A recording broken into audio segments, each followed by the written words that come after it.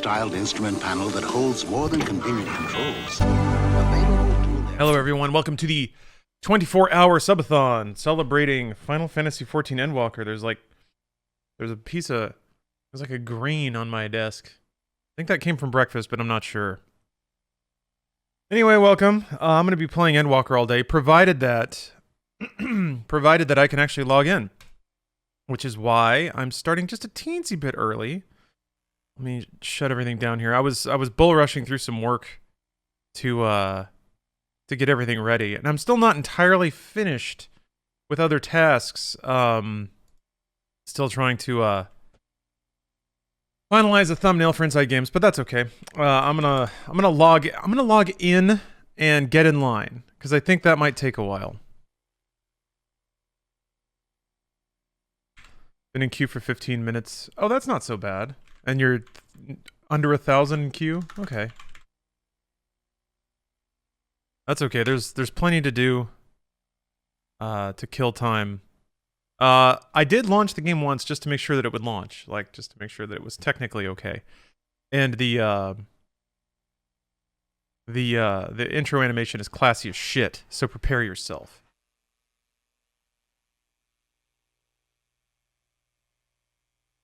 Tales of love.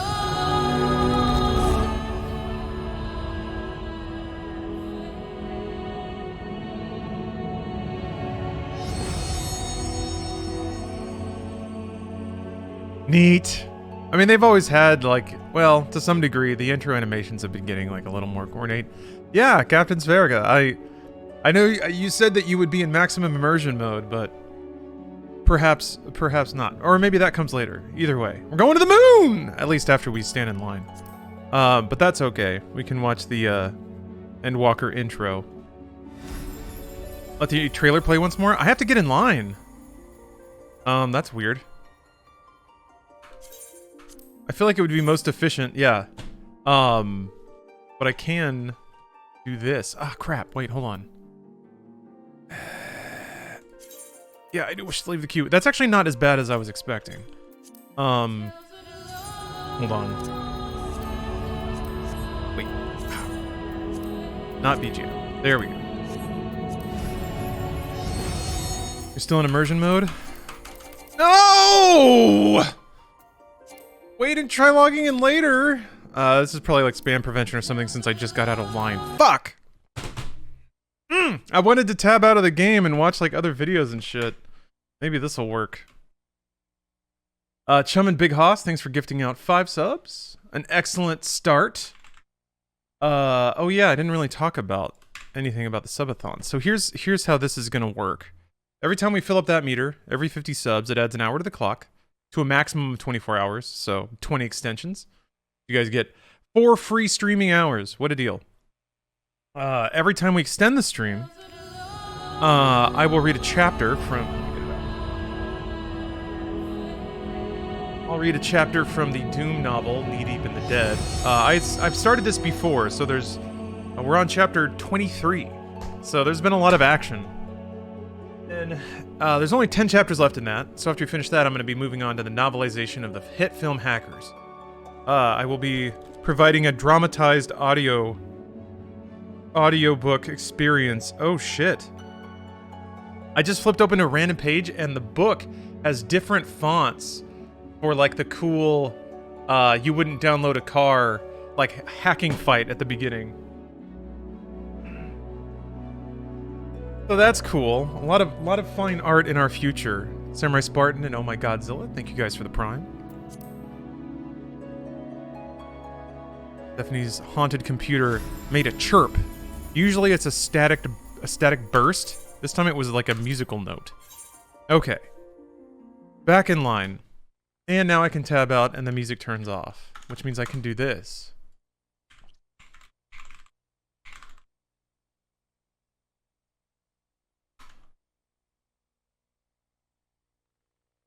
The full trailer is the same thing as the intro, right?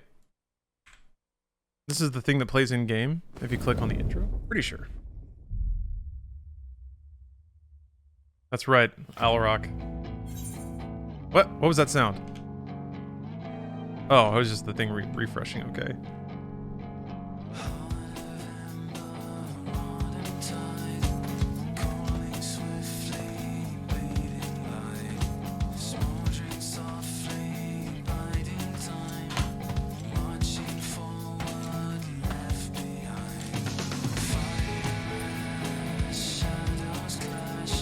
Yeah, this is a pretty moody fella.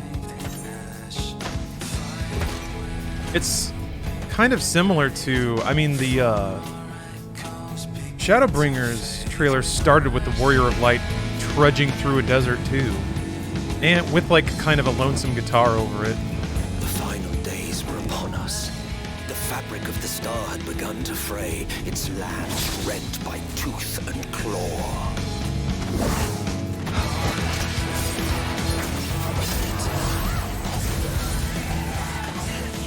He got the Square Enix boots. He copped the SEs. Oh no. Bloodless injury.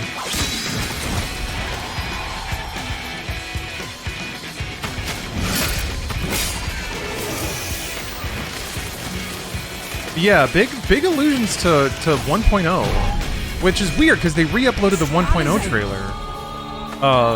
Kind of makes sense given that this is sort of the end of that arc. Look after myself, Did this arc technically started in 1.0, not 2.0, and I've had right? enough of this rot. Come on. I don't remember a whole lot of talk of Heidelin and shit in 1.0, but I'm also absolutely not the expert.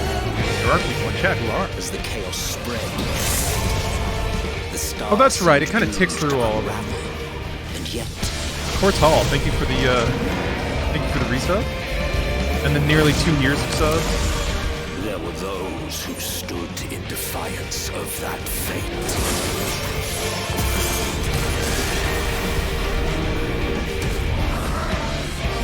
The hour is come, free tribe. It's all or nothing. I mean, Estinian is really the edgiest boy, right? There's not a whole lot of people edgier than Estinian. Maybe unless you count like some of the villains.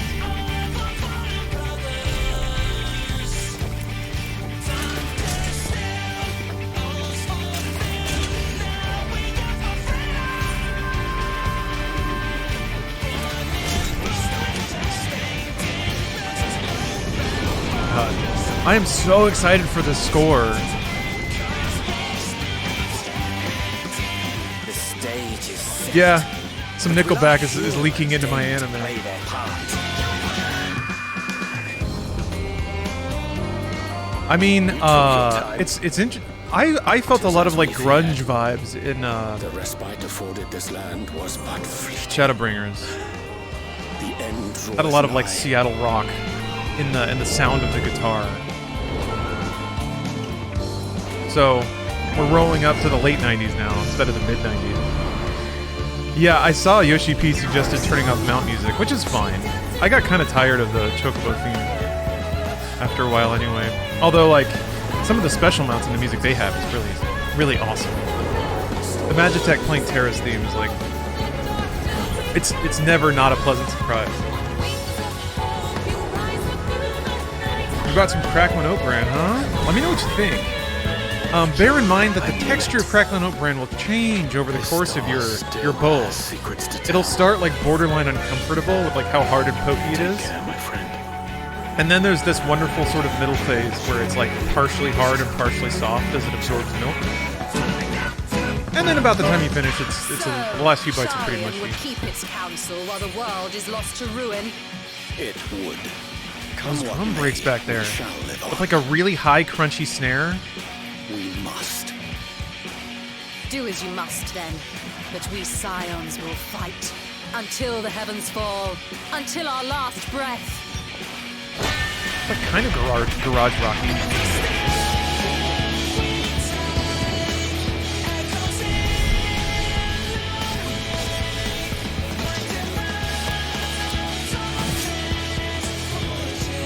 All right, now that's Edge. That's Al the Edge.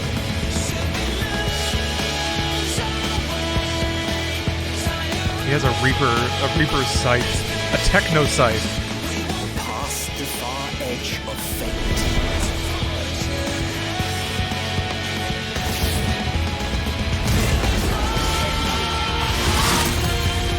Green blades dark and light.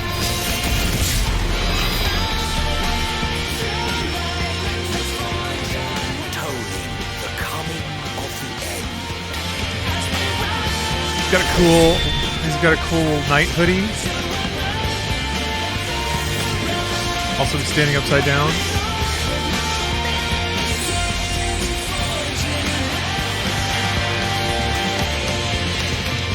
So what? That is largely gibberish to me. It's not. Like, I know the characters, but what's crazy is that after finishing Shadowbringers and then watching the intro again, I was like, oh shit, they were just narrating some of the biggest plot points or recreating them in cinematic. So like, thinking about that for this trailer is kind of funky. Oh, the places it'll go, I think. That number didn't go down very much, did it? Not a lot of people logging out. That's okay. That's okay. That's okay. We technically started early. Oh, that reminds me, I gotta check. Dun,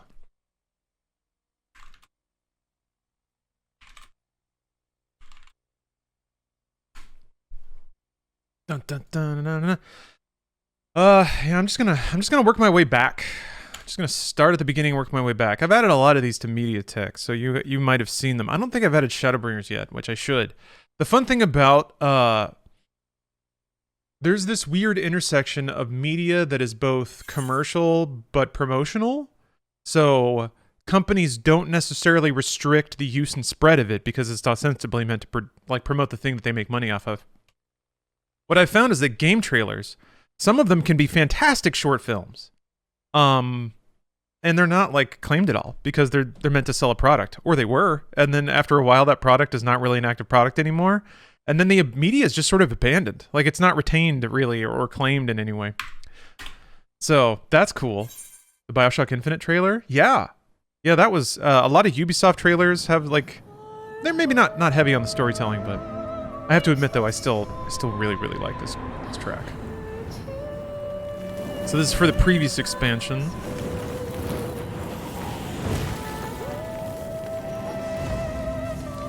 Welcome, Gafgarian. We're waiting in line. I should have gotten in line. No, it's ticking down. I'm getting there.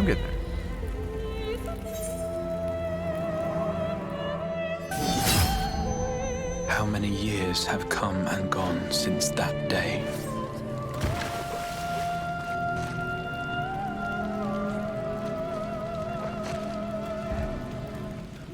How many years have I waited for this moment? Not only are there bunny boys in 14, but now all genders can wear maid outfits and stuff.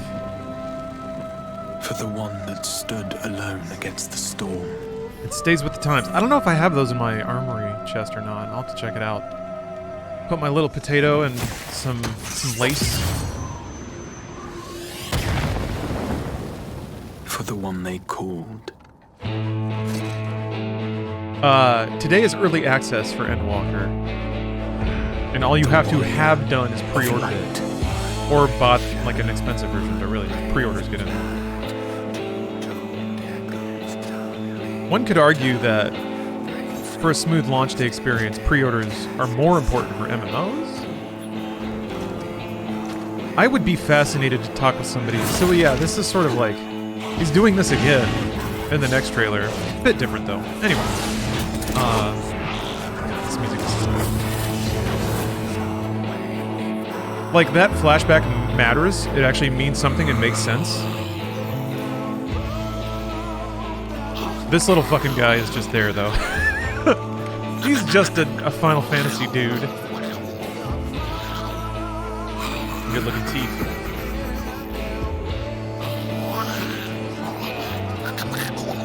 Final boss, yeah. That's the real secret of Endwalker. And then, yeah, the Sin Eaters. Those matter.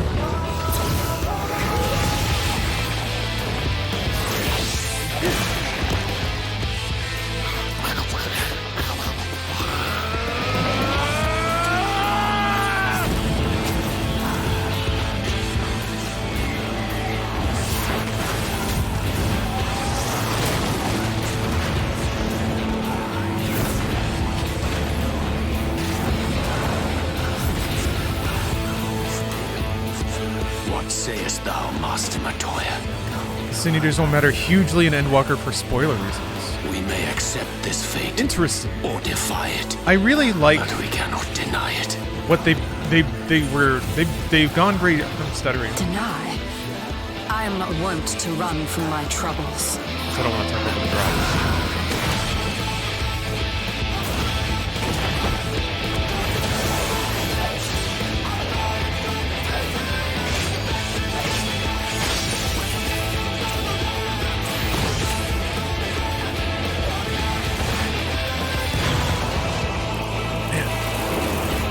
I am always a sucker for showing game mechanics in cutscene. Until our friend returns. So it's really cool that they show the warrior of light changing jobs. And I will hold the line. I like how literal they've gotten with describing magic. Like, it is a observed and measured phenomenon. And the rules that they lay out are pretty logical. They're, what's the word? Newtonian, almost. Which is nice, given that magic is often used as like a wizard did it kind of storytelling.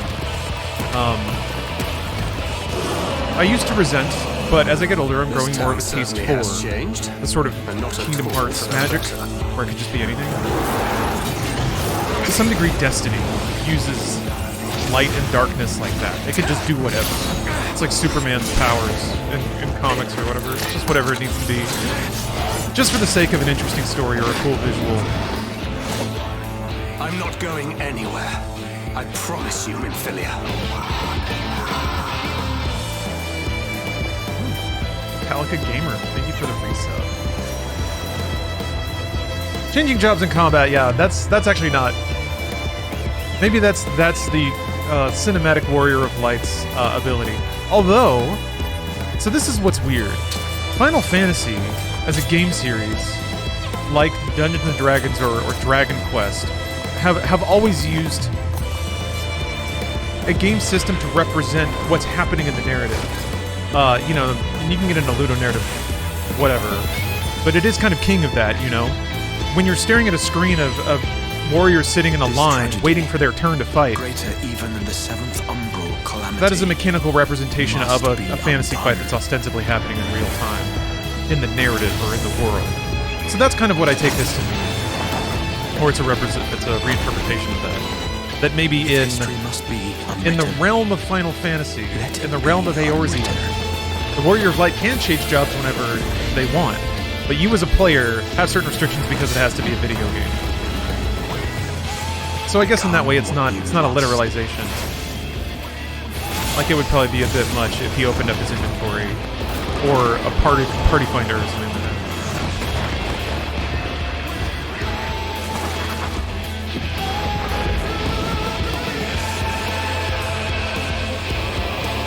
I love that I can also hear the Final Fantasy prelude behind this.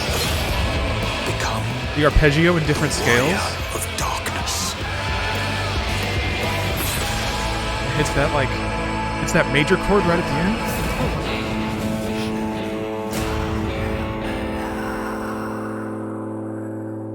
end. Also just the right dash of like new metal rock. Damn.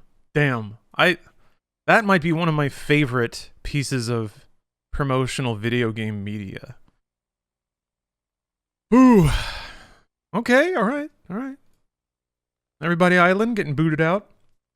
That was the whole plot. That was select scenes from a very complicated plot.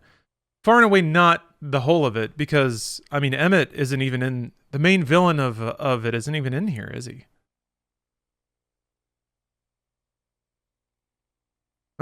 Not even pictured. So like all of these individual scenes with the characters and the conversations they have do actually make sense in the context that scene happens. But that's what's I guess what really blew me away is that when I first watched this, it looked like a series of nonsensical anime scenes, but each one was actually a very specific representation of something that happened in the story, and in context it actually made a lot of sense. So when you watch the trailer back and you're reminded of all those scenes, you're like, damn, that was pretty cool. So I guess I'm curious how the Endwalker trailer will seem after I've finished it and gone back and watched it again. Yeah, that wasn't even close to 5% of the plot. That is accurate. There's a lot of plot, but it's all good. It's all very good. Like they don't even show the mini boss. I guess they show Yule more. I don't remember if they depict. They don't really show Vothri. It's an interesting trailer. I mean, 14 trailers are weird because you would think a trailer would be like every World of Warcraft trailer is a little more literal. It's like, here's this brand new area you get to go to, and guess what? There's a big old new bad guy, and you're gonna fight that bad guy. And you're like, oh yeah, and then like there's some cheer, and then an entire army goes, rah! World of Warcraft, the next one. 14 trailers are a lot more interpretive, which is interesting and weird.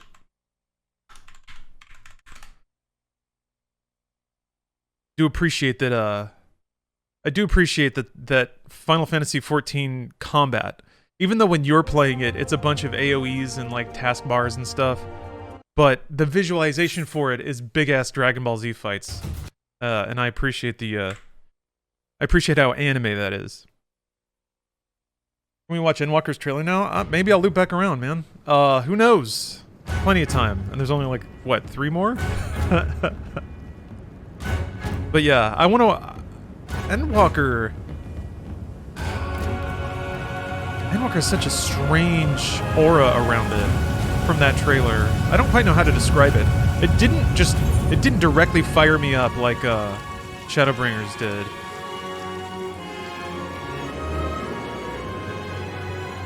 But good to see you, Amador. Sorry, I think I sounded a little snarky.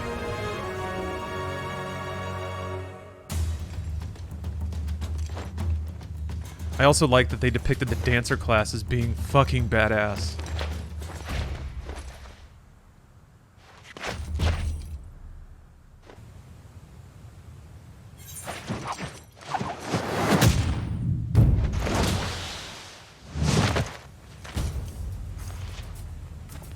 Kind of got Amano flavors in both of those costumes. It's just so weird that the MMO, of all things, is the thing that seems like it's the most spiritually in tune with classic Final Fantasy these days. But that's fine. That doesn't bother me. Somebody asked a long time ago. I did really like Final Fantasy 15, so I enjoy the experiments they take. It's strange. Final Fantasy is an anthology that's sort of like, it's bound by certain themes, but one of those themes is almost, it's like experimentation. Final Fantasy games can get very weird. Oh, is that why, Captain? Because Yoshi P loves classic Final Fantasy? So I guess that falls neatly in line with something that I've wondered about. Like, what happens when the generation of people who grew up with franchises then make those franchises? They inherit entertainment properties. Then you get this cyclical nature within a brand of certain themes and aesthetics, but reimagined by new people.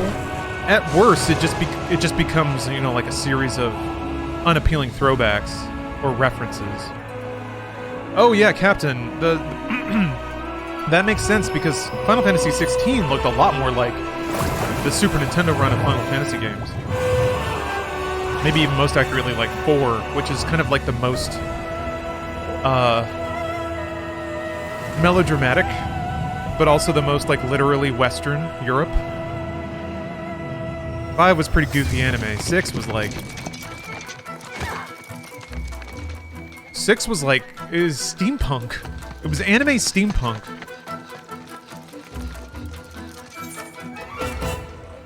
And then 7 was just full-on anime cyberpunk, which is the coolest thing. Yeah. 4 is a melodrama night story, but it's fun. It is fun. It is fun. When I realized that Final Fantasy was essentially kabuki theater, and I think even Sakaguchi would talk about them like that, because he understood the form, but well before I did. But he basically said, you know, this is puppet theater, and then it's like, a statistical combat system. Those are the 2 modes, and then exploration, field exploration. But yeah, you just have dolls sort of talking to each other. Thunderbolt Fantasy really reminds me of Final Fantasy. So in that regard, it's not entirely shocking that 14 has a lot of talking, a lot of characters sort of pantomiming at each other in text boxes. Yeah, Captain, Sakaguchi started tweeting about Final Fantasy 14, and I was like, what is going on? They would probably do a collab with him. There's no reason not to. There's no reason they wouldn't. Man, if Mistwalker makes content for 14, my mind's gonna explode. Blah. Could you imagine?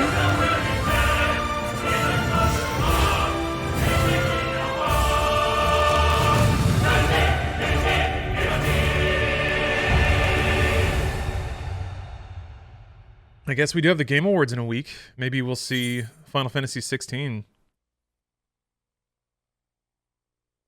He has Gucci in his name. I mean, people call him the Gooch.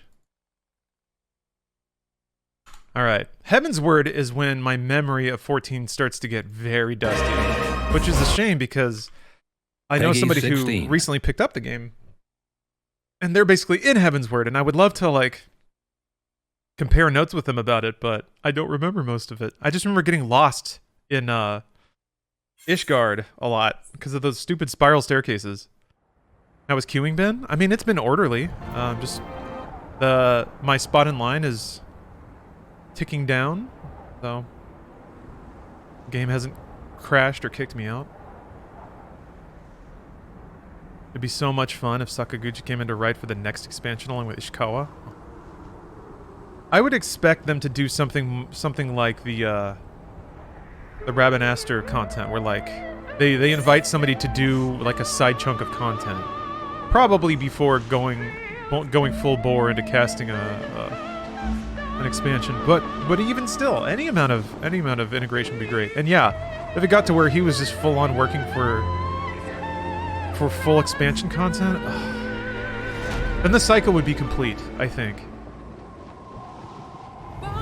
You heard a 14 ping? Yeah, it's the it's my spot in line refreshing the window, just like swoosh when it updates my place in line. That now.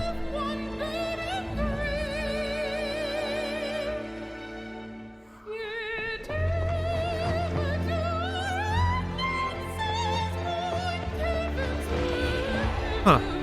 Wonder if Fancred running through. Oh no, no! Spoilers. Don't look! If you haven't finished Realm Reborn. No looking! These are like what, 8-year-old spoilers? I got in about an hour ago, then turned off Dolby Atmos for headphones to try that new the baked audio. And then my audio stopped working, so I had to restart. I'm in line and have 1600 to go. I am really excited for that, Omega. That sounds really cool. Audio, what is it? Like environmental spatial audio simulation or something? Really wish this plotline actually went somewhere. Oh, the governance of Eorzea, basically? I might have the place that you liberate in Realm Reborn. I can't... I'm blanking on the name of that specific entity.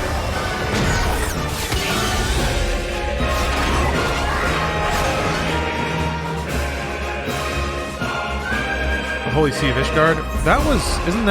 That's Heaven's Word, right? Or am I wrong? I'm probably wrong. Been on since 7 a.m. Eastern and 0 issues all day. Good luck queuing, everyone. Okay. Yeah, 14 expansions, I don't know. They seem to handle... 14 always has seemed to handle its shit with grace and aplomb. Well, you know, ever since the change. Yeah, Ishgard is Heaven's Word. What's the name of the state? Like the governance that's established? Or like, what's the name of it that don't you overthrow and liberate? It is Eorzea, right? No, Eorzea is like the name of the whole reality. No, it's not. Oh, it's the Holy Sea. Okay. God, that was so long ago. It's the source. No, the first. That was the name of the instance. Eorzea is the continent. Okay. We're gonna have to figure out what the planet's named because we're gonna leave it, right? What's the planet called? Source is the world. Okay.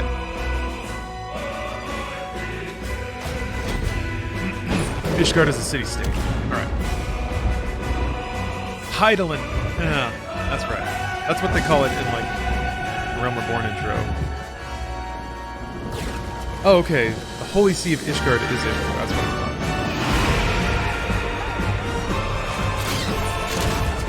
So, I still don't... No, whatever. Doesn't matter. It's writing stones.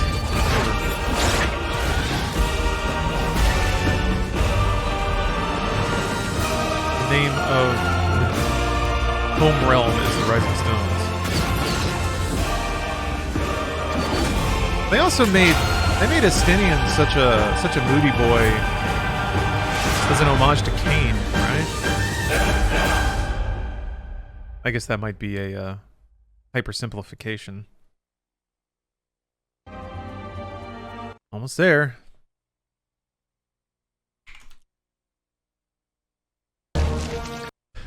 Everything's like half played. That's so weird.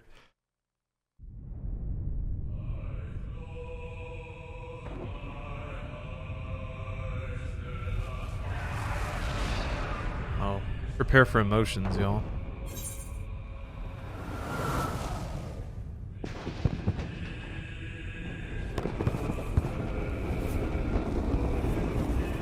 Literally, all I want is to make a male bunny girl. Time has arrived.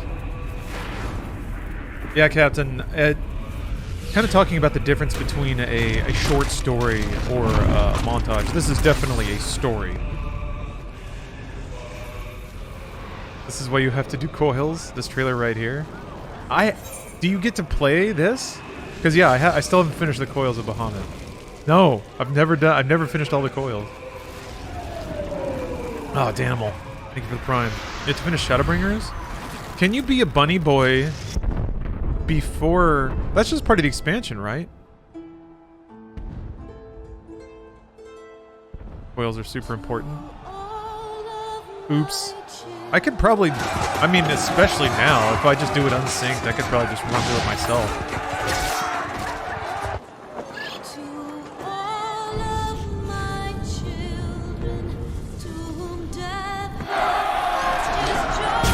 What's up, Black Knight? When I first started following on Twitch, you were playing Witcher. Witcher was thick as hell. Yeah, Fat Witcher. Geralt.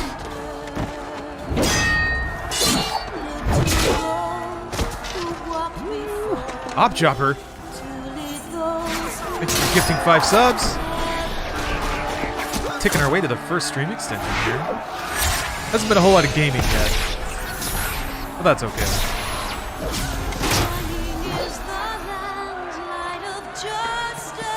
Heel Tato. I don't want to Fantasia my La La Land main, but I made an alt whether my friends will become the bunny. Ah, okay.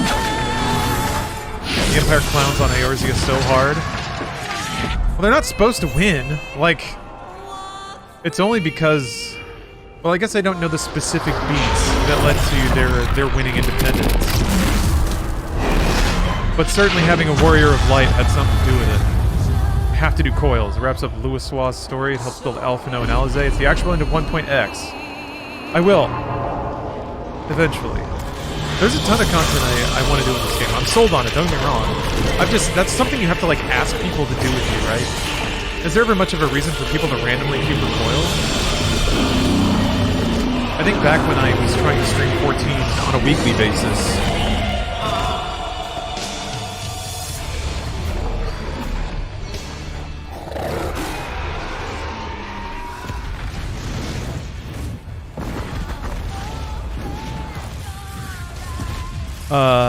had a group try to help walk me through it. I got a few more turns down, but I still haven't finished it, I don't think. People are on coils and Party Finder a lot more with the influx of new players. That makes sense. People getting to the end of 1.0 and Wondrous Trials or whatever probably push people into it sometimes. God, that sound design.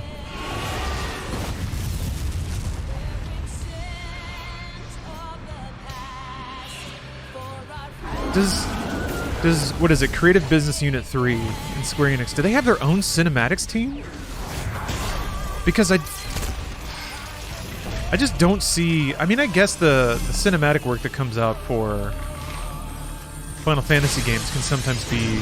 Other Final Fantasy games can be this intense, but I don't see, like, other Square Enix properties getting cinematic treatments like this.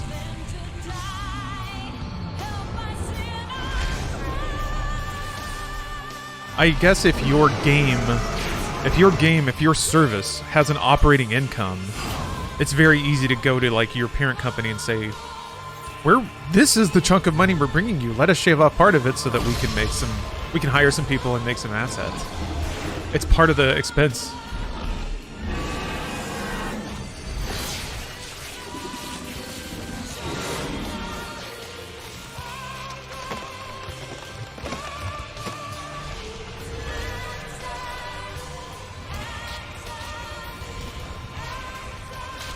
This all came out of somebody's brain. None of this shit existed before somebody made it. Giant fucking laser dragons. Binding spells with glyphs and runes and... How far are you into the story? I am 600th in line.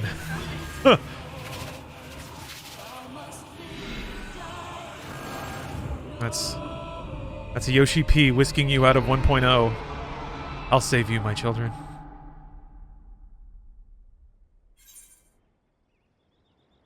And welcome to the game you bought. I don't think 3 has a cinematic team on hand, but they are part of Squeenix, and Squeenix is literally known for being the best cinematic company after all. You know, they had sort of built that reputation in the late 90s, but it's funny, that all seemed to evaporate in smoke when Spirits Within came out. Like not only their cinematic aspirations, but also the cinematic nature of their video games. It almost, as an outside observer, it seemed like finally releasing a feature film was the culmination of their test.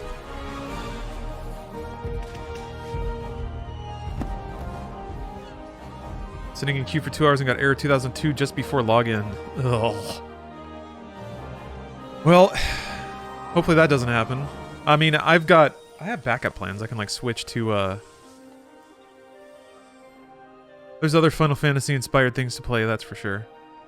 Was that film any good? I liked it. It wasn't what I was expecting. It didn't hit on a lot of the themes of Final Fantasy, really. But I think it's an interesting science fiction anime, basically. I think part of it being anime means you have to be okay with the story not, like, being a little spiritual at some point. Yeah, they tried that too early. I agree. Slenders, thanks for gifting a sub.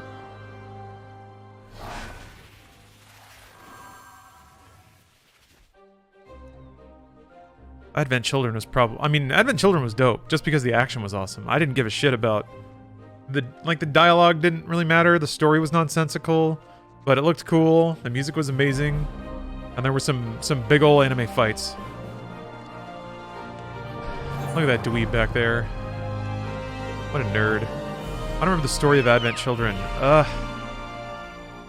There's like some sickness. Sephiroth's back. I guess I'd have to watch it again. I have excellent news. The little dirt bike I had as a kid, me and my dad fixed it up and upgraded the suspension so I can ride it as an adult. And it fits perfectly into the back of my SUV so it can go anywhere with me. That rules. The world is your oyster.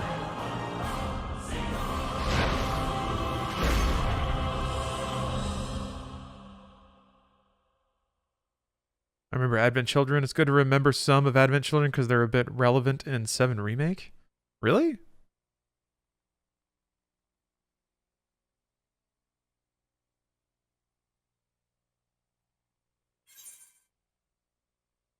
Maybe I should go back and watch Advent Children again. How many expansions have there been for this game? Well, let's see. This is going to be 6.0, so 2, 3, 4, 5, 6. This is the 5th. 5th expansion. It is they're marketing it, or they've kind of, it's not really marketing, I actually believe it. They said it's the conclusion of sort of the first story arc in the game. So it'll be really fascinating to see what conclusion is like for this team. People define that in different ways. Also, if it's got to be, there's always this like, I feel like there's always this cloud hanging over a narrative. If it has to be an ongoing service, sometimes people are afraid to provide too much finality and conclusion. This looks super Lost Odyssey. Yeah?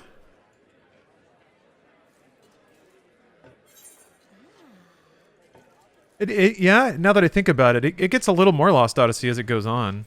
Like the vision of... I grow weary of the company. Yeah, dialogue.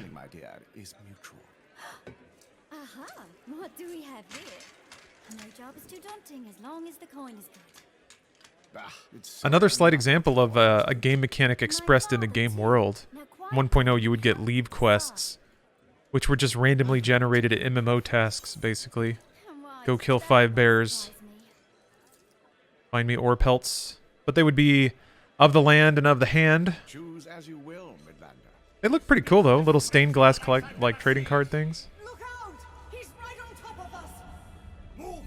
I don't know if you remember the last fight against the big world ghost, which you fight 3 spirits and they have a gun, fist, sword, and it's easy to think they're reflections of Cloud Tief and Barret, but they're actually the Advent Children. It's a fun hint that Sephi Boy is jumping timelines, though this is just my theory. So what makes them the Advent Children? Who even are the Advent Children? That's an interesting theory. I definitely thought that was meant to represent, like, almost in a Chrono Cross sort of way, and that's been on my mind, but in the way that you can literalize fate and then beat it up and thus grant yourself free will. What I saw was essentially, philosophically, was the game was asking you, the player, to be party to changing the events of the 7 timeline. Like, they were hinting to you, look, this is a different reality.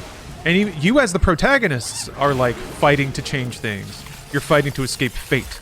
You're fighting to escape the shadows of your previous selves. That's kind of what I interpreted it as, because, you know, Captain, like you said, that is a pretty literal, or that is the most direct interpretation. I'll watch Advent Children again. I think certainly literalizing a multi-universe in Final Fantasy VII not only gives you all the excuses you need to explain away retcons or whatever, but also gives you unlimited freedom to continue making Final Fantasy VII branded things. You can have a 7 kart racer, like we've all been waiting for. I guess that was Chocobo Racing. Kind of already existed. Ah, the Moral Burrow. I just realized. Is it named after cigarettes because it gives you every status ailment? Like, it makes you sick and poisoned and... Is this some, like, anti-smoking shit? Gives you bad breath?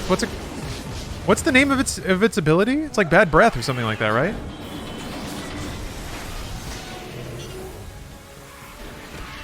Now, the design of these, like, flying vessels looks super Lost Odyssey to me. I remember Lost Odyssey even had, like, it had a vehicle that basically looked like that, except it had a giant, like, chopping blade. It was like a battle bot. It would just stomp onto the battleground and schwap, just, like, chop hundreds of people in half.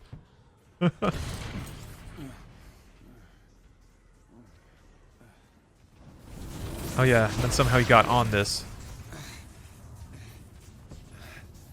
Hey, what's up? Please JPEG me? Oh yeah, I guess I can turn that off. I don't need to tell people to...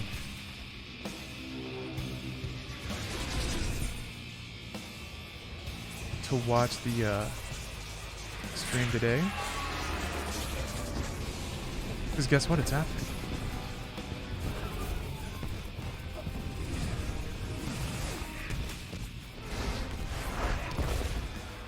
This part is so rad.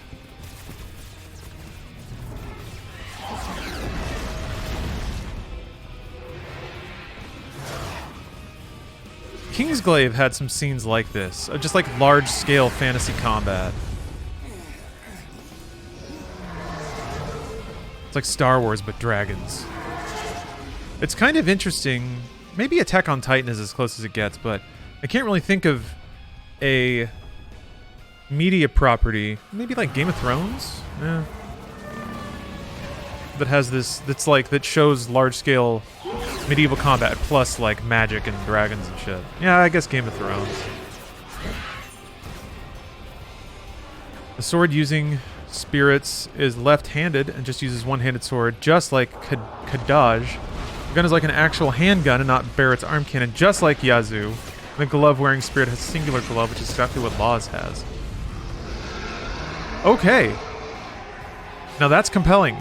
I did not know that any of those characters had names. I gotta go back and watch Advent Children again. I mean, I used to just turn it on and then I would watch the fight in the church and then the motorcycle chase and they'd be like, I'm good. Oh, John Carter? Yeah, that's true. I was surprised by Kingslave. There were some action sequences in Kingslave that were pretty sick. That basically like played around with the idea of if you could warp to your weapon, what would fighting look like?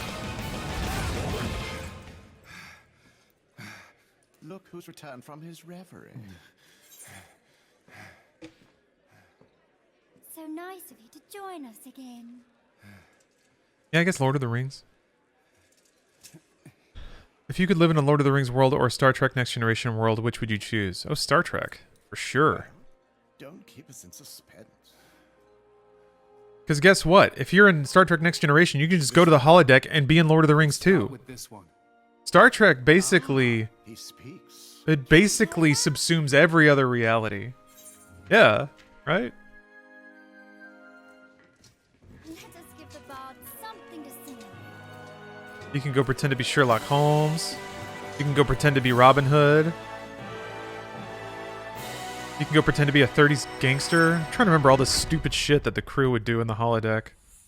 My favorite was Data pretending to be a detective.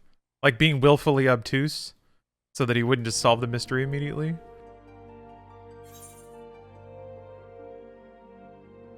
Yeah, that's true, Captain. Star Trek is a literal utopia.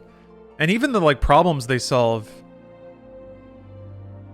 like they'll ask interesting questions, but typically find the most utopian answer by the end of the episode.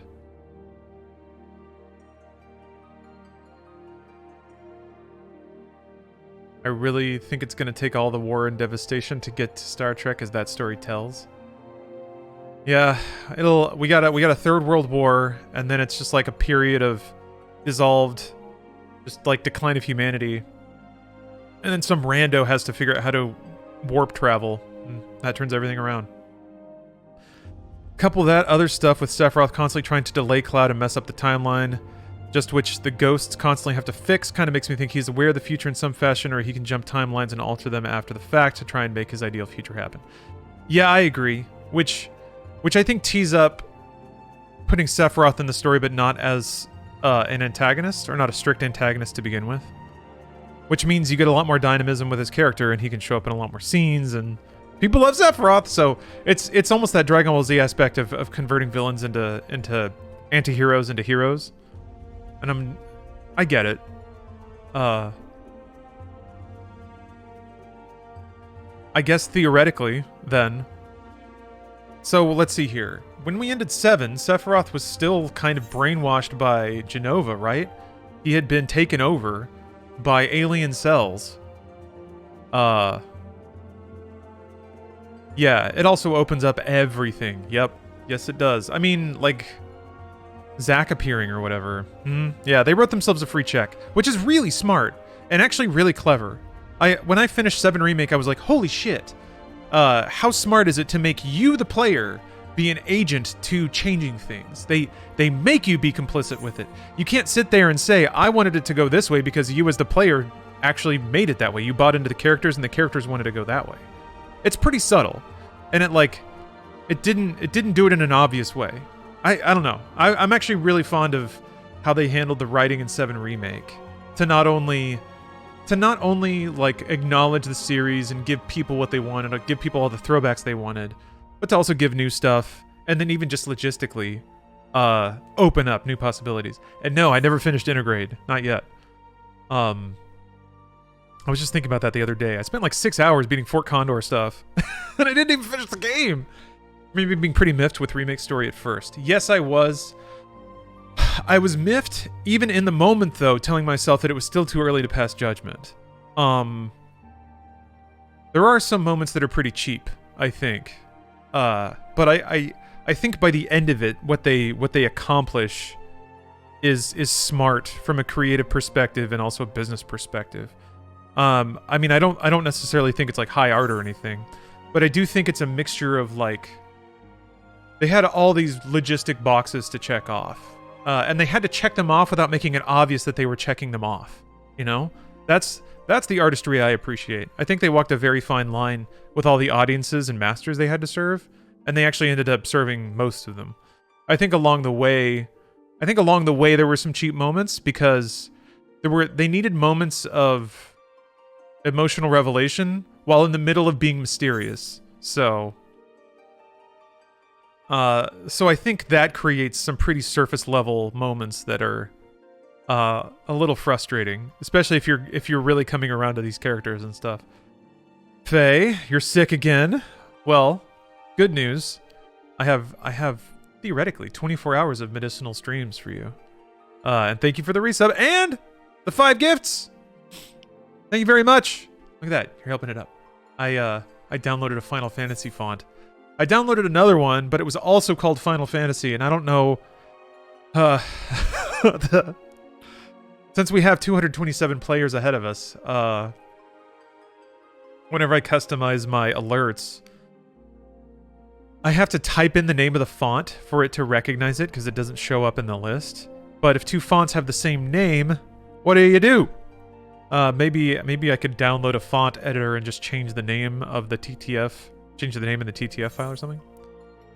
Does Intergrade follow 7 Remake's story? Like, can I just buy that to play 7 Remake? Yeah, they're both in the same package. So if you buy 7 Intergrade for PS5, you will get 7 Remake and the, like, smaller expansion content Intergrade. Can I get that ride in your cool car soon? You mean in the game? You want to ride in the regalia? Gosville, thank you for the prime. I won't be able to fly in the new zones yet. I gotta go around and get all the aether currents and stuff.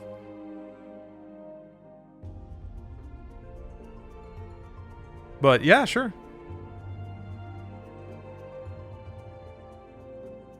I recently downloaded an anti-dyslexia font. Isn't the world great sometimes? It really is. Oh, sorry. Intergrade is the PS5 upgraded version name. Intermission is the DLC. Alright, thank you. Yes, quirky Japanese naming conventions. I love how poetic, which I think in Western sensibilities can read as nonsensical, but I love how poetic Japanese names can be. They'll make up stuff or just use a word because it feels right, like the spirit of it is there. And then we stare at these nonsensical words that are like, what? I'm into it. They seem, what's the word? Linguistically, they seem way more okay with portmanteaus and stuff like that. Revengeance. Oh, good. So Endwalker, I mean, it's the end of a walker, right? To me, spiritually, what Endwalker means, especially when the Endwalker trailer opens with the Warrior of Light trudging through the moon belaboredly, is that the Warrior of Light is the walker. He's been walking forward this whole time, and as the trailers go by, he gets older and more haggard and more tired. But it's time for him to rest. He's been like walking. He hasn't really been sprinting because it's been a long time. But our Warrior of Light, it's time for the walker to end. The Endwalker. I don't know. That's what it reads to me. It's like it's a reference to the plotting nature of the Warrior of Light and all the hard work that they have done. And then also, you know, the end is pretty literal. Shadowbringer was pretty literal too. You bring shadows. It's about balancing light and dark magic. Stormblood, kinda also in there. It's kind of an expansion about passion. Sort of. I guess they all are. Heaven's Word was about dragons and mountains, things that are tall. Can't wait for Final Fantasy XIV Evil Smackers. It's like that show Get Backers. I was like, what is that about? And it's like, hey, we're the Get Backers. We get people's stuff back. And I was like, oh, all right. That's what it's about. My biggest gripe with 7 Remake was getting shut down on builds because there were thematic reasons to split the party. I had Cloud as the main combat caster because they gave you a sword designed only for using magic. Last few hours were full of key fights that made Cloud fight solo, and the enemies were impossible unless Cloud was a fully physical attack build. Rufus Shinra was a disappointing fight for me. I remember that being very challenging, Rufus Shinra. I guess I understand where you're going. I understand where you're going with that, because you learn the game systems, you imbibe that knowledge, you jumble it around in your head, and you try to express it back out through the game. And then the game changes all the parameters, making the build you just put together not function the way you wanted it to. I guess theoretically what you do then is you go back to the drawing board and do a rebuild. And then it's this tug of war between the game you wanted to play and the game you were looking forward to playing now that you had your party all set up, and the the challenge that's being put in front of you that maybe you don't want to reorganize everything for. It would be nice to get a note that says this sword is for future playthroughs. Yeah, it's tough. Game design is tough. If you don't give people the space to experiment and fail, is it really interactive, you know? I may be getting a little too deep and philosophical for a game that maybe teed you up to have a really frustrating experience, but...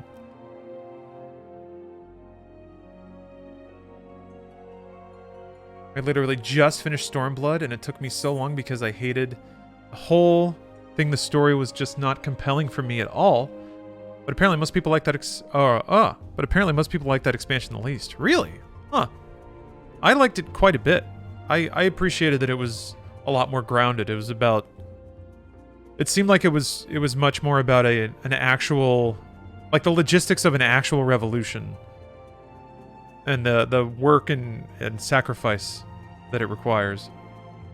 Huh, people didn't like Stormblood. Yeah, political turmoil. I found it way more trackable than, dragons. I guess the overtures of prejudice and a culture of prejudice was really interesting in Heavensward. I liked that. But the actual, dragons and magic stuff didn't really land with me much. I mean, Shadowbringers, though, is just superlative. Shadowbringers is, easily top 5 JRPGs of all time as an expansion unto itself. And in terms of, the writing and the characterization, maybe favorite Final Fantasy ever? I like 6 a lot. I need to replay 6. But man... I really enjoyed the politics in Stormblood, seeing how stuff played out for the most part, but it just dragged for so long. So I haven't, wait, hold on. Wait. Look at us all! Healing gauge unlocked. What is that? Oh, it's the lily. Okay.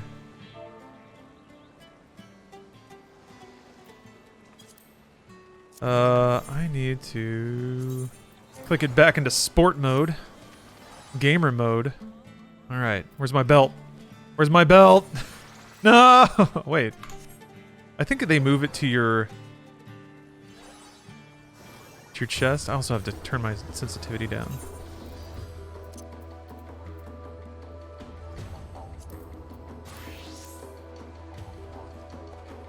Alright, that feels good. Oh, I need to... crap. I need to... Yeah, there we go. This is my... no. There we go. This is my adventuring layout. More Dona. Fuck? You're gonna make me spend that much gil? Look at my little feet. Look at my little toes. I'm excited, you guys. Time to get some more gear. Time for my item level to go up. Didn't they rebalance all the stats too? I need to turn player names back on. Oh boy. Where would that be?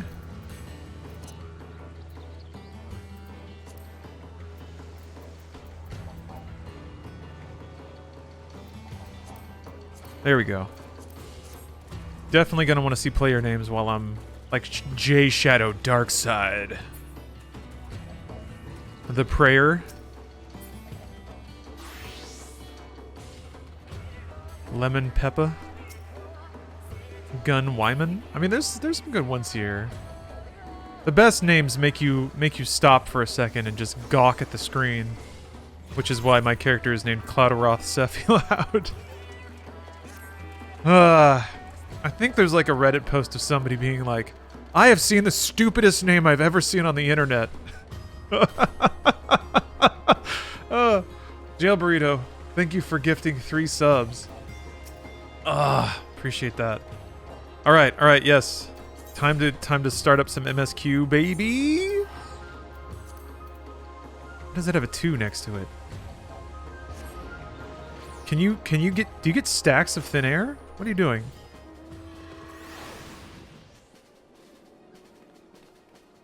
That's fine.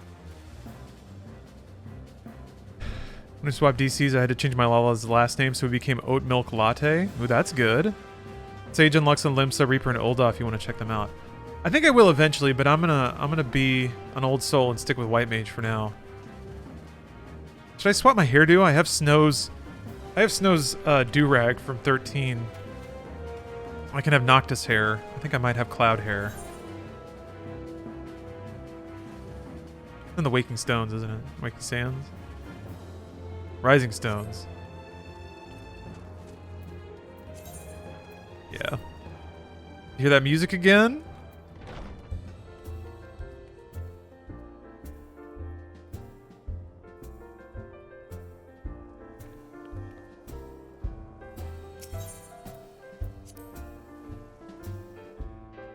I don't know how loud the game is.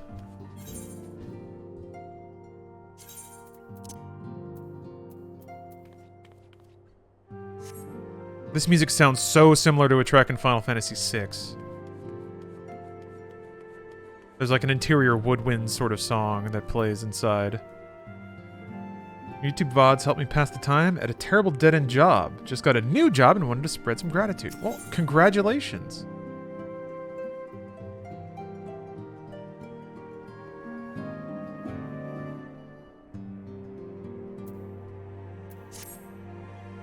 Alright, time to thumb through some text. Probably book a ticket to another exciting new land.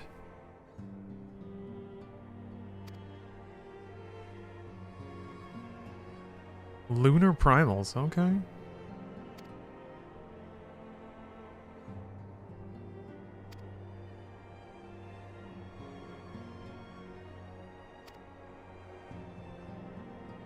This should be the background music for when you read a chapter. Ooh, that's a good idea.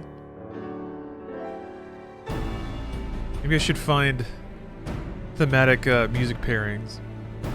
That doesn't really match Doom, though, does it?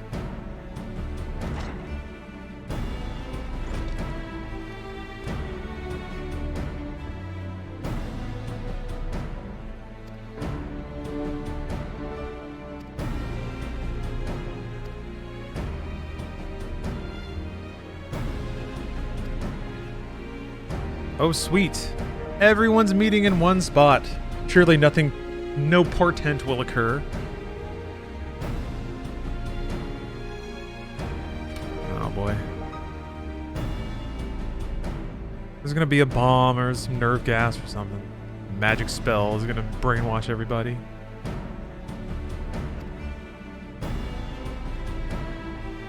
You excited for the Hackers novel? Me too. Me too. I've tried to not look into it too much, but I really, really, really want to know what an author thinks was going on in the head of Dade Murphy during that movie.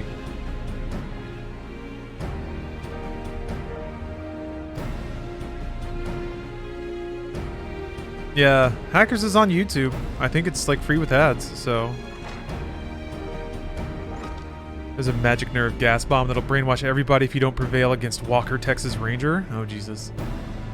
The ultimate force with his 200 PSI sidekick and his action jeans.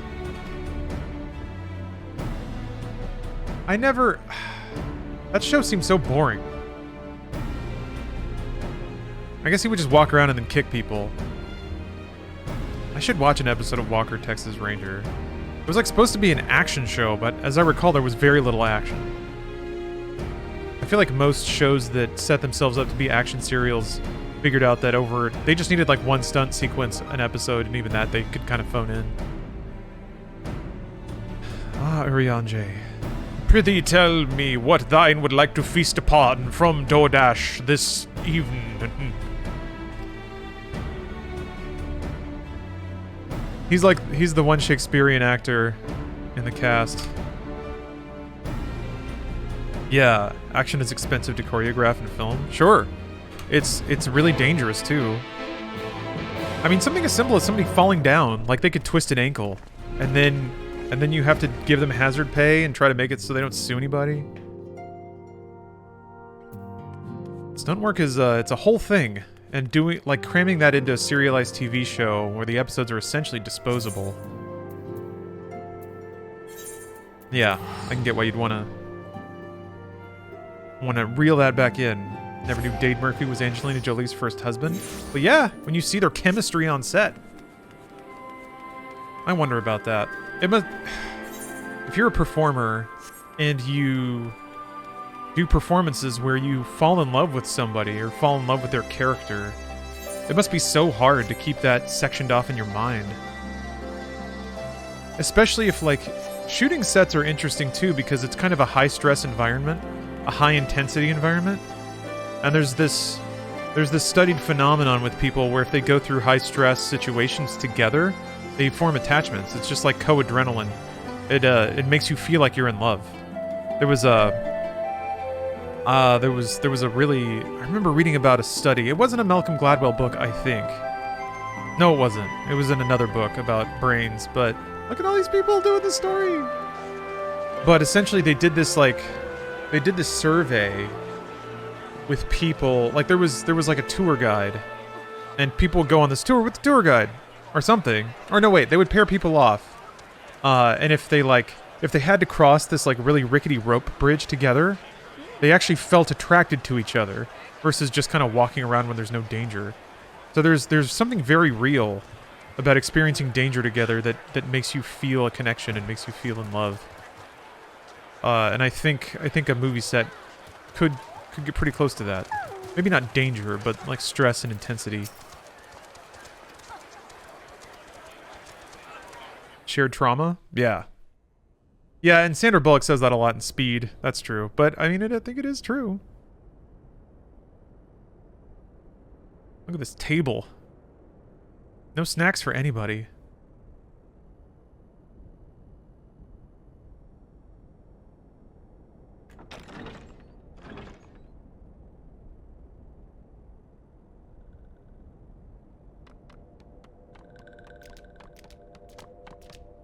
The gang's all here. Oh, the RTX? Nice stuff. Esteemed guests, Oh, now we're doing it. you honor us with your presence. As there is much to discuss, let us begin. There we go. Alright, engage anime. Now we kick back, sink in our chairs. Eventually. There it goes. Information on our taken brethren you have, yes? Hear it we would!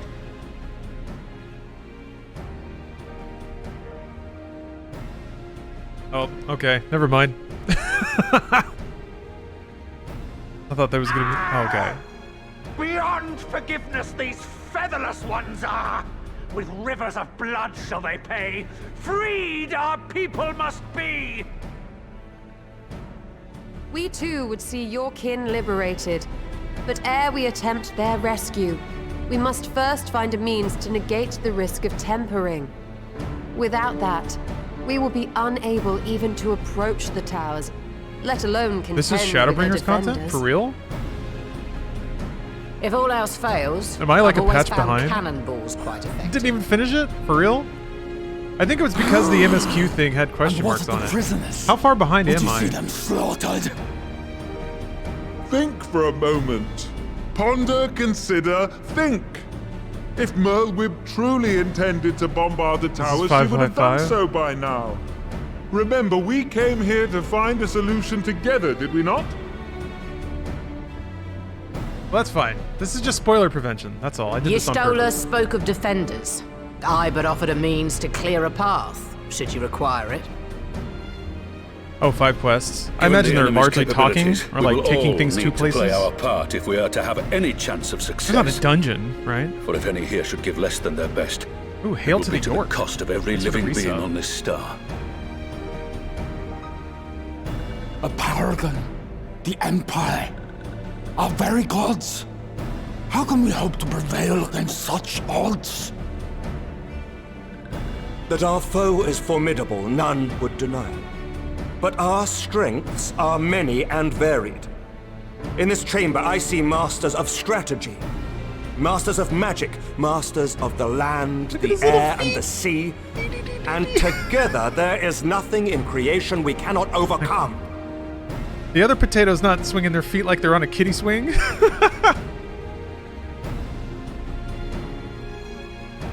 Reconciliation setups, introduction to coming characters and areas. Okay. I did it on purpose to remind everybody of where the story left off. I beg your pardon?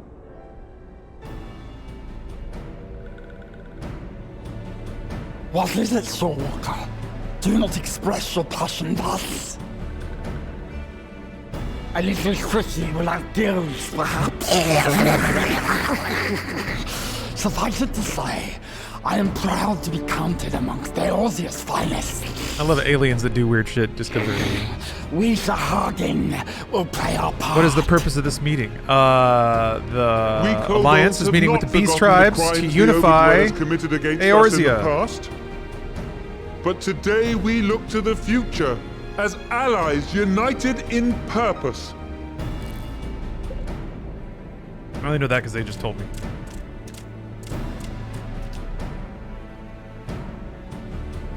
Yeah, Dylan. Nice to see a diverse cast. Make mock of the Ixal the Paragon does. Snake ladies, birdmen, fish guys. Free them from his grasp. That's pretty much all the genders. As Patriarch Zadar will attest, the Scions have granted us a means to free your brethren from their thraldom. This boon we will gladly share, that your people might never be enslaved again. I never really did any of the Beast Tribe quests, We accept! We accept! Praise me! Yeah. I love that my Warrior of Light always looks like he just accidentally wandered in, and no one had the heart to tell him to leave. It's taken a while, but I do believe we might be one step closer to a world without primals. Yeah. Would that Minfilia were here to see it. Potato looks so happy to be included. Yeah, he's just happy to be there. We still have a long way to go, and we're going to need a lot more Porksies. But we're moving in the right direction.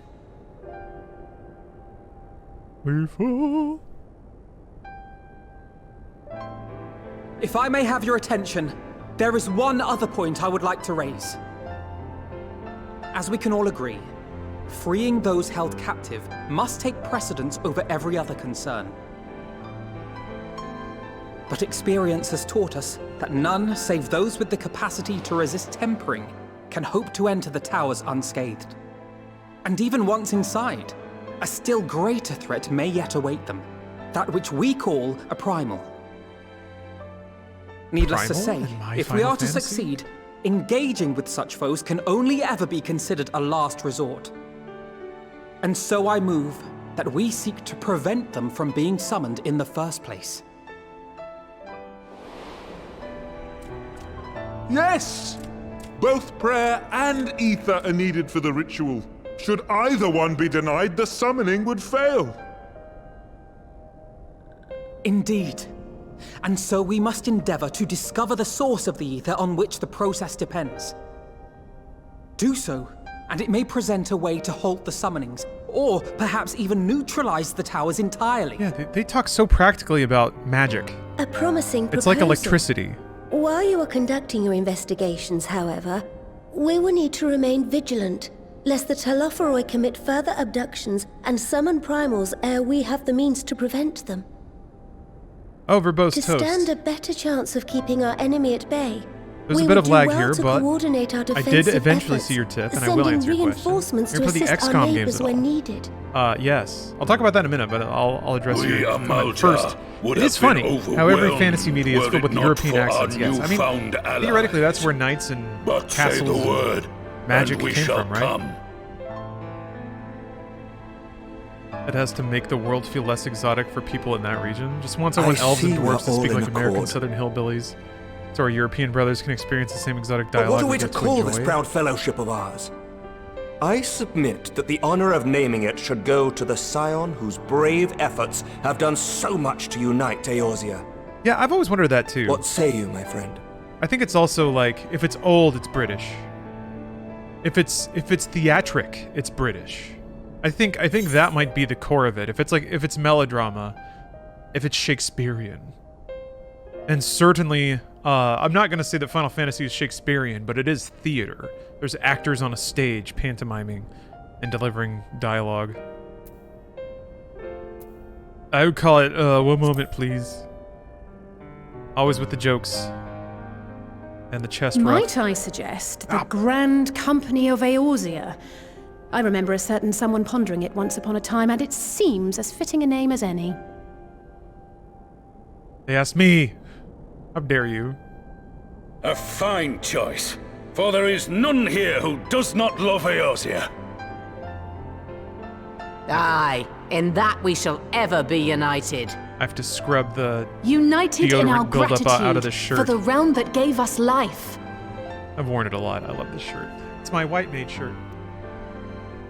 Then let it be recorded I got it at the Eorzea that on Cafe in this Tokyo. day, the Grand Company of Eorzea was born. Yay. Yeah.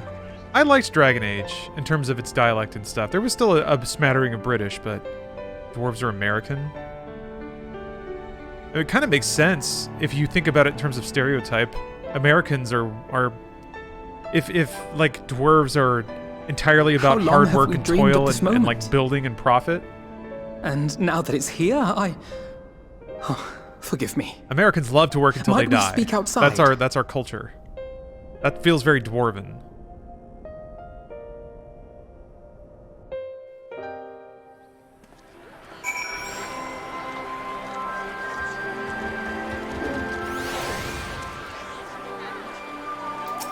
We much like Lord of the Rings, we work until we unleash terrors on the world.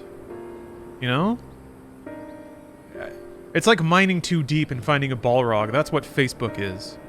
It's like lack of regulation and workplace oversight leads to just some real bad shit getting unleashed on the world. Uh-oh. Can't be missing non-spoken dialogue.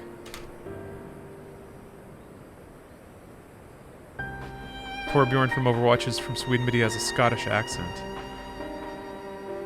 It's like a mix. I remember him having a pretty Swedish accent. It was just deep and dwarven.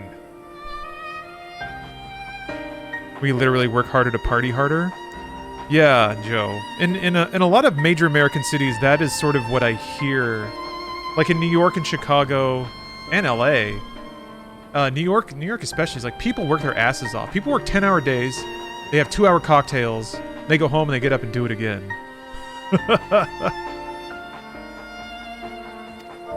He does not have a Swedish accent at all? No? Never mind then. I thought I remembered there being one. But I guess you would know, huh? Oops.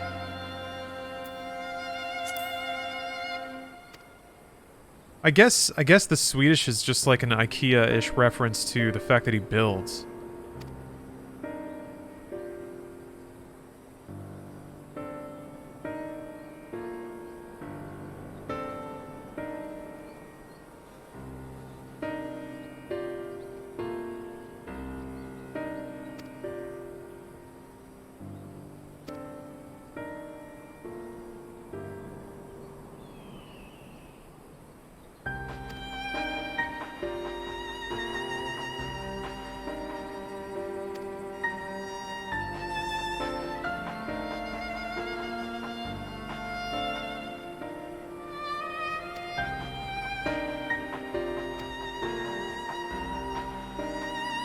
Witcher also had some people with American accents, like Dandy. Yeah. I liked that the show had people with American accents, too. Oh.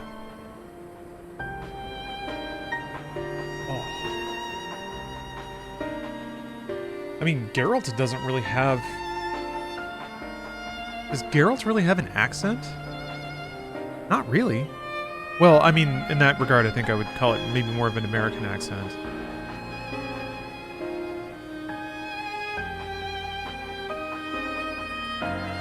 Which kind of makes sense. Vesemir has kind of an accent. Ciri doesn't.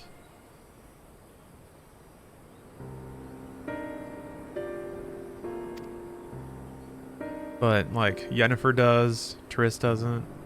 I'm thinking more of the video game characters than the... I think they try to obfuscate accents in The Witcher to make it seem like it's its own world. Yeah, and I think they do it. I think it has the right effect. It doesn't seem... It doesn't feel like... It doesn't feel like, you know, Arthurian folklore.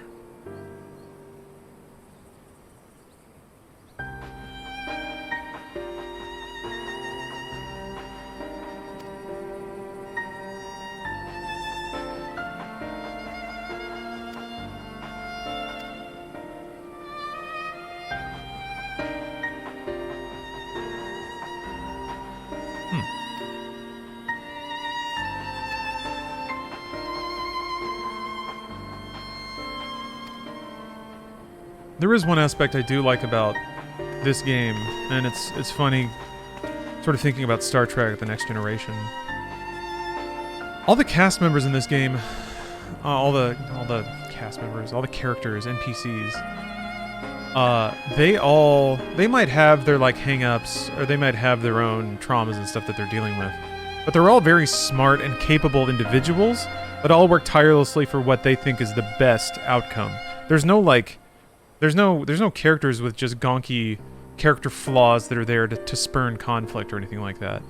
Everyone's like really trying their best and genuinely trying to help out, which is a very constructive sort of atmosphere to enjoy a fantasy under, or to enjoy fiction under. Robert plays stuff. Thanks for the Prime.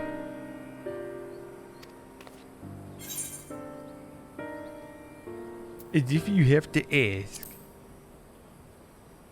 That's my potato voice. I think it changes every time I play.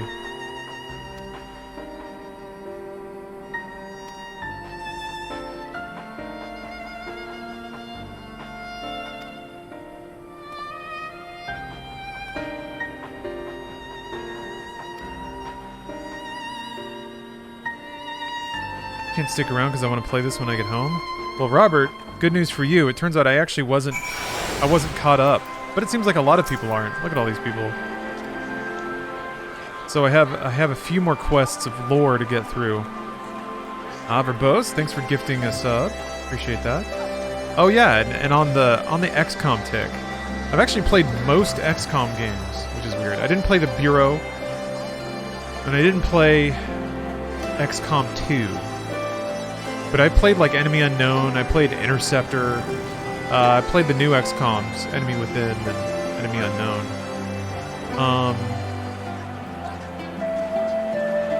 Yeah, I don't think I didn't play the underwater one, and I didn't play the third one very much. I think I played the third one a little bit. I played like the first couple of maps. Or encounters or whatever. Yeah, Terror from the Deep, when it went Eldritch.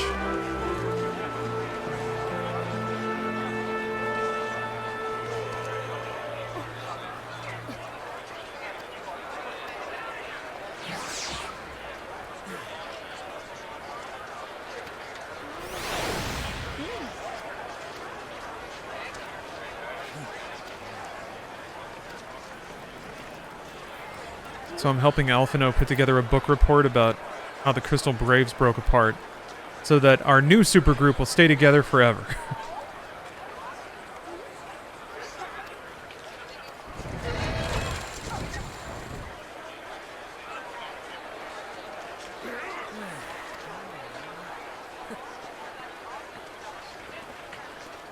What are you going to get up to with your hero, Potat? Well, I'm hoping to get to the moon.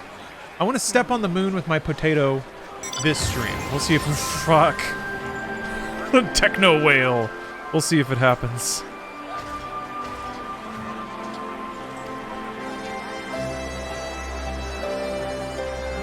Here's my little shark. The Major General. He's very cute. So that wind up Yatsuyu. Yatsuyu is a pretty fun character.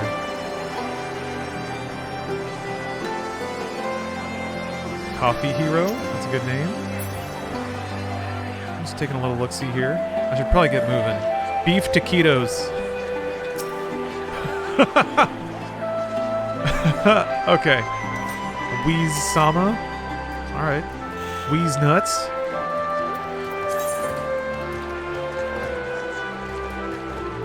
We can just teleport everywhere. Cheese Planet? Ah, I didn't see Cheese Planet. Why does it make a Zippo lighter noise when you highlight somebody? A little click? Twink. This game has a really good sound design. There's so much interface that it's shockingly intelligible.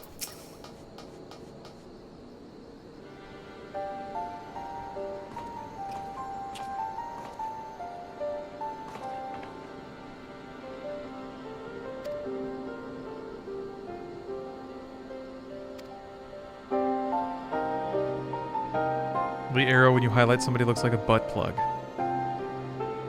Yes, it does. Yes, it does. Oh my gosh.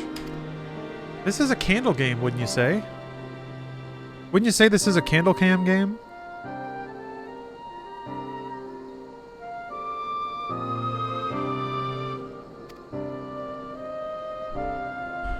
This is a candle game. Yeah, I'm gonna bust out a candle here.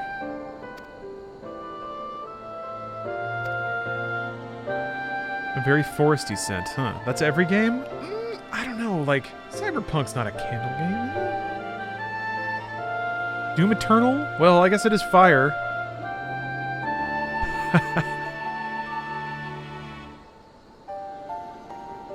Yeah, Faye, I don't know. I had my phase of, like, I guess...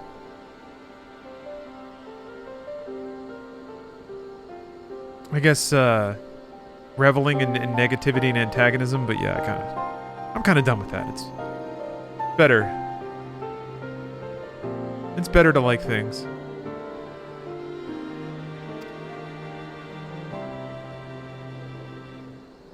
Okay, let me see here. As for me own tale, that's the thing. This game will be very Shakespearean, but also then it will write out in Queen's English with the apostrophes in the exact right places, the most grimy, grungy, like Cockney, Dick Van Dyke, Mary Poppins dialect. This isn't as bad as it gets either. When somebody says any road, you know you're in for some chunky dialogue. And it very much sort of follows what you'd expect. The aristocracy in cities and stuff speak very highfalutin English. The people, yeah, tall as balls. Yeah. And then when you get out into like rural territories and you're trying to teach farmers how to farm again because they were like traumatized from war, and you're like, okay, it's time to plant potatoes. That's when you get a real heaping helping of chunky English. But look at that. The M dash, the apostrophe over the N. It's a writer's game. It's a reader's game, for sure.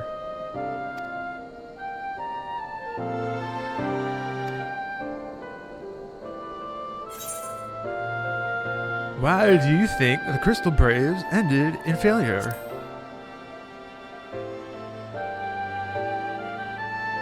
My potato has the best accent of all.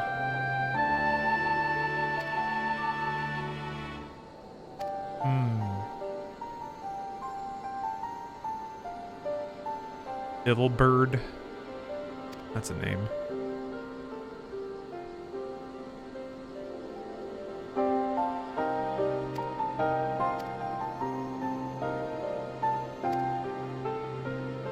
Alright, you got the first slide in your PowerPoint. Alpha know.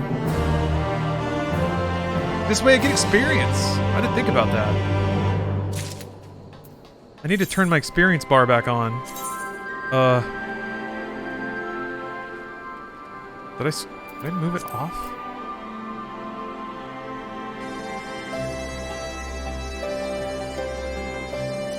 Oh, there you are.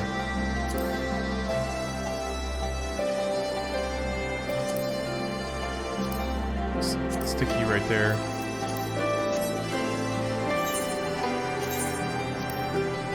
Just so exciting.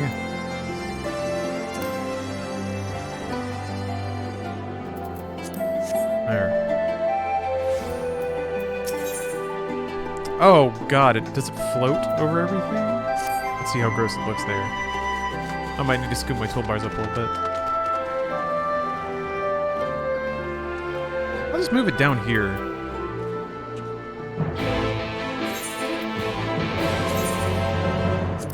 But, yeah, I'll put you here. How about that? There we go. That's innocuous enough. What? In the beginning there was chaos. Oh, I haven't even done AlphaScape. God, I'm a baby. I'm a dumb baby. Plus, I haven't even done yet. I haven't even finished.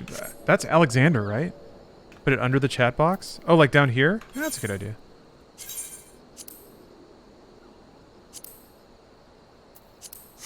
Yeah. Little baby shark. You like my little shark with the stupid little feet? Look at that shark! I had to do the fishing mini game to get this shark, which was also— oh my god, it's a koala! Oh my god! Ah! It rides on your shoulder! Just kick this shark. Get out of here! You're not a koala! You're not a cute koala! Oh my god. Oh my fucking god. Ugh.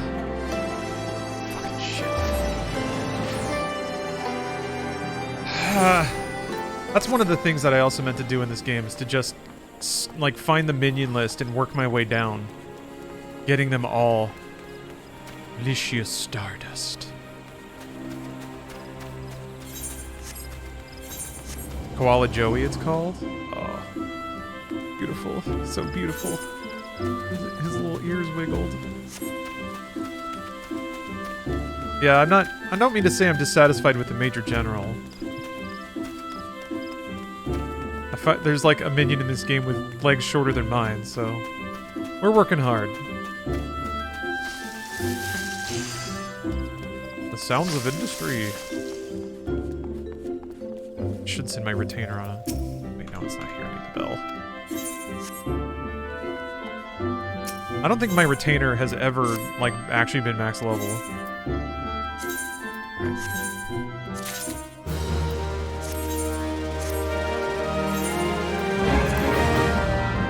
Alright, bye. I am a white mage. I'm a healer. There's a Santa potato?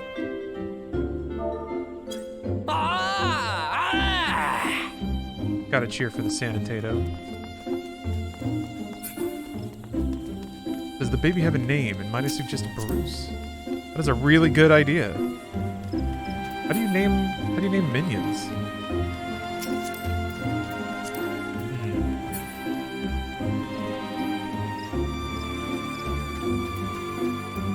Bruce is an excellent name.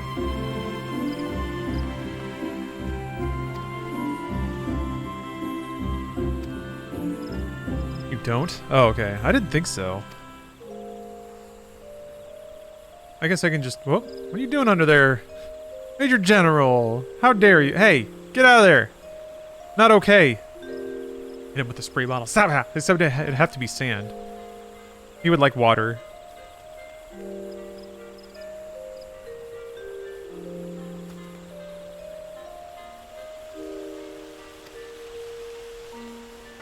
I will join you anon.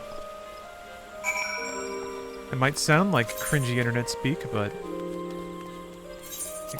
teleport all the way here. Yeah, XCOM is rad. XCOM is one of those games that I will always remember certain things happening because it's like, it's environment simulation. It's like gameplay simulation. It's just so good. The story that I always tell is like, I remember deploying on a mission in XCOM, Enemy Unknown, and I was starting to get my crew kitted out. Like, they had armor. I had a dude with a rocket launcher. I had a dude with a sniper. I was like, yeah, let's fuck this shit up. I land. There just so happens to be a sectoid near my landing craft, which immediately makes my rocket launcher guy go insane. He fires the rocket randomly. It hits the side of the landing craft, detonates, blows up my entire crew and the ship. Mission failure, and I lost my entire team and all the gear they had. Just like that. Couldn't even move. That was the original XCOM. So, like, nowadays, when you miss a 95% shot and people lose their minds, okay, just... that's not as bad as it used to be. Yeah, good old XCOM. And that's a whole run wiped, by the way. That's not just the mission, that's the whole fucking campaign gone. Yeah, I don't think... No, your guys still panic, and they can get mind-controlled and stuff, but... Man. At least you can drop your units in a grid. They're not... Because an enemy unknown, you would load them into a flyer, fly there, and they would land in, like, 2 strict rows. And sometimes there'd be an alien just sitting there with, like, the thing dropped on your ship, and you'd be like, hey! And you just start shooting into the cabin. I mean, that wasn't so hard to do, but still, god damn. Always deploy with an unloaded launcher? I didn't know you could do that! Damn it. Yeah, that's a good idea. And I guess then they just drop it and, like, start running around. Should this one perform the customary dance of greeting?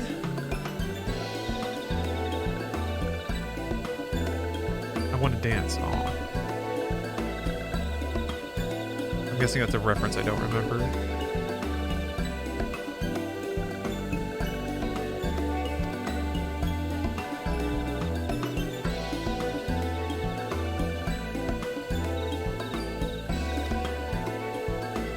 Gears Tactics a whirl. I did give it a whirl. I played it for a couple of hours, and it was really good. I really enjoyed it. The game kind of came and went. People seem really resistant to Gears being anything other than what it is, or they're just not ready for it, or I don't know. Maybe everybody's done with Gears for now. Gears 5 was fucking amazing. If you have like a series if you have an Xbox Series, or just PC. Play that game. It's gorgeous. To me, it's like it is the technical showcase that Gears of War 1 was on the 360. It looks so good on a 4K UHD display through a Series X. God damn.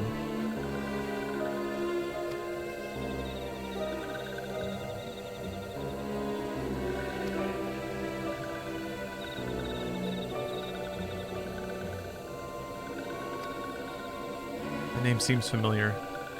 Ooh. Alpha knows daddy.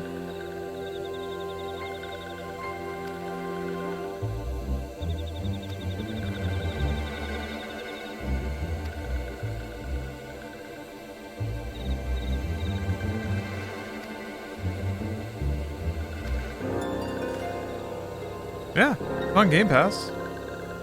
Truly, if you have an evening and you just want something with like glitz and splendor, for sure, give Gears. Remember Gears 5. If you want something like big and bold and pretty and shiny and explosion-y. Daddalier.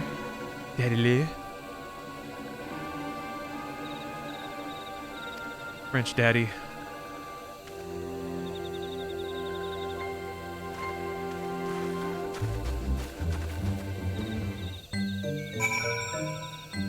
Alright.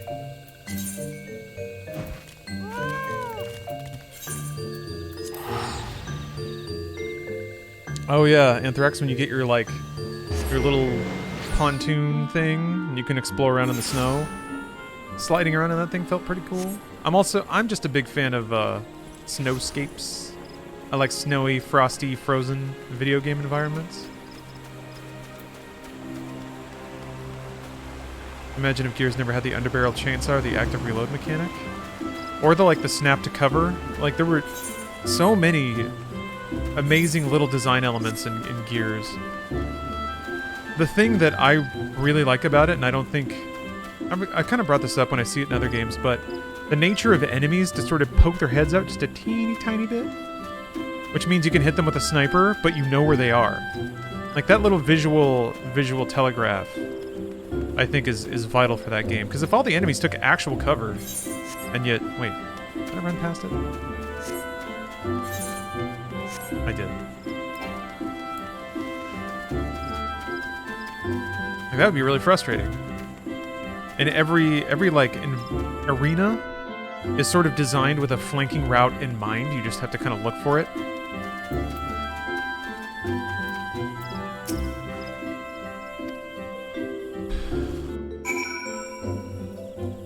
It's been a while since I've been here.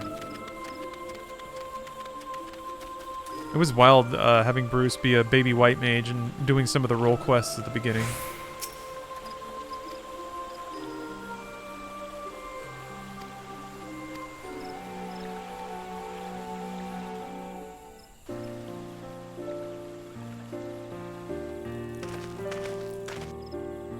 But yeah, I never actually finished a campaign of XCOM 2. I was super impressed with the campaign and even the narrative beats in the XCOM reboot. I don't know what the official name for it is. Elder Seedseer, I thank you for granting me this audience. Oh, look, he's got the stern eyes, but there's still some kindness there. Got those pencil-thin eyebrows.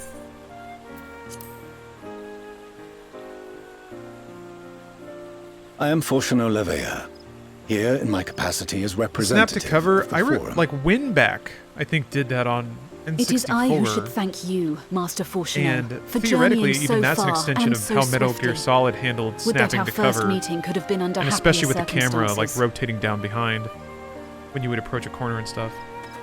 So it's XCOM Enemy Unknown, but in the United States, that was also It the has name been of the too first long, XCOM Father. game. You look well. As do you both. Ameliance will be glad to hear that you are taking It was just care called of Enemy yourselves. Unknown outside of the US, I think? How is Mother? She misses you terribly, of course, but is otherwise a picture of health.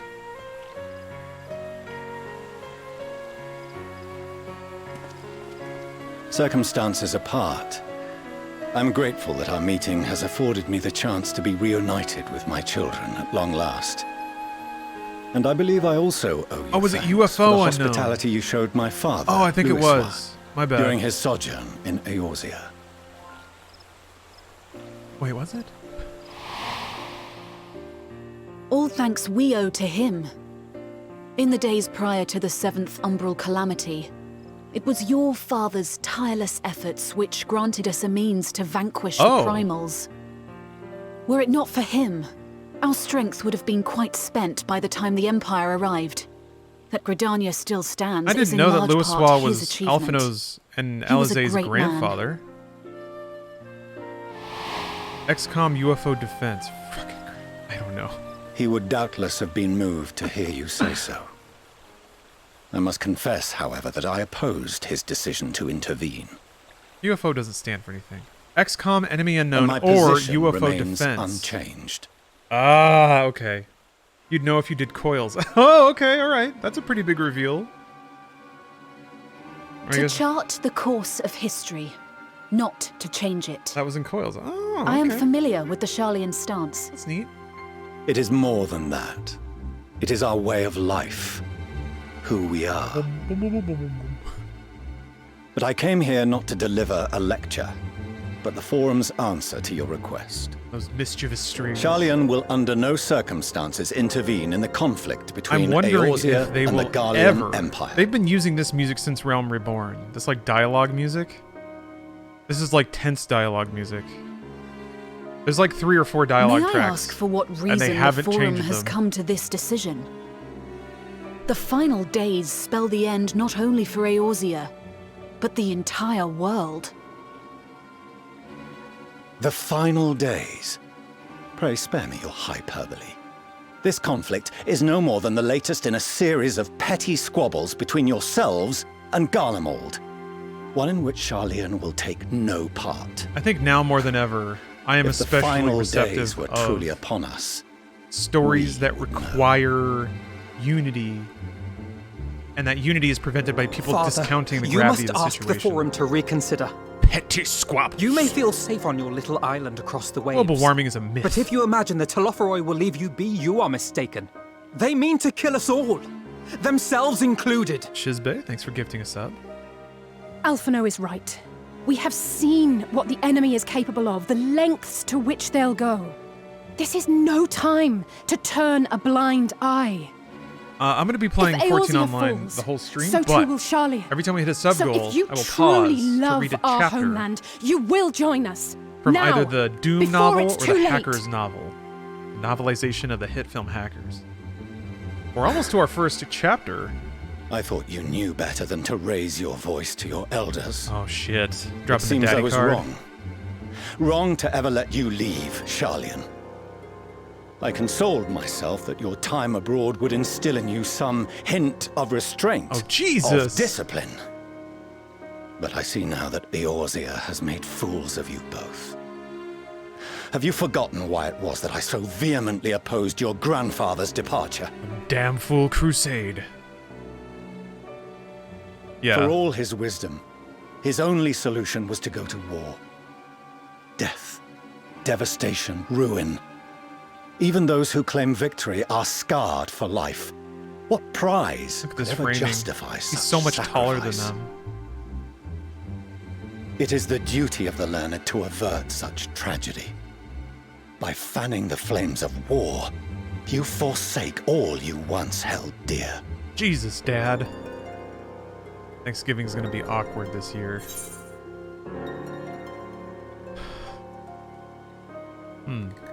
To ignore the plight of those one might conceivably save is not wisdom, it is indolence. This dude's gonna be really blown away that I use the word indolence. Well. I see your friend shares your misguided ideals. Didn't even fucking get a response. But unlike him, you should know better. That was a good dad look. By espousing such barbaric notions, you subvert the teachings of Charlian and place all we have worked for in jeopardy. Alphino, Alizé, as of this moment, you shall no longer bear the name of Leveilleur. Oh, fuck. What? Father. Jesus. How you choose to live your lives is no longer my concern. This seems a little harsh. If you wish to walk the Disowning path of ruin, them? I will not stand in your way. Yeah. In front of everyone, too. Master Fourcheneau, while Charlian may have no intention of intervening in this conflict, we can still part as friends. Will you not stay and speak with us, that we might learn of Charlian's hopes for the morrow? I have said what I came here to say. Any further discussion would be meaningless.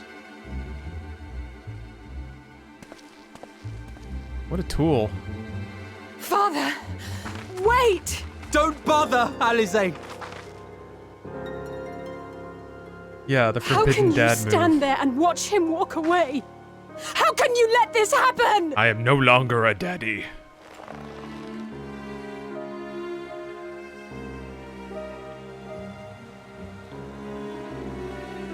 It's got to Arthur Fist it and fade. Yeah, daddy got no chill. No longer an DILF. He's just an ILF.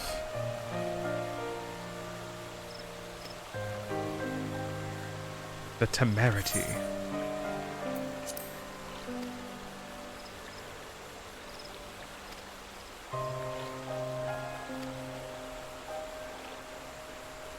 So what is the Forum? Is this a separate landmass that has their own like independent government?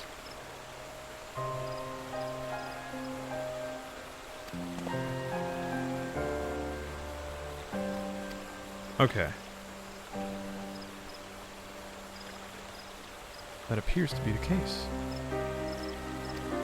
Game hasn't shown Charlian yet. Yeah, maybe that'll be the next plot arc or something.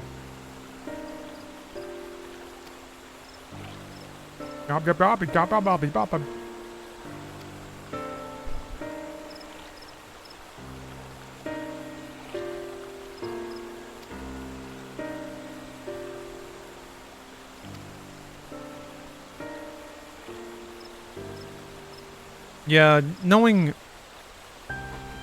I would guess there's a whole lot more going on than he's just a prick dad. Like, I'm sure that, tragically, he was put in this position, and he, like, told off his kids to keep them safe from some plot or something like that. I'm sure there'll be some twist to make this very tragic in retrospect. I mean, more tragic than a dad disowning his kids.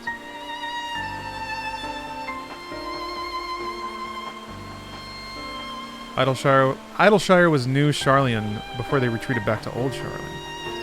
I didn't know that. Yeah, gotta protect them from the lore. This lore's coming for you, kids.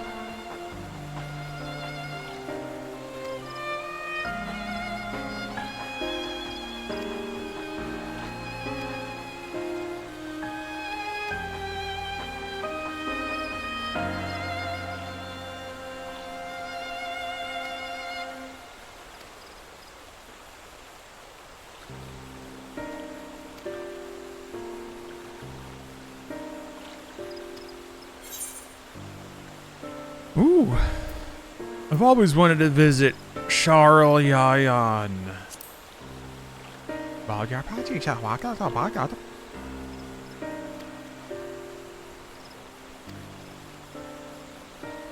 I'm in Jimmy Buffett's hometown as we speak. Ooh. Are you having nachos or cheeseburgers? No, the dialogue options don't have any impact. It is a Final Fantasy standard to occasionally have dialogue options that maybe give you one line in response that's different, but no, you don't change the story. I mean, there are times when they even acknowledge that the dialogue options are meaningless. The hero character will just straight up say, like, it doesn't matter what I say right now. And they're like, yeah, it doesn't. All right, let's go. There's some stuff like that. It's just there to be there. Give you something to click on in the middle of a long conversation. Like how your character's just there. Yep, just there. It's pretty great because, like, the characters do match eye lines in cutscenes, and they will have, like, over-the-shoulder shots, which means that, from my perspective, it's like a little potato shoulder and then, like, pointed up to the sky to see this giant NPC, like, looking down at me. And then the reverse is just, like, the NPC looking down at this little potato guy, calling him, like, the hero of all time and stuff. It's so great. Oh, it's the best.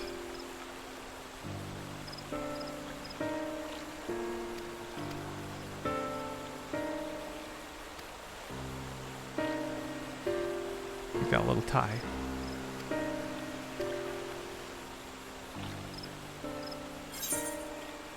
Oh, I better get some food. Spell speed, hell yeah.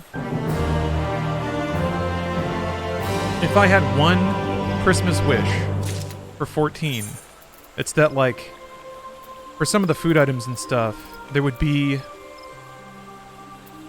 like, higher quality, flavor art.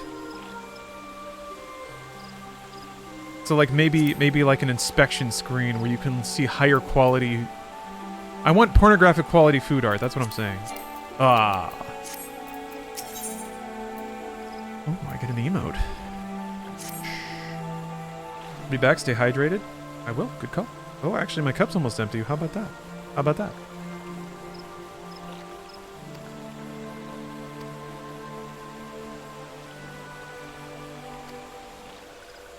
Is that Hildebrand? Oh.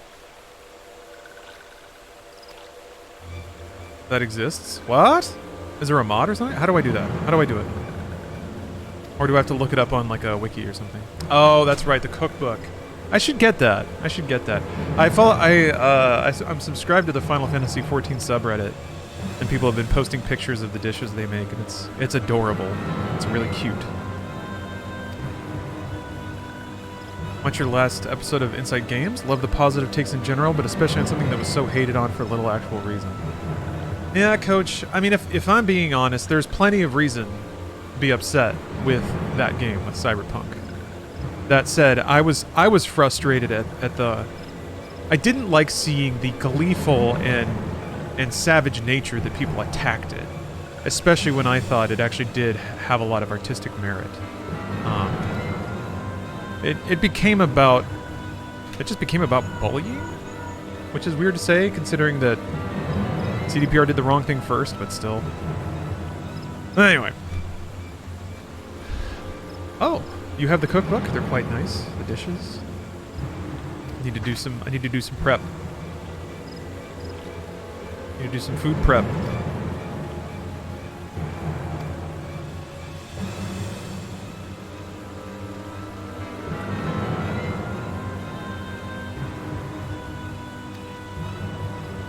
It just, I don't know. It's certainly not the last time that we're gonna see this, where like, you know what it reminds me of? And so, Steph watched documentaries about like, there was something about Britney Spears and then Brittany Murphy. And bizarrely in both of them, like Perez Hilton showed up, who was notorious for just being a really shitty and vicious and just like personally hurtful style and like celebrity gossip blogger / commentator. And he would just go after people. And now he appears in these docs 10 years on when the culture is a lot more empathetic. I certainly, like, you can't just go after celebrities just because they're celebrities anymore. It's just not the online culture. It's just not the culture. People don't support that stuff. Unless they're getting canceled, you know, that's kind of the new version of that. But in ages past, you could just really lay into somebody just because they were famous, and you were allowed to do that, and if they seemed weird. And certainly Britney Spears had people coming for her. I feel like something similar has been the culture for video games. People make their audiences off of just being vicious to the creative output of companies. And I think to some degree it's easier to depersonalize that because it's coming from a company. So it's interesting to see, because I think games culture is in a period of transition there where people are slowly developing empathy, because they'll still do it, but then they'll disqualify it and say, like, oh, no. I don't mean it towards the developers. They're my friends. It's the executive. Which, yes, you know, creating a fat cat to be mad at is a little more emotionally passable, but still, just the content that is just like gleefully cruel, I think is the phrase. It's just kind of it's not. It leaves a bad taste. Oh. I think that culture will wear off eventually too, and I think the people who captained it might eventually, not necessarily be made to apologize, but I think we'll have to adapt the manner in which they produce media.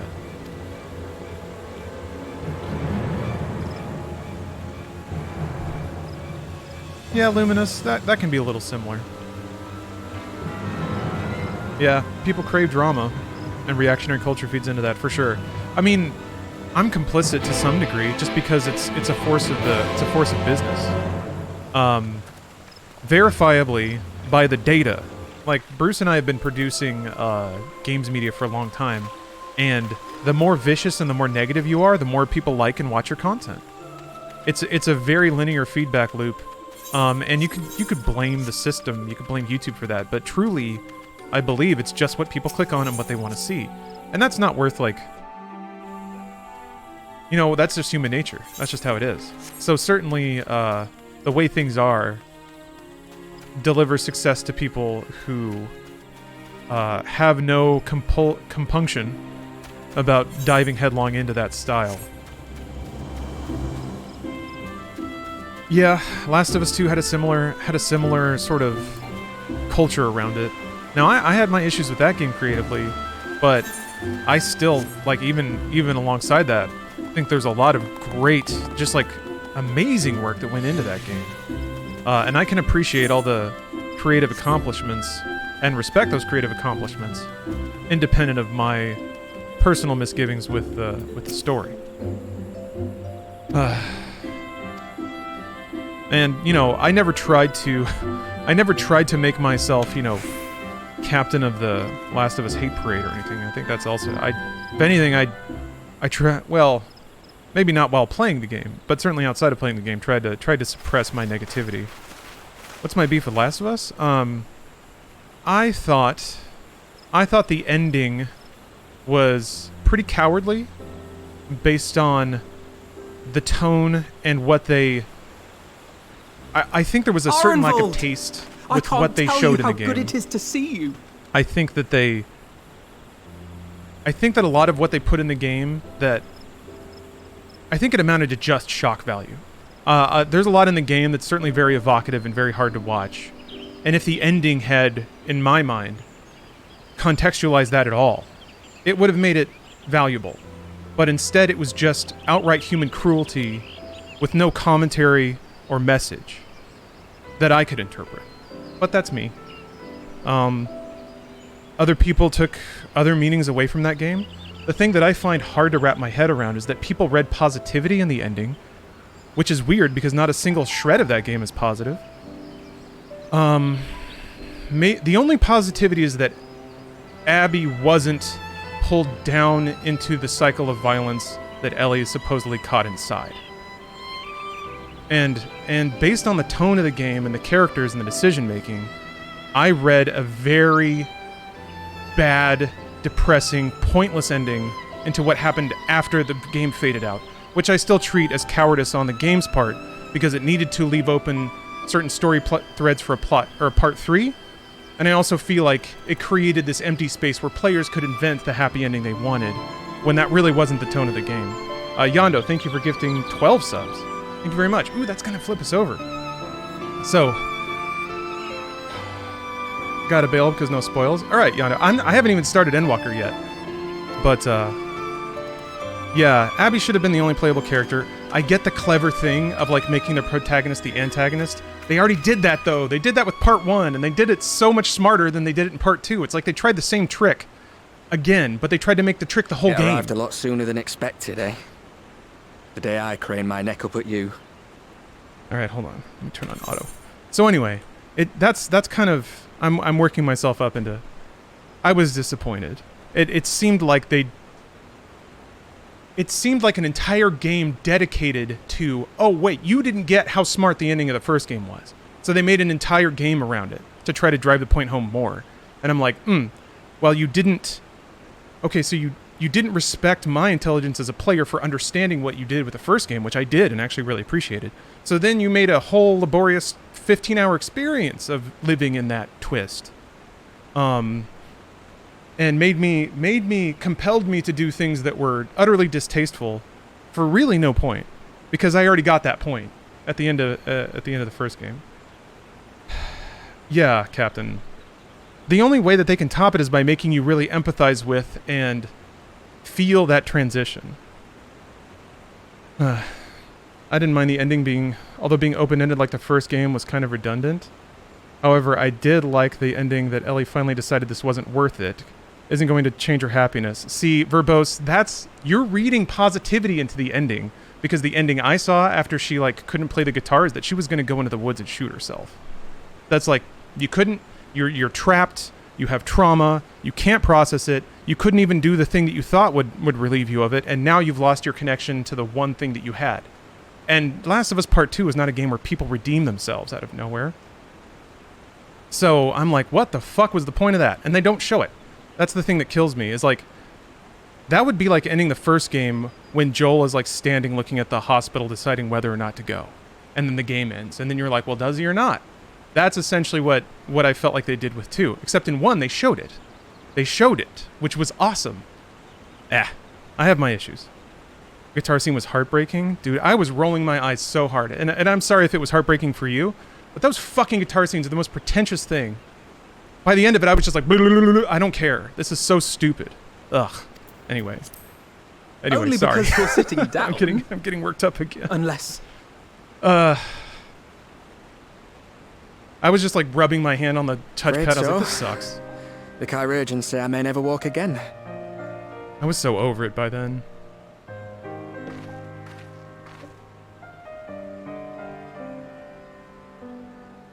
Anyway. There were some good characters, great acting. Individual scenes I thought were really good. Come on, Alfino, it could be worse. Incredible game Besides, technologically. I didn't come here to dampen the mood. Quite the opposite. And like the gameplay scenarios where you're All fighting I've ever against the wanted Fireflies was to were fight really, for really a cause cool. I believe in. Fighting against the Infected was a pain in the ass because the game was laggy But as my shit. fighting days are over. So I want you to fight in my stead.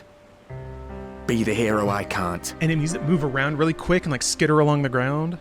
And there's like a half second of, well, that's dramatic. 150 I milliseconds. am no hero.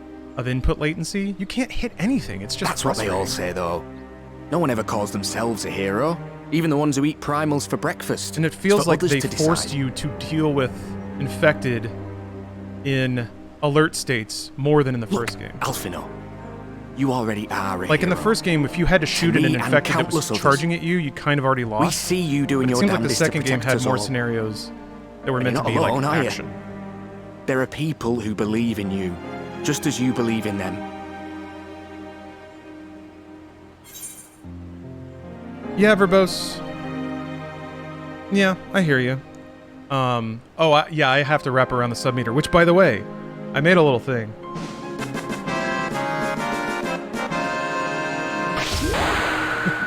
Yay! All right. Let me rotate everything around.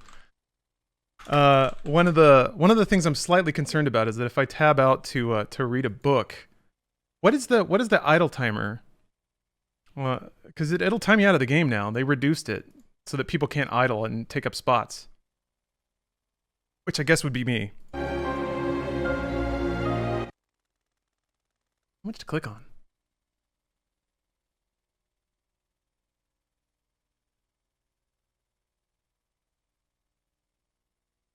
I'm gonna wait for the sub alert or the alerts to stop playing. Oh, because Faye has gifted 5 subs. Appreciate that. Yeah, I definitely don't want to read in the middle of dialogue. Like I can always just like reach over and make my character move a little bit if I'm not in a cutscene. Some things may have changed, but the adventure isn't over yet.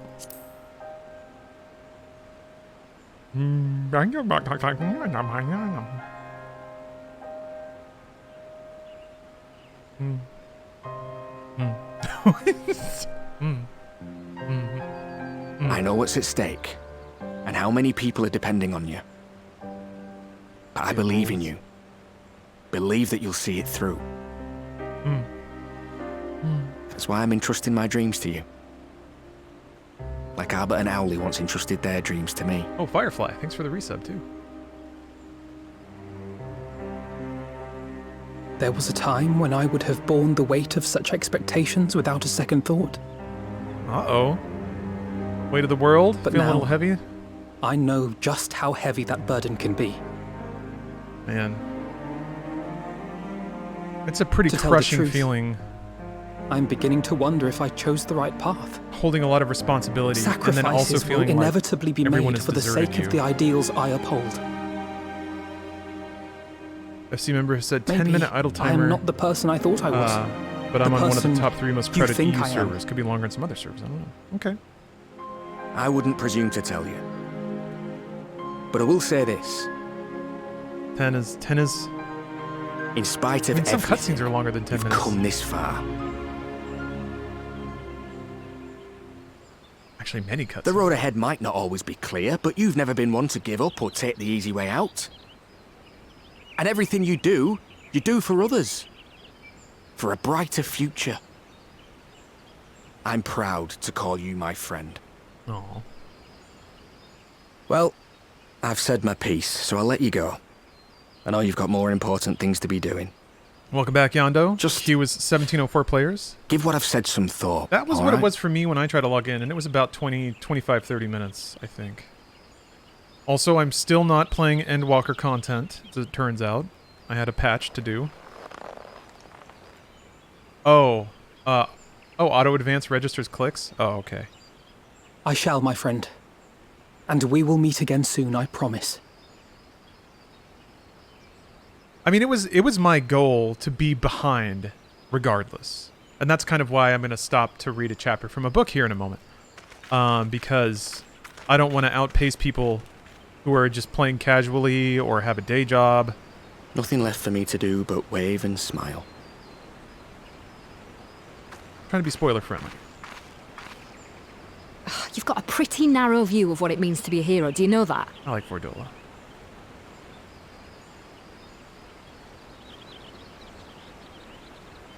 She's fiery. You think they're all forged in the fires of battle? That it's all about being brave and Although her killing fire villains? mostly comes from terrible, terrible trauma. Alphino and the others will carry on their fight. But theirs isn't the only one. There are other ways I really you like can make a Yatsuyu difference. too.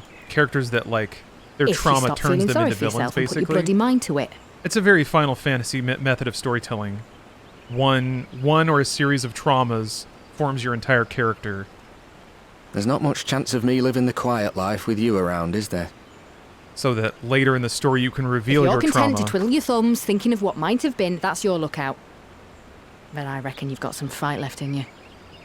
Can't be a strong woman without trauma. And I reckon you might be right. That is a If storytelling there's a trope. way I can still help my friends, I'll bloody well find it.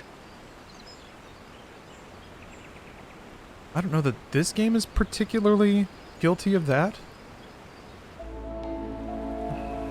I think it's just that most characters have lived hard lives.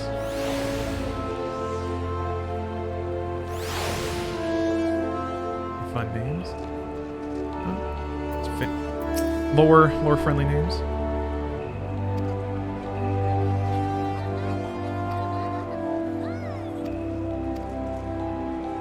Upon joining the battle at Cartano, several cutscenes will play in sequence. It is recommended you set aside. That's always the best one to see.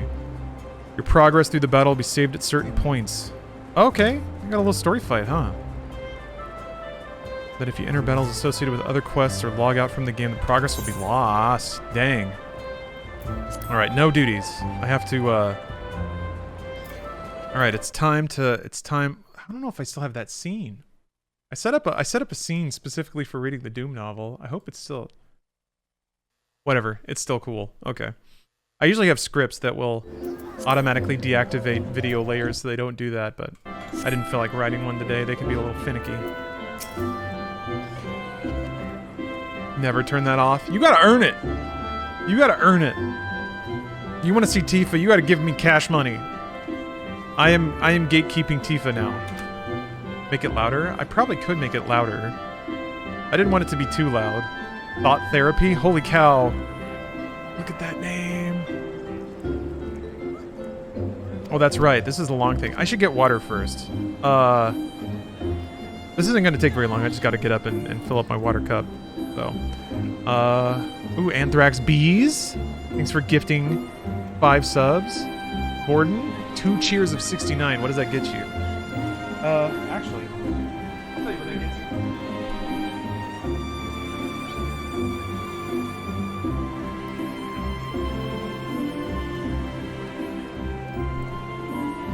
That gets you a pillow that says, nice.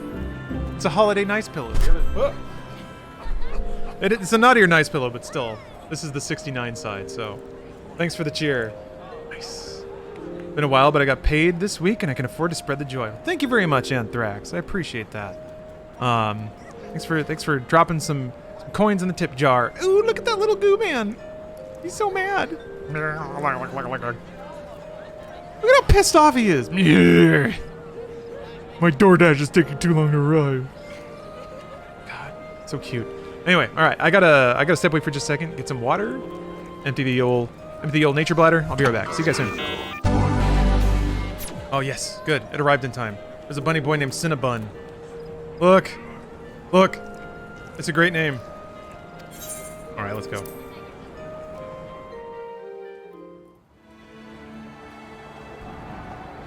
I'm gonna take a moment to thank, from the bottom of my heart, thank anyone who's watching right now, because you've essentially fallen into me curating a space where I surround myself with all the dorkiest things that I enjoy. Books of stupid shit. Final Fantasy. Dolph Lundgren. My fellow Scions, as I am sure you will have heard, Melodramatic we can expect anime. no help from Charlene, nor are we any closer to discerning the Telophoroid's grand design. Palaferoi. Oh, mouse mask. What's the little gamepad thing? And now, our adversary moves against us in called an unprecedented Azeron numbers, gamepad. compelling us to answer in kind. Essentially, it's outlook, like in short, it's a joystick, is but bleak. also all the paddles map to Yet though our keyboard foes are inputs. many, and we but few, we It's may super still cool, tip the and balance it's actually in really Eorzea's ergonomic. favor. It really does feel like your hand's floating on a cloud after a while. We will do what we The always drawback, do. Deal with the ones our allies and this is can't. something that the gamepad can't really fix, but games less will than daunting change prospect, input judging by based your on what you expression. do.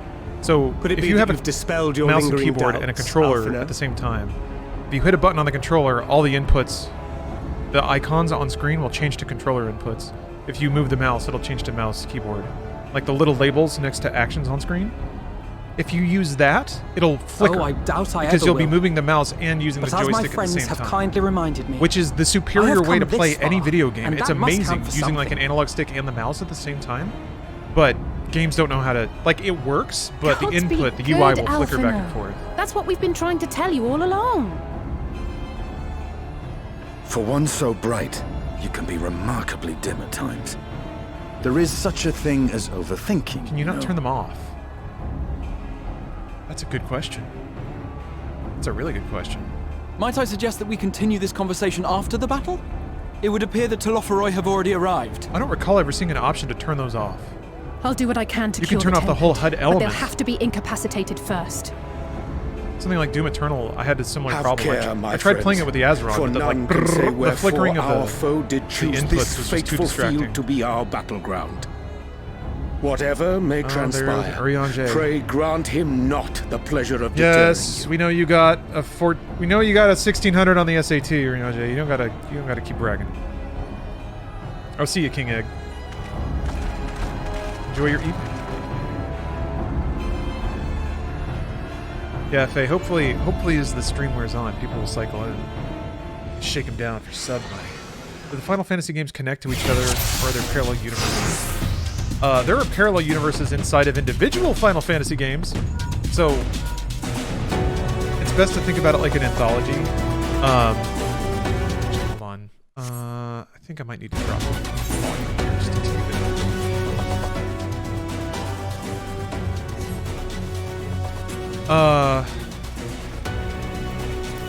Each game is its own universe. Like, you know, like Black Mirror or Twilight Zone. Like, each episode is its own story with its own characters. But there can be references sometimes. And certainly thematically, creatively, things part of that program shares like thematic and spiritual elements. That's the idea. There are certain thematic elements you're likely to find in a Final Fantasy game, and a couple of like running gags and references.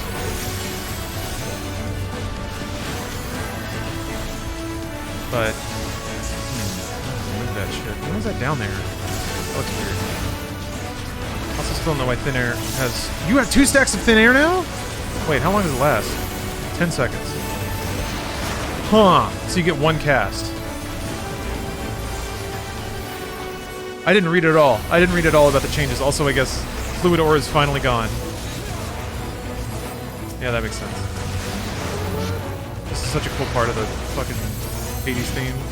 Wait, this isn't the 80s. Is this 80s? No. That's the thing, though. Like, so you know how I was commenting that, like, 14 expansions don't have different discussion music or like, story scenario music? They do have different battle themes, which is great. And really fucking... When you hear the battle theme for, like, Heaven's Word, it's just like... Getting hella warped into the past. Where'd you go? Still stuff to fight? Everyone left. Oh. Keep getting booted from the 14 queue with a message: lobby server connection has encountered an error. That sucks. It was 300% smooth for me, so I apologize. It means I can't really provide any information.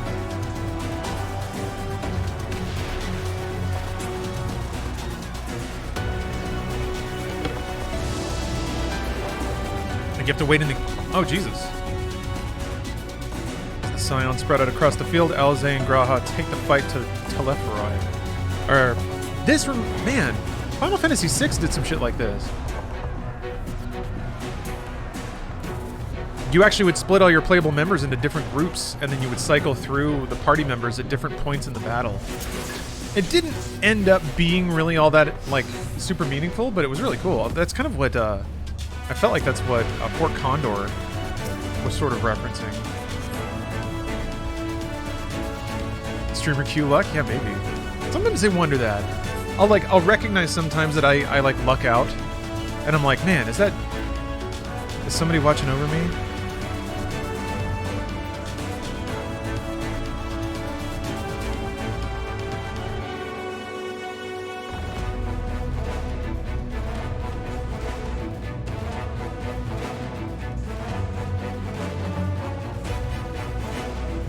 Huh. That's pretty cool. You get to fucking play Valor? Beat him up!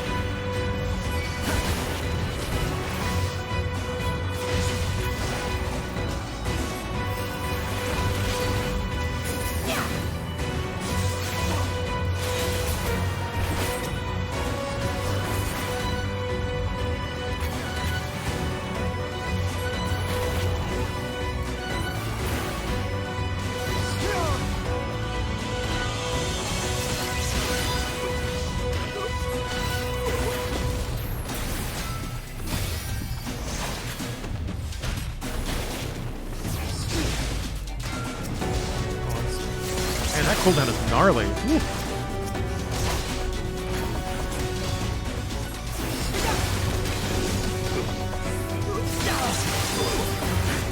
Allow me. Heal, right?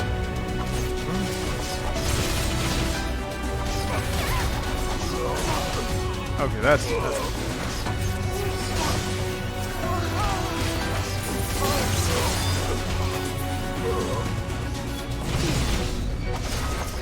okay, if you don't finish the combo, you have to wait the cooldown. Interesting. I've never played a DPS class in this game.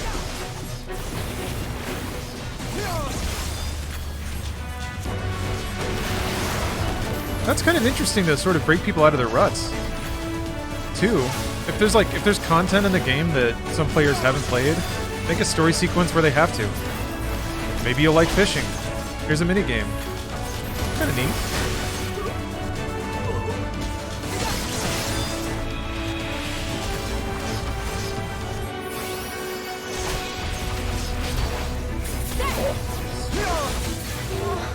So is like, is playing DPS in Final Fantasy XIV, is it constantly like fighting your own greed? Is it all a risk of like how long can you stand in one spot and carry a combo? I know there's like ley lines and stuff like that. Yeah. Shit. I didn't fire yet.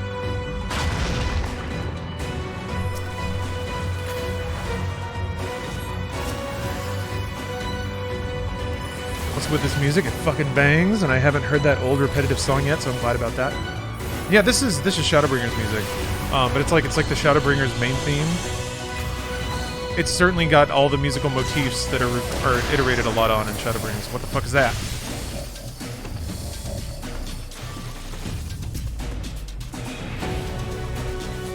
Oh, okay. It's little things like that. Like they naturally tutorialized me on what that meter means, and they did it by putting down AoE. So I had to do it the right way the first time. Like, take this away from people. It's one of those little design elements. It's one of those little things that's like, it contributes to the experience of this game and the way that it gets people to understand complicated mechanics in a very natural and constructive way. Which is pretty neat.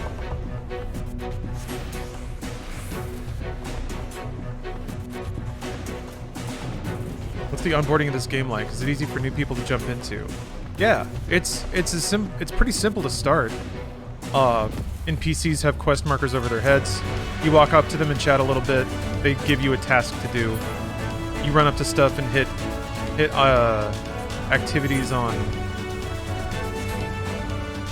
like hot bars. kill them, kill 5 weasels or whatever. I guess I just gotta fight shit.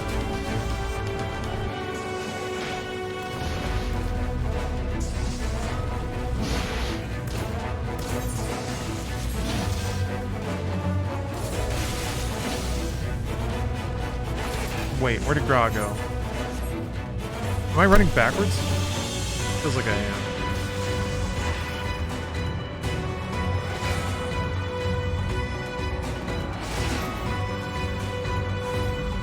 Anyway, the music is why, I mean, apart from just really liking this game. Oh, maybe all the guys that are sparkling over there. That's why I thought it would be a decent choice for a 24-hour stream. Because not only is it, really good music, but it's like a lot of new stuff. So I can't wait to kind of dig into it more. But this amusingly is not new. Maybe up there. That's why there's a fire there. I'm actually playing through old patch content because I wasn't caught up. Alright, where the fuck? There you are. Do I have to talk to you? What's the deal?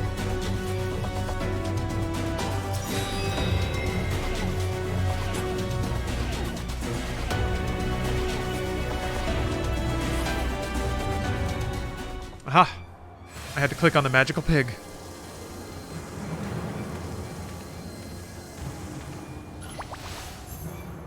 A little weird. Oh, Luke, you got a new TV? Ooh. 120 hertz is a revelation. I love it. There's some Series X games that can do it, and it's wonderful.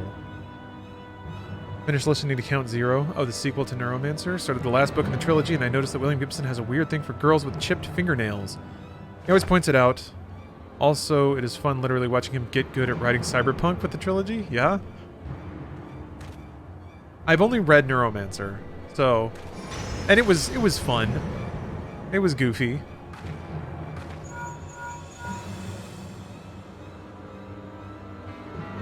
I'm curious, like, how many more tropes... And they weren't tropes then, so I guess I'm curious to read the other 2 books and see just how truly template setting they were.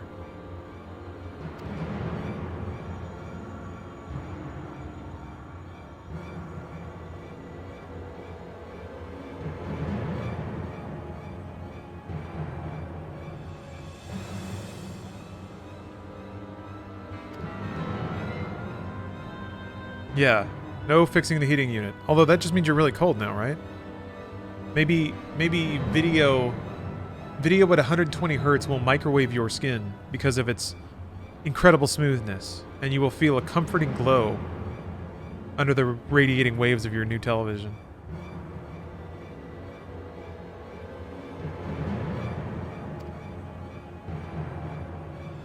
Oh. Oh. See, this character is a delight. That pays dividends year over year.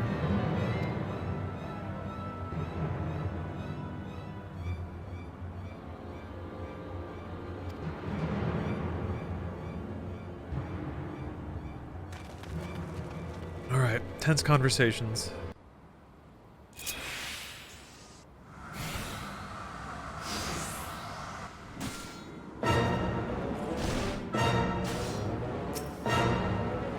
Lunar Odin. Is this like Odin infused with moon energy or something? Why? What's the deal with lunar? Oh boy, I didn't look up any of these abilities.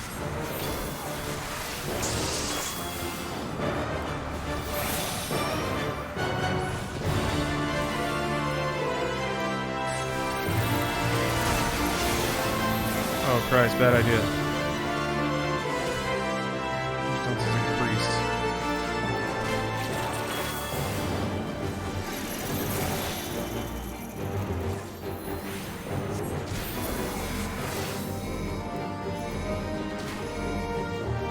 I shall protect thee.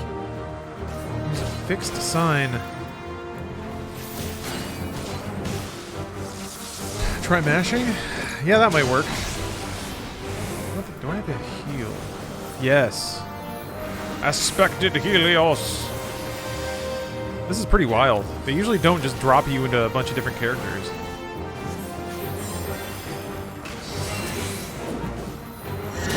Ooh, that's pretty. My turn! I also like how they like put you in. May the 12 guide you. They put you in combat with NPCs, so the NPCs can kind of show you what to do. Do I like Confluence? We like Confluence. We want Confluence to stay.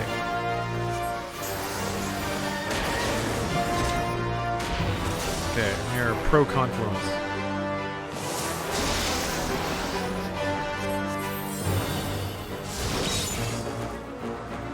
Here we go. Oh.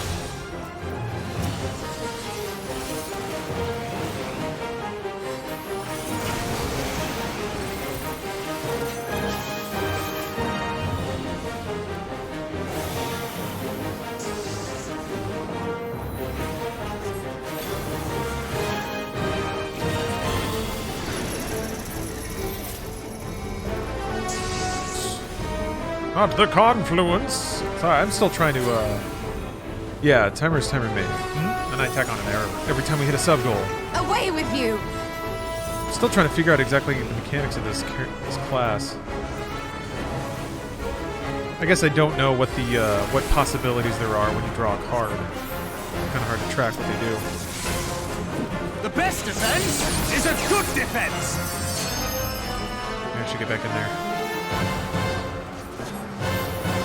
Thought the phase was over.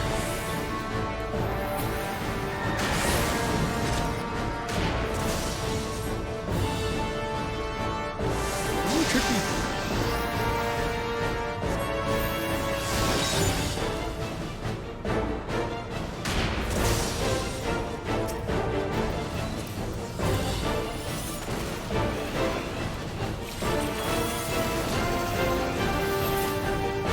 Yeah? Should I turn it down?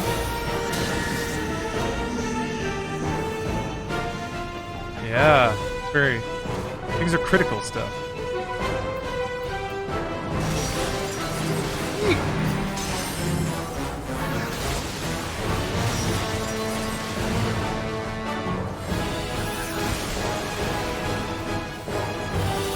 Yeah, Bongo, it's a fair amount of subs. Been able to hit it before, though. Woo.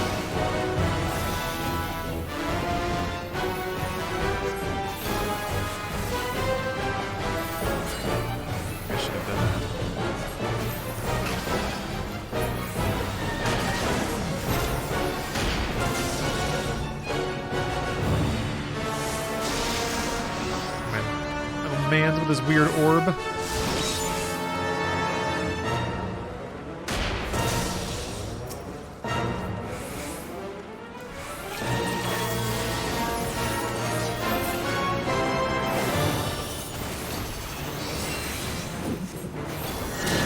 Lord of Crowns. I guess is that the ability I want to use? It seems like it. What? What happened? Oh, Thancred died. I think that... it said there were checkpoints. Man. I was not paying attention.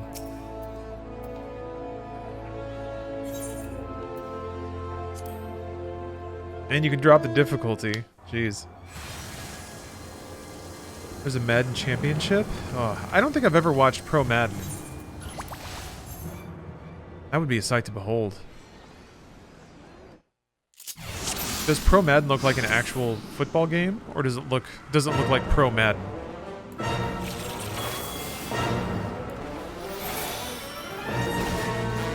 Ooh, Royster. Thanks for gifting 5 subs. I'm really excited to... I'm excited to finish the Doom novel. Every time I think it's just gonna, like, settle into being the same old thing, but... there's something fresh every time. There's some new layer of weirdness. Priest. I want to do that one and then this one, I guess.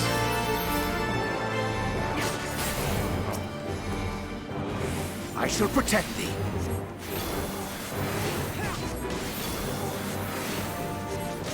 Yeah, blue orbs, demon dicks. Arlene tearfully asking the main character to shoot her boyfriend. Who then like does a mental fist pump about that very thing. He like goes booyah in his own mind. It's so good.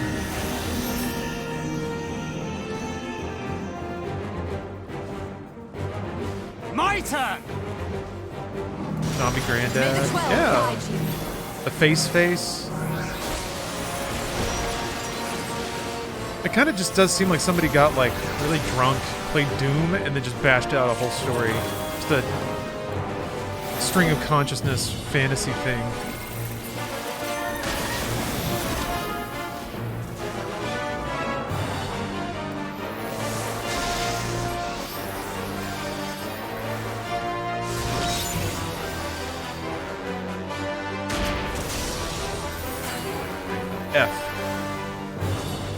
F to heal confluence.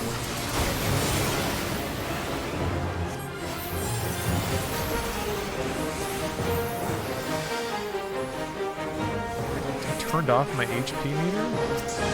That might be good enough.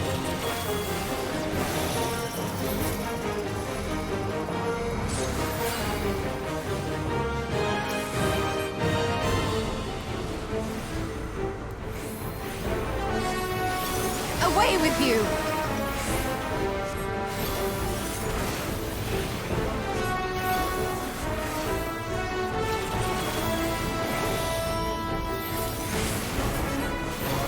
The best defense is a good defense!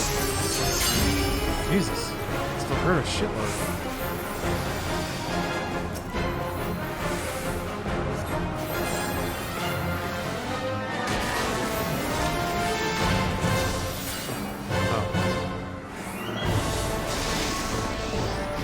A better state now. Royster, thanks again for the subs. I appreciate it.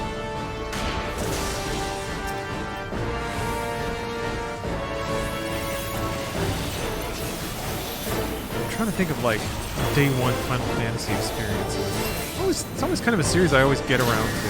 I remember playing 13 the day it came out and being like, it just wasn't at all what I was expecting or I think hoping for.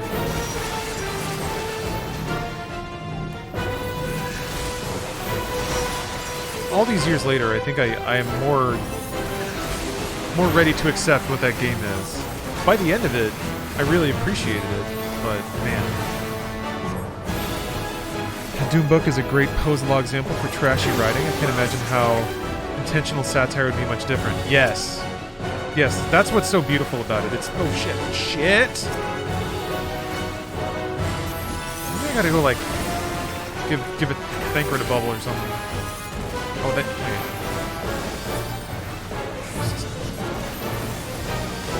$1 million time.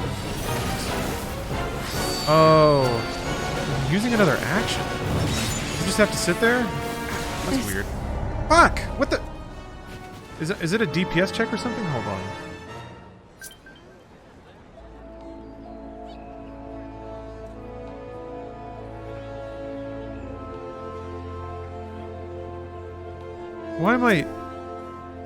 Why is Thanker getting his ass kicked? What am I missing here? We're close to beating Shadowbringers? Yeah, somebody said it was only 3 or 4 quests. And usually the playable content is near the end of the quest line. There's like some talking after that, but...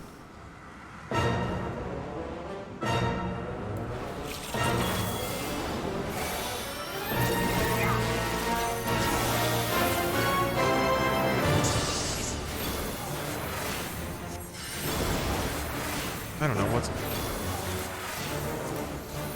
Yeah, weird rip.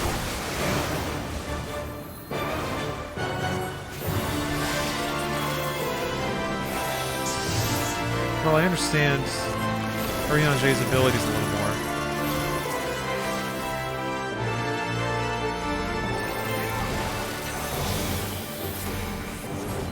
I shall protect thee.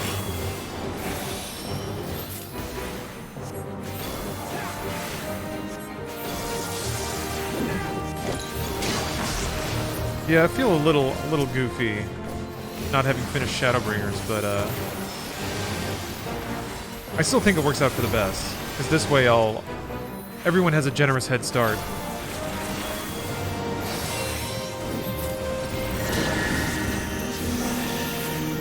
It's funny too, because I was like, man, I should get ready, is what I thought. Then I was like, well, I've done everything. Can you believe it? Can you believe it? Sitting there with this main story quest not finished. Being like, yeah, I've done it all. I've done it all. I think I know what I'm doing. He's just getting his ass kicked. Maybe I gotta do this. Just sit here. Yeah, maybe. Better than wiping. Halo Infinite comes out in 5 days.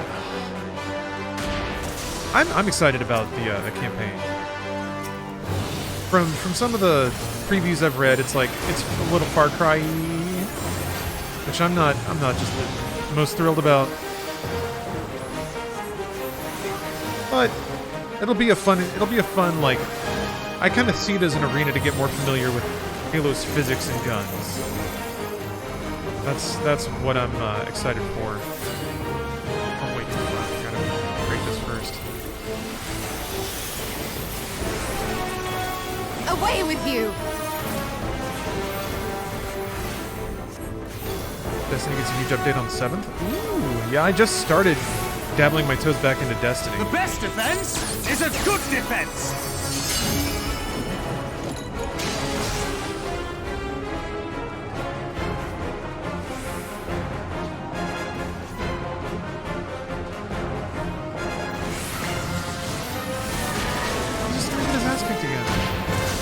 Ugh.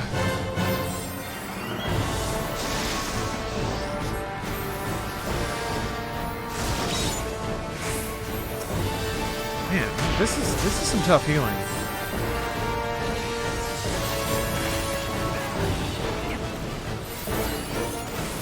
This does a heal over time, but I can't tell if it's like, I don't know if I'm expected to like, I guess both if I can. Oops.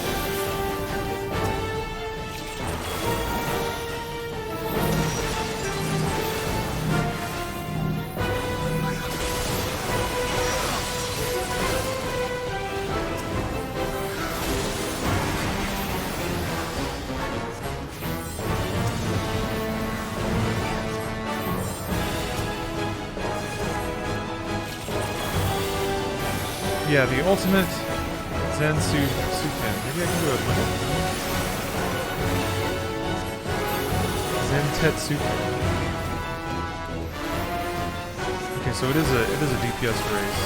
And I'm gonna lose it again. Fuck. God! Oh no wait, I guess I got it.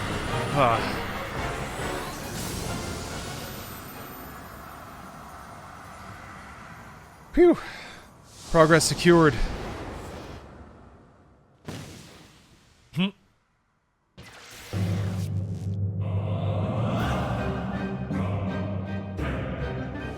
This boss, when there's butterflies, use break and it will freeze them. You gotta take them out one at a time, do break again, and so forth. Save you a wipe, maybe. Thank you, Tibbs. I'll take tips. Appreciate that.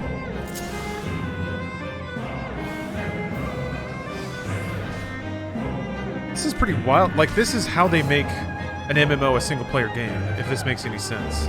Especially with, like, dropping me in new characters and having me, like, learn them right away. Okay. If any of the spells are not ready.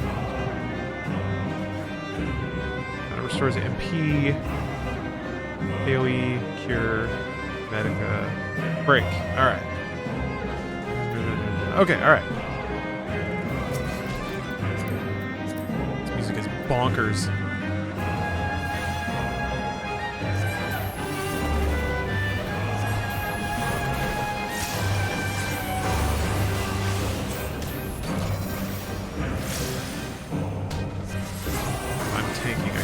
Away from the confluence.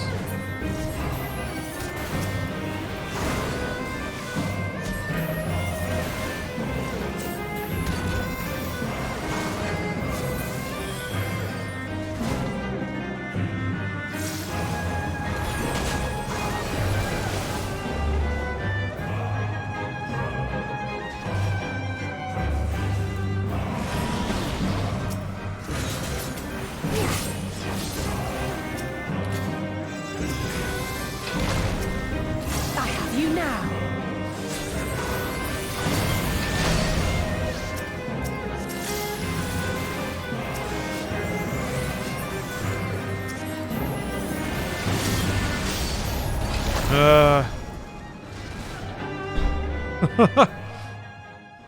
What's up, Thera? Or the Raw? Damn, I got wrecked. So maybe I need to not wait for casts. Doing auto attack might be what to do there. I think ice is AoE, so I'll be able to kill more butterflies. Do you have to stop them all? I guess the bang was like the butterflies making it to the middle.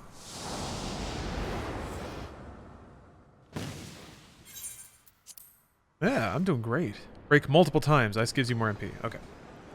I guess I assume the cooldown would be high, but maybe it's not. Oh, yeah, that's just the global. Okay.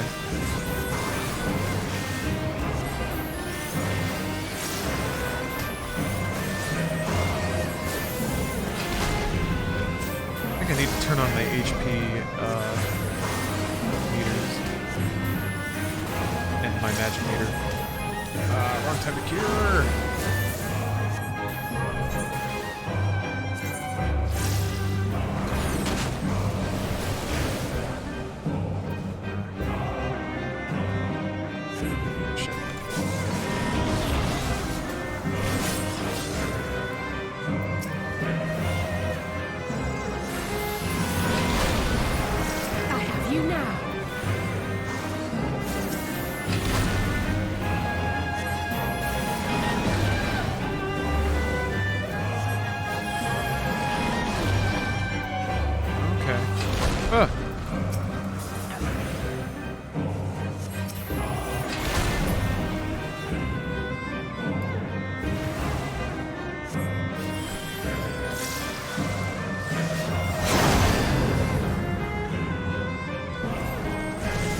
What the fuck?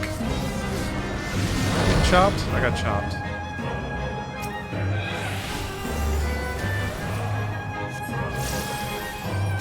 I'm Luke. Thank you very much for gifting 5 subs. Oh, that's the AoE. Gosh, I was totally not using that.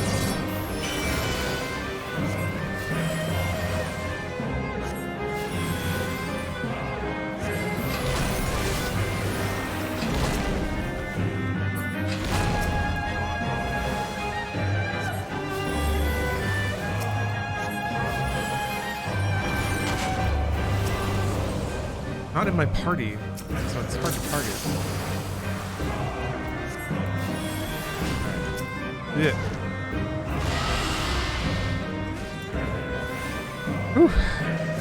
Yeah, Bongo, you pulling some big data down over fat pipes? Is that what I'm seeing?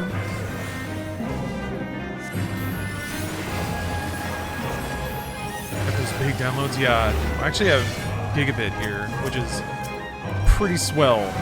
It basically makes waiting for downloads not a thing anymore. Sometimes, but even then, like it doesn't disrupt any plans. It just takes like 5 minutes max for anything.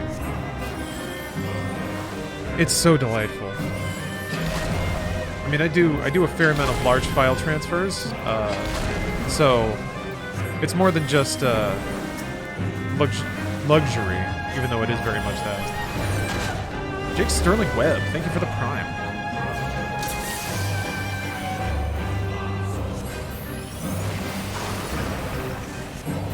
Happy holidays to you. Oh, Jam2Go made a game? What? I didn't see that. That sounds rad. I'm into it. Oh, got another butterfly.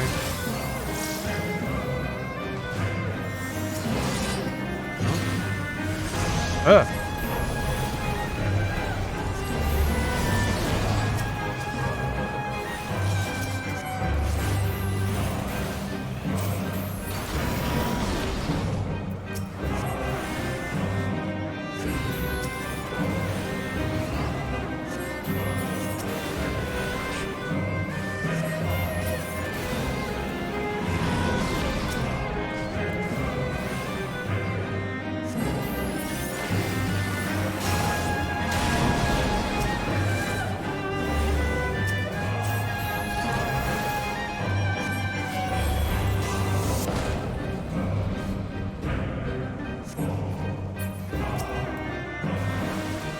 Why are you not playing as your potato? 'Cause this is a story sequence. What's up? Yeah, sure.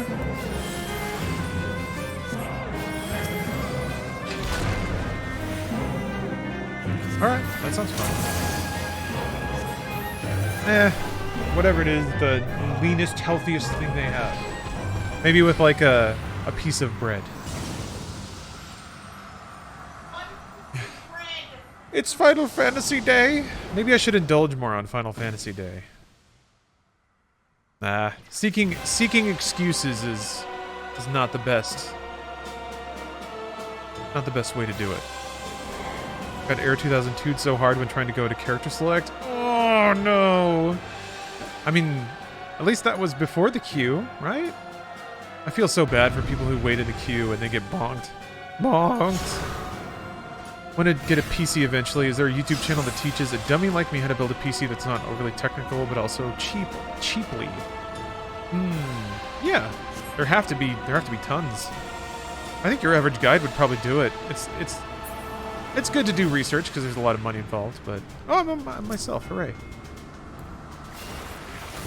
But it's if you take your time and exercise a little common sense, it's pretty easy to figure out. But yeah, I don't know that I would have a Linus Tech Tips, yeah. I don't know that I would have a recommendation.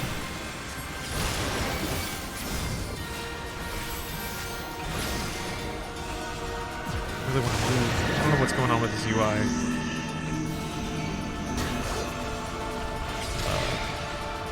Oh no! That wasn't good. Also trying to remember where my... There we go. I think Solace was actually what I wanted.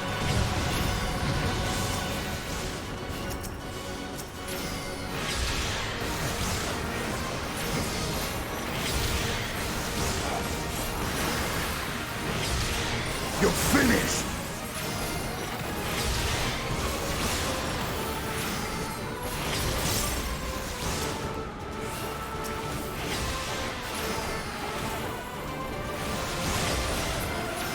I remember wiping on the nail a lot and trying to do the crit extreme.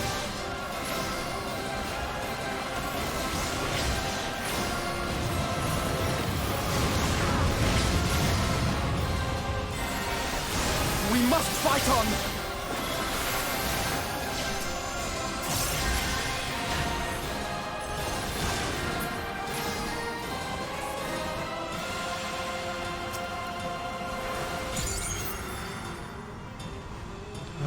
Right. Oh!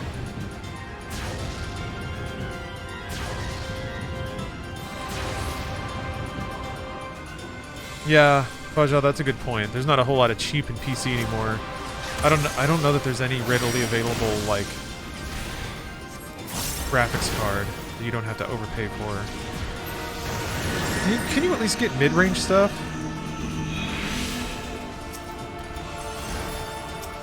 Like, can you get a 20 series, or are they just all gone? I got so lucky. Really depends on what games you want to play. Yeah, that makes sense.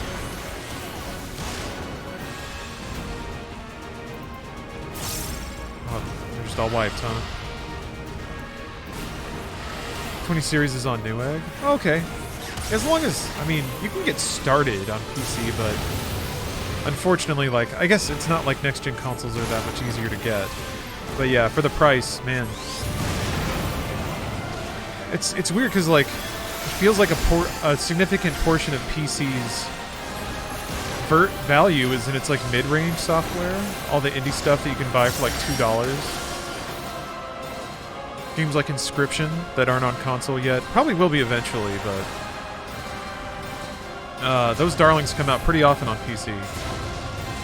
But you don't need a high spec to play those. So it's... I don't know how the math shakes out, but... I could see, like, just doing, like, Steam Deck plus next-gen console has got you more or less covered, aside from the Switch, you know, anything Nintendo makes. Although a Steam Deck has that partially covered in a certain way. This is the one in the middle!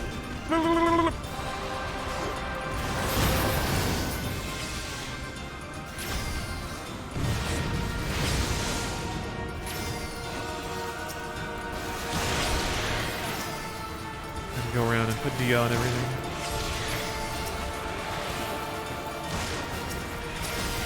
Run it, Roar! I have you now! Somebody yelling. Oh, look at that. So cinematic.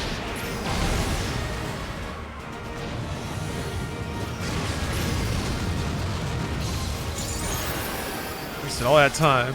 With all that effort. Yeah, the 40 series, I guess, is starting to be rumored. I guess. I guess the last, or the biggest performance barrier is getting like high frame rates at 4K now, huh? Although DLSS seems to be, it's like what's going to get there first, the ability to actually push that many pixels, or the ability of algorithms to pretend like there's that many pixels. It's really fascinating.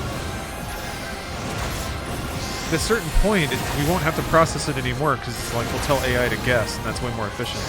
DLSS does look smudgy. You can't really beat a native 4K image in any way, but man.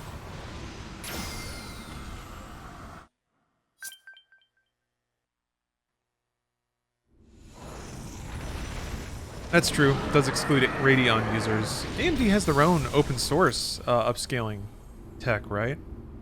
Maybe not open source, but far more open than NVIDIA owns it.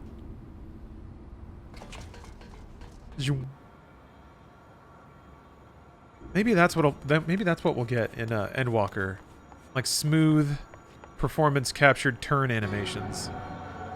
Oh, who's this guy? Floating anime ghost man. Thus another plan went up in smoke. I am beginning to see why Lord Xenos thinks so highly of you. All right, it's hockey time.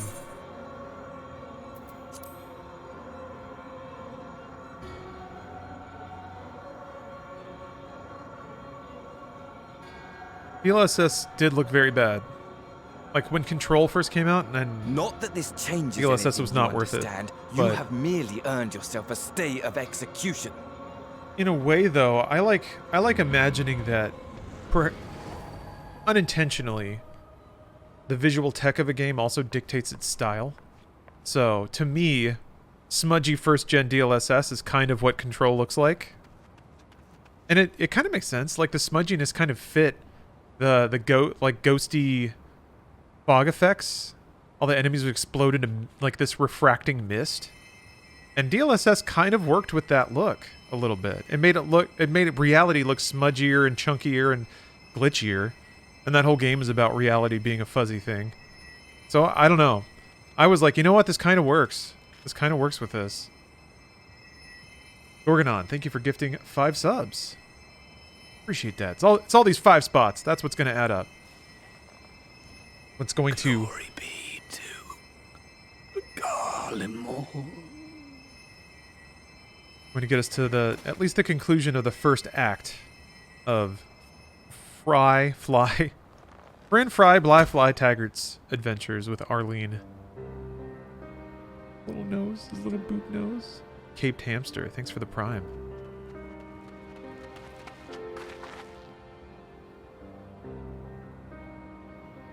How fare the tempered?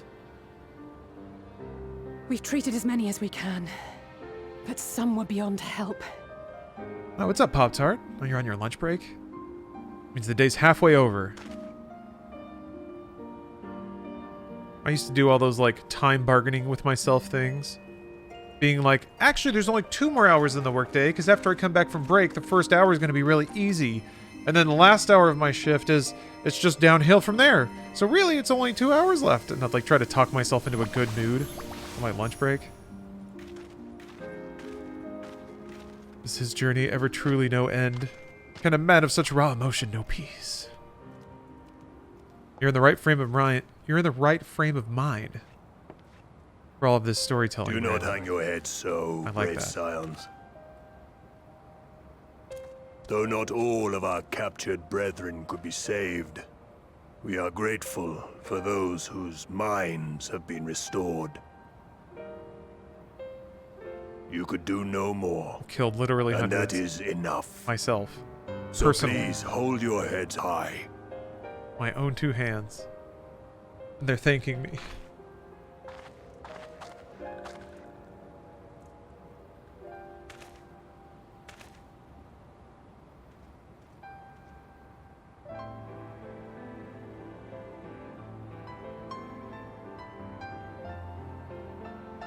I should have been quicker.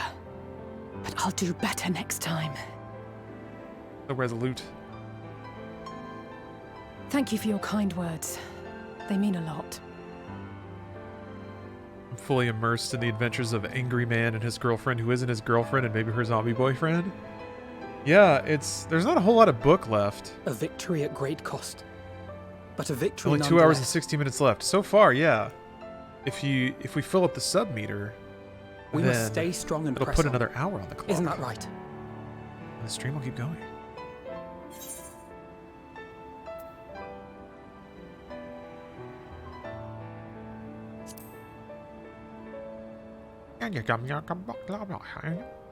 That we will.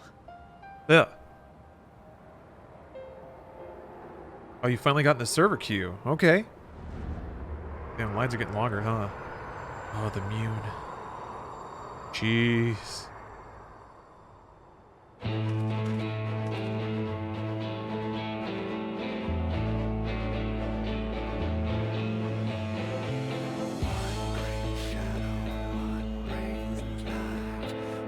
I hear this music when I look at cheese, too.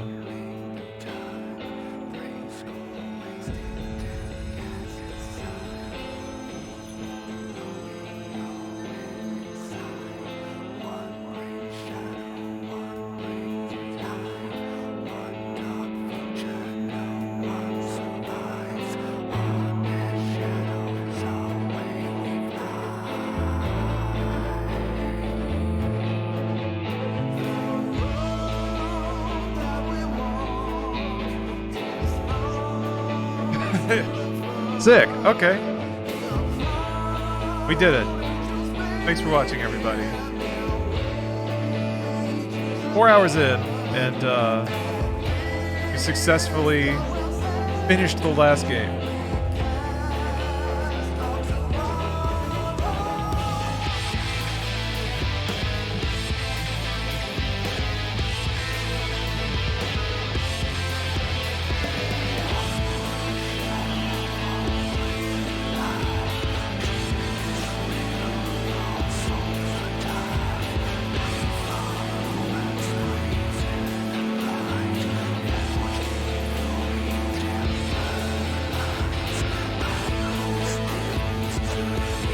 I really like this song.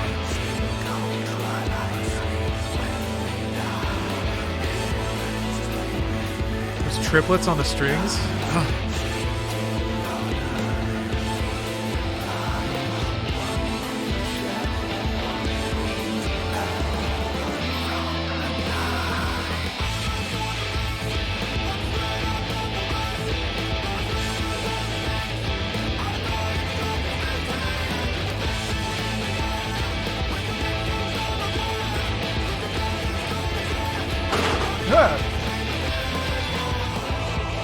God.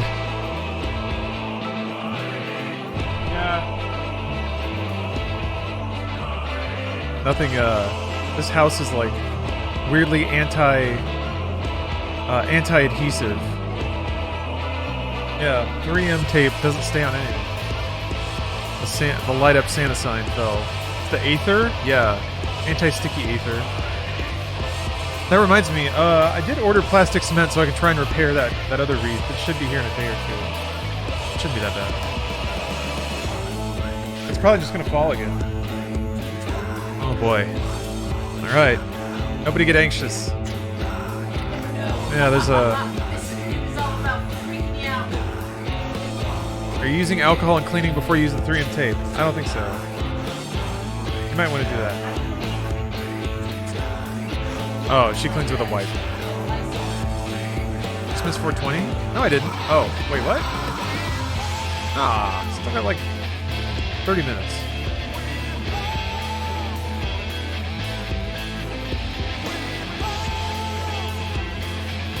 Yeah, something fell.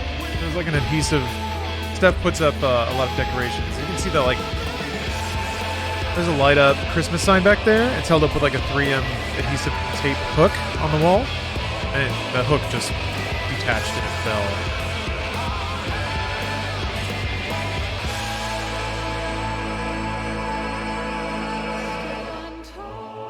God, so good.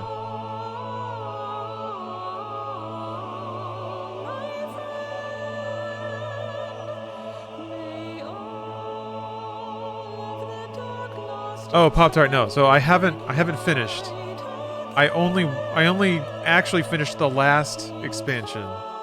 Because they roll out story quests with new patches, and I guess there's just a chunk I never ever played. So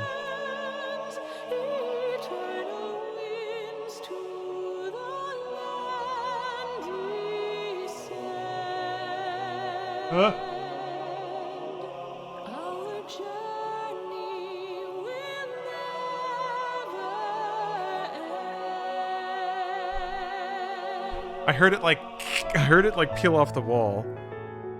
Yeah.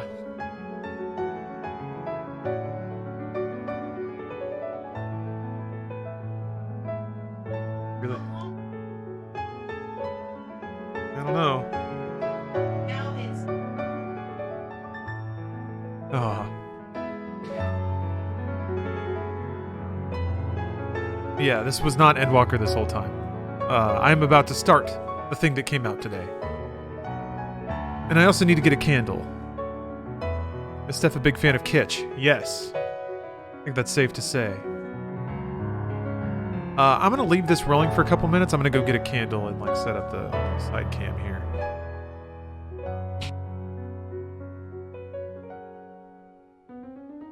From those who've fallen to those who rise, a prayer to keep us ever by your side, an undying promise that we just might carry on in a song.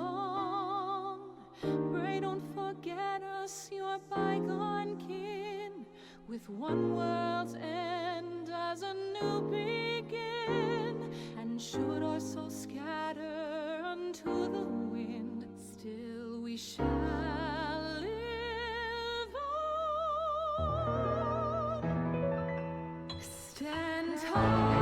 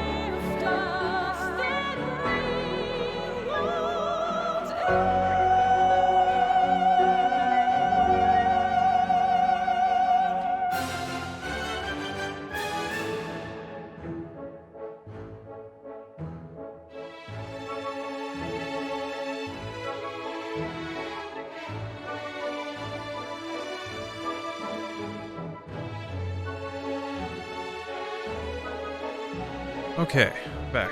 Now I just have to smudge this webcam around on my desk. Nice little waltz. See.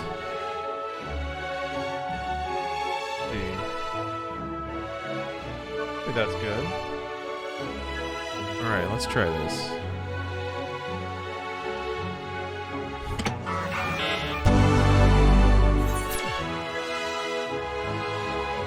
Where's my webcam gone? Because I have it on a toggle and it got desynced with other things. Ugh. Wait a second. What a cascading, annoying series of problems. There. Okay. Sorry. Alright. Yeah, let's figure this out.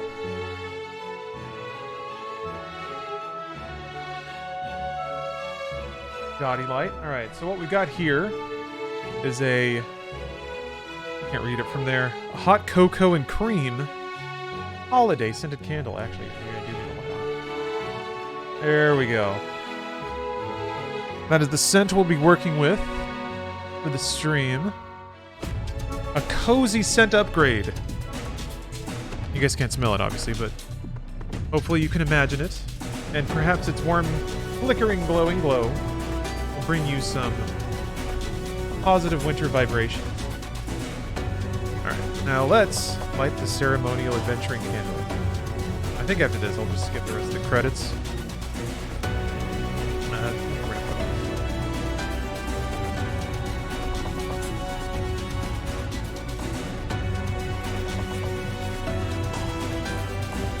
Huzzah.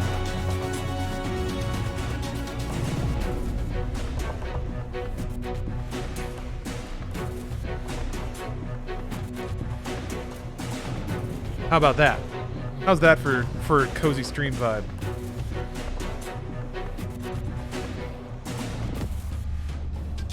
Make sure I'm not doxing myself too hard. Okay.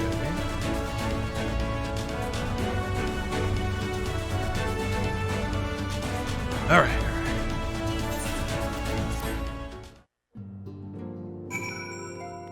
Death unto dawn. I can't. This is probably it, right? Now it's Endwalker.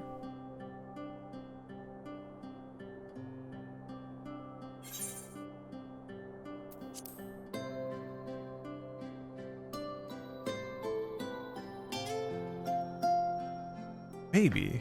This still might be in the last expansion.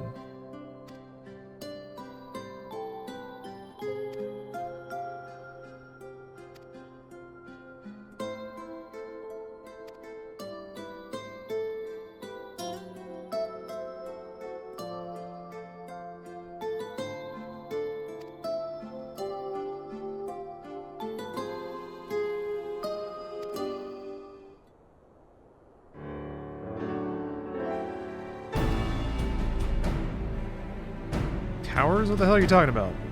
I saw some credits.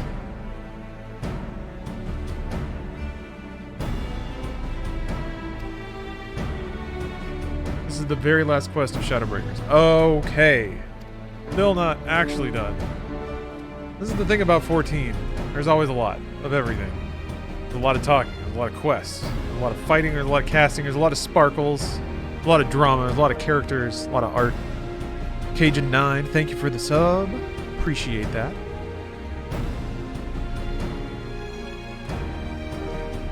Man. I am feeling it though. Look at my smug little potato down there. My turn.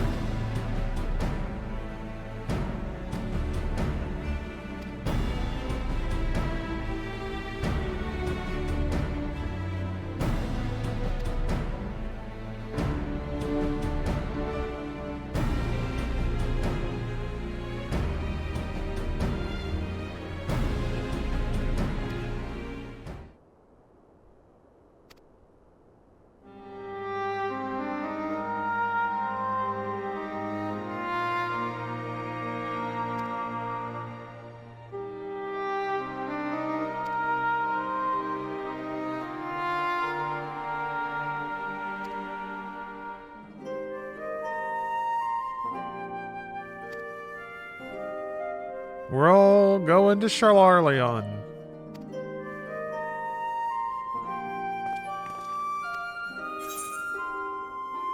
Plot a course for Charlarleon.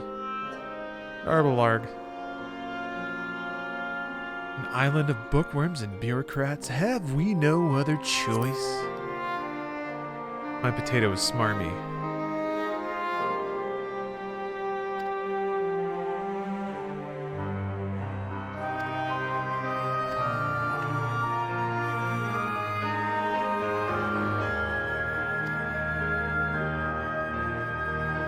God, we all laughed. Oh, caped hamster. Thanks for the prime. That's a wonderful mental image. That was a weird sound.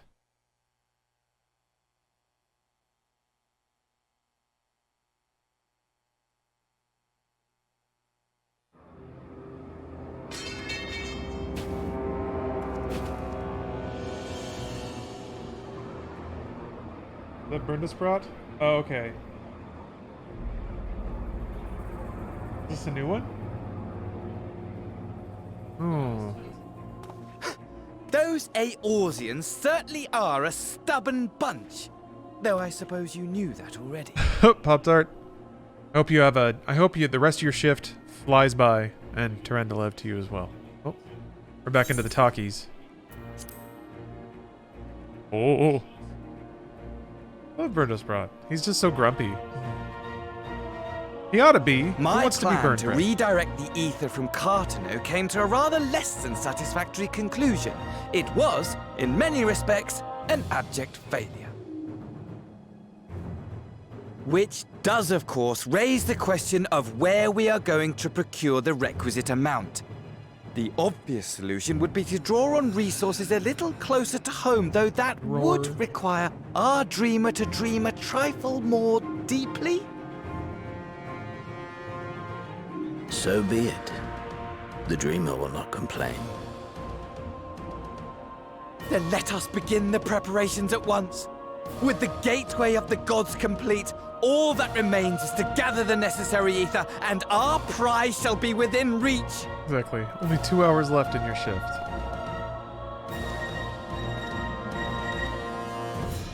It's a moon tower. Go to the moon. The time has come to fulfill your heart's desire. My desire! What's Fandaniel's deal? I actually don't remember where he comes those from. wretched creatures of Is he their just some little meaningless twerp? existence! Some Empire dude who's a little too enthusiastic. Oh, he teleported. Yeah, I'm a little potato man. Dopamine. I'm a little guy. I have a chin strap and a do-rag. While I await you, I shall drink a sea of souls and gorge myself upon the darkened moon.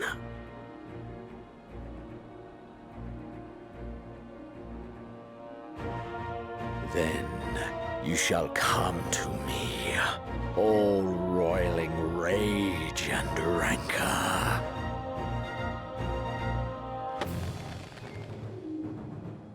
And the stars shall bear witness to our final contest.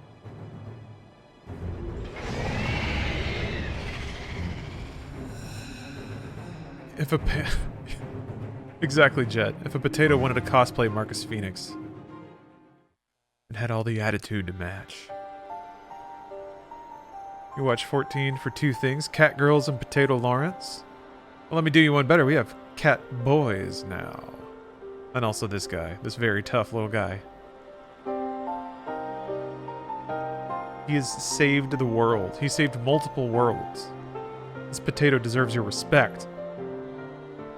Will not have anyone talk down As to I him or thought, pat his head the ethereal like he's a currents small, have been fun disturbed potato on here legs. too. Absolutely do not. Resist the urge to slap him on the back so hard he falls over and somehow makes a little clown squeak sound. It was the same in Thanalan. Don't do it. Make that every location we surveyed. And the strength of each current has diminished dramatically, far more than could be attributed to a natural occurrence.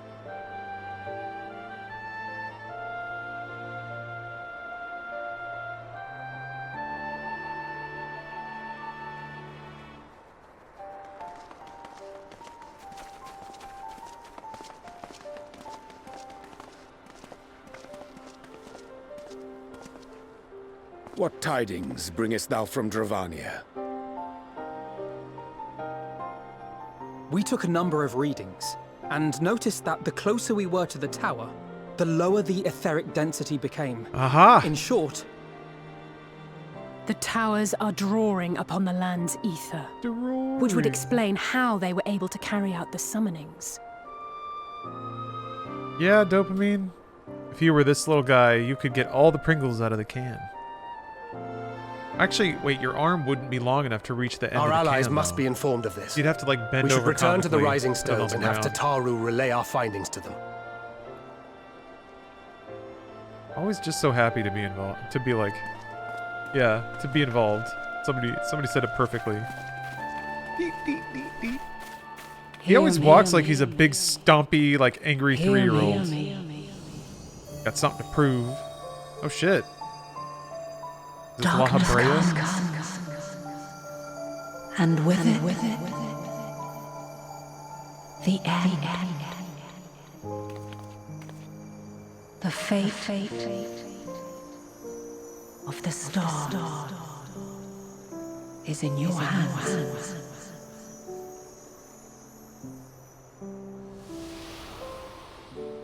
That's pretty new. This little guy. Oh. Oh. It's like Sam Gamgee seeing the elves. Everything all right back there? Oh. Old guy's trying to process it. It's rough.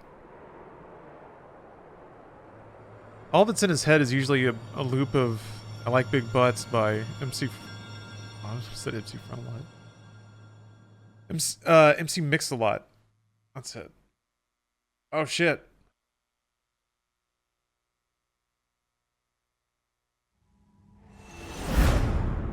Thus does our final curtain rise, your steps to guide what end betides. Ends in a limerick or a couplet. Oh! Okay. Alright. Okay. Expansion complete for real. When you get an in-game achievement, you know it's time. You know it's time for a video game to start. I get a horse chestnut weapon coffer and a 500,000 gil. Oh, that's experience, never mind. Oh wait, shoot. Well, I need to remember to turn my HP bar back on and move that. That's annoying. I don't know why these got so small. I think it's because I was playing on TV and messing a lot of stuff around.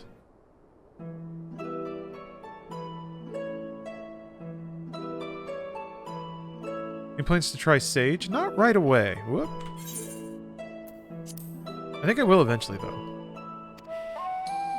Oh, we got new music! New talking music! Oh, what a day.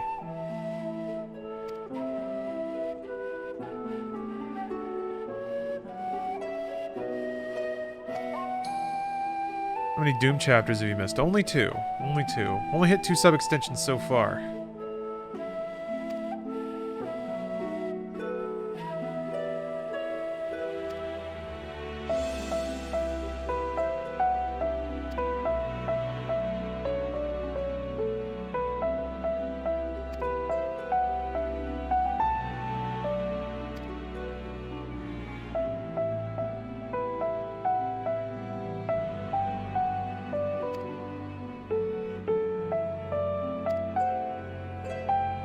Nice little recap of all the story, I suppose. Quest music start and end themes are nice. Yeah, I'm excited. I'm excited to start biting off new stuff. This is really wonderful.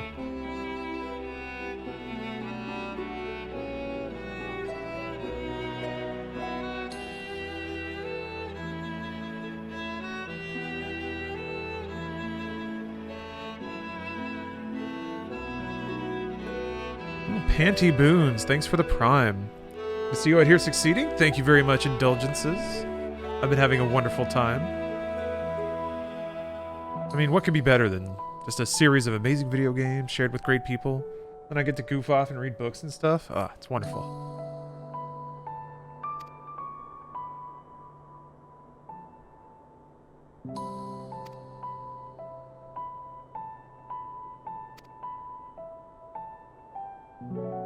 It was like 5 or 6 months from the last patch, so a recap kind of makes sense. Yeah, absolutely. It's smart and it's done well enough. Doing these like board meetings is a really good and natural device for all the characters to sort of tell each other what's been happening. Because the cast splits up a lot. So I guess whenever they reconvene, it's just like a natural last time on Final Fantasy XIV moment.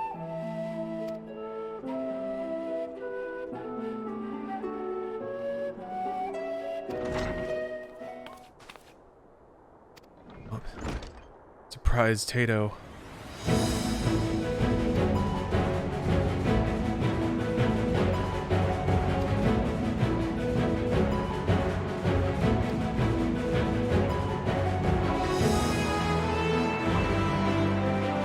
I like how his jacket thing has a little tail hole, a little tail flap.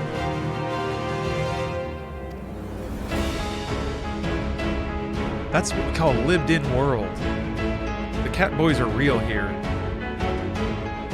They're real, and they're my friend. And we trade Pokemon.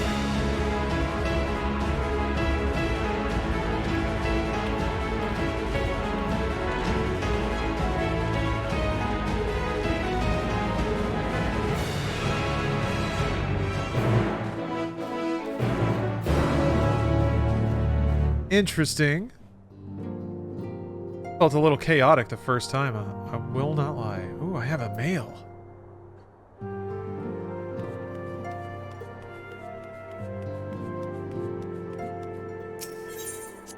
Maybe somebody sent me a nice hat.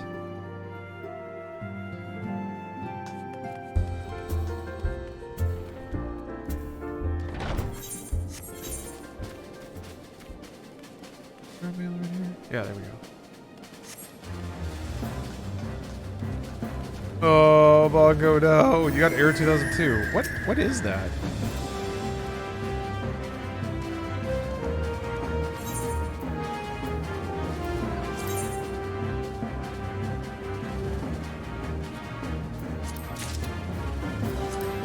That was from pre-ordering, probably.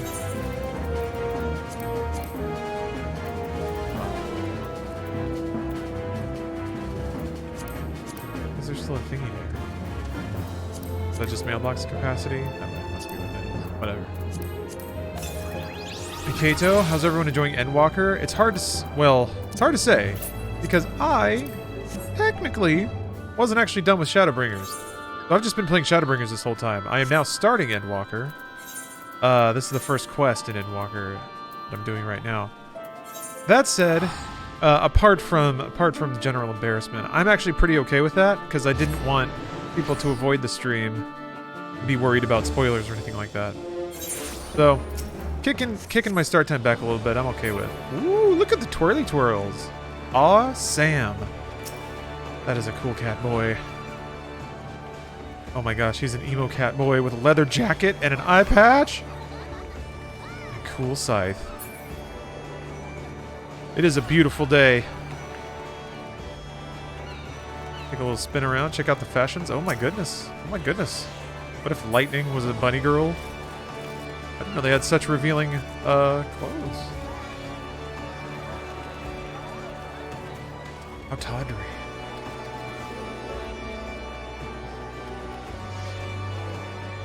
Meowski.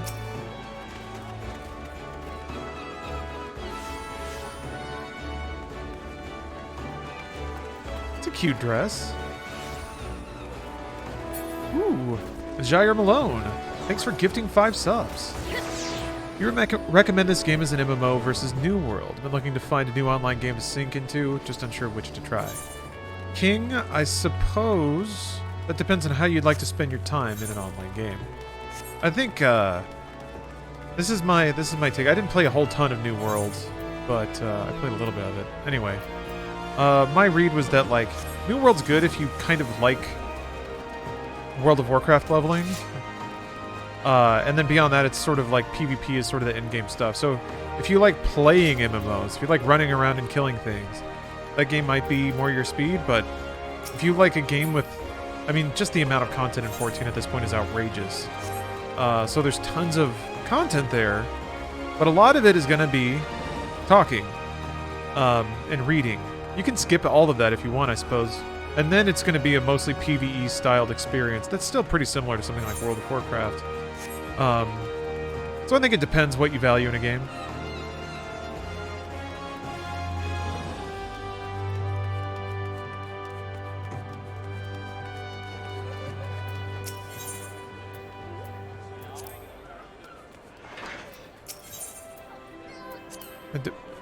Oh.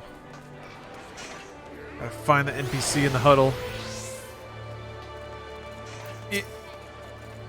I mean, I think it gives a quest NPC priority if you click, so it's really not that hard to pick them out, but... Alright! We're off to Expansion Town.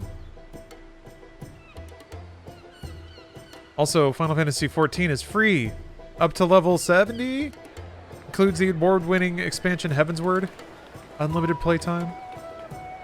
So there's if you're curious, there's really not a whole lot of risk. You just got to download it, make an account. Up to 60, right. Couldn't remember what the level cap was. I'm gonna try any of the new jobs. Maybe eventually. They've almost finished loading our cargo. We should be ready to depart right on schedule.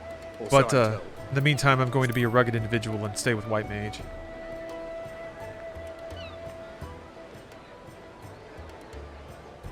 Excellent. 'Tis nice to have a smooth beginning to one's journey, Ooh. at the very least. Gorgonon, thank you for gifting 4 subs. It's and funny. getting an even 100 subs gifted yourself. Thank you very much for your generosity. Master Louis Soir came here on a ship very much like this one. Oh, the judge and my cousin Vinny. And now, I reminded years you of him? later, Isn't that the guy who street also urchin he played befriended that day is bound for his mentor's homeland. Herman Munster? With his mentor's grandchildren, no less. Aye. 'Tis upon reflection that every twist of time's river and fate's whims I are could see brought that. into sharp relief. I have kind of like a wide mouth and a square jaw. Thou hast matured much in the intervening years. Wert thou not caught attempting to relieve Master Louis Soir of his purse scant moments after he made landfall upon this dock? Ah, you. Oh, really? Now that's a tale I'd like to hear. Ha ha ha ha. Ha ha ha ha ha ha ha. Will this be your first visit to Charlian, Sir Estinian? I love anime. So funny sometimes. Sir Estinian? I'm brooding. Don't interrupt my brood. Are we strangers newly met? Why this stiff formality? I, merely meant it as a professional courtesy, since we are now colleagues in an official sense. I'd rather you dispense with the sirs, especially in private company. Or I'll be forced to respond in kind, little Lord Alphino. You've made your point, Estinian. Painfully well. Better. Wow, they're just being knuckleheads. So tall. So tiny. Are you alright, Tataru? Titus You laugh seem is your positively ringtone? distraught. Oh, man. You'll always hear it, I guess, yeah. Distraught? Me? Don't be silly. I think it's lovely that they get to see their homeland. It's just... we're trying to thwart the schemes of an army hellbent on destroying the world. And, once again, I have to stay behind and worry that this is the last time I'll get to see my friends.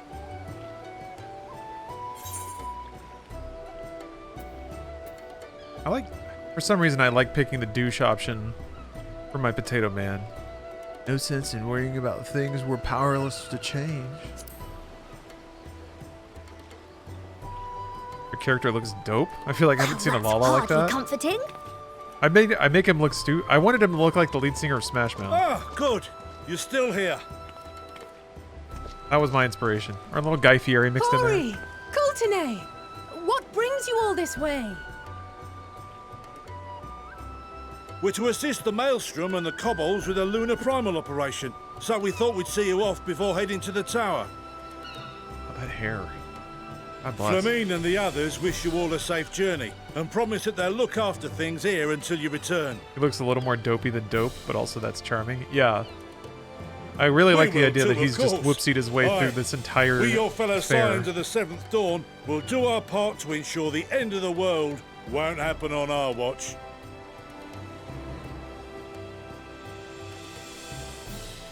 We're set to sail! All aboard for Charlian! It's just hard to take anything seriously when he's standing there.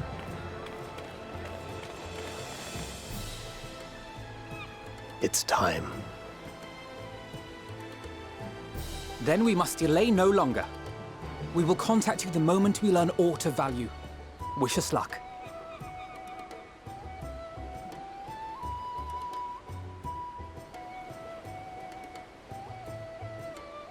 Have a safe journey. And please, please, be careful. Something bad's gonna happen. Sometimes I wonder what this would be like if it wasn't so luxurious with its time. Because there's shots that, if you're thinking about it in terms of a video, don't need to be here. You could just cut to them, like, on the boat. You could compress a lot of the dialogue scenes, but fanning out. Like, and so you photo. venture forth unto the unknown. I like games that aren't afraid to be slow and paced. Be divined. A future undefined and in flux. In uncertain times, naught but the simplest words of wisdom will suffice. Every time I play a Final Fantasy, it makes you want to play Tactics Advanced again? That which lives is destined to die.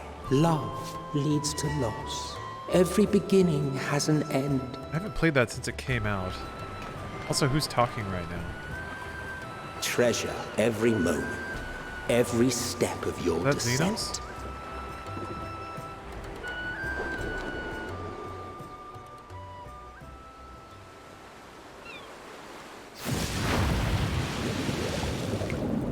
Oh, that's Emmett?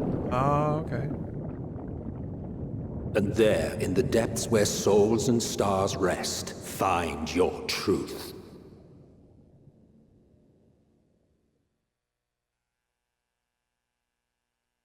That's cool. Oh yeah. Stormblood did this. Like, show the world map. You're like going to a new location. We're going to Nerd Island.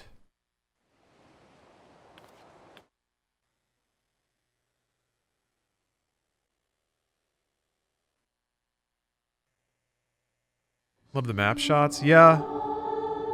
I realize there's not really a world map you can navigate. That's as close as it gets, but that's another thing that tends to be there's like a world map travel. Here. Where you can save anywhere. And you get an airship, captained by Sid. Feel.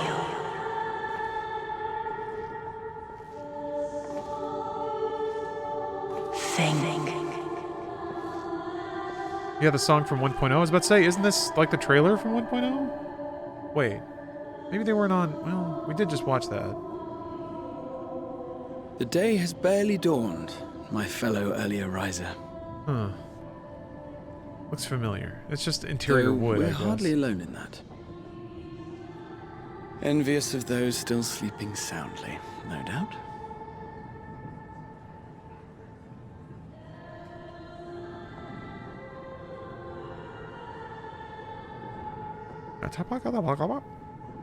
Called out to you, you say? I've heard nothing myself.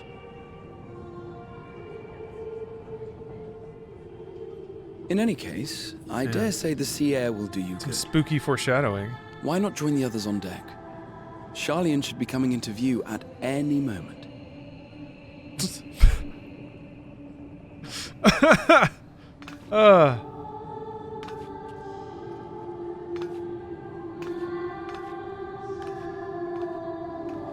I like to imagine when Potato Man talks. Like the adult from Peanuts? Oh, okay. Trombone that's been muted, I guess. What's it like being the swaggiest gamer on Twitch? That's a good question. I ask myself that often. It's hard to quantify, really.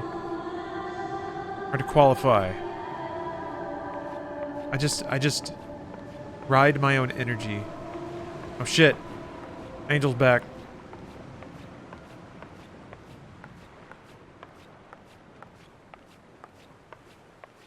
Yeah, I like my Potato Boy's pear shape too. He's wide at the hips.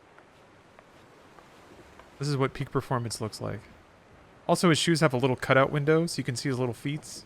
My voice yet reaches you. I am glad. Because, yeah, didn't, Hear, feel, think. Doesn't some of that stuff play when you, like, roll your character before 2.0? And thus do we meet face to face. Yeah, it is at Heidelin. last. My Thought so. She warrior talks to you, light. like, guided by the crystal. I remember when you roll a character in 1.0, don't you wake up on a boat and you're getting talked to by Hydaelyn? I'm pretty sure that was nostalgic because it was the opening of FF 1.0, but I could be wrong. I don't know if anyone played 1.0 in chat that has a better memory than me about, because in 2.0, depending on your starting CD, like, you get different animations. Ebiyasha, thanks for gifting 13 subs. I think that might get us to the next hour. I think it might. I can trust your words no longer.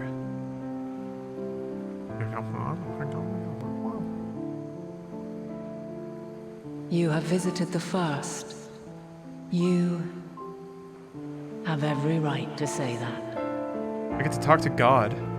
So wait, Hydaelyn was... You have gained an understanding of what I truly am. What Hydaelyn has always been. A primal. Hydaelyn was formed when Zodiark cut God in half, I think. The origin story for 14 is pretty bonkers. To forestall the apocalypse which threatened the ancient world, and I was brought forth to bind him. Yet 7 times now, those who would orchestrate a return to that bygone era have rejoined a shard to the god I had sundered. The greater his strength grows, the swifter does mine own diminish. The power to draw your mind into the rift betwixt is no longer mine to wield. Okay. Yet though it taxes me sorely, I dare not leave these words unsaid.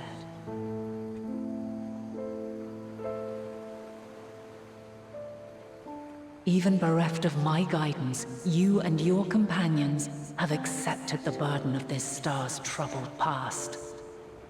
A conjunction has begun to form, an intertwining of your time and mine.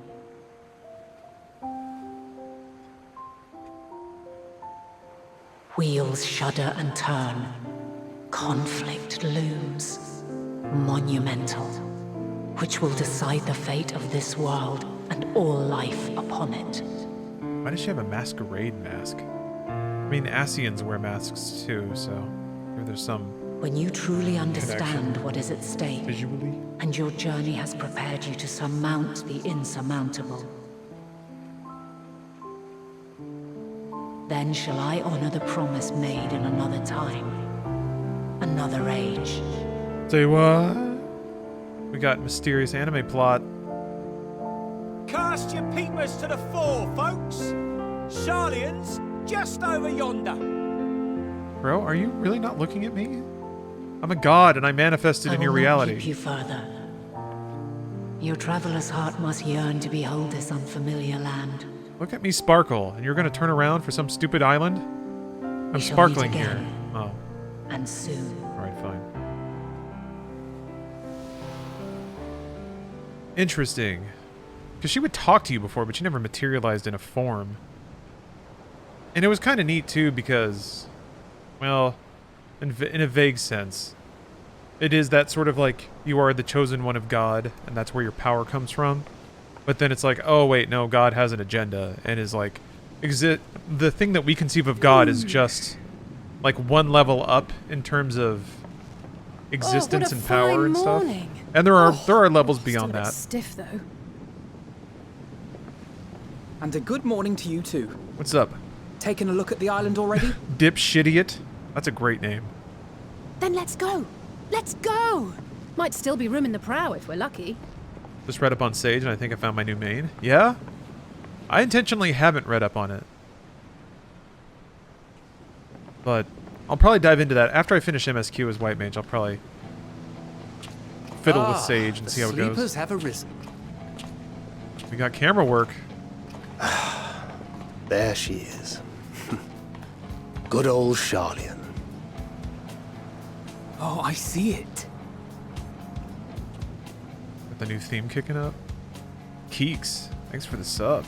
Oh yeah, when the cutscene finishes, I'll roll over the clock and we'll get the next chapter Home at Flynn, last. Fly Taggart, and Arlene's Well, trek through hell. Maybe not in Father's eyes. But we'll manage on our own, if we must. You do know you're not alone in this, don't you? Indeed. 'Tis as Sir Estinian said.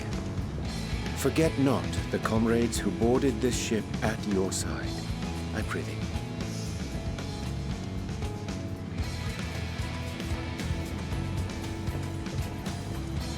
Thank you, my friends. We are ever grateful for your steadfast support. Upon arrival, we will be disembarking into the heart of Sharlayan proper.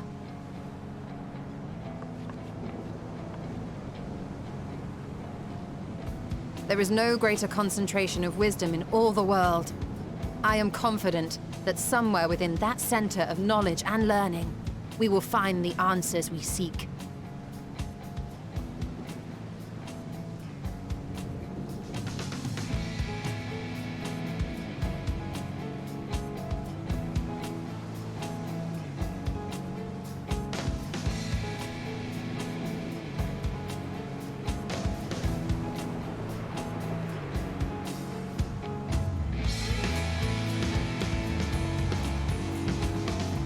Oh, the moon's still there, though. Yeah! It's cool every time. I felt it. I felt it in my bones, but I didn't want to call it out too early. But when it pans up with a lot of empty space, come on, something's got to be there. Come on. Sharlayan, the solitary island nation of the northern seas. Where under the watchful gaze of Thaliak, patron deity of scholars, academics hoard all manner of knowledge and secrets. Huh. Once, they like deigned mist. to accept foreign students into a distant colony maintained in the Dravanian hinterlands. How swiftly they abandoned it once the first Garlean boot set hostile foot on Alamegan soil. So averse to the prosecution of war, these men of wisdom, your would-be allies. Who's talking right now? Is it still Emmett?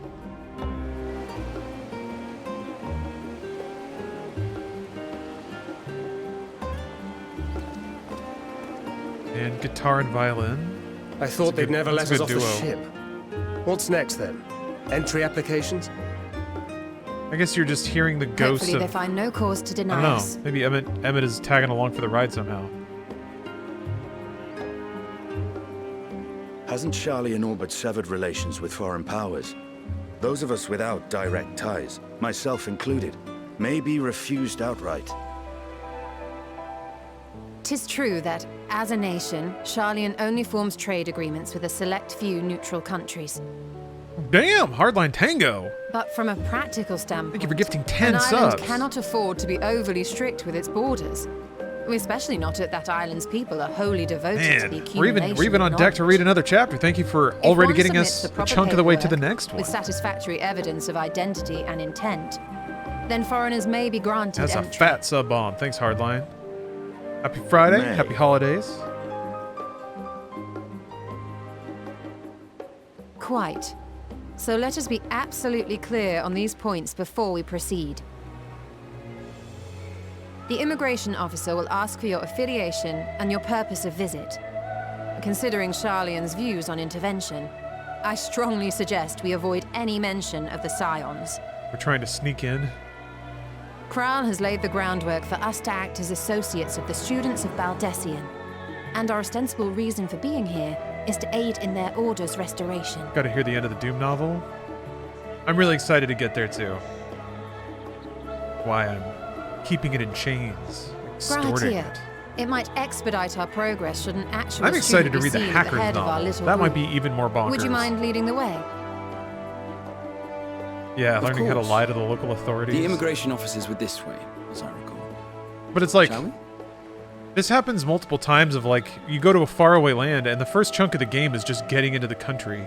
It's weird how it acknowledges that aspect of international travel and Final Fantasy 14. Look at this nerd. Greetings. We've just Fucking arrived and egghead. are eager to make Bureaucratic our way into the city. asshole. Would you be so kind as to process our entry applications? Certainly. I see by your mark you are an Archon.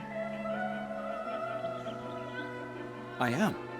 Grahat here of the Students of Baldessian at your service. What's up, Lick? Wasn't like I half was a assigned Stormblood to an getting into Aeolsian Doma? survey team, Happened in, but have returned to assist with the reformation. I remember of my order. Shadowbringers like trying My to get into associates here will Yulmore. provide additional It was a whole ordeal. And then yeah, I guess getting into Doma was like, yeah. It was like basically everything you did in I Kugane have was paperwork trying to get to detailing your Doma. group and its scheduled arrival for today. Or a lot of what I remember you doing. I gotta keep qualifying. And it seems some few of your companions are also Archons. If you'll step forward, we can process Man, those it's so crazy. Like applications when we were traveling to Italy, Steph was so worried about COVID and like what if we didn't have our tests, or what if we needed a piece of paper that we didn't have. And when we got to the Italian airport, the like customs agents were leaning against the wall watching YouTube videos, and we just walked out of the airport. I was like, man, Italy rules. See how it glows. That list is etherically linked with a citizen registry kept in the main repository. Sharing some memes. I've confirmed your status as Archons and amended your travel records accordingly. Welcome home. Now, who do we have here? Those are nice earrings. I had a date tonight, and despite the mask mandates, there were a very small amount of people wearing them in bars. Yeah. Alphino Leveilleur. I guess Omicron is the worry And now. Alize Leveilleur. Omicron. I'm sad the Christopher Walken game was a dead end. Enjoyed that one. I intend to go back to it. I want to figure it out. Your applications have also been I approved. think at the bare Having minimum, said that- or I'll keep picking at it, and if I can't figure it out, then I'll just buy with it talk of how and House try to play it with Leveilleur's lord DOSBox. disowned his young progeny. Maybe that'll fix it? I don't know. Maybe it's some ancient anti-piracy thing firing off that's preventing me from progressing. And while such personal circumstances constitute no reason to deny you entry, I urge you to avoid exacerbating your present situation. Times are quite troubled enough already. Already getting a lecture. We shall keep that in mind. Alphino's gonna exacerbate like a mad These cunt. last two are not Sharlayan natives, but you will find their credentials are in order. An application Yeah, is made. Hoju, in you're advance. correct. My timer hasn't been updated. If I tab out of the game, it'll kill the sound, and I have to tab out to update timer, and the cutscene hasn't stopped yet. So as soon as the cutscene stops, Name and occupation? I'll update everything. Ooh, artisan. I'm supposed to lay low, right? Clouderoth Cephaloud, artisan. I have to do both now. Indeed. Your profile I have to do the describes you as surfer an voice and adventurer, then also but one the also Peanuts trained voice. in the rather more constructive pursuits of procurement and production. You may enter. Yay! And you, sir? Estinian Valeno, formerly of the Order of the Knights Dragoon in Ishgard. Formally, at least. And what, pray tell, is your profession now? How dare you?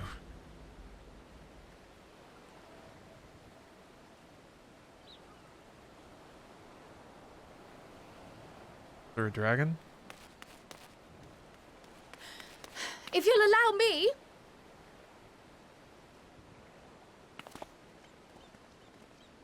Because, man, he loves killing dragons. Ah! My associate is a mercenary, hired for his strength at arms. Surely you are aware of the dangers we often face on our forays into the wilderness. I haven't seen... Was it Kryl? Mistress Baldessian, if you Forever. insist on sponsoring his entry, then so be it. But while I appreciate that desperate times call for desperate measures, That hoodie probably I stinks find your right choice now. of company concerning. Carl's been Be wearing that for like advised 7 years. Even a single misstep may have severe repercussions for your organization. Here's a I fun have question. every What is your confidence in my self-indulgent chosen power company, fantasy? dear and trusted Oh, comrades watching that John they Wick, are. I guess. But I thank you for your concern.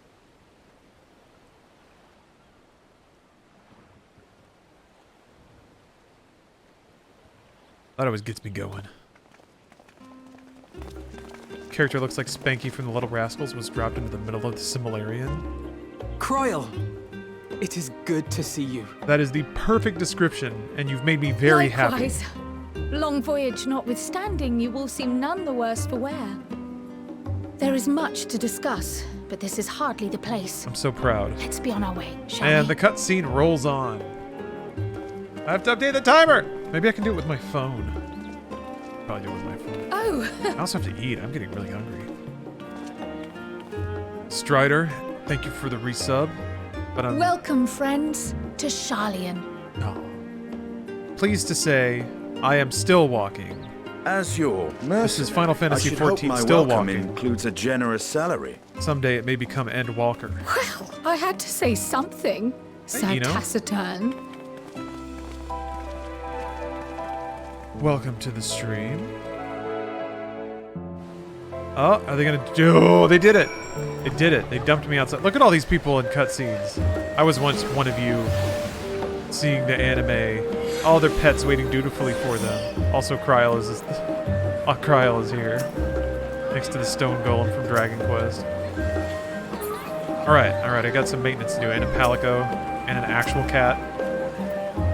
Oh, is that an anteater? It's an anteater! Look at he's standing up! Yay! There's all these fat cats over here. There's piles of cute animals and little Tifas. Oh, speaking of! Speaking of! I didn't hit the button yet.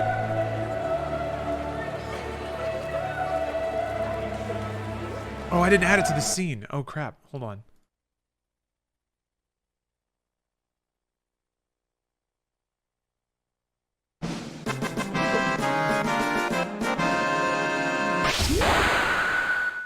Yay! Yay! All right. All right, let's update everything. Let's reset the old goal there. Let's kick up the clock a little bit. Thank you all very, very much for your generous giving. You're the real one. You're the real one. All right, let's do this. Do this. Okay. How long until more Doom novel? Right now. Right effing now. That's how long. So yeah.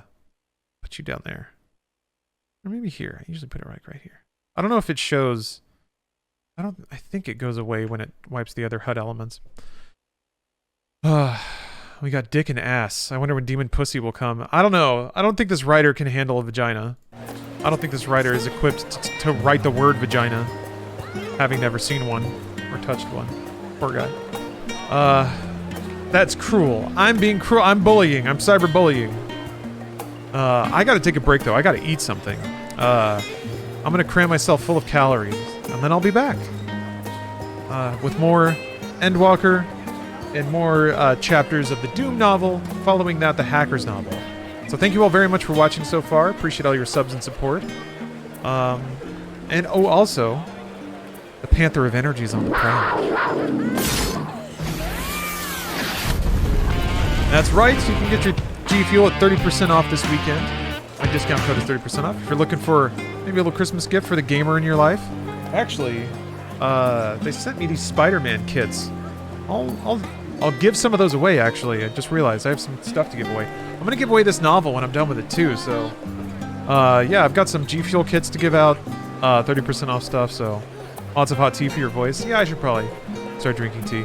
That voice doesn't actually strain my vocal cords too much. So... Alright. Getting into the new Nemesis tea. Not yet, but I'm thinking about just ordering some, because I think it's on sale right now. in addition to the discount code. I have peach iced tea, which I really, really like. All right, I'm gonna go eat. Thank you all very much for watching. Thank you for all the subs. And even if money's tight or you don't feel like subbing, that's fine. Thank you for hanging out. I just appreciate people being around and talking and sharing memories of gaming. I appreciate the gaming we have now, and also the fine works of art, the written literature to enjoy. Okay, I'll be back in a bit. See you guys soon. All right, I realize it's not very gamer to eat healthy when you're gonna game. Don't be like me, but I was weak and put in an order from McDonald's. Man, that's just the go-to when you're self-indulging. It's food science to the ultimate. I see a name in there.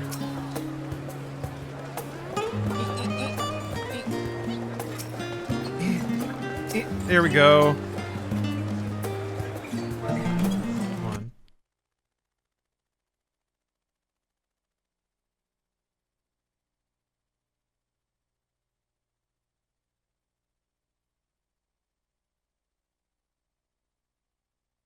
Oh, hey, Steph. Actually, I just put in a McDonald's order. Yeah, I didn't know. I didn't know what you were up to, so. Did you order food, or was that part of what you were getting at the store? Oh. Yeah.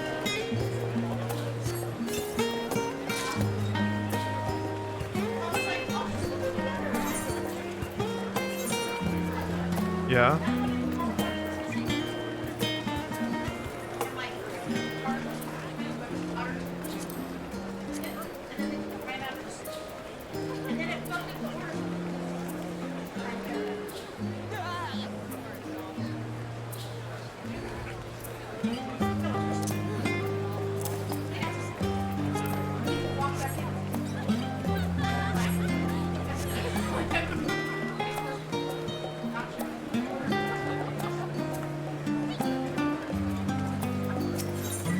Okay. Yeah?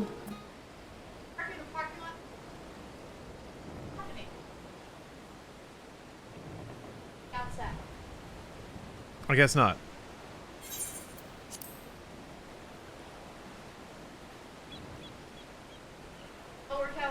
Okay. Well, I mean, that was like 3 hours ago. So, I just didn't know what was up.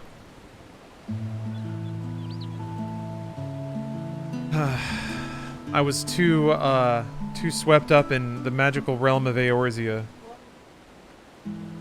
Yeah, go for it. Kryl is very cute.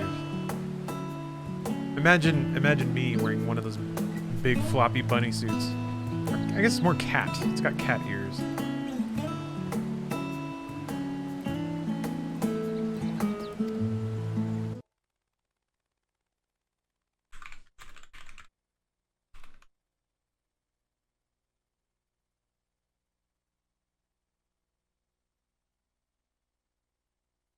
Sorry. I need to turn the background music back on. Umbra, this music is really nice, yeah. That's honestly like the biggest thing that I was hoping would be the pull to watch a stream like this. It's just the chill background music.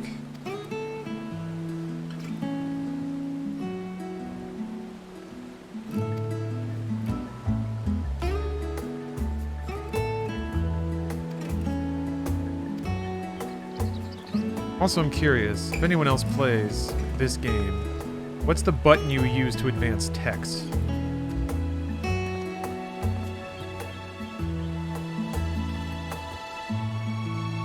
I always use numpad 0. I don't know why. It's big. It feels right. And you can like hit it with your right thumb, like you're hitting X on a PlayStation controller or something.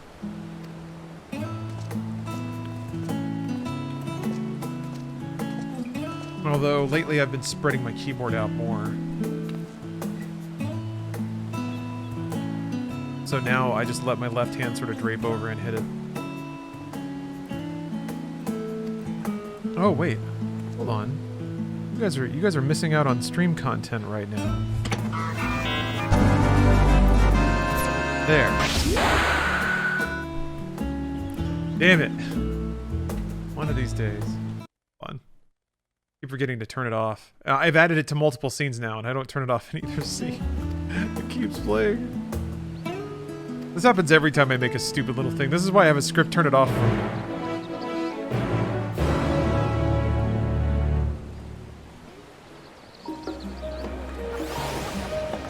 So many people.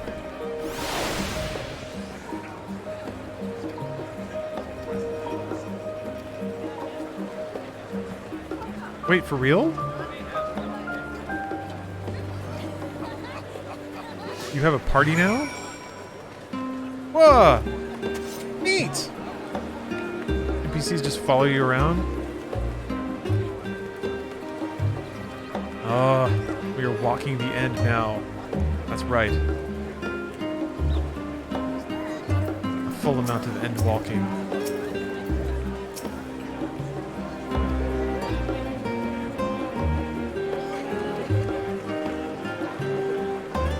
Huh, neat. Oh, they do like the Star Ocean thing where people just talk? They put more words in my Final Fantasy. Saw a notice in news feeds that the NPCs could get stuck. Okay. Yeah, that's the trick. When you do anything, it can break. Okay, Kryle's there. We're good.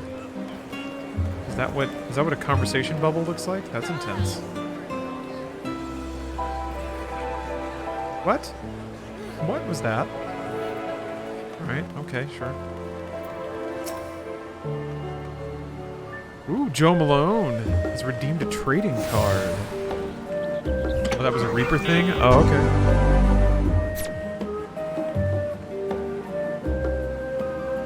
Joe Malone has redeemed a real trading card. So I will draw one for you. This is the... there's a shoe. Gumming up the works. Here's the bag of trading cards. This is the real gotcha here. One of the first NPCs I had follow me ended up falling in the water and just chilling. I had to dismiss him and have him follow me. Okay, that's not the worst. At least they tell you that that might happen. Alright, let's draw this card. Been waiting for this, Joe? You picked a good time because I'm about to go mail a ton of shit out at the post office. Also because I'm going to give some stuff away in the stream. I got some G Fuel kits to give away. Blam blam! The Darkwing Duck NES video game trading card. Back for you. The camera behaves and focuses properly.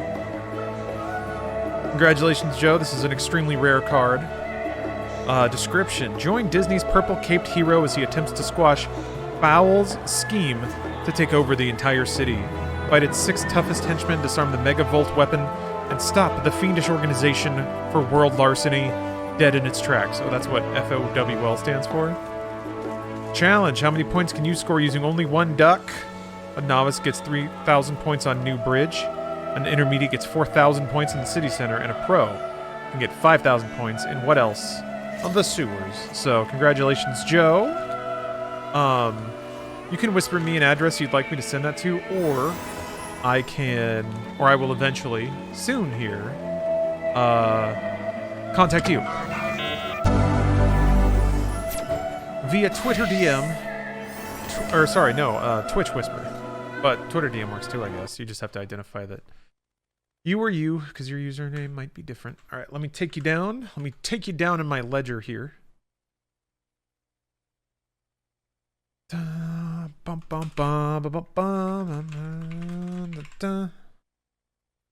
wrote Darkwing Dunk first, which is actually really cool. A really cool thing that I wrote. I have to turn that off and on. Congratulations! Went to a nice little cafe. It's so chilly. Chilly. Oh. The snow, snow is a 3D object. How exciting.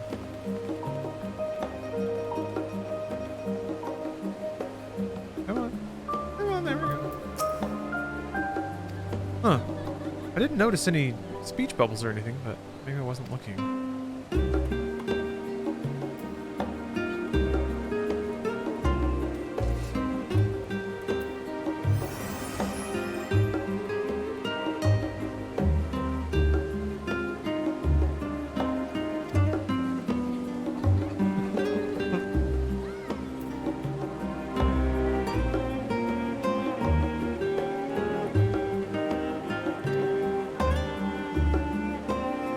This music does remind me a bit of Final Fantasy 15 with the Golden Key area.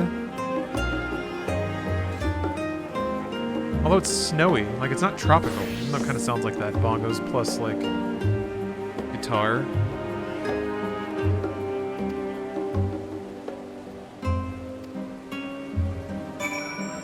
Okay. It's always interesting to see games that operate forever like this get teeny tiny bolt-ons of functionality. Having NPCs walk around with you is kind of neat.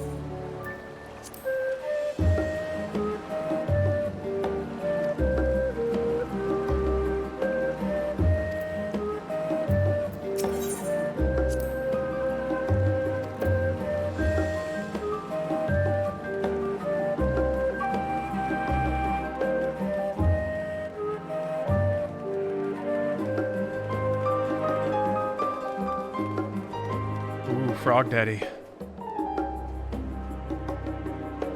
Hello, Frog Daddy. What frog wisdom do you have for me? It must be fun to sit up here and just watch the people rolling in.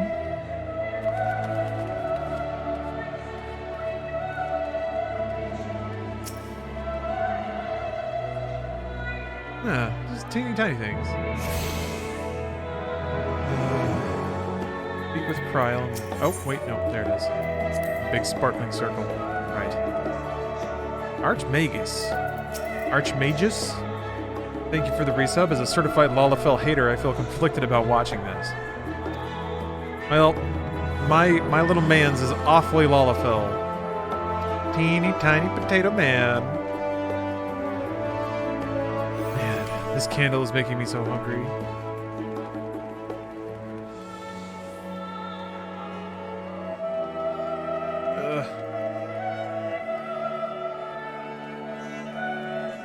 Feels like 2021 RuneScape, just a bunch of custom people in one area. Yeah, kind of a lot like WoW. Every expansion has like a communal hub that people typically hang out in if they're crafting or just chilling, waiting, meeting up with people.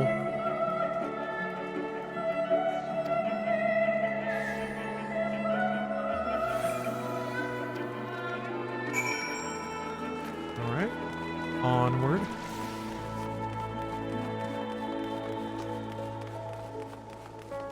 Read only. There's a pretty cool looking Lalafell there. Okay. Optional dialogue. Oh, okay. Alright.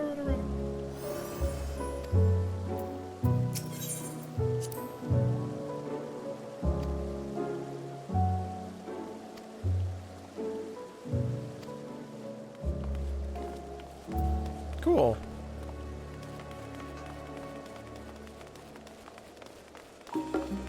Baked beans.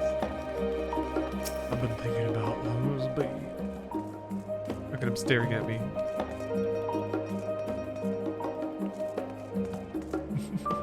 Ah. Now everyone's staring at me.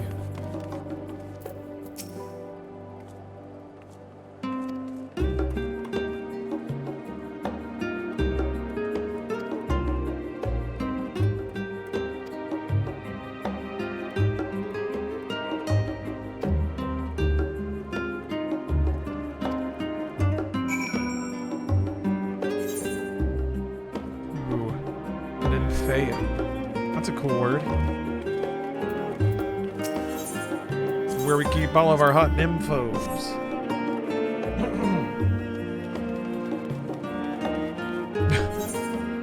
Oh, you're higher than a giraffe's pussy right now. Well, I think you're in luck, sir. I have a sneaking suspicion this game might agree with your current temperament. I feel like it would work because all the dialogue is going to be so nonsensical it'll be funny. But then there will be, like, pretty lights and sounds. Who doesn't like that?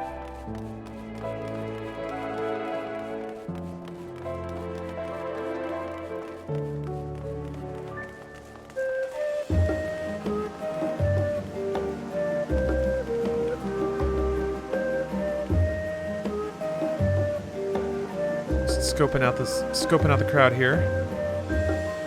Oh, a little worm man with a little boonie hat.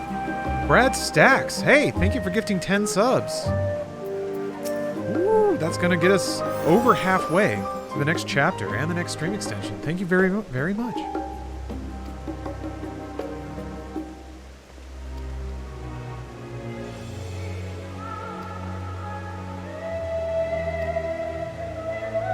They call me the nun on account of the length of my habit. A habit breaker.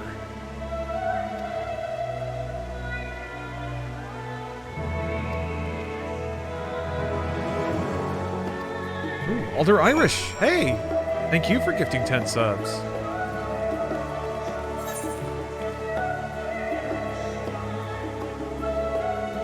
What did Journey's End? Oh, thank y'all. I appreciate the support.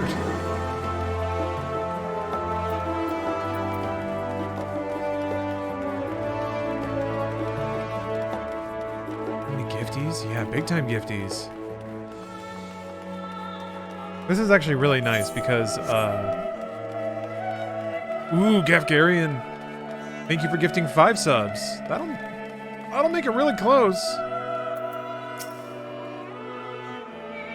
This is essentially what I can take and then invest in stuff like Inside Games and help that grow. Work with more people, spread the money around a little bit.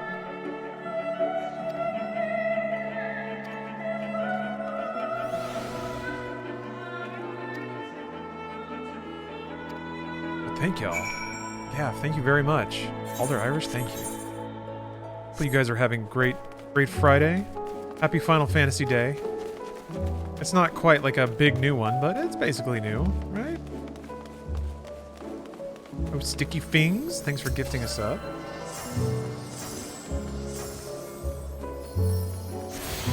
Appreciate your generosity.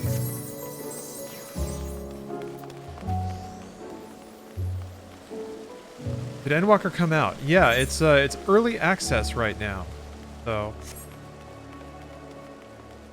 all you who I don't know if you can buy into it now, but if you pre-ordered it, you got an early access code. So some people are having troubles logging in, but I just waited in line for like 20 minutes and then I was in. So I got in a little earlier though, so maybe I got really lucky.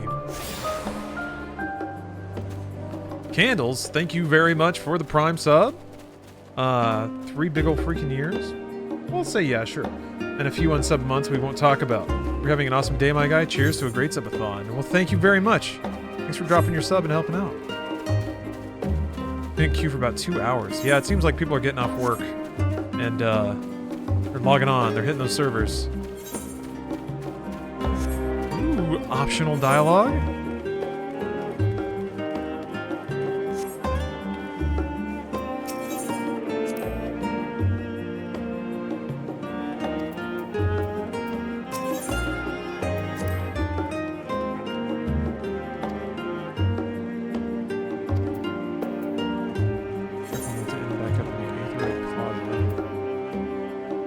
You have to just follow their directions? It seems like it. They're not actually marking it on the map. Or wait, no, it's over there. Never mind. Why is this? This is called... Weird. Oh, I already touched it. Never mind. Current location is Journey's End. That's where I was going. No, that's where I was. Never mind. I genuinely wished MMOs clicked with me because I'd love to enjoy this game in SWTOR. Yeah, I can understand them just not agreeing with what you like. I kind of, in a way, I was sort of inoculated, vaccinated, because I feel like playing old school RPGs. I feel like playing old school RPGs really does sort of prepare you. Gets you used to a certain tempo, a certain abstraction from, like, hitting the button to do the thing. The button doesn't do the thing, the button tells them to do the thing, and then they just kind of do it when the game says they can.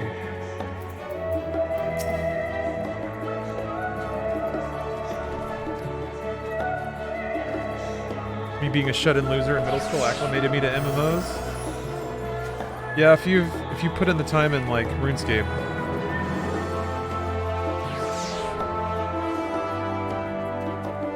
We going to the moon? Oh, hell yeah, Marazar, we're going to the moon! All the way to the moon. Ooh, Strider. Thank you for gifting 5 subs. You've hit another extension, baby. Thank you all very much.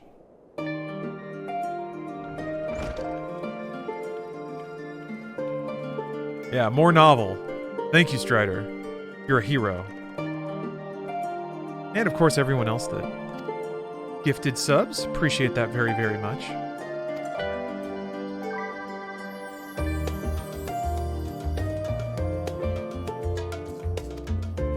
Oh, thank you, Sticky. I don't know. Like, subs are fun. These events are fun to do, but really it is an unspeakable joy to just have the core of my work be like playing games and hanging out with people. And yeah, we got to get to that hackers novel. It is a lot of subs. It's a lot of subs. I admit that. That's why it's a challenge. It's a challenge to suck your bank accounts dry. I've also got a sponsored thing I'm going to be doing later. So not only am I extorting money out of all of you, but I've also got an ad read thing. It's just there was no other day. It's for Wealthfront, so I've talked about it before. But it's a worthy service if you wanna retire someday and only game, really devote yourself to the game.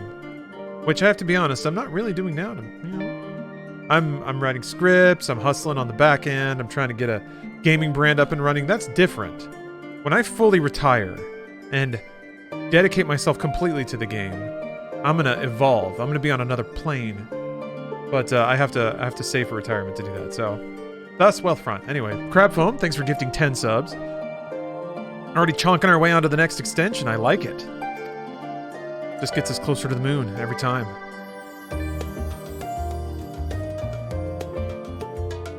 Also, my food's here. So, you guys have just unlocked a chapter, but I am going to wait until I eat to read that one because I'm getting pretty dang hungry. I basically skipped lunch because I was too enraptured.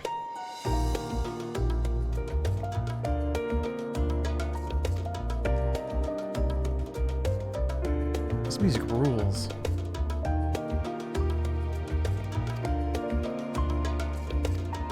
I get it. This is my new, like, in room. Do you have a subathon command? Something that, like, explains the subathon? I think I do somewhere. I think it's just 24, maybe?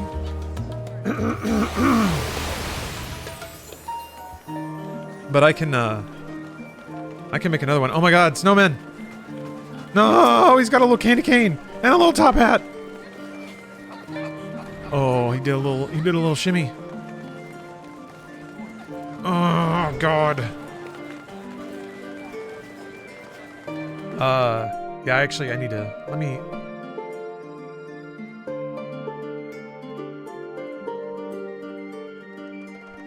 let me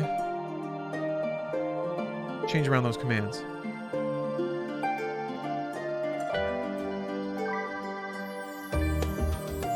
He's a really good shark.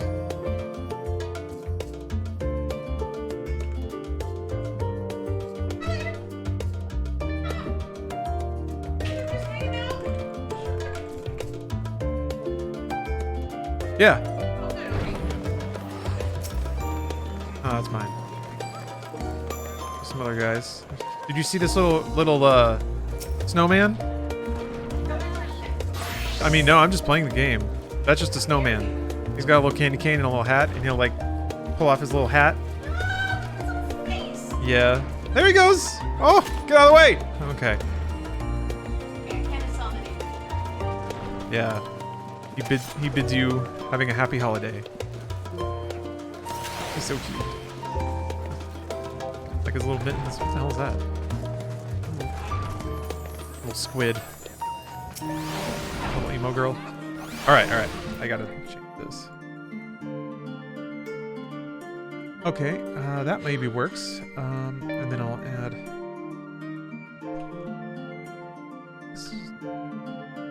Okay.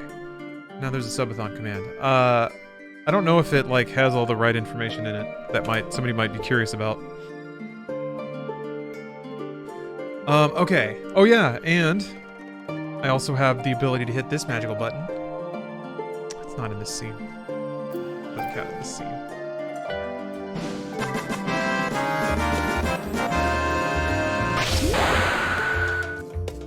Yay! Okay. All right, let me cycle everything around.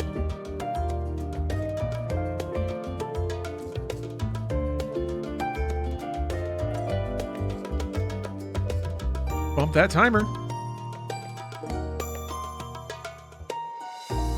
There we are. There we are. All right. I'm gonna step away. I'm gonna eat. It's McDonald's, so you can basically just tuck it into the back of your throat and swallow. So this shouldn't take very long. And when I come back, I'll have all the calories I need to rejoin Flynn, Fly Taggart, and Arlene as they blast their way through Mars and Deimos and hell itself. Okay, back in a sec. Alright, hello everybody. Welcome back to the stream. Stephanie's been crafty. Oh wait. Here, and I can never figure out exactly where I have to be. There. She made a Christmas hat. It's hard. It's super lit up. Yeah. Well, let me see here. I made another one. Let me try this. I figured out how I perfected it. Perfected how to make these hats, and now I can make them so much easier. Yeah. And they're so much lighter. Yeah. This one has flamingo.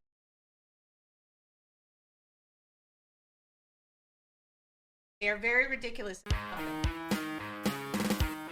Looks good, Steph. Sorry, I got distracted. It's tough because my mic has a really short cutoff, so you probably couldn't hear everything she was saying. But anyway, yes, her crafting is ridiculous. I mean, she also set up this Maui head, put a light in the mouth, and also it has a glittery Santa hat. So, heard almost all of it? Great. Awesome.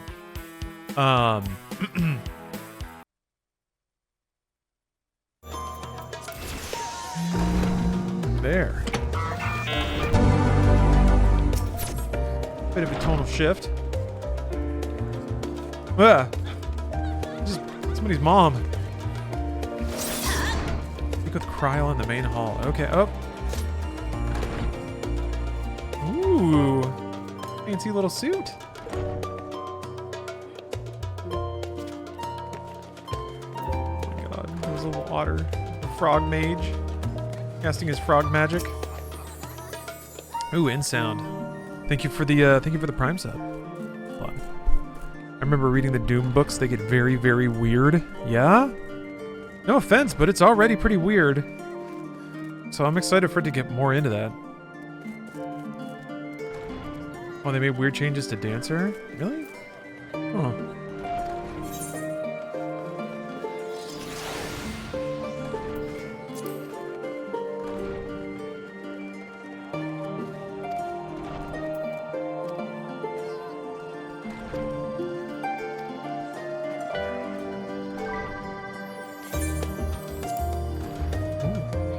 Blue trim. Anyway, Kryl's here somewhere. Wait, maybe in the main hall. Whatever, I'm gonna do this. What's up, Historic Hair? Do you think in Terminator 2 the Terminator stole the biker's socks and underwear when he stole the clothes and boots and motorcycle?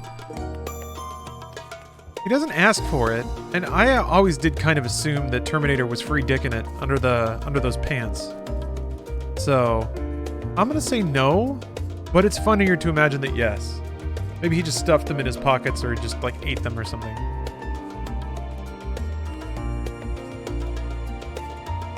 Maybe I could like, I don't know if I should change my hair or... Did they add any hairstyles with this? Wait, Terminator's got no dick and balls? What do you mean? You can see Arnold's wing-wang bouncing around in Terminator 1. There's definitely balls in there. Oh, no new hair? Yeah. Later books have a pair of friendly aliens that fly named Sears and Roebuck because humans can't pronounce their real names. Awesome. Holy shit. Like, it's so stupid. I think I did that for a while. I think that's Noctis hair. And I had the Pompadour for a long time. Since this is the conclusion to this storyline, maybe I go back to the Pompadour. I could see it.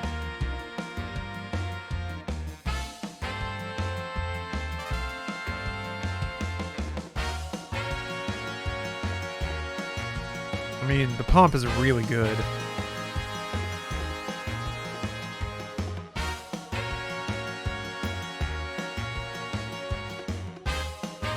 I think I'll go with the Pompadour again.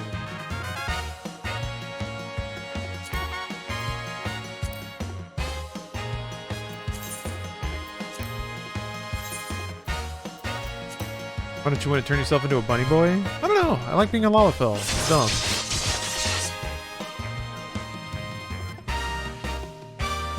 Yeah, Pomp has jiggle physics. It kind of like wobbles in front of my character. Man, it's great.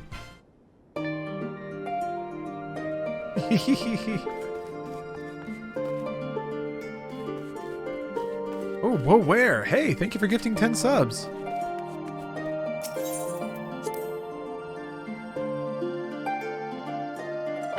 I really appreciate that. Happy holidays to you. Happy weekend. Happy Endwalker. Happy new Final Fantasy content. What am I doing here? Maybe I gotta click on this. Yeah, that's what I gotta do.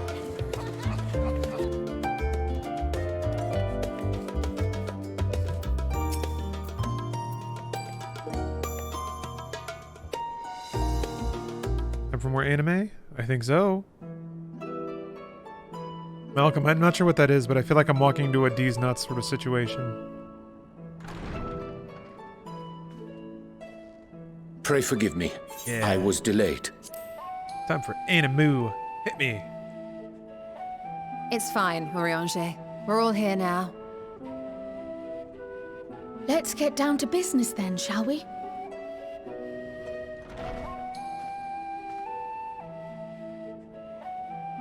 That does Come look what like a cool may, map. we must prevent the Telophoroi's plans from coming to fruition. At present, I see two paths for gathering the information which may aid us in achieving that goal. The first involves an investigation into the change which has come over Sharlayan. Oh no, Not to Yondo. mention the recent inscrutable Is this further than you've gotten? behavior of the Oh, Forum. man, I thought all my Doom As most of reading you was going to know, put me behind. The 99 members of the Forum are elected from the general populace. This alone guarantees a plethora of opinion with regards to foreign policy. Cheese potato? Maybe more like a hollandaise. The bibliotheques, for frite example, sauce. are a group of conservatives which would have Sharlayan focus on recording history, while remaining entirely uninvolved in the making of it. Oh, you're in post And at Shadowbringers? the other Okay. extreme, we have advocates for proactive diplomacy and direct intervention. My grandfather There's not a Gareth whole was one lot such member. in that gap of as time was that I think Archon is Louis super Soir. could be super spoiled. If you finished like the first big Yet chunk of despite our Shadowbringers. diverse factions and philosophies, the recent vote to deny Eorzea's request for assistance was unanimous. Even more concerning was the fact that many cited other, more pressing duties as justification for their recalcitrance. Fortuno's refusal in Gridania had those same undertones. 'Twas as if, having stared unblinking into the face of impending doom, he had simply turned away to pursue something more important. But what could that possibly be? A little weird watching this precious moment's figure speak with a grown woman's A voice. mystery indeed. And speak so eloquently. One which I ask for your help to solve. Our future may depend on it. Yeah. As I for don't our know. second potential path, Sometimes this concerns a game finds request made accidental directly to comedy the in how students of self-serious Valdesian. it can be. Our Wish they would've pitch organization shifted was it. founded primarily to study I'm okay with- strange and unexplained phenomena the world over. I don't want them to all sound like mysterious relics and ruins, like arcane Munchkins, you know? disturbances, and so forth.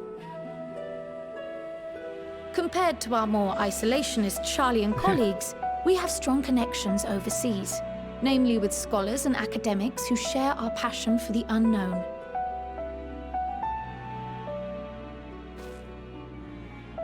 The request in question comes from one such acquaintance, Nidana, an alchemist the game looks residing like after in the first distant boss, the Thavner. login screen. Is it getting Her tough out there, missive Yo Magic? describes the sudden appearance of a I logged in tower earlier today. and The queue was like subsequent 1,200 summoning of people. What I can only assume is a lunar primal. It took about 20 minutes waiting in line, and I was right in. That was it. But yeah, it seems like the lines are like 4,000 long In now. response to this threat, the satrap of Radzat-Han, Some people are the getting individual who disconnected governs after the they wait, city-state, which has sucks. instructed the alchemists to find a means to deal with the spire. This is the first time you've seen such a complete map The of this artisans world, of that right? land are heirs to an ancient tradition, one rather unlike that of their Uldan counterparts. Hey, what's up, Andrew? 'Tis possible, nay, probable, that they have gleaned truths unattainable by Eorzea or her Far Eastern allies. They do, in fact, appear to have a strategy in mind, though it will require further research. To that end, they have requested an introduction to a capable warrior shielded by the blessing of light. Assuming we divide our forces to pursue both of Kral's lines of inquiry, I like my cool then having you earring, join the too. group heading to Thavner would seem the obvious choice. But the investigation in Sharlayan is of vital importance as well. Equal, I think, to the Thavnerian one, given that the fate of the world may hinge on the results of both. Yes, it is quite the quandary. Though it is a great imposition and an altogether too common one, our efforts would be more likely to succeed were you to lead the charge on both fronts. Like my stupid gloves.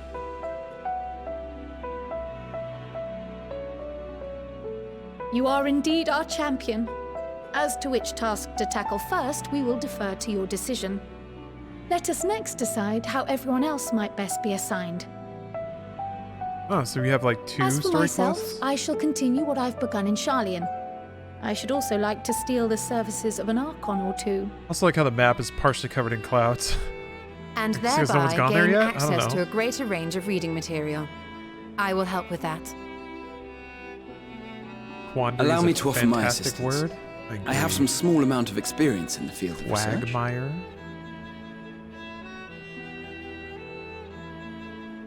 Pickle. Like pickle. Alize and I would also like to help, if you would have us. Anything to understand even a fraction of what our father and the Forum might be thinking.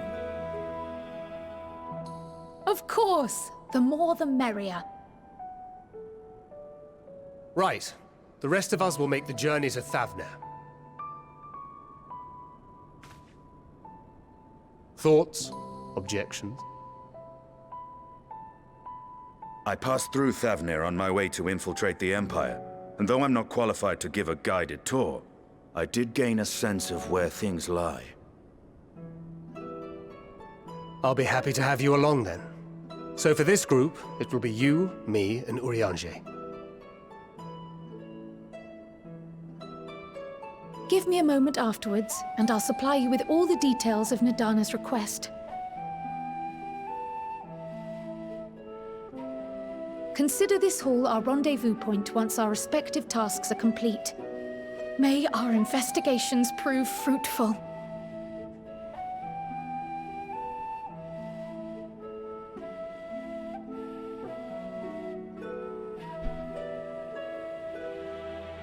I wish, man, I should give you a slider for how wobbly you want the pompadour to be. I want it to look like mouse cursor trails trailing behind my cursor. Well, that's nice. Like, these are the sounds we're going to be hearing a lot, so...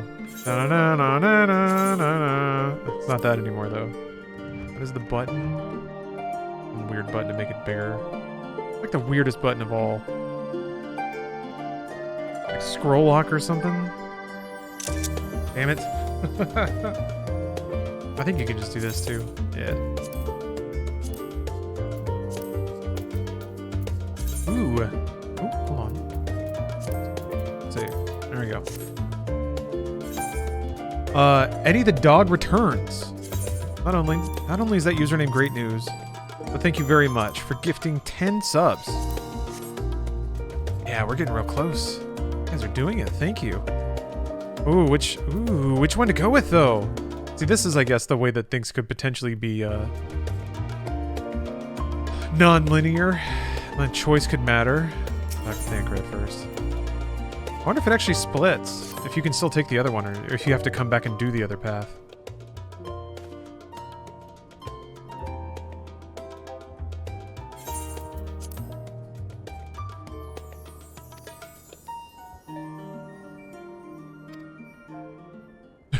Oh.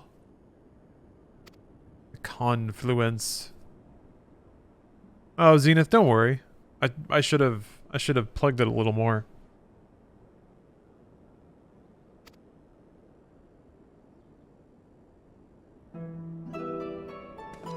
Man, look at the suave nature of this powerful unit.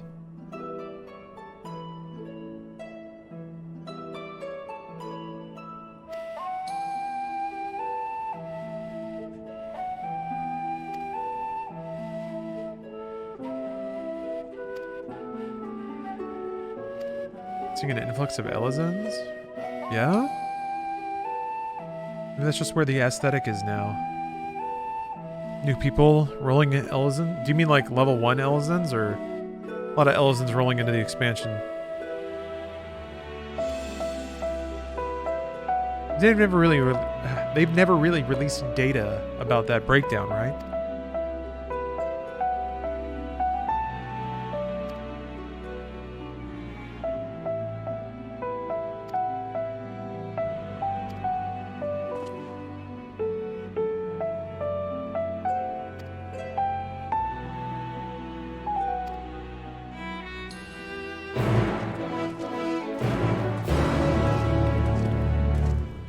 Elizons all around Charlian. Okay. Okay, you can take both. Ooh, new gear. Dark hempen coat of healing. Okay. Ooh, it's puffy. Kind of looks like Heavensward gear.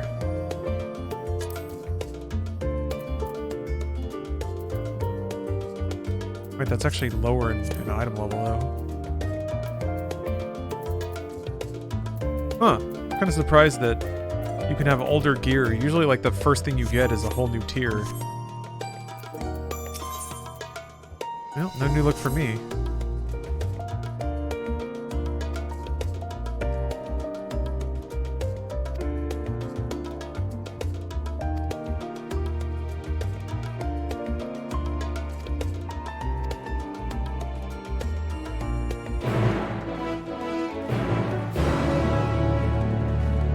Kind of interesting.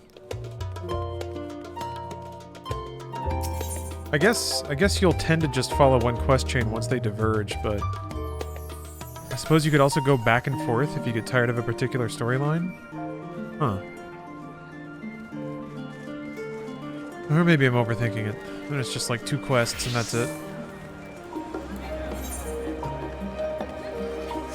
Oh yeah, side quests.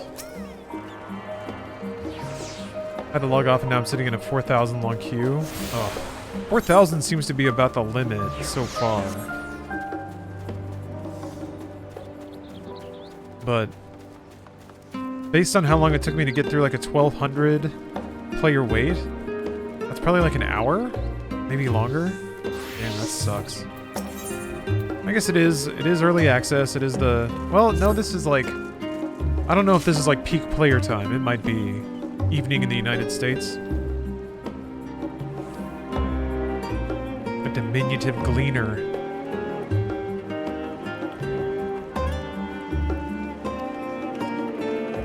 Guild ship hunts?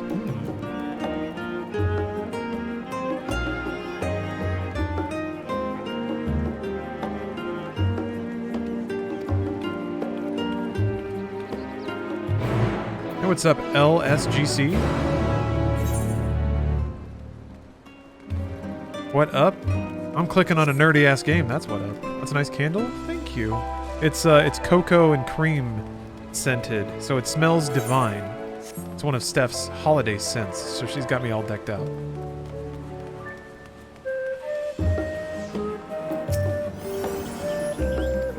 It's also decorated, so there's a tree back there, and then a little like tiki head Easter Island guy with a light in its mouth.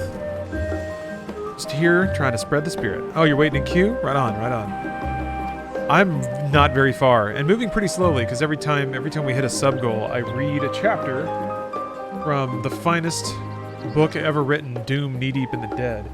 I'm only a few chapters away from finishing it now too, which is exciting.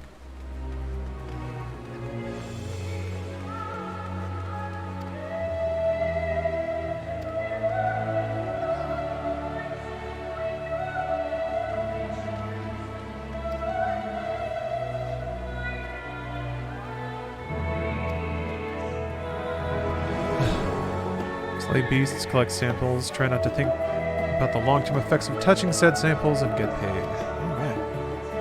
Oh, you're about here? Perfect. Yeah, I wanted to... I actually didn't finish the MSQ from 5.5 when I logged on, so I did that early, and then now I'm in the new content, but hopefully proceeding at a pace where people who aren't fortunate enough to play this in the middle of the day can keep up. I don't want to spoil nothing for anybody. Your marks. Alright. Tokens for exclusive items.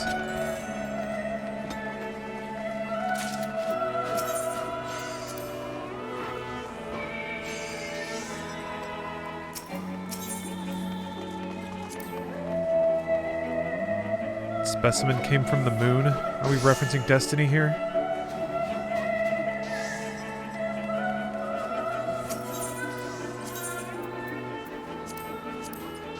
Okay.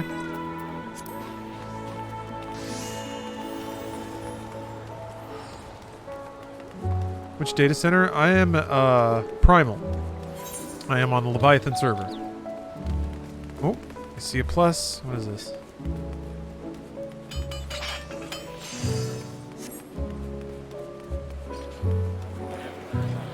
And then there's already side stuff to unlock. Man, I'm tumbling all over my words all of a sudden. I've been infected by the astronomically large verbiage of the Doom novel. I don't expect a hacker's novel to be any more eloquent with its language. Is that a shark following you? Yes, it is. This is the Major General. 14 has some pretty wild... has some pretty beautiful minions. Just like tons of cute little things that follow you around. Yeah. Well, where? I saw people using the shark, and I was like, I have to get it. Now he's floating a little bit. You can see his stubby little feet better. Look at those stupid little feet. You get this for doing a fishing minigame. You get good enough at fishing, and then you go on a raft. You have to be able to enter like hyper fish time and catch a lot of fish. It's so wild. It was totally worth it. It's a power stance right there. Good nails too.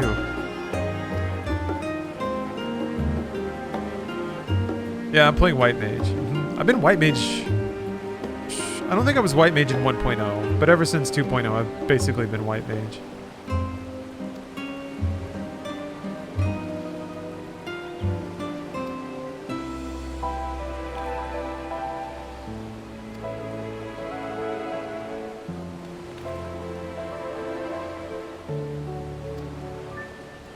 Oh, okay, this is a sightseeing log.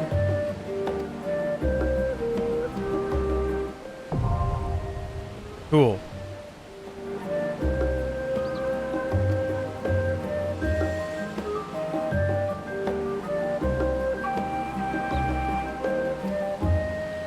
Here's your wits and the notes provided by Babeth to identify these stunning sights and the proper way to appreciate them and see Thavnair, Charlion, and beyond as only the greatest explorers have seen. I will peace outside. Alright, what else we got? Looks like just side quests. Okay.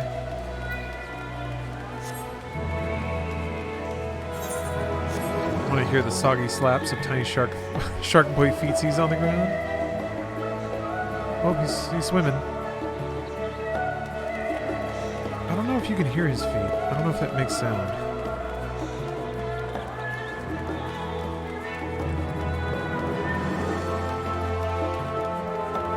Also, I think the sound might be more at me and not the camera. There's actually a setting for that.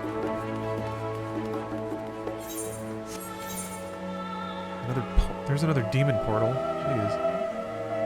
Alright. Let's go to whatever story quest is closest. I can hear squelching? I thought I could too. Couldn't tell if that was just the distant pitter-patters of my tiny feet. Oh wow, they actually show you a mini-map! That is so good! Instead of having to look at the map, look at the name, then click on a list.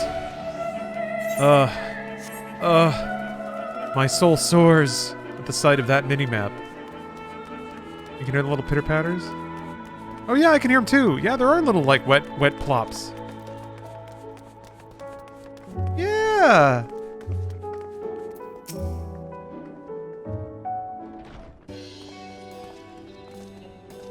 Since you're Lalafell, you should try Black Mage if you haven't. Cosplay Vivi. 9 is my favorite. 9 is a great game. I have not tried Black Mage at all yet. What I've wanted to do is do a run through of 9 with the Moguri mod installed, that AI upres pack. Man. I've been playing through Chrono Cross lately, speaking of like late stage Square Enix RPGs. That game is buck wild. I'm reminded why I liked it so much, which is neat.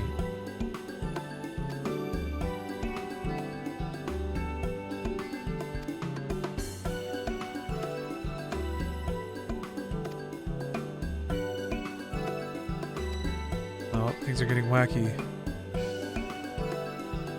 Kite likes science, and she's a bit weird. Or I should say they. This is now a Baby Shark appreciation stream.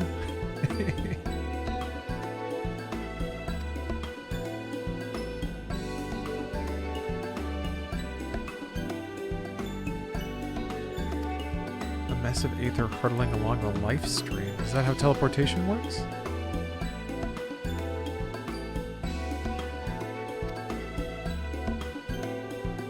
What? A way to teleport instantly to places you've never been? New Aetherite tech? Samurai Spartan, thanks for the prime. Playing other MMOs. I got into this, ESO, and BDO the past year or so. Destiny 2 might be the only one that I'm, you know, extremely irregular, but somewhat active in. Apart from that, no. 14 basically gives me everything that I'd want. I like she has an Aetherite. It's waffling between Aetherite and Aetherite as her earring. That's really cute. Just got Black Mage to 80 before expansion. It's a lot to learn, IMO. Very dynamic rotation. Interesting. I mean, that's kind of what White Mage is like. You'd think on the surface it's just like keep the bars up. And to some degree it is. If the bars are full, you've done part of your job. But balancing that with DPS, with like status, with the various kinds of heals, it's a lot. It's a lot to do.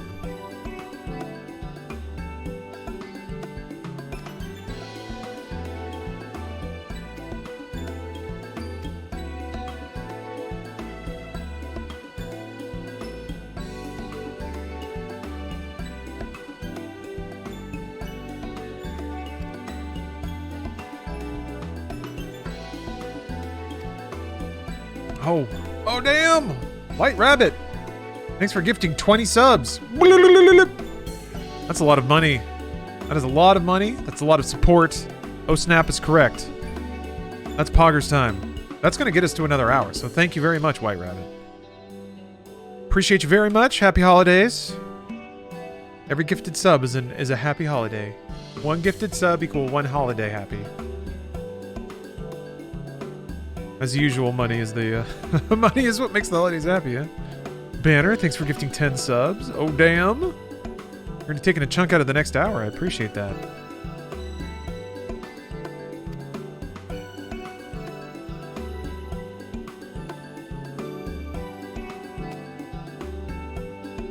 Thank you guys. Thank you very, very much.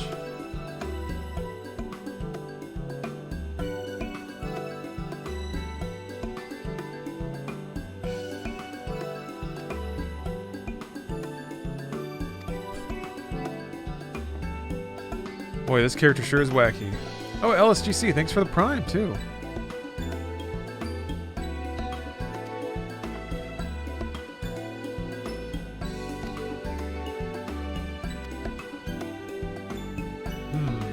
Yeah, she's quirky. Yeah, Rick. I'm very generous. Or I'm very, very grateful to be on the receiving end of such generosity. Such generosity. Oh, Halo Dudette. Thanks for gifting 5 subs. Aw, you guys. Okay, well, I guess this is how I'm gonna get to the place that I have to go to.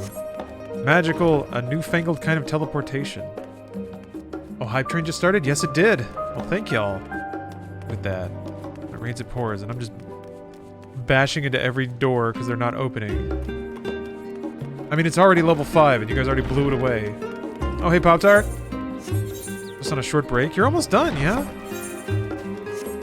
Hopefully you get the weekend off, or at least part of it. Oh, goodness. Oh, goodness. Oh, my. Is that a gold vampire hamster? Golden beaver. Okay. That is exactly what that is, yeah.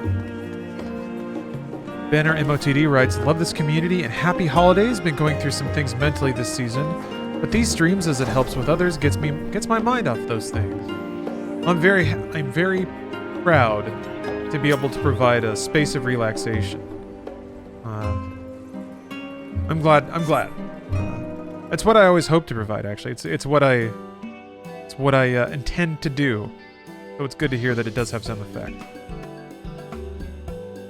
Does that person have 0 ass? Yeah. This game is not... It's not really a game about donk. Right. We're all set. Oh, Brandon, thanks for the cheers. And Knickknacks, thank you for the cheer as well.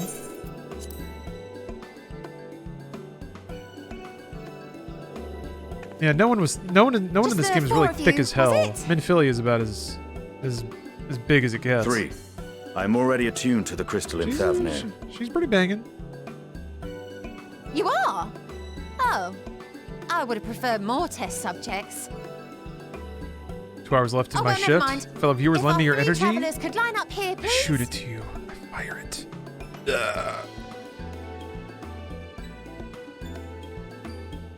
Okay, Malcolm, you're a couple hours into 13. Aside from the awkwardness of the story, the game doesn't seem bad so far. Yeah, it's mostly the awkwardness of the story.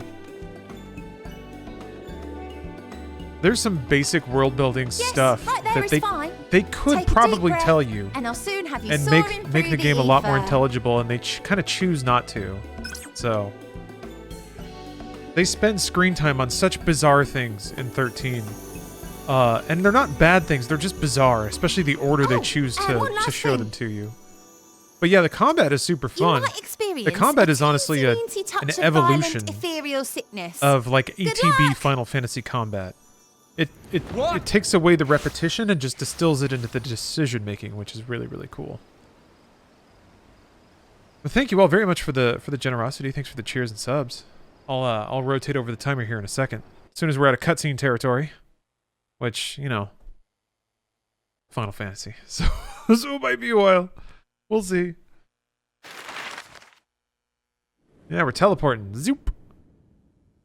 Okay, so yeah, once you teleport away, I guess I can Aetheryte back and do the other storyline if I want to. But that's pretty cool.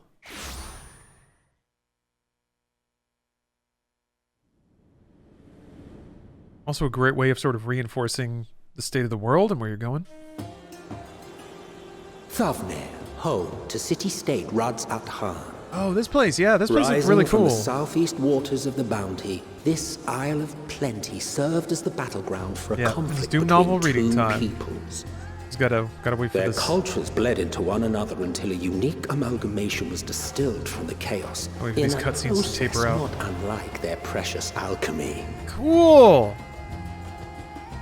Once solidified as a single nation, an adamant stance of neutrality would hold invaders at bay. For a time. So glad Emmett is doing the voice acting for this. Yeah, I now across this vibrant like him being aisle basically creeps the a narrator of the fog game. Of malice.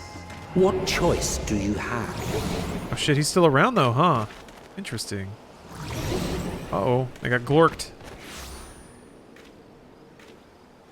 I guess What chance? Is it gonna hit him? Because he had attuned to the Aetherite before.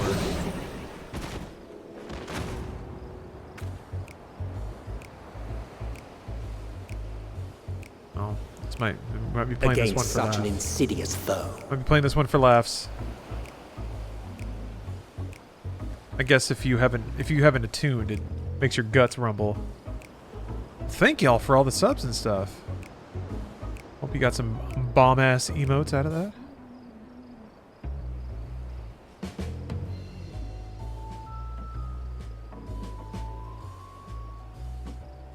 Yep. You can see my little toes poking through that stupid shoe. It's more of a sandal. I've seen fairer faces after a bout of bad shellfish. I like that bass. Runs on a bass mean it's time to relax, time to let your hair down. Let me bring you something to drink. That should help settle your bellies. Urianger looks like an emo kid. He is an emo kid.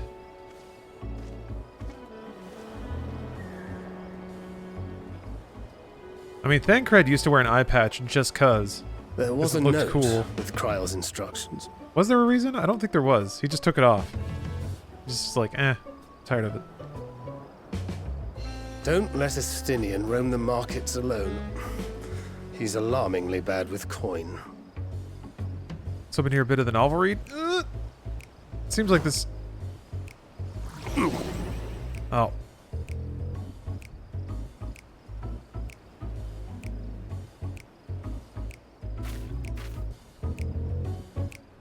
Have to go catch a Stinian. Keep him from getting swindled out of our money. You managed to will yourself to your feet, but given your condition, will you be able to reach a Stinian in time? Okay. Alright, I think I can read novel. Hopefully it's not too late. Oh yeah, and guess what? Guess what?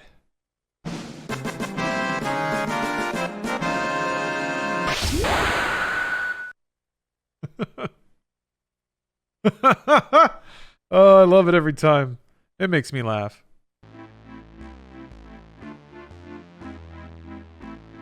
Let me swap something here. We're gonna swap soundtracks here for a second.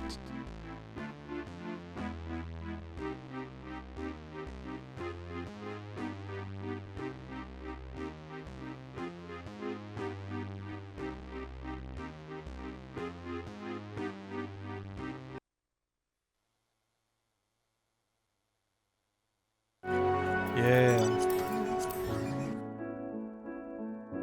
Doesn't really fit this, does it? Hold on.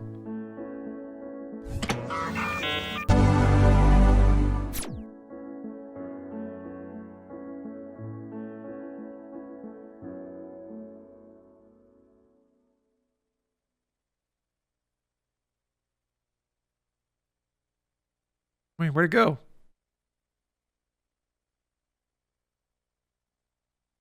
Where'd you go? Oh, I guess the music's not looping. Fine.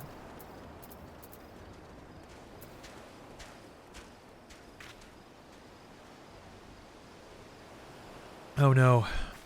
Enable immerse spatial audio. I don't remember what that is.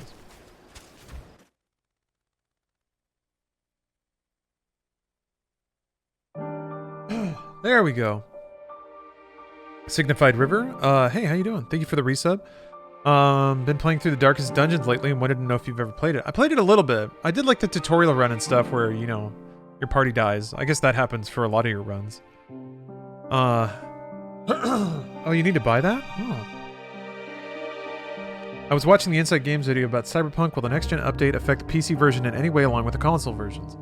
I think what's likely... we don't know, is the actual answer. They haven't said.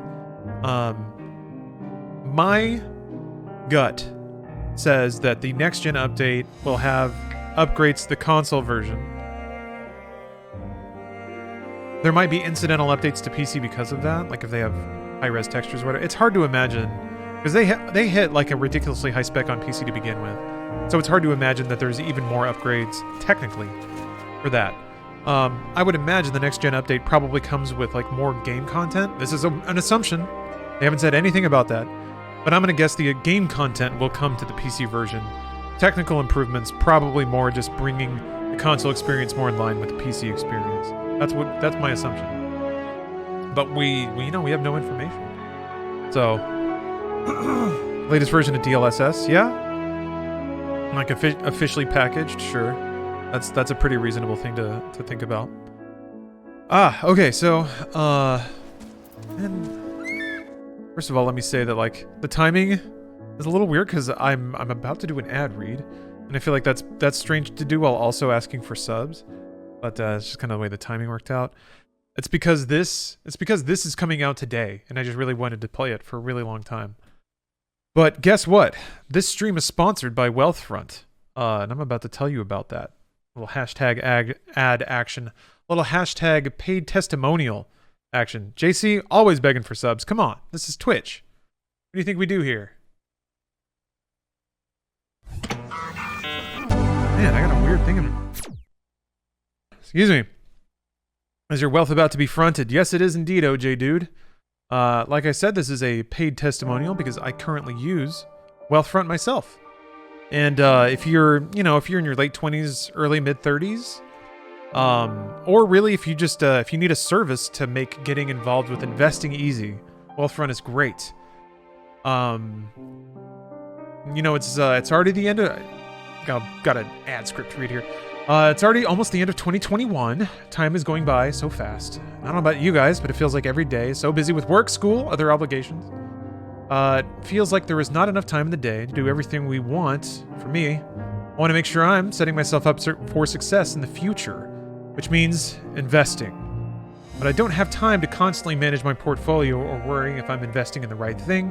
That's why I wanted to introduce you to today's sponsor, Wealthfront. See some demo footage there. An investing app that takes all the hard work out of investing. Wealthfront is an automated investing platform that uses software to build and manage your portfolio for you. All you have to do is answer a few questions to determine your risk tolerance, and they'll build you a portfolio tailored just for your needs. It takes only a few minutes to sign up. They offer a number of accounts to meet your goals, the most popular being a taxable account, an IRA, or a retirement account. It's a taxable account and an IRA, those two.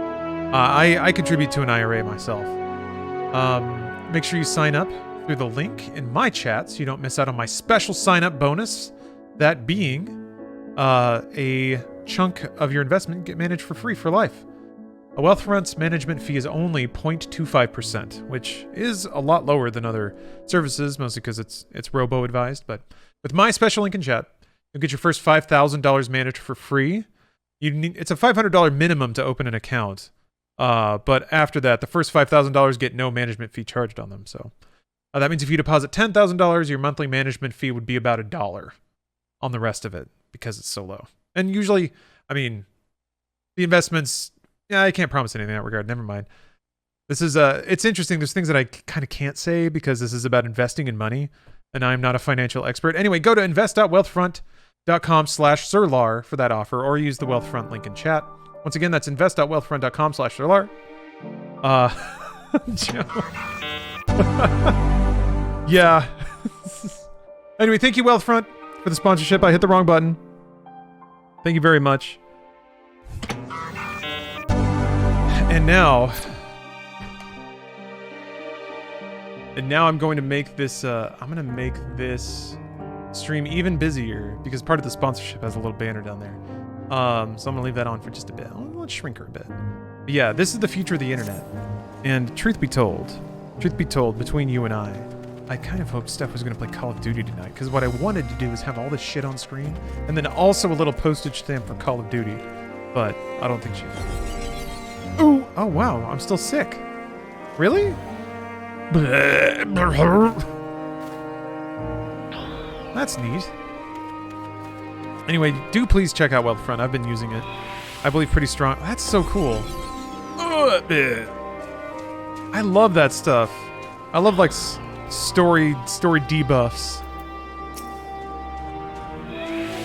80% of the screen filled with digital noise. Exactly. I want it to look like the TVs in Idiocracy, where it's just postage stamps of a million different feeds, half of which are dudes getting kicked in the beanbag. This came from the new Cyberpunk video. What joystick mouse are you using? Ah, that is an Azeron gamepad. Azeron. It's also the Cyberclaw. If you use the Cyberclaw command, it'll give you a link to it, but that's not sponsored or anything. It just looked really cool. And it's fun to use.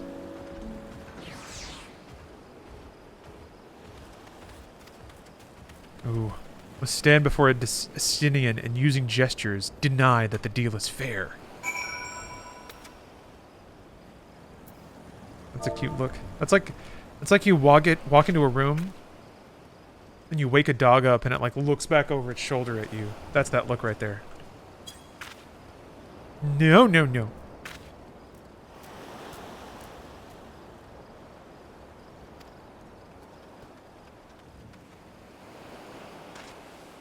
Did it take a while to get used to? A little bit, yeah. There's definitely some relearning of muscle memory, especially if you're just hyper used to WASD on a keyboard like I am. But like once... The trick is too that it's not only like the buttons being in different spots, but it fundamentally changes stuff because your thumb is now your movement. So you don't have... You can use WASD for something else, but personally I just bind the paddle to all the buttons around WASD, so I don't have to rebind the buttons in the game. But yeah, it's kind of a shift in mentality. You're moving all of the functions onto the cluster in your fingers, and you're moving movement to your thumb. So...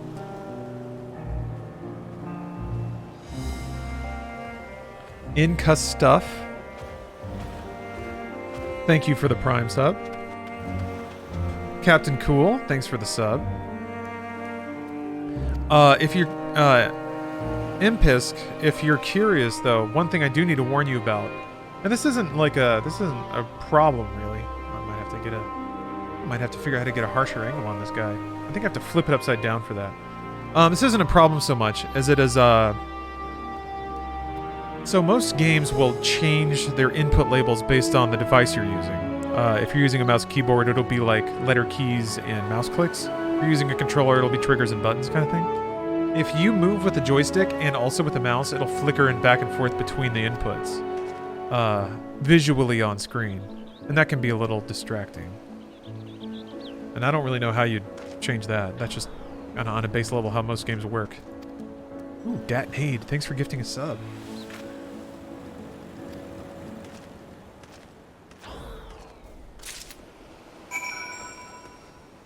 That was close. I love that you have to chase a Stinian while you're sick and keep him from wasting all your money.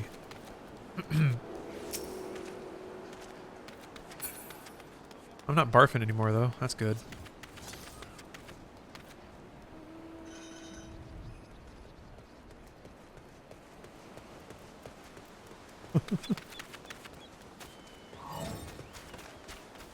Aww.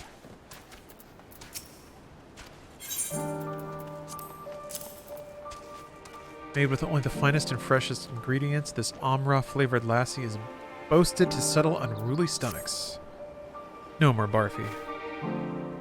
Interesting, I wonder if the Steam Deck will have similar issues with the trackpads and traditional controller buttons. That's a good point. Because yeah, the Steam controller was meant to simulate like mouse movement. But I'm gonna guess games don't recognize it as a controller, or don't recognize it as a mouse and keyboard when you use it like that, right? I never really used it in that circumstance, so I don't know how games reacted to it.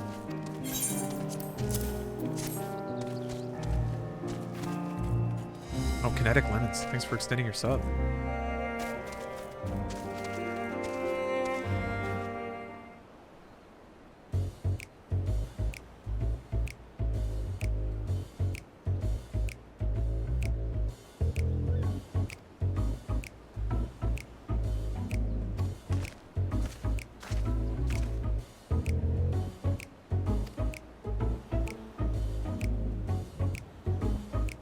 Ooh, new hairstyle. These are exciting times.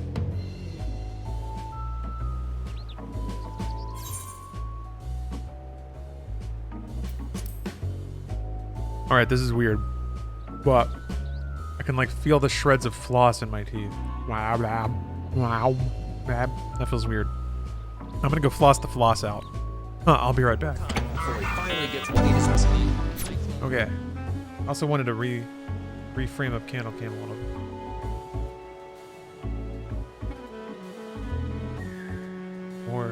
More intimate flame. Should have gotten water. What was I doing?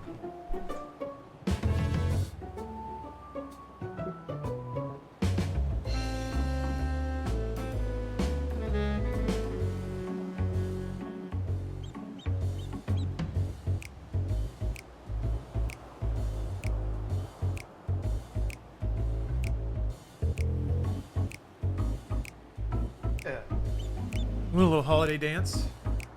Holiday groove.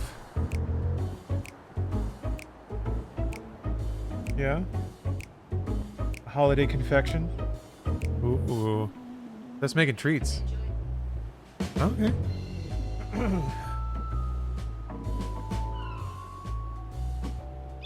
Man. I'm wearing my dumpy sweatpants. I'm wearing my gamer pants today.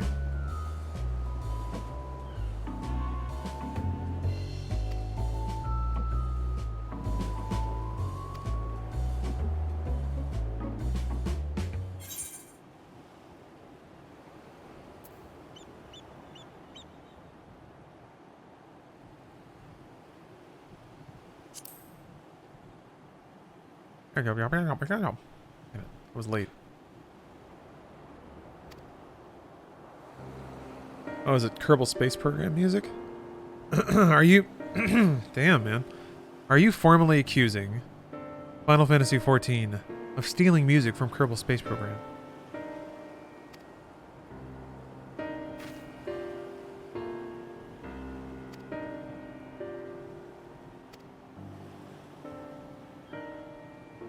Just past the 1 hour queue mark? Oh no. How many people are left? LSGC.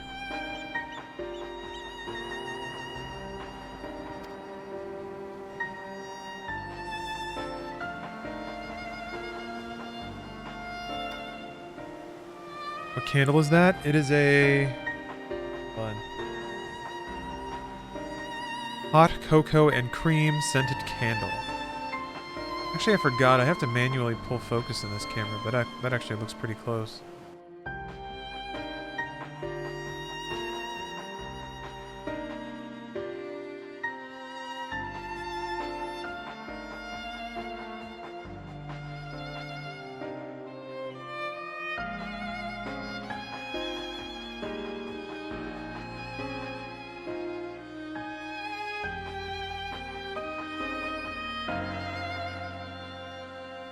There we go. Pretty crisp.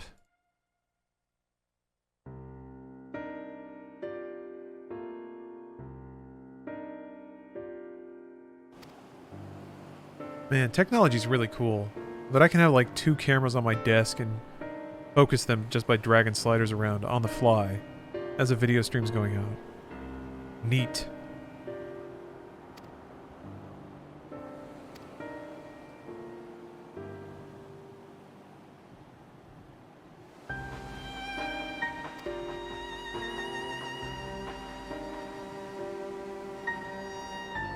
Yeah, that's what our forefathers envisioned. This is why they got up at 6 a.m. to harvest all those potatoes. Thanks for that, Gramps.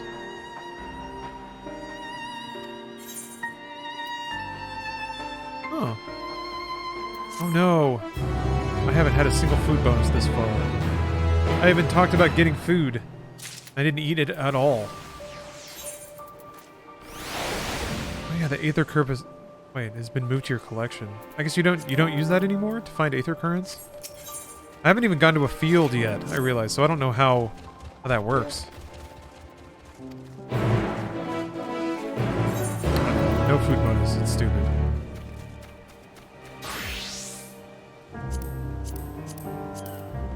See 2 dumplings.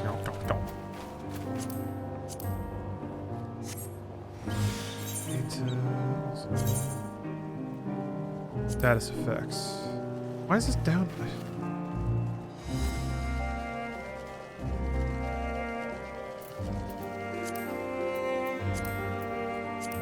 Oh, wait a minute. Yeah, I'm remembering now. It's... Yeah, here we go. Okay. And then I turn this back on.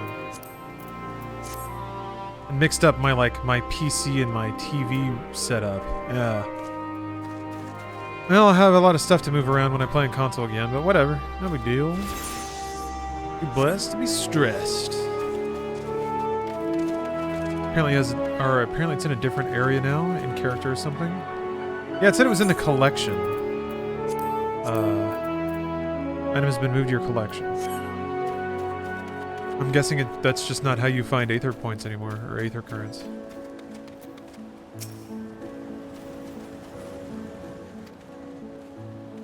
Gemstone exchange? Trade bicolored gemstones for a variety of rare and exclusive miniature realms. What? Oh, fates. The number of items available. What? Successfully completing local fates will allow for the safe delivery of goods in the region, increasing the number of items available for the exchange. Huh. That's a neat reason to do more fates, I guess. I don't know where to get these, though. Where do you get gems? Alright. Now I know where my buffs are. Everything's normal. Oh, I think it just moved. I believe it still works in the same way, but haven't checked myself. Oh, okay. Alright. Well, I can check that out. Actually, I'll just go into the inn room. The collection, I assume, is in there. Wait a minute. That's not here.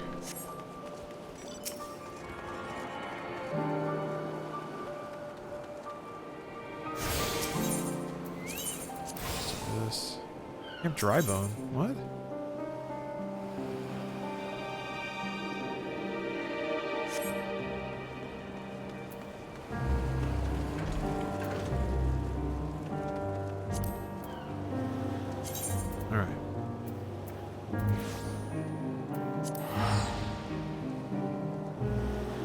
That's weird. Why? I don't know why they would just take it out of your inventory and make you go back and get it again.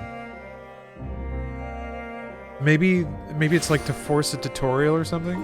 When you pick it up, it'll be like, "Hey, I see you've picked up a little thing there. How about that?"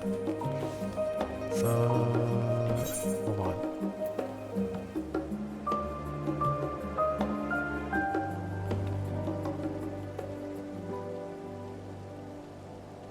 There we go. Only been here once before. Yeah, it's snowing here. Which is great. I am all about cold weather video games releasing in cold weather months. I mean, that's a, Northern Hemisphere privilege, I guess. Okay.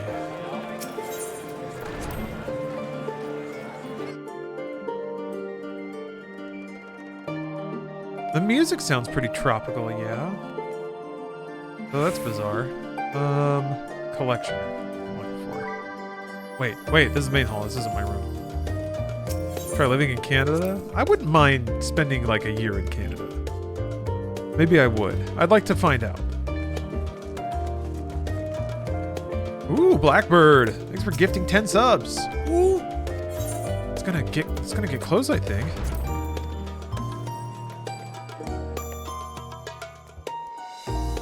Yeah, you love Canada?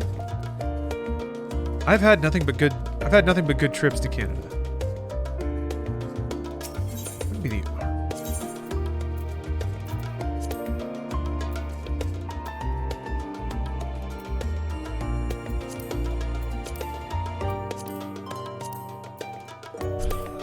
I can dress up like a ghost. I have egg helmets. Thank you very much, Blackbird. I appreciate the extreme generosity. I saw a custom car plate at the gym yesterday here that says Law Dog. Oh, damn. There's another one. I must find them. We must combine our powers. So I guess this isn't where the collection is. I thought it was here. Comfy bed on a new journey. Orchestrations. Toy chest. Summoning bell. Nope. Collection. What's a collection? Remove your collection.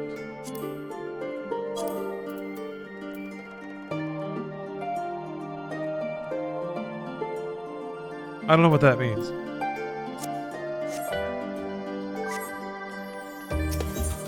This might be important soon. I'm gonna have to figure this out. Winter's rat up here if you like snow. I only like snow because I've never been around it.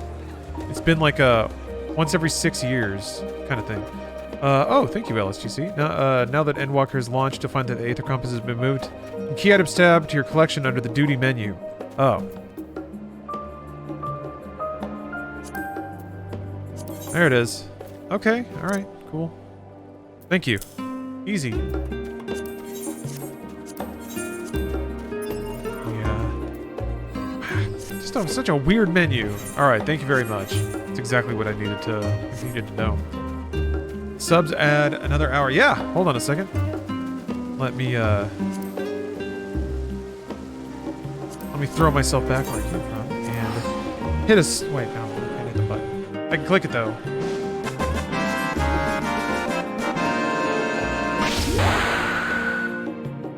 Yay! It makes me smile. Every time makes me smile.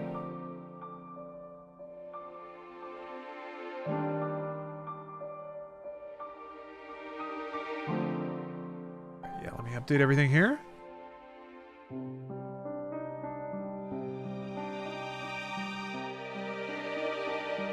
You know what that means? It's time for another chapter of the greatest story ever told. Bella, thank you for the prime. Thank you very, very much. And yes, Blackbird, thank you for the generosity. It's very generous. Appreciate you. Oh, there's something sparkly there, though. I gotta click on that. Hold on, I'm gonna go click on that sparkly thing. And then I'm gonna read. We're great. Oh, this is part of the... This is part of the story. You can't trick me. Hold on a second.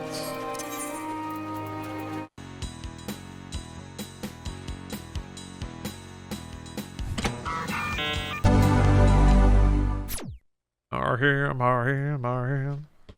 This sounds like sex type thing. Maelstrom Rogue. Bless you. Maelstrom Rogue. I do like that emote quite a lot. I like snowmen. But we have another guy. Yeah, we have Mitch. Who has a low, husky voice. I gotta figure out what that sounds like. Because low and husky is kind of what I'm giving, or I've given to Doom Guy. To Flynn Taggart. So, I can do 2 low and muskies. Or I can just ignore that and give Mitch whatever voice.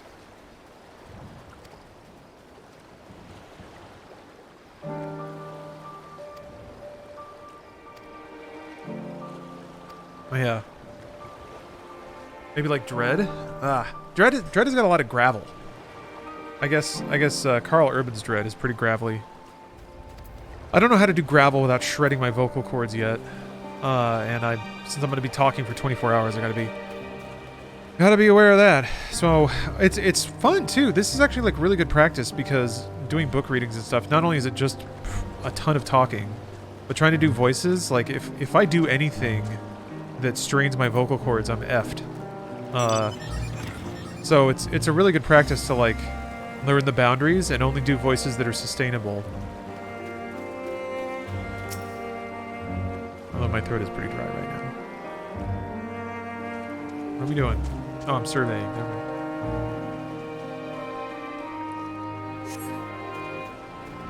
Going to bed now. Hope that you're still going when I wake up. Me too, whale lover.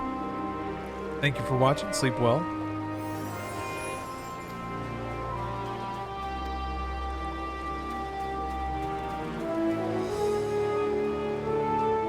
Don't break your voice. Nah. I will try not to. That was always the thing that was that always took me by surprise at RTX, is that it was an entire weekend of talking, and being around tons of people.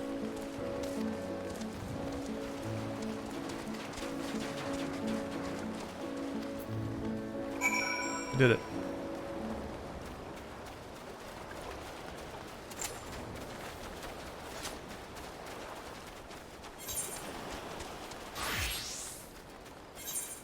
Yeah, I guess with a comfy chair and food, there's not a whole lot about streaming that is like a physical barrier, but I think speaking endurance might be the thing.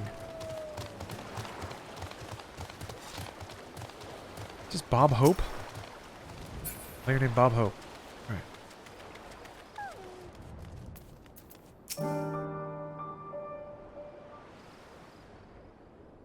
It should be 1920s gangster, tall and skinny type. Yeah. Which your bank should be robbed this week, boss? Sure.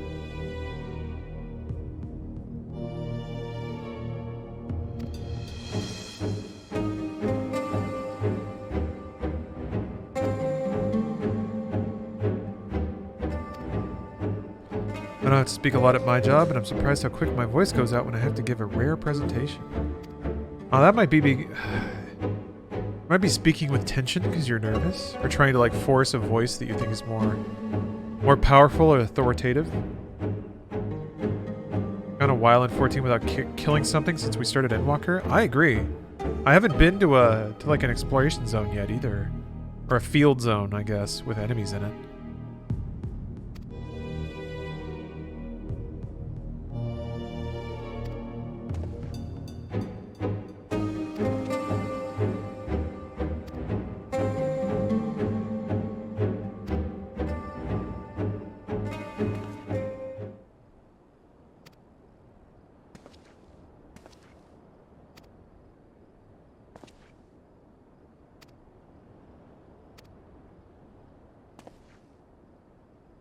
Play this IRL when you plot?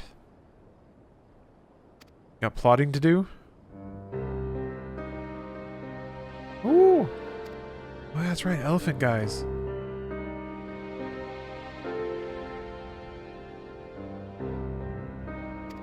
Polite elephant guys. Cortal, I am a white mage.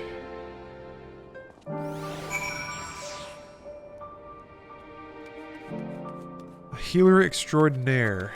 No one dies on my watch, except the people that I kill. How's the new expansion so far? It's just been talking. So some of the areas have been pretty. Talking's been good, I guess. But they're very, very slowly building up. There's not really a conflict yet.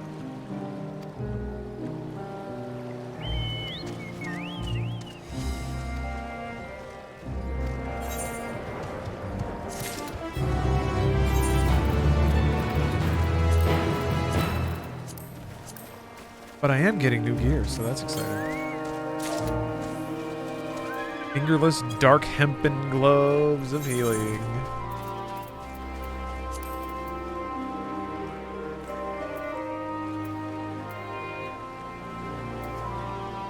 Okay, yeah. New gloves. Oh, they're fingerless. Frick yeah. Alright, I forgot. Forgot you don't have to do that. There's a button that does it for you. Are the elephant people new to this expansion? I think so. Yeah. Little Peepo, hey, thank you for the resub. And the 2 years of resubs. Thank you very much. That's a long time. Long time streaming. A lot of video games.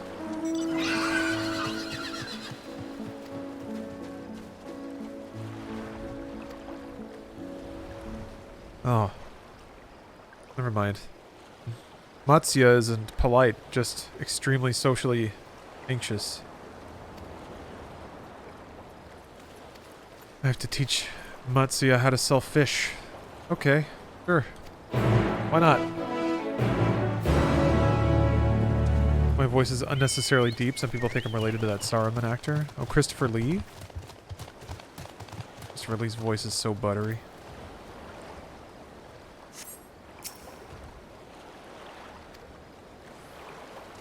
Three people.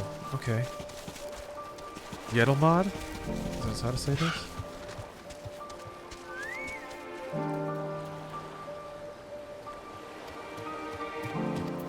Oh, another NPC following you thing. Alright, I gotta hawk some fish. Speak with Maruna while accompanied by Matsuya. Wrong way. Okay.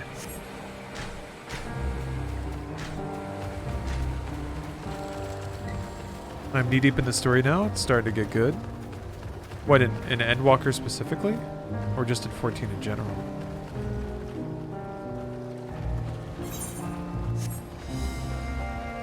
Alright, that's a metal dragon. Okay, I'll just step past that real quick.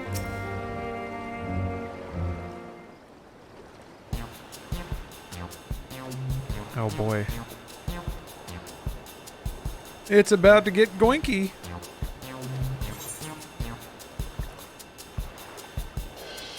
Fish. I got fish here. Fresh fish, straight from the sea's bosom to your mouth. Oh yeah, I gotta sell him fish. Fish here, fish. Got your fish. My bosom fish. Oh. Oh, thanks, bud. He's cheering me on. This is nice. It's good to have a partner.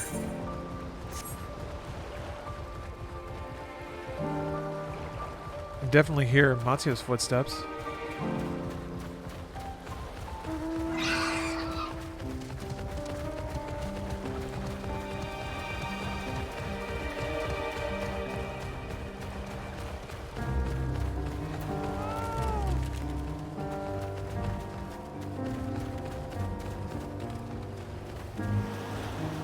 Okay.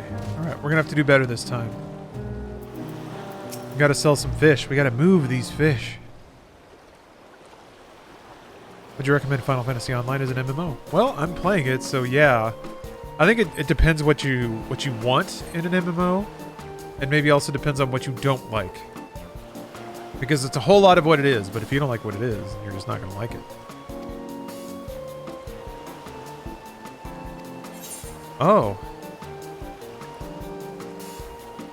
Amra Shmamra. I need to hawk these fish. But I'm pretty sure like getting to know people and massaging their interests is how you actually move these fish. So I'm gonna take a different tack.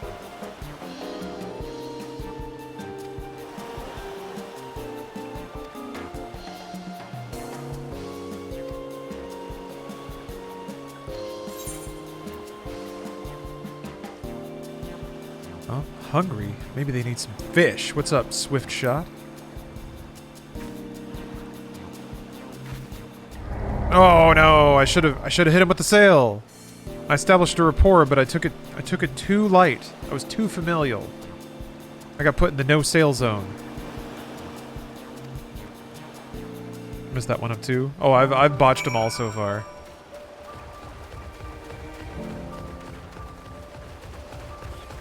I guess you got to do the nice thing, and then you hit him with a hard sail. That's how to move these fish.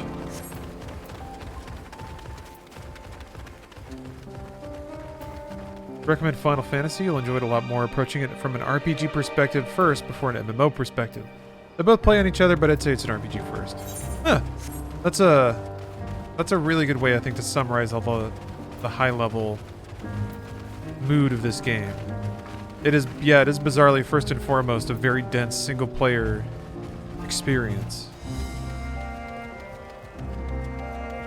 The main story quest is more Final Fantasy than MMO. Yeah. He's following me so I can teach him how to sell fish, Malcolm.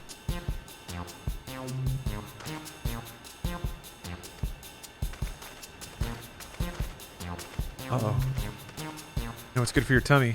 Raw fish.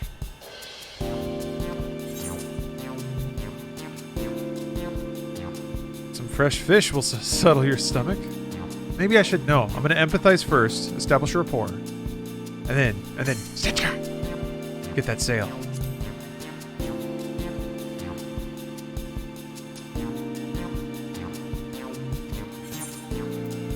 How do you intend to prepare?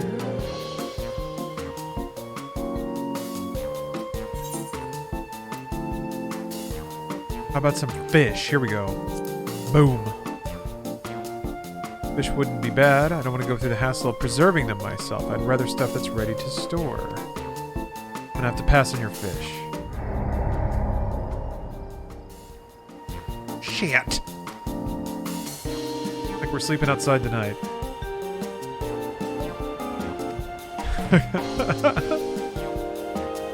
Thank you for your demonstration. It was an eye-opening experience. Is this the sort of thing where you like, if you walk through, if you actually like, there is a way to walk through and actually sell, do you get like a bonus or something? Tip for this quest, don't be pushy. Always be closing, though. Always. Buy it. Buy it. Hey, hey, hey, hey. Buy it. Buy it. Buy it, buy it, buy it, buy it, buy it, buy it. Only got the first one? Man, I struck out big time.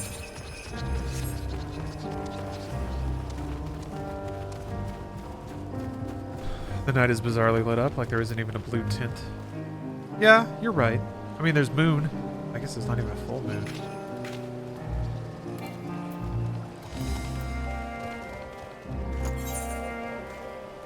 Coffee's for closers. Yeah. Hell yeah, it is. Now I want coffee. I actually got some from McDonald's. It's sitting in the fridge. But I ate really fast. Didn't want people to feel like they weren't getting their value for their subs.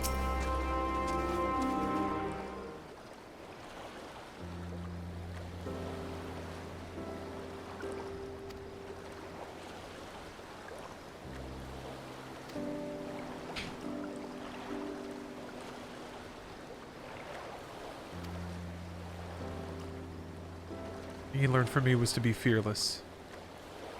Even though that didn't result in any sales at all. Remember, salespeople, be fearless. You grab them, physically restrain them until they buy something. Tickle them. Tickle your customers.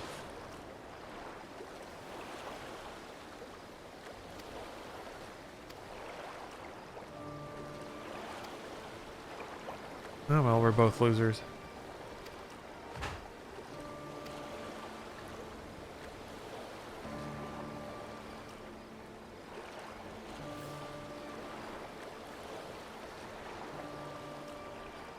We'll say the SPRDN in this game is amazing. What's that? What's that, Joe? Spartan? Spartan what?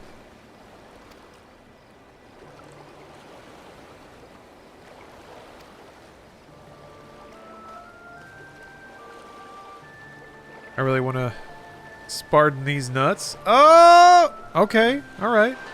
We're working in there. We're getting there. I did work in a Best Buy for a summer. Yeah. Actually, and Jet Cougar, there have been a few video game death metal bands. Or a video game themed death metal band. You should do it. I remember there was one a long time ago called Game Over that did like metal covers of NES music. It's pretty sweet.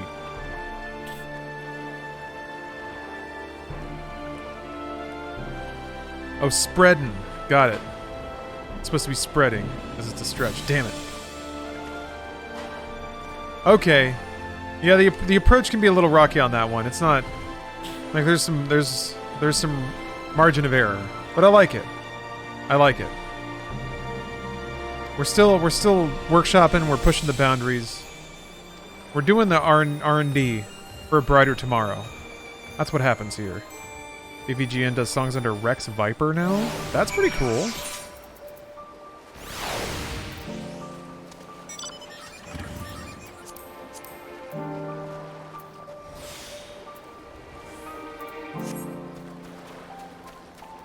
Don't sell like you did at Best Buy. I did not sell at Best Buy. I actively didn't sell at Best Buy. I was definitely like, whenever I worked retail, I was definitely more, I will enable the customer to buy the things they want to buy. I'm not here to like hawk anything. And like, if you work like that, whatever, you still get paid the same amount. If you can shake 20 extra bucks out of somebody, that's not your money, and you still have to work the same number of hours. So whatever. I didn't see the point. And if you didn't cause any problems, they wouldn't fire you. If you showed up to work on time and actually helped people, like they might be like, you should pitch this thing more, and you'd be like, okay, I'm sorry, I forgot. And then life goes on.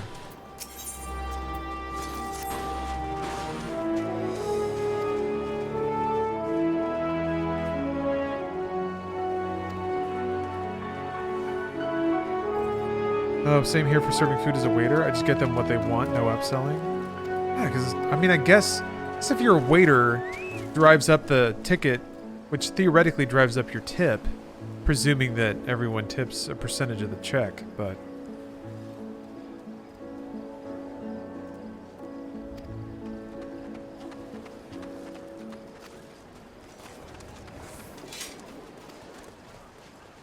Okay, we're actually leaving this village. I'm wondering if I should probably pick up a grip of side quests. They might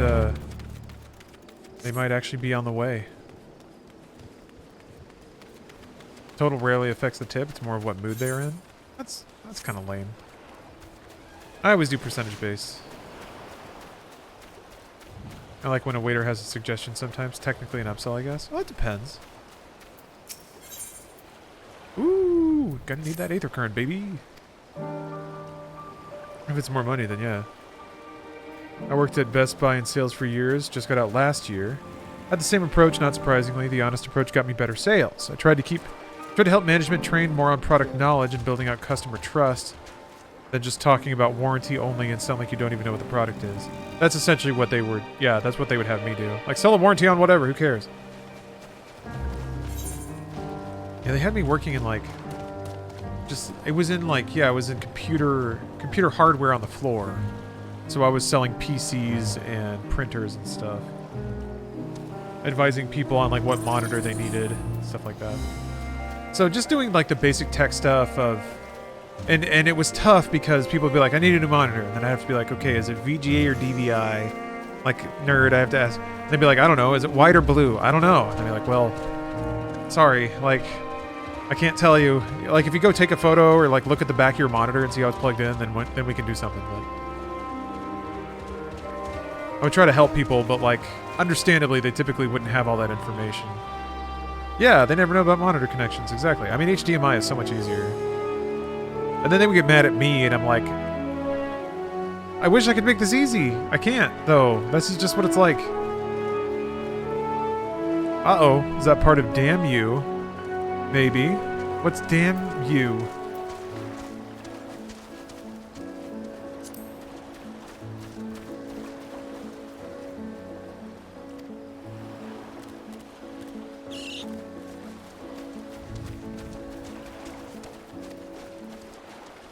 I had a guy come in once and ask, where's the cord section? And tried to ask what he was going to plug in, and he got all mad and was just like, show me the cord section. So I gestured broadly to the entire building. His cords are fucking everywhere, bro. Yeah, I'll find it. Leave me alone. Damn you good at sucking D's nuts? I'm not even trying at this point. I mean, hey, it's fine. It's fine. It's still good. Ooh. Oh, I didn't... Okay. Normal quests can give drops. It's only... The plus just means new functionality, I guess. Speaking of PC plugs, I have a Gateway 2000 mouse that I want to offload into the trash. Somebody on the internet might want that. Oh, Nematoid, thanks for the resub. Stopping in to say hello and happy subathon. Thank you very much for contributing. Thanks for the well wishes.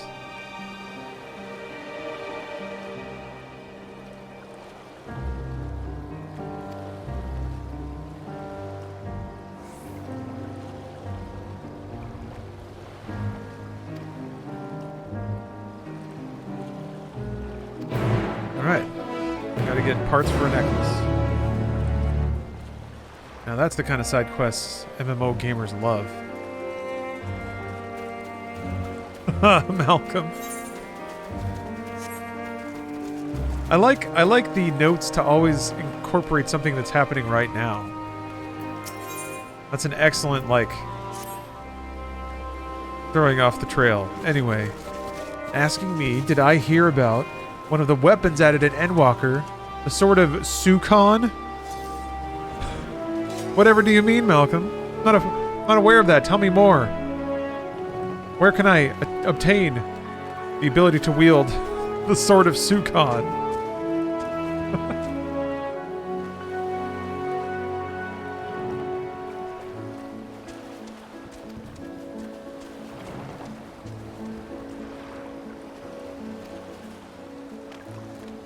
Oh, the sword of Sukandi's nuts! No! No!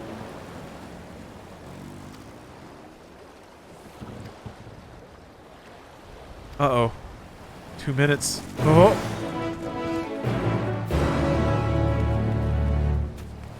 It's go time.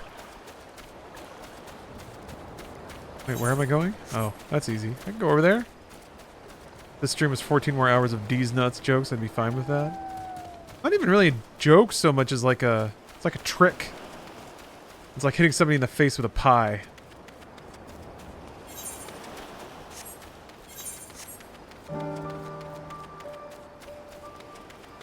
Finally got in after nearly 2 hours. Damn! Glad you got in though. I mean, if the servers stay up all night, and the wait at worst is 2 hours on early access day. I mean, nobody wants to lose part of their evening, but deliver the creative fruit to the... Oh shit! That's not the same quest. That's shelling out. Frack! Frack! Wait, where's the designated location? Oh, it's right there. I don't know why I made that sound. I don't know why I did that. Maybe I can make it all the way back. You're 8 hours, Alder Irish? Are you still... Wait, are you still getting errors when you try to log in? Oh yeah, tiny shark dude.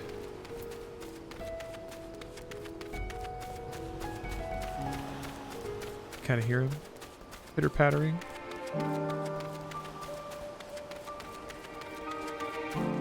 Oh yeah, I can totally make this. Got 2002 to position one of the queue like 4 times now. Oh! Oh, the pain. I'm sorry.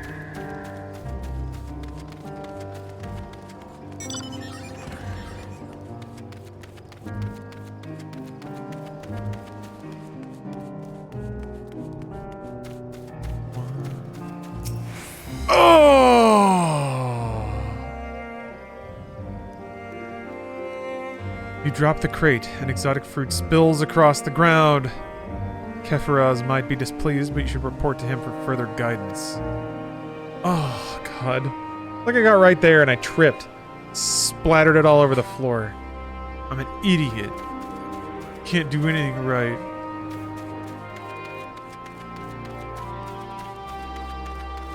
My state is doing a Namor snowplow contest and I need ideas. No, there's like a snowplow these nuts, always. I mean, not really into MMOs, but they're good games for streaming. Kind of relaxing in a way. Yeah, I think so. I think a lot of the music is meant to be heard. It's meant to be in the background. So I think in a way, the way that the structure is the way that the experience is structured, I think it is naturally compatible. It gives me a lot of time to look over and talk to people. I imagine if I do dungeons, then it'll be like a bit more intensity. Won't be able to be as interactive, but yeah. The thing is, I don't expect MMOs are very fun to watch. So, certainly doing a subathon around an MMO, not the wisest idea. But, I did it anyway, because I wanted to, and I like this game. That's okay. That's the beauty of subathons. The free market decides. No judgment.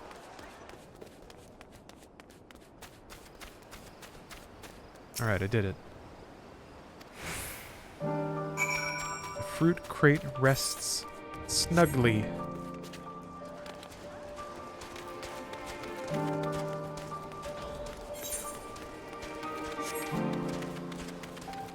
Funny, I was going to ask you when the next 30% off sale was, and then it turns out it's now. Hell yeah, it's now. Get the rip!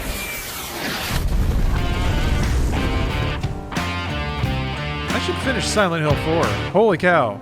That is a pretty boy. Hungry hippo. God bless.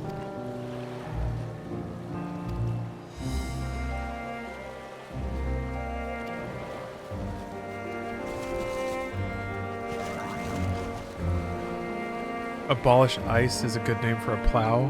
Dreamy bongos. Holy shit. Yes, it is. I gotta give some golf claps up for that one. That's beautiful.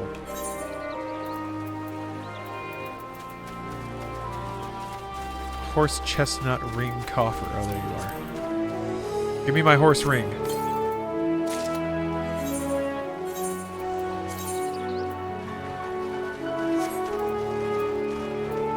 Okay.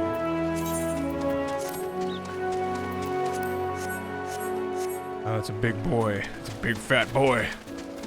Damn, that's a big boar.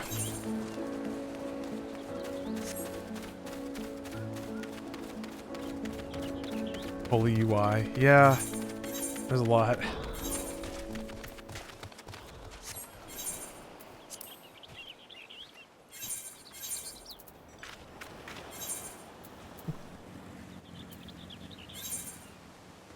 Trying to think of how many more buttons are there. Okay. I'm trying. Oh, oh no.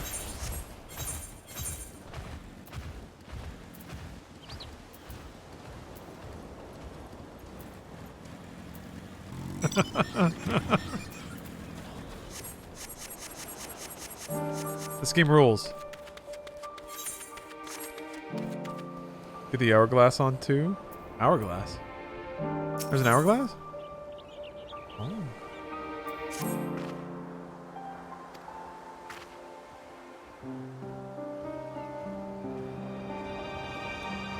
Ooh, chicken tikka. Ooh.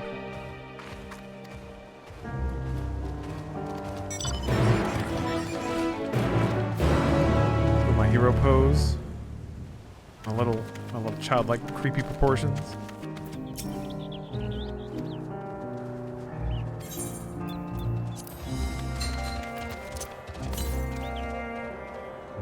Yalms to the northeast. Ah, here we go. Here we effing go. I'm going out on a grand adventure. There's a dude in a motorcycle doing sweet jumps.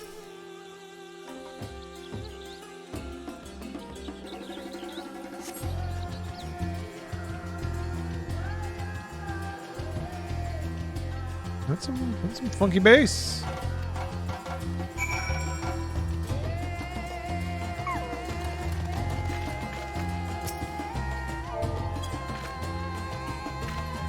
Hello, Mango Vision. Bye. Oh, he waved back.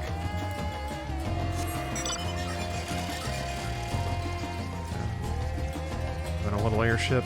Got 2 little controls there. My feet just dangling because I'm too tiny. This music kind of reminds me of Suikoden 3.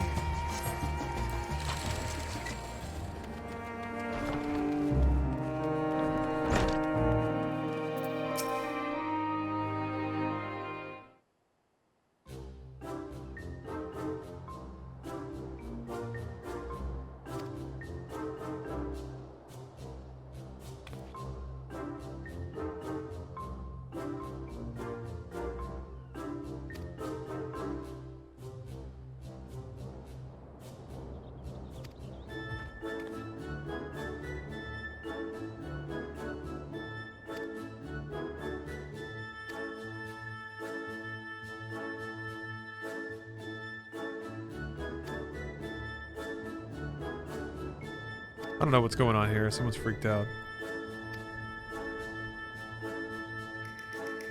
I think it's playing out for laughs. Yeah, can't reach those pedals. Just gotta sit and let them dangle.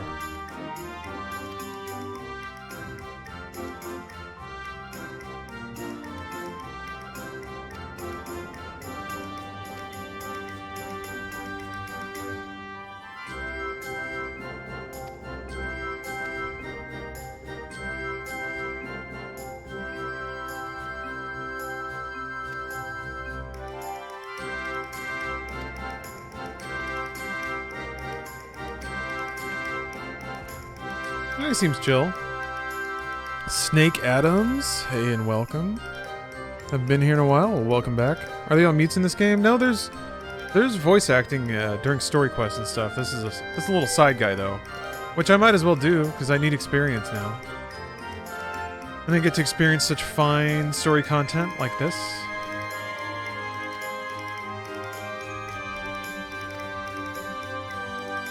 There can be some fun writing flourishes in the side quests. I wouldn't say that they're all the most stellar content or breathtaking uses of your time. But, you know, it's content. It's an MMO. It's just how side quests are. That's pretty! Yeah.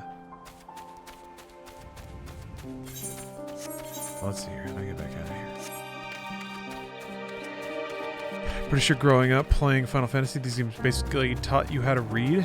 There's a lot of reading, especially in older school RPGs, yeah. Earthbound was the game that, like, you had to parse so much text. You got to where you could do it really quickly, especially during combat.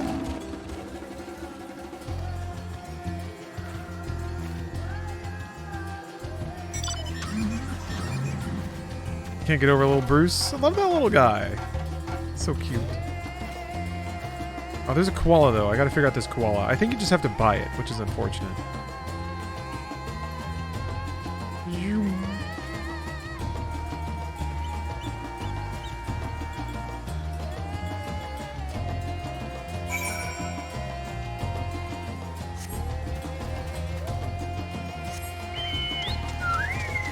There's a fat boy.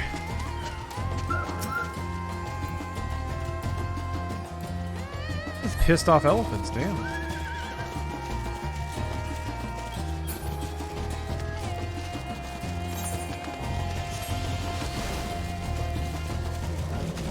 What's going on up here?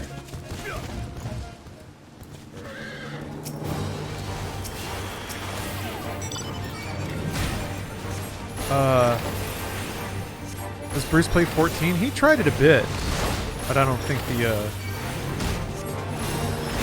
response was what he was looking for.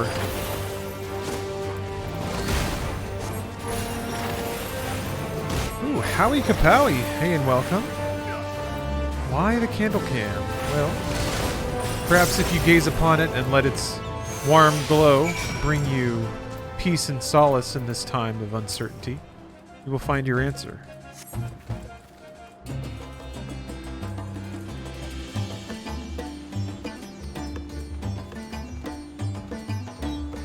Are there two kinds of chocobo, the large boys and the slim kind? I guess, yeah, actually. Oh,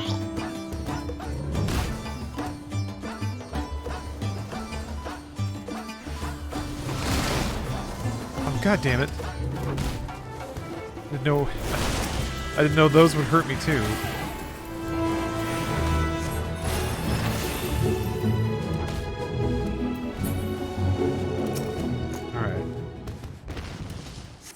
Yeah, it's mood setting.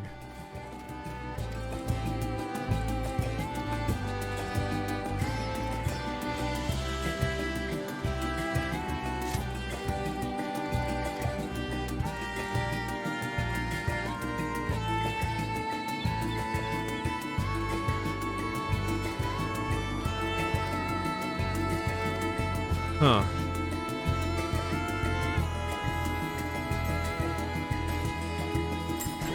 So I guess Ogle's pretty racist about elephant people. Seems like she's trying to work through that. Just think about cuddling up in your bed with a warm candle and the soothing novel Doom, the Fly Taggart story. Story of the coolest dude who totally could have a girlfriend if he wanted to, but he chooses not to.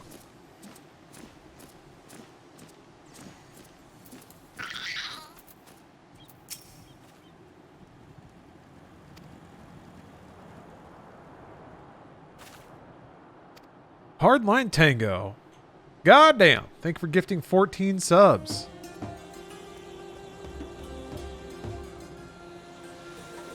Now that is a significant chunk towards... Let's see here. How many chapters do we have left? Here.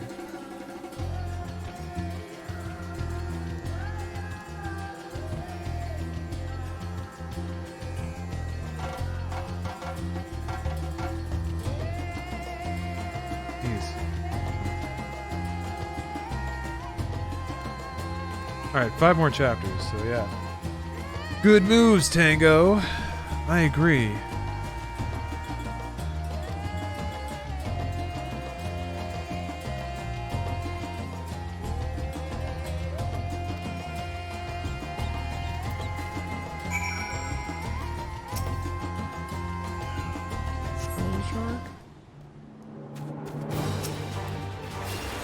I kill his bird so this girl can make chicken tikka for her sister for her birthday.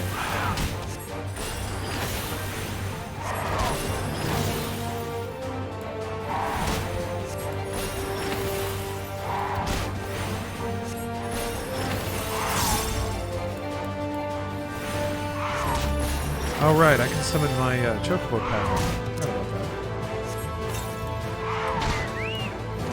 There we go. Get a butt base. I forgot to use the comparison.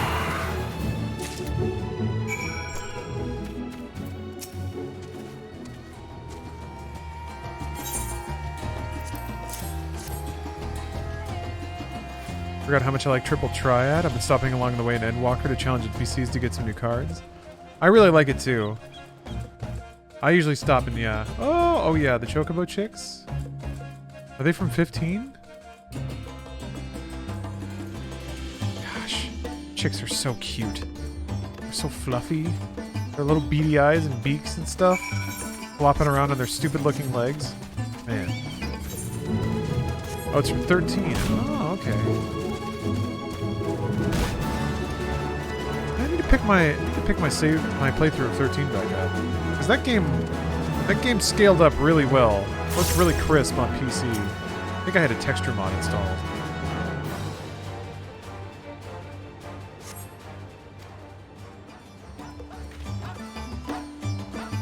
Came from the north.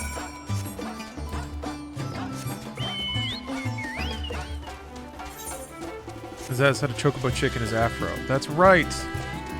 His afro is a nest.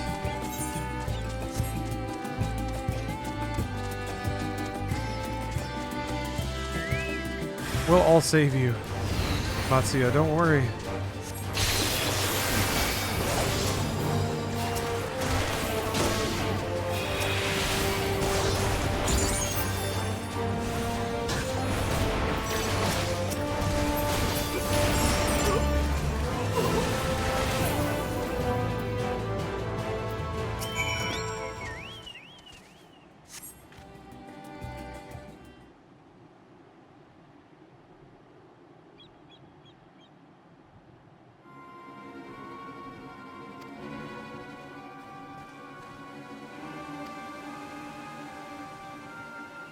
Oh, Phobic Druid. Thanks for gifting 5 subs.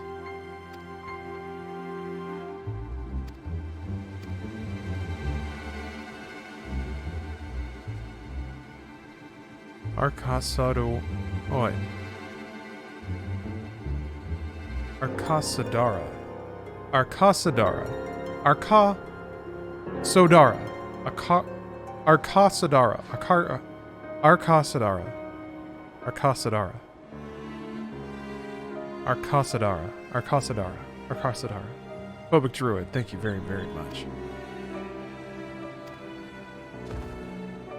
Appreciate all the gifts everyone's throwing around. Makes me feel very fuzzy inside.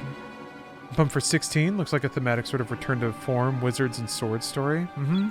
There's something a little more dark fantasy, medieval, maybe a little more politically minded. Having to do with, like, the human structures that people create, even if magic is involved. It's kind of, yeah, that's kind of what I'm more hoping. I'm hoping for more human drama, as opposed to human drama being directly derived from, like, magic, which is essentially what 13 was all about. Everyone was sort of directly related to these inscrutable world events that didn't have any explanation.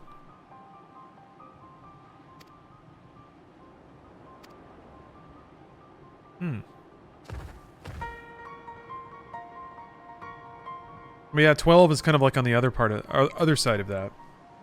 12 is kind of the more rooted in political story. Yeah, Malcolm, exactly. More like 12. I didn't hate 15, but I didn't like it a lot either. I want to go back to that high fantasy shit. See, like 15 seemed like it was trying to be grounded in a world with crazy rules, but you didn't. The game that you played wasn't part of the grounded part. There was it felt like there was a grounded aspect, but the story followed a prince in exile, which is unique, I guess. Exactly, Cake Lover. You'd be a good Twitch streamer. Yeah, sponsored by Coleman Camping and yeah, Cup Noodle.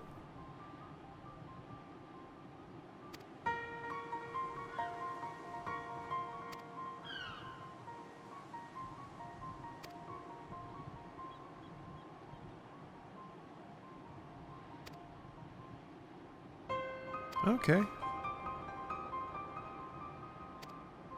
So, I think I missed a beat here. Why did we split up into groups? What's the goal of each group? Is it to just sort of... I think it's to just scout information. Figure out what's going on.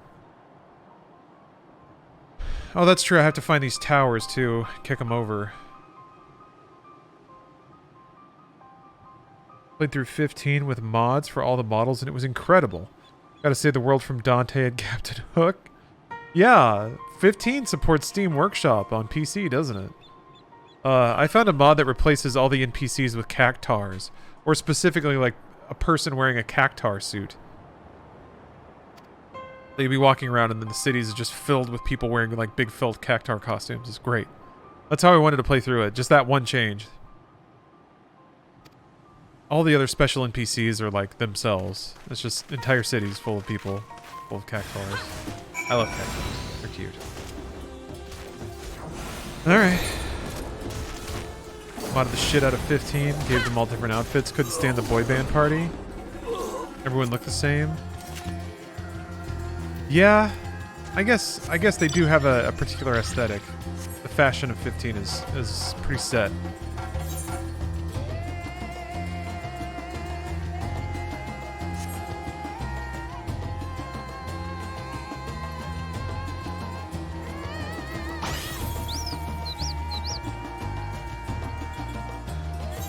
From some hatching tide event.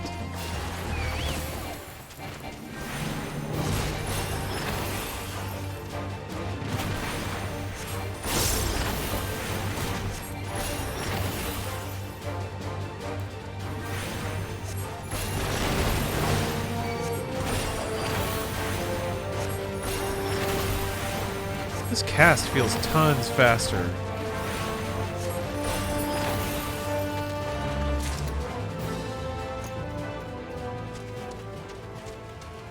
I'm never not let down by all the goofy mounts in this game.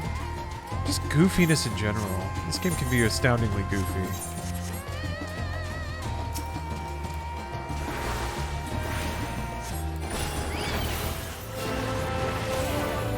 What race am I playing as? This is Lalafell.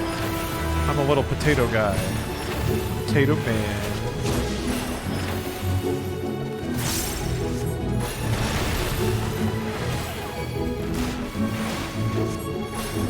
But now you can be bunny boys, so shockingly I'm not a bunny man. I am still Potato Man. But I deserve respect, and I will be treated with such. As I ride my Santa Bear. Gonna get Liddy and blast some MSQ. Wanna focus, so I'm gonna take off. Good stream, keep it up. No worries. Glad you made it through the queue. Enjoy your Friday.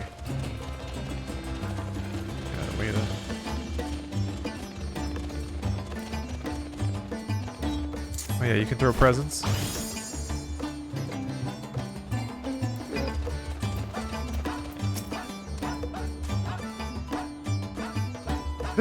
This like exploration track has felt like 5 different songs. I was excited for the music. I don't know that I was expecting this. This is really out there.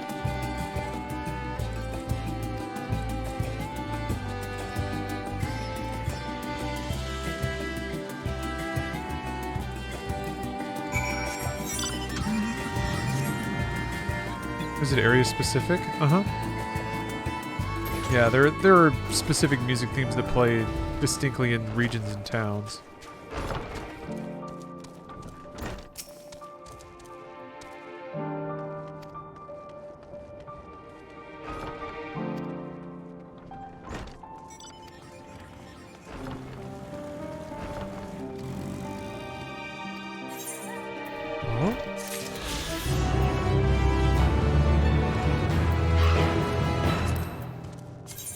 Yeah, good stuff. Oh, here we go. All these new Aether Currents. Actually, before I leave, on that note, we were talking about metal earlier. Have you heard of the YouTuber Toxic Eternity? The sick metal covers of Final Fantasy classics. Should check it out on stream. Need to play a background song. Well, I'll check it out off stream, but that's a good idea.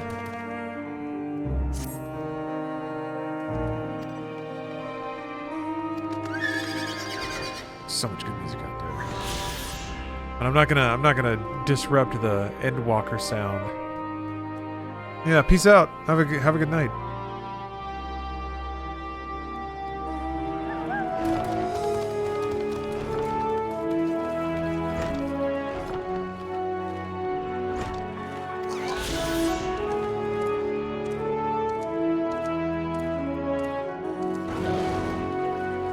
Spirits, thanks for the sub. Please keep going. Well, with that sub, I will. Thank you very much. Almost to the next extension. Ooh. Under an hour, though.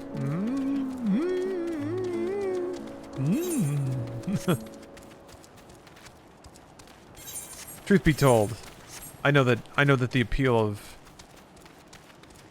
14 is, well, it is what it is.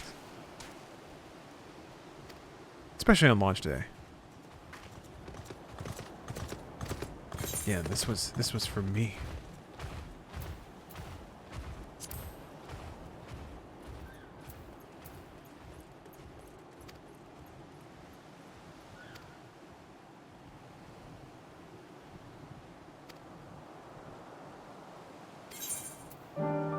I get some food? Perfect. Let's see. Why do you sound like bells? What? Somebody being carried in a giant... What? Somebody being carried around over there. I'll take the Zurak. Filling rye soup is overflowing with soft vegetables and had a satisfying sour kick.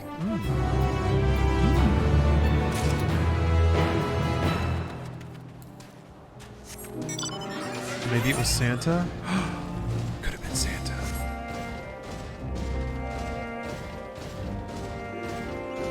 This extra appealing 14 club scene.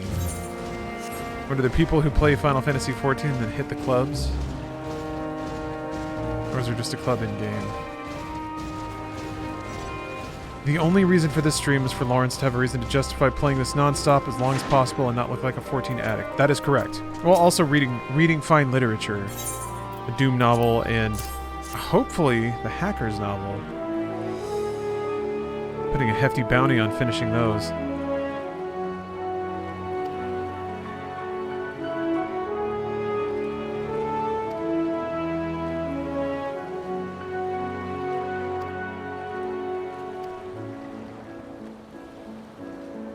Oh no.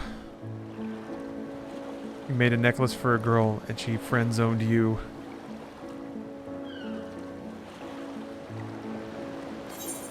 That's rough, bro. That's rough, bro. That's rough, bro.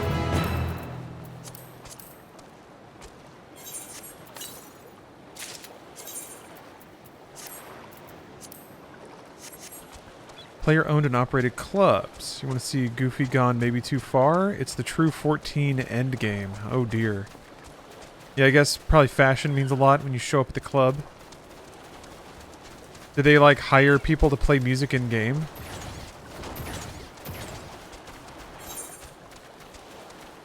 I hope it's ultra exclusive and people get really pissy about not being invited in on given days.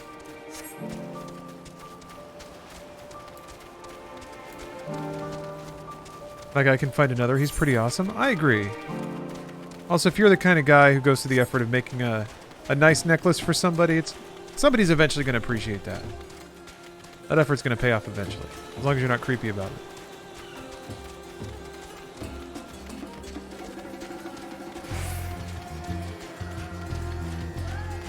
Those legs working.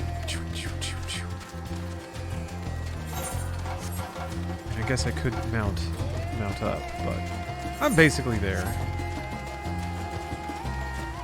Probably shouldn't be making grand gestures like that. Well, within the context of Final Fantasy, it's probably fine. In real life, that's probably pretty weird.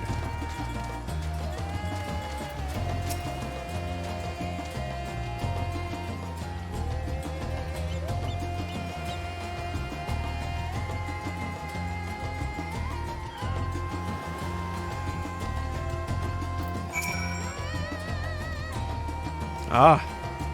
I have to take Ogle with me so we can talk to the elephant men together so she can not feel as freaked out.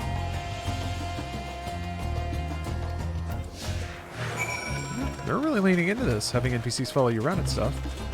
Oh, Chili, thank you for the sub. Thank you for the 2 years of subs. Appreciate that. Thank you very much.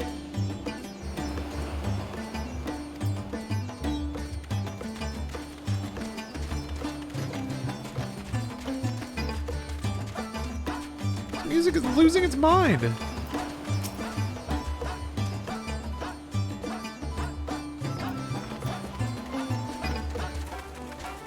What a strange breakdown.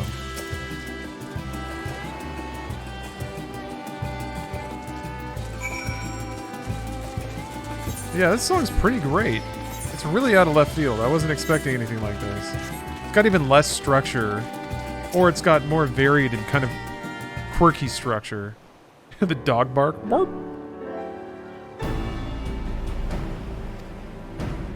She's always facing away. I guess she can't stare to look at them. I can't stand to look at them.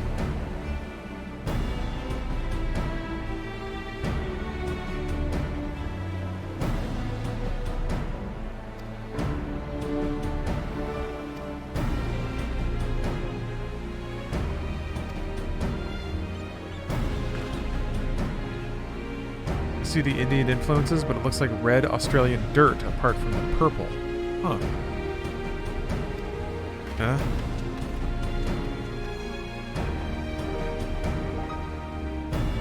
I don't know that I have an eye for the hue of world dirt. Not well traveled enough yet. Don't worry.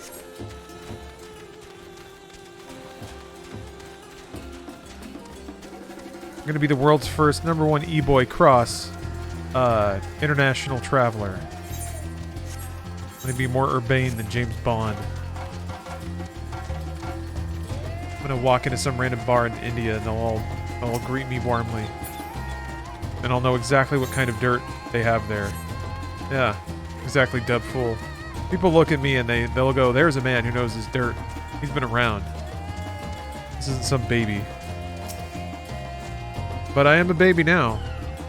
People don't think that about me now. They don't think I know my dirt.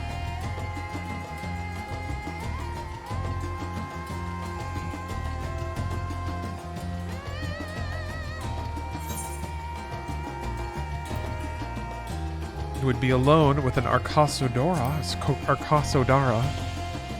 Arcosodara. My fear of Matanga has begun to ebb somewhat. Okay. See? You just need a little exposure therapy. Get over your racism right quick. Yeah, it's this part. Boing, boing, boing, boing, boing, boing, boing. Oops. Up, ho, up!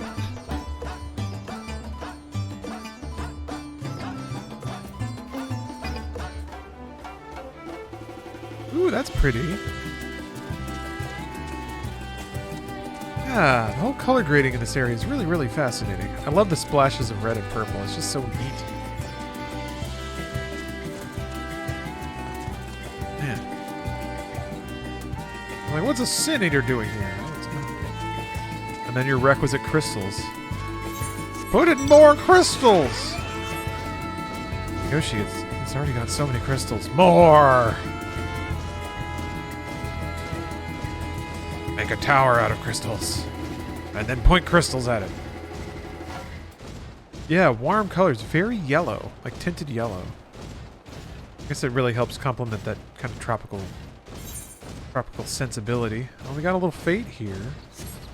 I'm curious what they said about Fate's, like, causing more items to be available and stuff. And maybe those gems were like... Maybe those gems are a Fate ranking reward. Remember the E3 Crystals drinking rule? Yeah. During Square Enix's thing? Yeah. There were a fair number of crystals. Because that's what they showed the, that's when they showed the Pixel remaster. That was all about crystals. I was like, son of a bitch! Is it still like if you claim... I don't know if you have to claim them all. I think it still counts partial damage. Or you have to do enough damage to something for its death to count towards you. Something like that. I don't think I ever quite understood the, what gives you credit. It's like you have to do enough damage to it, but it doesn't really have to be that much. But it's more than just like one cast. Yeah, exactly, Dub. A permanent golden hour sunset, exactly. Somebody got overloaded there. Eyes bigger than your stomach there, feller. I'm a healer. I should probably help. Alright, cheddar cheese.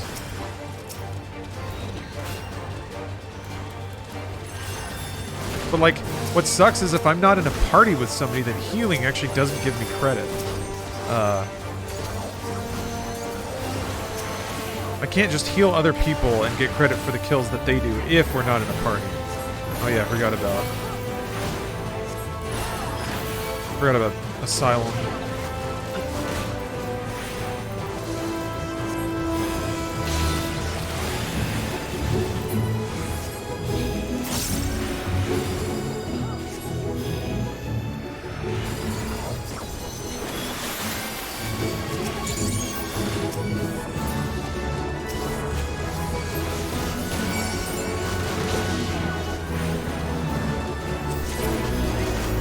Okay, yeah, you get these guys. Okay, neat. I wonder if, I wonder how you know, like what are the demarcations that unlock new items in relative areas? It's on combat. Oh wow, there's a story there.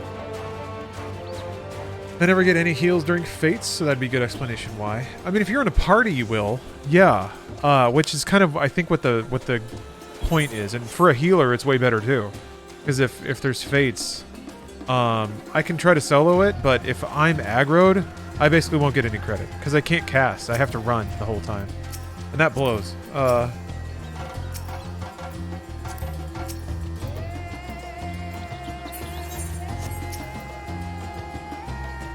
So yeah, it's good for me too to party up, but it does require sort of like typing into chat, being like, all right, what party, sending invites to people.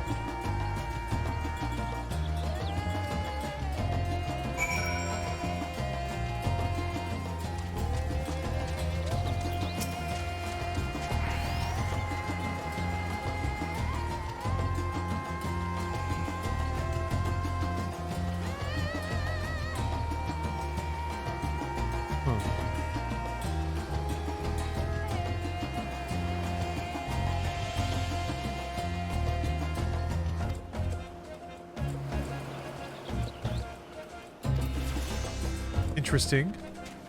Learning about their religion, I suppose, or their spirituality, more accurate. This part of the song is so bizarre. Boing, boing. Should the knowledge that you helped someone in trouble be all the credit you need?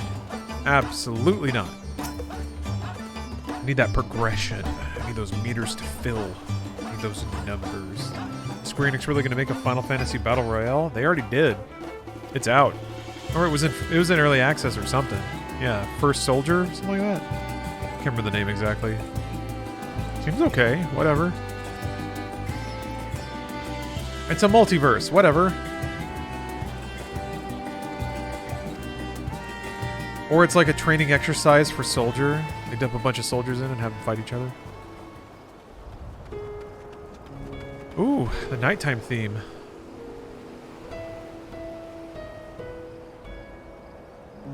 T-Rex, thank you for gifting a sub. As a sign of their esteem for one another, the Manusia have worn animal faces and the Murga the limbs of men. That's pretty neat.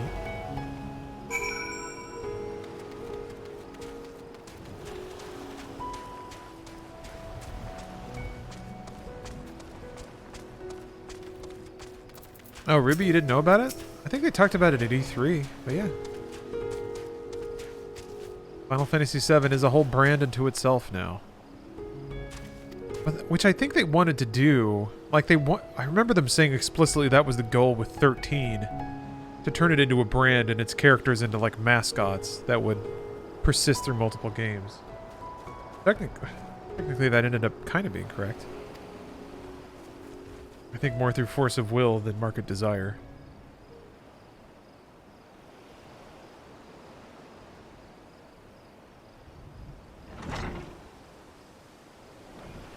Yeah, Ruby, maybe we were a few shots deep at that point.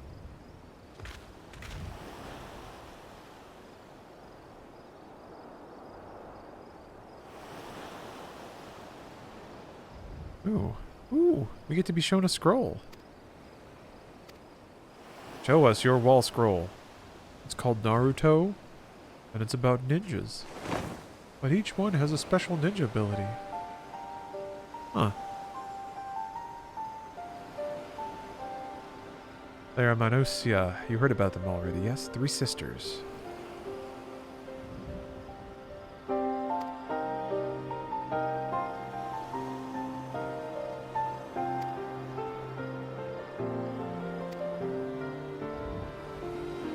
They look like Sentai. They are kind of posing like that, yeah.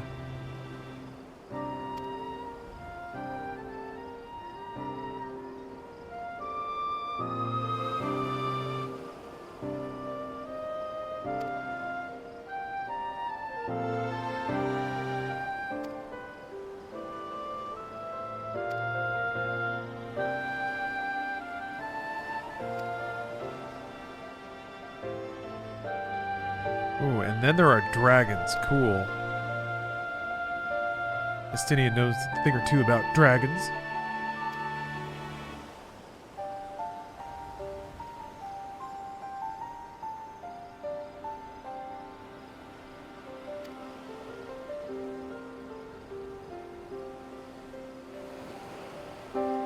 Huh. Dragon ally. Estinian's gonna stab it.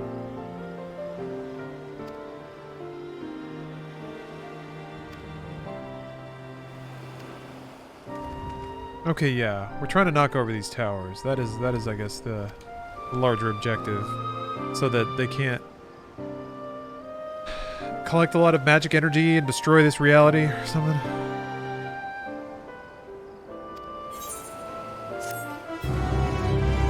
It's getting announced at the Game Awards next week. I don't know. It's exciting though. I do like this sort of. It was really smart of Keel. I mean, it only makes sense to have an award show at the end of the year. But that does give a really good sort of TikTok. There's like 2... What the heck is that? Oh, that's the koala. Is it gonna climb up? Oh! Oh my god.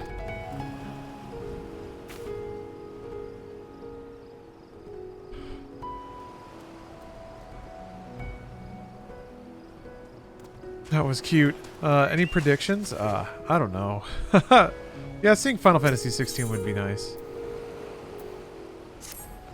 I'm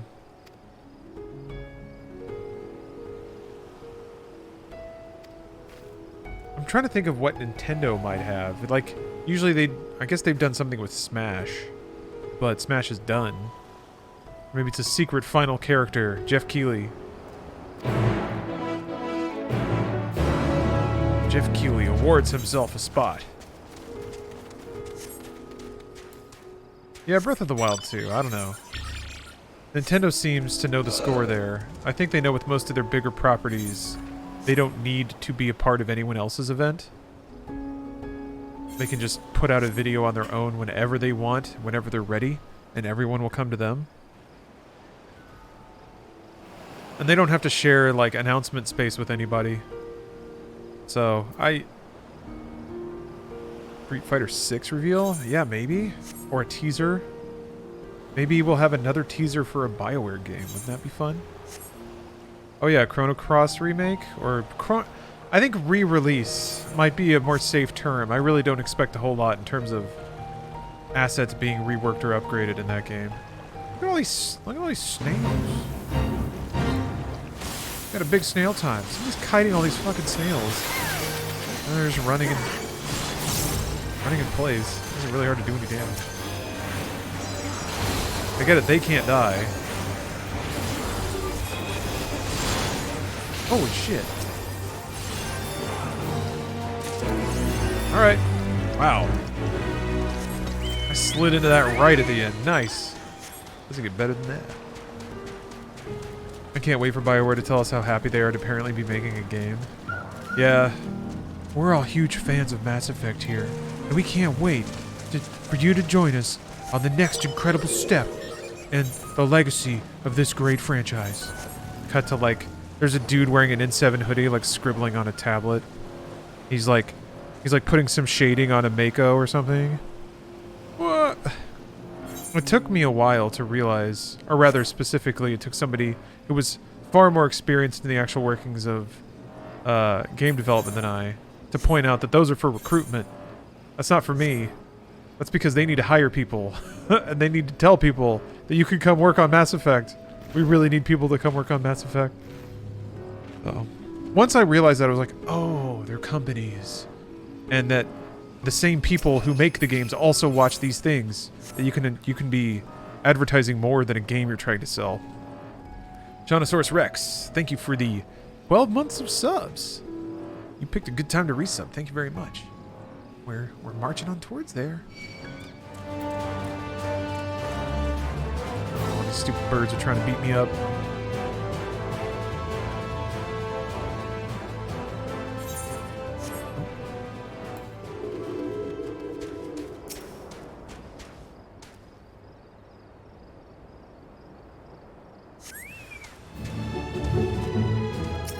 Oh, right. This was the end of that other quest. Hey, what's up, Zintax? I'm having a really good night. I'm glad you're enjoying content of any kind. I got my fingers in a few different content pies these days, so. Disney Boy, thank you for the Prime.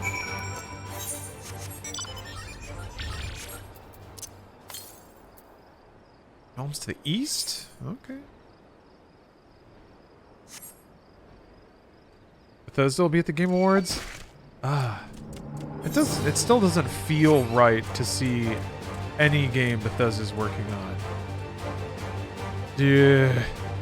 Because they revealed Indiana Jones last year, right? Like maybe you could see something from the Machine Games Indiana Jones. That'd be cool. Microsoft is going to show us games we won't see for years. They kind of already did that, though, you know? Was Fable last year? When they revealed that? Might be time to see something from Perfect Dark. Cortal, thanks for gifting 10 subs. Damn, Cortal, thank you very much. And Aussie Maniac, thank you for gifting a sub. That's going to get us to the next extension. The next chapter of Doom Knee Deep in the Dead. Thank y'all very much.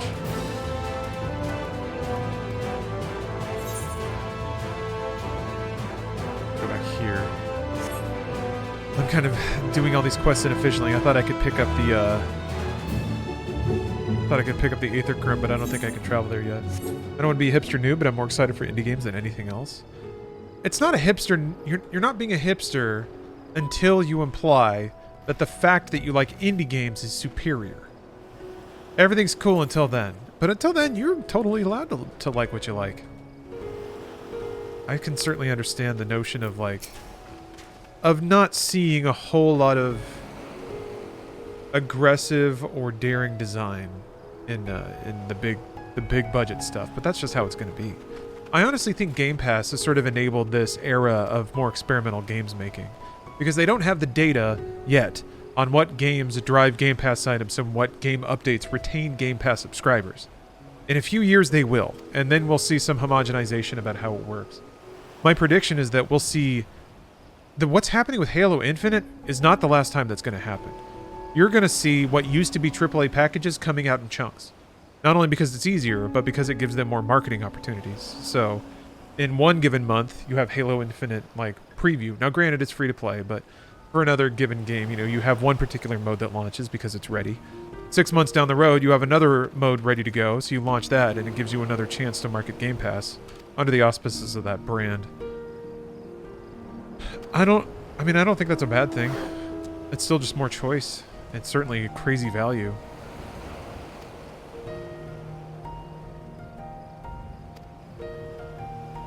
Yeah? Yes. It's done. Steph's gonna be at the Game Awards. I'm gonna have to look for you really hard on the stream.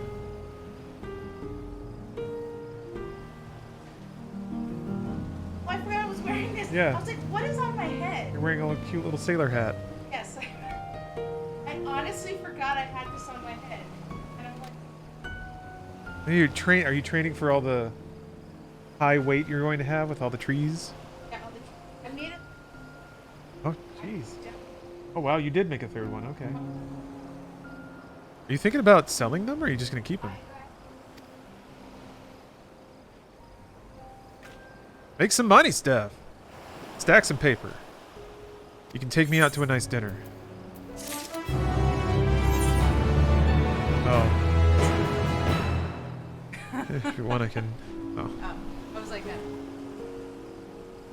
Okay, thank you. I have two of these. Stuffed Pirifool. I think that's something you put in a house, right? Buy more ice machines. I think Steph does want something. It's pretty expensive, so hopefully she can sell hats for a lot of money. Will she be on stage with Sting? I hope so. If she rushes the stage, she's probably got a good shot.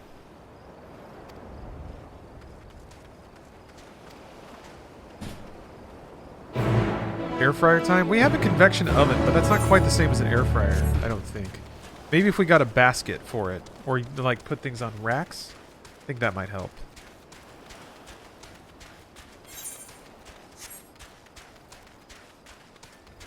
For that? But it has a convection setting and I can hear a fan turn on. Oh. How air fryers work? For fans. Oh, okay. Okay. So we don't actually have one. It's the same equipment we have that has an air option. Has an that I can.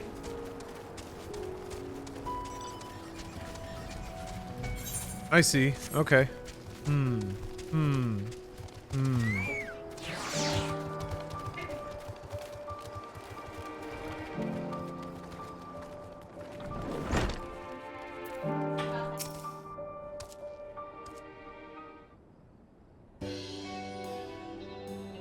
Yeah, maybe it's worth thinking about. Love the Christmassy background? Yeah. Holiday season. Steph worked very hard on putting up a ton of very great looking decorations.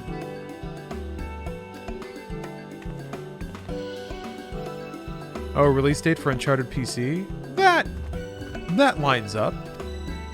That feels like something. Feels like Sony usually throws a few bones. I'll say this, like, Keely's good about pulling strings with companies and sort of treating it as... It's interesting how it's like, it's almost a flip-flop. You need the big announcements to get people to watch, but you won't get the big announcements unless you have a big viewership. And then increasingly more than ever, companies, I'm sure, are asking themselves, like, why do we need to pay to be on this show? Unless it's a handshake deal, but I'm pretty sure they gotta buy the airtime. And then also you have to dilute, like, the more obvious ads with the ads that people want to see, so that you can make money off the whole thing. Because you got to pay for, like, the musical performances and renting the venue and all that stuff. I'm not trying to be cynical. It's just like, it's a crazy thing to think about, the logistics and, like, all the spinning plates in terms of the money of producing a show like that.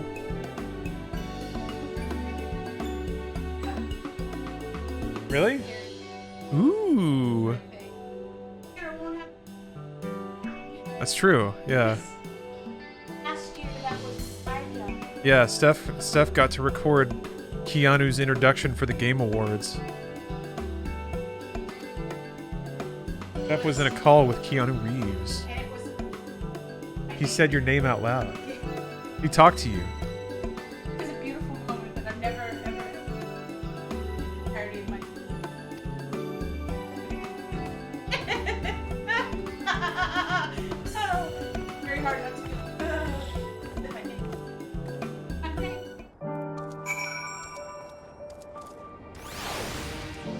Yeah, Steph has basked in the Keanu glow. Of course she has. She deserves it.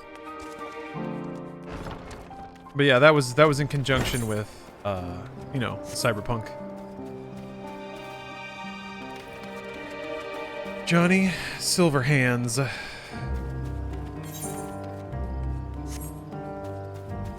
Mm-hmm. It's fine. Yeah. That'd be weird. Steph ran away with Keanu. At least I'd have a good story to tell.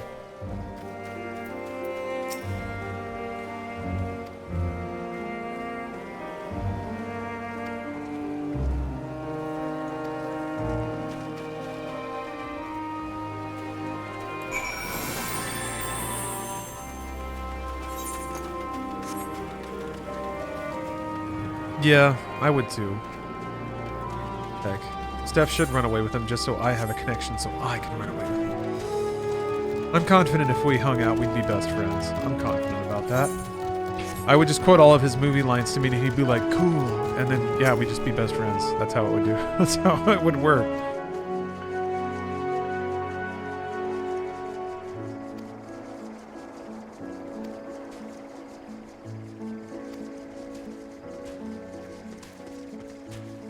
Well, yeah. Guess what? Guess what? Check this out.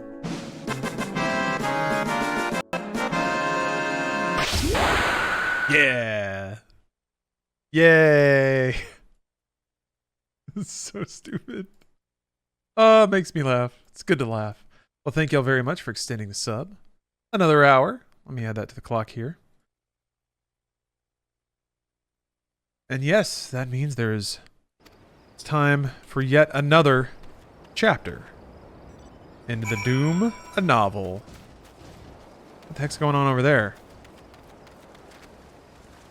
What? That was a lot of sparkles. Stephanie on a video call with Keanu and Lawrence hiding in the background makes me laugh. just like walking by in the background but trying to do like Matrix Kung Fu and hopefully he notices. Who's that? I like his moves. He's got good moves. I recognize those moves. It's like a younger me. Alright, let's move it over. Let's move it over to the lore corner. I want Flynn to like get beat up a little bit. I did take some joy. I took a lot of joy when Flynn was routinely blowing himself up.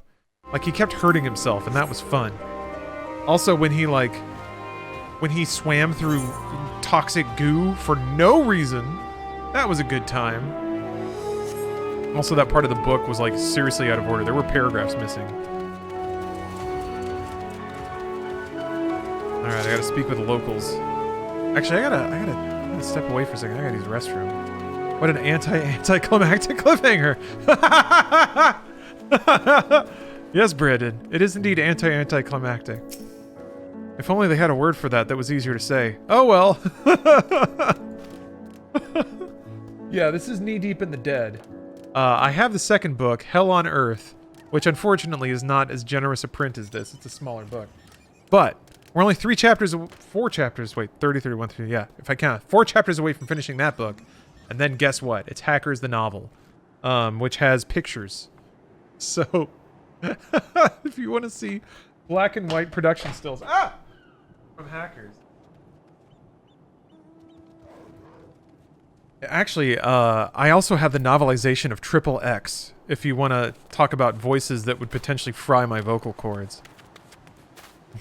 More like knee-deep in acid goo? No, he swam in it. He like full-on submerged his face in it. There was like some goo part he had to swim under to get under this fence or something. And he also just kind of assumed that Arlene was in front of him, so he did it. And he was hyping himself up about how much he was sacrificing and the lengths he was going to find and save Arlene. Unless I misunderstood, that could happen too. Yeah, the Triple X with Vin Diesel. The novelization of the hit film Triple X.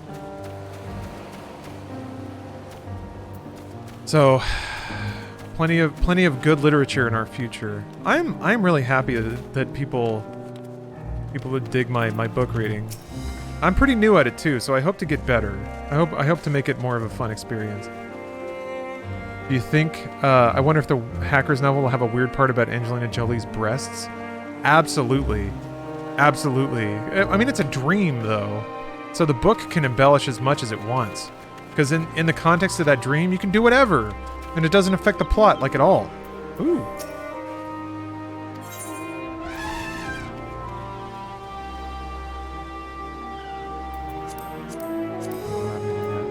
Just crap.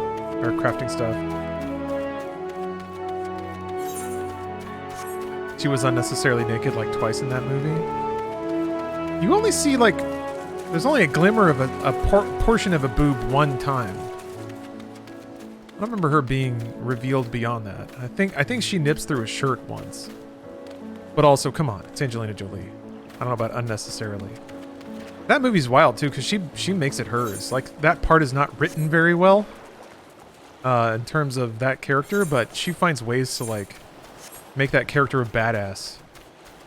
Damn, Angelina Jolie's just amazing on camera. It's like a clear see-through mesh shirt.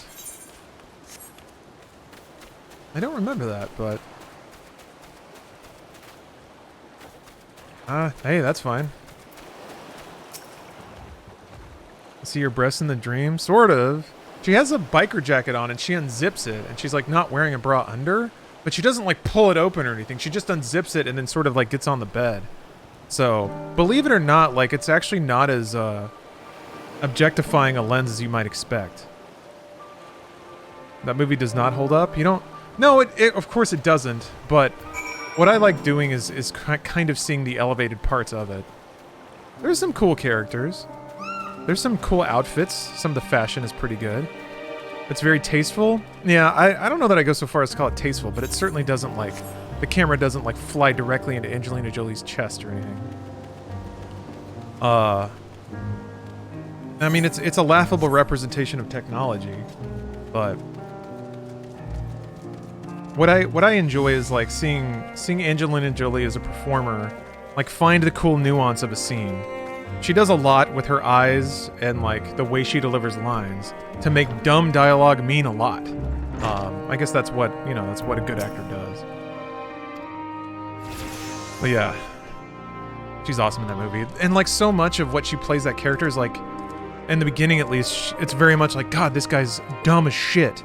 But there's something about how dumb it is that's appealing, and you can kind of see that conflict in the way she delivers lines. Hold on, I'm gonna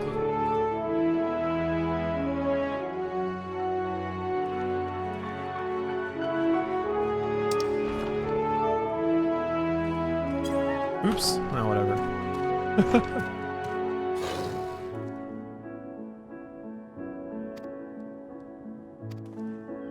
Yes, hack the planet indeed. Maddie Kessler, thanks for the Prime. Just found out about Persona yesterday. Should I start with 1? No. No. You should start with 4. 3 Fests is like when the series kind of became palatable. Persona 1 and 2 are weird games. Shin Megami Tensei games are weird in general, but 3 is strange because you don't control your whole party. And then 4 is kind of... 4 and 5 are sort of the really good ones. They're not really explicitly linked in terms of story either. There's some like characters that show up, but that's it.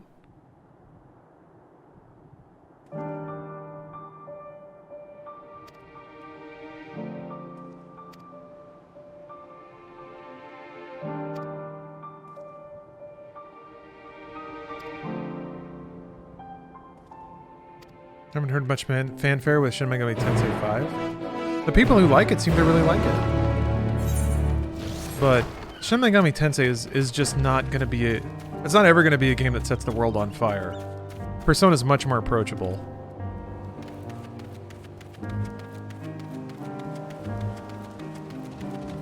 Managed to get in at launch day and play for a few hours. Can't even get into the queue today. How's your 24-hour streaming going? I mean, very well. I guess I got in the queue at a good time. I logged in around noon Pacific. The queue was like 1,200 players. Took around 20-30 minutes to get in. And it's been super solid ever since. So... Or, Maddie Kessler, for Golden, if you can find it, although I'm not sure how easy that game is to play. I played it on a PlayStation TV. I don't know if it's been ported. People wanted it ported for the longest time.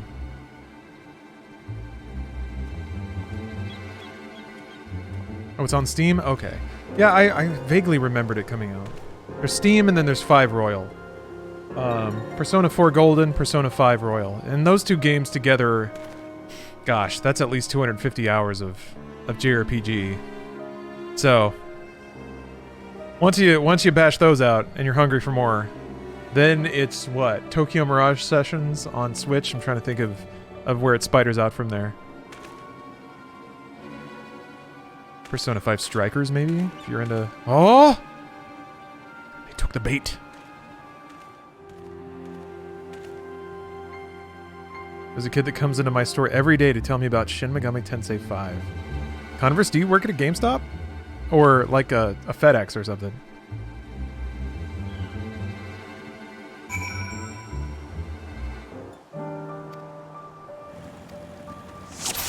Oh, I gotta catch him? Wait at the designated location, then follow the boy thief without being seen. We got a little mini game.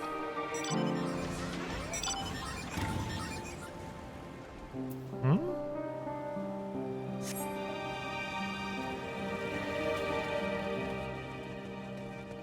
Oh, it's this guy. Right? No, never mind. That's an NPC. Wait at the designated location. Wait at the designated location. Wait at the designated location. Oh, okay, it was already happening. All right. Yeah, that's right. It started as soon as the quest started. Oh, you work at a locally owned retro game store. Oh, that's awesome. Well, Converse, you should plug your store in case anyone in chat's around your area. Come and give you a little patronage. He works at a Chipotle. I mean, if there's a Chipotle next door, you basically got all of your world needs right next to each other right there. Okay, I'm gonna step away for just a second. Restroom break, get some more water. Be right back. Okay, I saw the name of the retro game shop is Game Swap in Southern Oregon, so if you're in the area, sounds like a fine establishment. Now, on the subject of games and I guess support, no, this is good for everybody.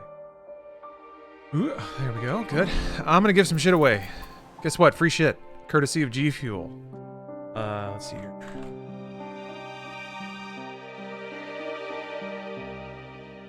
He's gotta...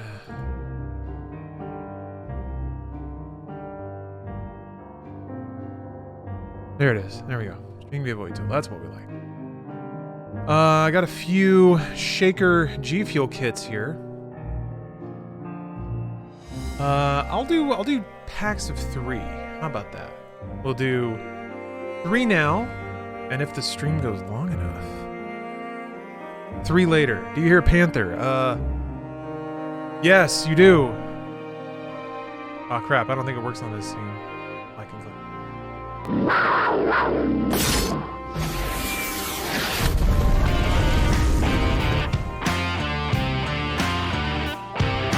I need to fix all my hotkeys. Anyway, so let's see here. Here's what we got to give away here. There's the Black Ooze Venom. This was based on the Carnage tie-in. I did some like promo social for it as part of my contract, and they sent me these. So this one, well, let me see. Does anyone care, or is it just like? Because I have like 3 to give away. There's a Carnage one. There's a Venom one that's like Black Ooze, and then the Carnage one is Red Ooze. Meh. This one's obviously more intense. And then, this is a much more modern one. Promo one for Spider-Man, No Way Home. Radioactive Lemonade. Look, there's a little Spidey. He's hot. He's hot. Spidey. Hop, hop, hop, hop. That's a Spidey hop. So there's those 3. I'm trying to decide. Here, I'll just do them individually. So let's see. I'll give away the first one here. Once I remember what the tab's called. Okay. So, to win the this is for the Venom kit. The, like, Black Ooze. All you have to do is type Venom in chat. Type the word Venom. Venom! Oh, wait. It's not... Wait, is it working? No, I don't think it worked. Hold on. There we go. Okay, now it's working. Now it's working. Sorry about that. At the very beginning, it wasn't connected to chat, but now it is. You only have to type it once, so there's really no need to type it multiple times. I will send this cheaply. I'm gonna warn you. There is international flat rate shipping, postal service. There are some places in the world I probably can't ship to, but very few of them. I don't mind throwing some money out there to get this to people. And plus, this is one of those like, gotta send it breathily. Oh, this is one of those like first taste is free moments. You get this, if that black ooze gives you the lift you need to be your gamer best, then you know where to come back for 30% off every month. Hey. Hey. Hey. Actually, I have a lot of. It's kind of a shame that I don't do this more. What if I live in Canada? Totally fine. Totally fine. Canada's no problem. I was thinking like Iraq. It might be difficult to ship there, but most other places have been pretty easy. The problem sometimes with international is that sometimes there's a fee to pay on the receiving end, and I can't really pay that. And if that doesn't get paid, sometimes it doesn't ship through. Australia is fine too. Yeah, don't worry about that. There's the U.S. Postal Service is actually pretty great. I have to admit, I've had nothing but good experiences. There's somebody walking in circles around me. They're really scoping me out. This is in Final Fantasy XIV, I mean. I need to give them a nice dance. What if my neighbors steal my packages? Damn. I don't know that I can help you there. Oh. Alright, I'll draw a winner here pretty quick. I'll click on this. There we go. Yeah, USPS pretty good. Not American? Damn right. Sometimes we get it right. Okay, in 5, 4, 3, 2, 1. Venom. Who wins it? Alright, Brandon. Brandon B. Moore, congratulations.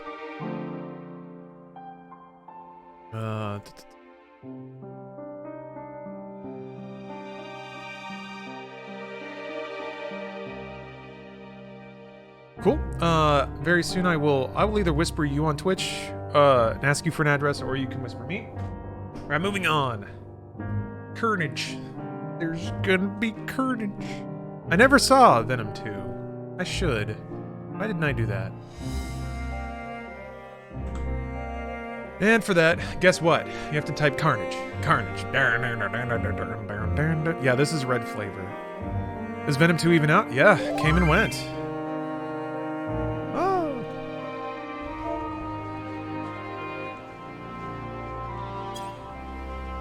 Somebody sent me a nice message in Final Fantasy XIV.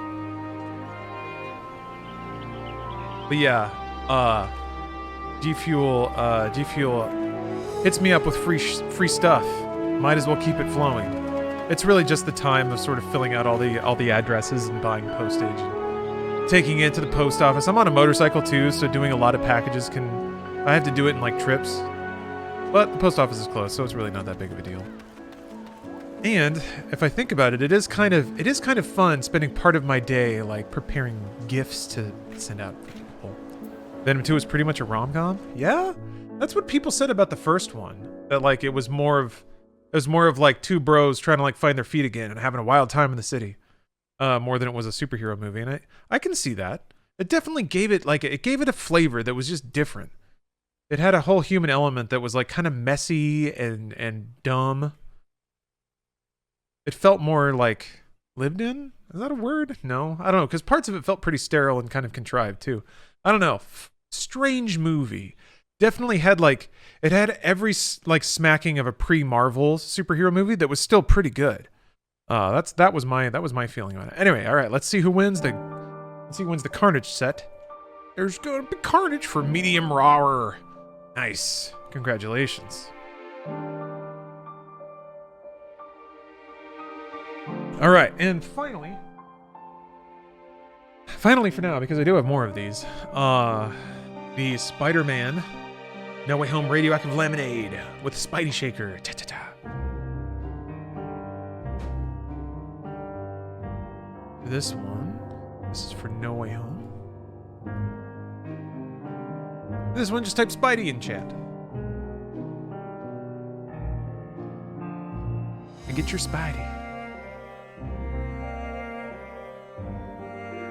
Prepare to be webbed. Be webbed with energy and nutrients. Oh, I guess all the nutritional info's on the can, the tub. Got niacin. When's the last time you got your niacin? A little vitamin B6. A little chlorine. It's got an energy blend. Taurine. Tyrosine. I'm just reading it now. Caffeine, of course.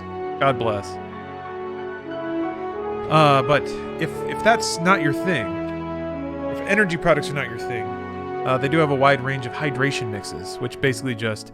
I say this all the time, but I use it for hangover prevention, and it's so good. So good at that. There were also days in... hey, this is part of my journeys in being able to recognize the world's dirts. That I went to Rome. When I was traveling in Rome, I used hydration mix in my water bottle, which was awesome, because I was just sweating all the time. It was so hot and humid there, and we were just walking all day in the direct sunlight, so yeah, smothered down with sunscreen, drank a lot of water. It was awesome. Does G Fuel ship to Australia? I think so. Will you sign them? Sure. Yeah. In the like whisper conversation of either asking for or soliciting an address, you can just tell, like, if you win, you can just tell me whatever you want, and I'll do my best to fulfill. Okay. This is for Speedy Spidey, who gets it. Shitta. Ooh. Rock'n'Rolla? I do like that movie a lot. Rock'n'Rolla? I haven't watched it in forever, though. Congratulations. Alright. And thanks to G Fuel for giving me free stuff and letting me give it away. Because, yeah, I don't, it's pretty wild. G Fuel, you can use it forever. I only use a half scoop, and I still haven't organically finished a tub. I think, no, there's one. I finished my watermelon. Jeez. Alright. Bang. Okay. Now, here's the thing, though. Here's the scary thing. That used a lot of time. This may be the shortest subathon yet, but that's okay. I understand the nature of like streaming this on day one. I'm also not really an MMO guy, so.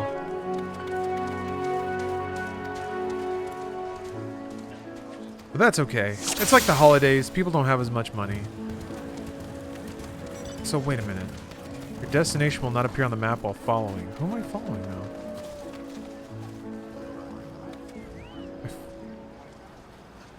Converse, thanks for gifting a sub. Oh, maybe I shouldn't have brought it up. I don't know. I don't want anyone to feel anyone to feel pressured in any way.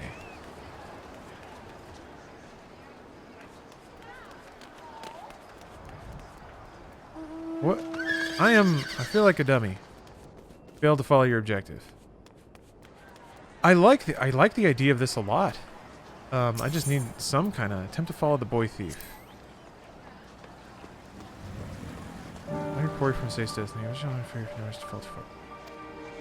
You fail, return to the starting point, return the objective.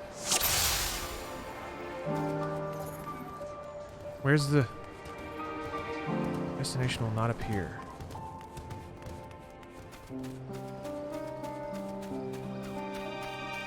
I just have to find him?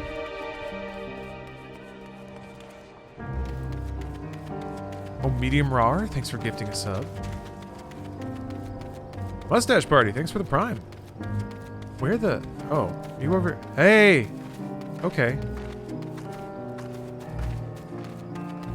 So yeah, you just... I guess the cutscene kind of showed him running off in that direction.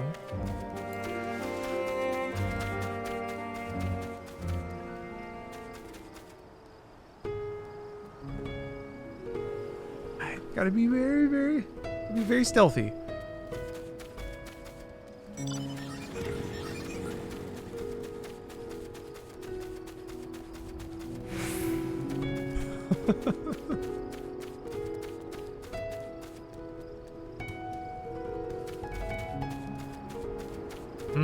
This is a twist.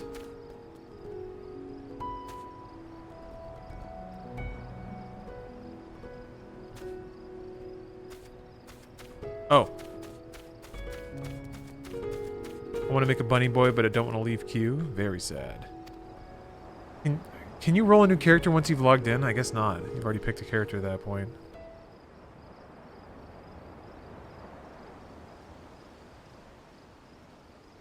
That hair is so slick. My potato looks like he would like settle any argument by challenging you to poker or something.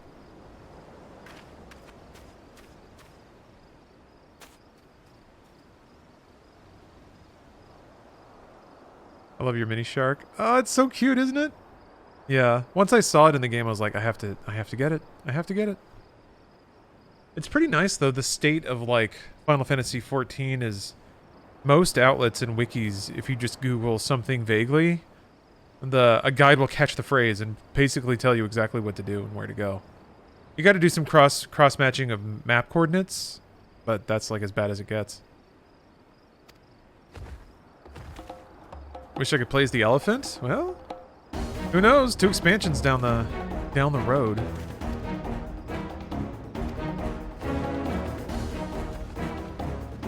Although we don't get to play as turtles yet.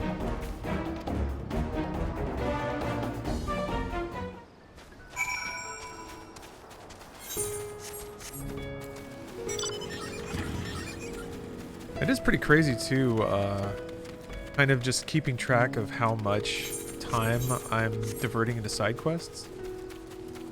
Although I am doing them somewhat sloppy.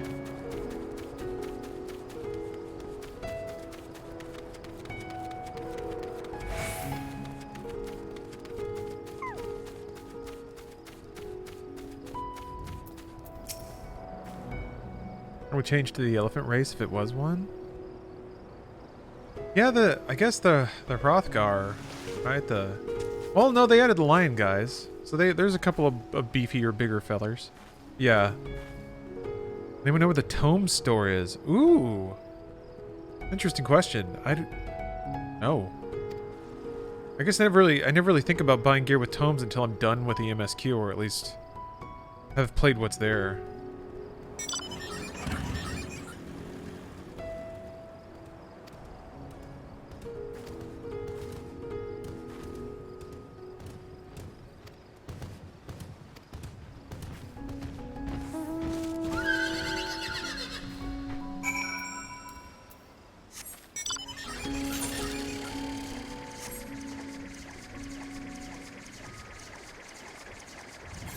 Yeah, I'm not sure what the new probably should have just returned. I'm not sure what the new like merchant hub is. Oh, there are poetic shops in different areas. Oh, okay. Sir Abby, thank you for the sub.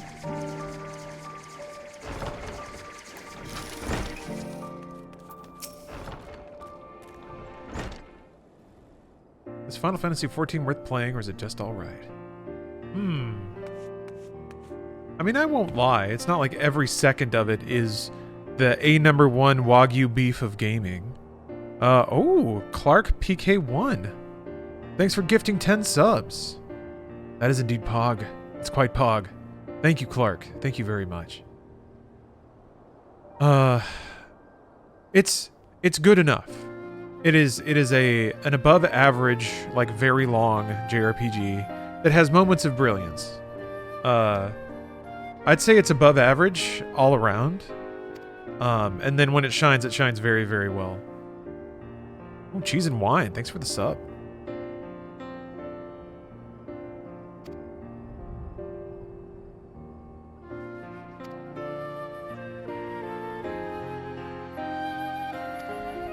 Ooh, no Tiffy. Thanks for the sub. But that the gaming may never end. I appreciate that. That's a kind sentiment. You're right back where you started. I'm not gonna do it. I can't do it. I'm weaning myself off. I have a lot more time with my new job, so I might check it out. Oh, okay. Then yeah. The good news is there's just no barrier to entry, aside from downloading and making an account. You can play to level 760. First expansion. I already forgot the number again. I know I was wrong with my first gut last time, which I think was 70. Anyway. You can play the first, well, technically second, but first major chunk of content, the first full expansion. That by itself is at least 60 hours of JRPGing, which, you know, it's a bit dated content. And like I said, not all the toppest tier, so... But if like you said, you're starting to get a lot more disposable time and you want to pick up a rewarding hobby, then yeah, I'd say go for it. You're not going to remember every side quest, you know. Not going to be written in your heartbeat. I remember in Lord of the Rings Online, I had a character named Smelrond, and apparently that was against the rules, so they renamed it. Yeah, this game is... I haven't seen any... Like, most names have been in good taste. I'll say that. But people get a lot done with a first and last name. And they... Oh, shit! Shit! Crab foam! Shit! Thank you for gifting 27 subs! Oh, that's it? Wait. Yeah, that's it. Crab foam! Crab foam sliding in with the save. Thank you, Crab. That's a big Crab move right there. I literally have a folder full of stupid names I see in Final Fantasy XIV. Nice. You just like snip the screen, dump it in there. Those are some big snip moves, Crab Foam. Thank you. Thank you very much. Yeah, I was getting my pajamas ready. I was gonna put on my sleepy stocking cap. No more. More gaming. And more reading, more literature. I'm gonna let all the alerts play. I need to spend some time and add some more gifts to the rotation. The problem is the interface is getting really slow because there's so many. It takes a long time now to bring up the interface and like reassign all the different random gifts. Maybe I should just cycle them out. Maybe I should like just upload like another 300 gifts and just cycle all of them out. That's not a bad idea. That would probably be faster than adding rules. And these have been here since I kind of started streaming more intensely 2 years ago. Hold on. I'm gonna write that down. I've learned that if I don't make lists of tasks, I'll forget good ideas. Everyday Brian, thank you for the 100 bits.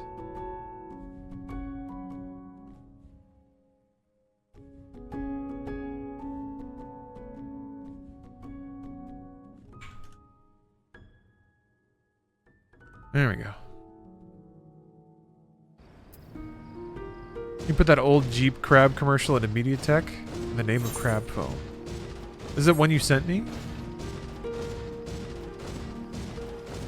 I think I know the one you're talking about.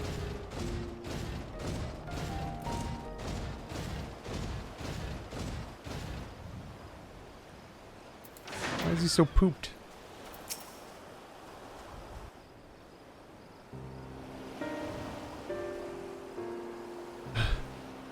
Ain't a funhouse guy. Used to be. Draw me a picture. At this point, about 2 years ago. Yeah. Oh wow, that was really in there. That was really in the ear. Wasn't ready for that. Oh, P-Doom, thanks for gifting a sub. What happened here?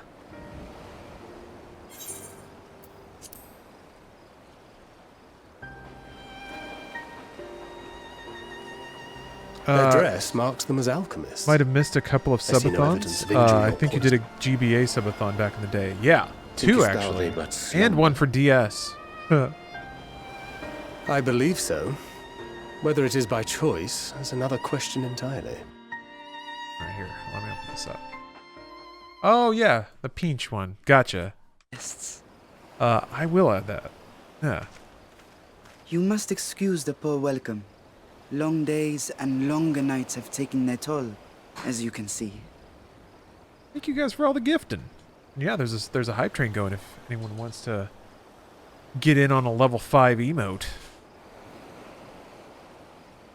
Chaos of those subathons are unmatched. I am I hope to Vashan, never miss the upcoming ones. servant to the Satrap. Yeah, I should go back to that. My task was, in fact, to wake these good men and women. I kind of if wandered away you from it will allow. because there were a couple that didn't bring in all the subs, but that could be due to a lot of things. I don't know. Just kind of searching around. It's okay. People of the Great Stuff's World, rooting around. I come bearing new scales. He's gonna make treats. So I just like trying a lot of different Scales? stuff. We have new scales? This subathon is pretty direct, just because I'm super hyped for specifically this. Yes, my friends. Gather round. I have them right here. Also.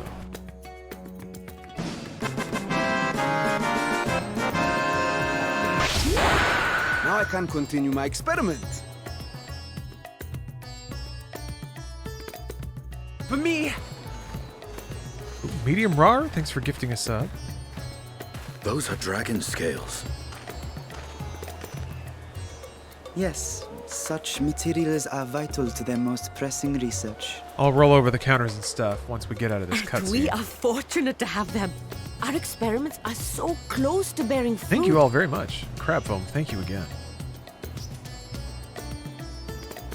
Soon we will have a talisman capable of nullifying the etheric emissions from that accursed tower. Did I say something wrong? Are you not here with Varshan? Wait, who are you people?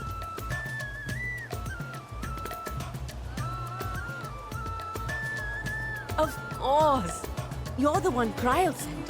The warrior of light we've been waiting for. Yeah, this music is dope. This is a day of celebration. Praise be to Cinderova! I've always loved Indian and Middle winds Eastern have influences shifted. I in feel music. it. Like it can The be end as to our toil is near. literal as like Led Zeppelin's Kashmir or some I of the feel Beatles it stuff too. when they were My head rocking hasn't been drugs. this clear in days. Tell me, how did you acquire those scales? Curious that it concerns you so. Yeah, But Xena. worry not. They were Elephant Lady has a freely very given pretty by the voice. dragon I agree. With whom our satrap has forged a lawful pact. Huh. Alright. Stinian's having a stare down with this kid. As well. Hey, you murder some dragons. You must know be what? quite familiar with Dragonkin, yes? Holy shit, he just got nothing personneled. Is this their congealed blood I see on your weapon? You said this track reminds you a little of Chrono Cross. I was actually getting that Speaking of impression dragon blood, you yourself in the have been previous infused field with music. it, There are have you parts of it that have a really strong sort I of... should like to draw a file or two, if so. Now, see here. Think of the Come word along, come along. I must insist that you visit our laboratory. Boy, things are getting wacky. It's a Cease game your easy to shouting, get into. or so help me. I think so. It starts fairly simple. The first things the game have you do are very straightforward. Oh dear, your Run to poor these places, talk to companion. these people, What kill with the these new animals. scales and your timely arrival, And then they trickle my new colleagues abilities are onto a little you. giddy with excitement. They have you go through dungeons of slightly No increasing harm will come to complexity. him, I promise. Meanwhile, shall we find a quiet place to talk? Is the game always this goofy? Not always, no. It definitely has goofy As you may asides, have though. guessed, I am Which Nirvana. is pretty The authentic to alchemist who Final sent a request Fantasy. to your mistress It's Triumph. something that I always forget We about have when I go back and workshops play an across the older nation game. collaborating on Is this the just research. like boing boing like But it is going here, like there at that the Great that shit World, happens. where I collate There's just our weird results. asides where people are like what like Come a with weird me, all of anime you, pratfall and or I can something. explain the crux of the situation. It gets away with it somehow. It sounds so cliche or forced, but it feels fairly natural. Yes, I will add. There we go. As soon as I'm out of cutscene, that's what I was waiting for. I can probably change the settings around so that I can tab out. You can make it so it doesn't cut frame rate or anything. You can just tab out without anything changing. All right.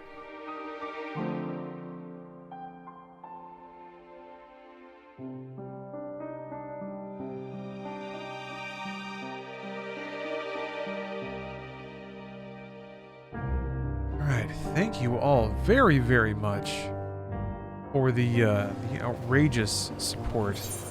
That is a lot of money. Maybe I'll revise it for future subathons. I know that people don't quite have the money and nothing to spend it on now that the world is. I don't know if returning to normal is the right thing to say, but maybe moving past outright quarantine. A teeny bit, at least around here. Yeah, Final Fantasy VI is a weird one. Kefka is both played off. He's played off for like weird, absurdist, like goofball humor, but then is actually like the Joker that straight up shoots people, which is pretty neat.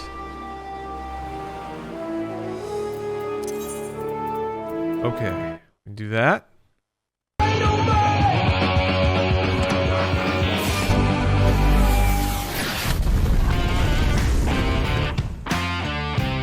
I'm fairly certain I turned it off that time.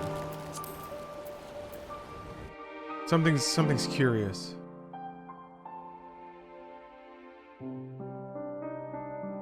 I wonder if maybe it's like the states in different scenes get out of sync. Hold on.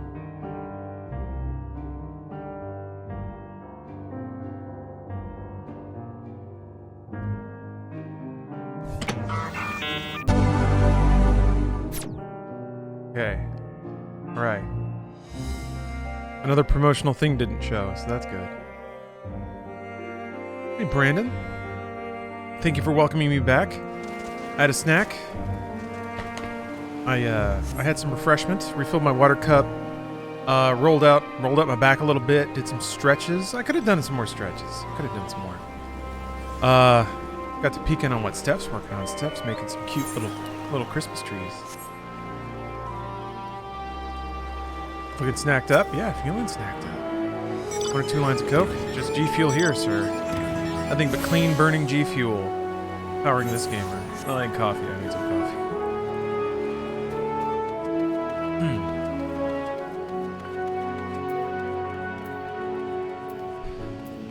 There's this massage place around the corner that I've been wanting to go to.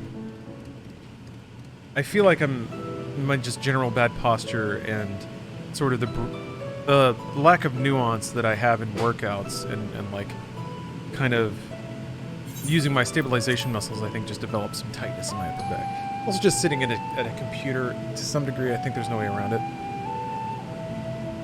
What kind of Lovecraftian creature is that? No, the elephant people are cute. They're cute and they have good voices. I hope one talks pretty soon.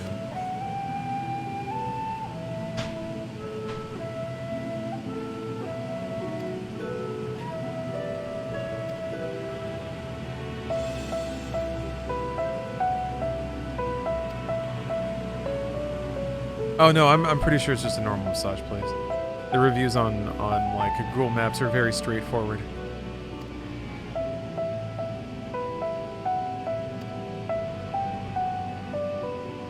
Do they walk around on you? I don't know. I feel like I could use that. If somebody offered to do that to you, wouldn't you accept? Why not? Try it out.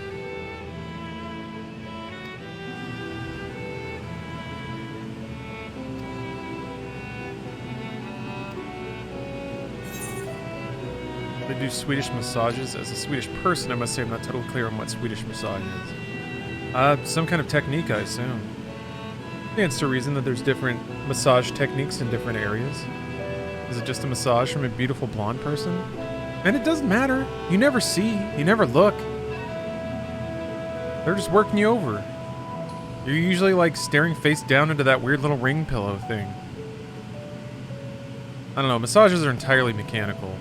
At least they are for me. A pompadour is amazing, isn't it? It wobbles sometimes. When he lands from a big jump. I don't care, but I'm sure someone does. I'm sure someone is. Yeah. Someone cares a lot about it. You're sure. You're very right about that.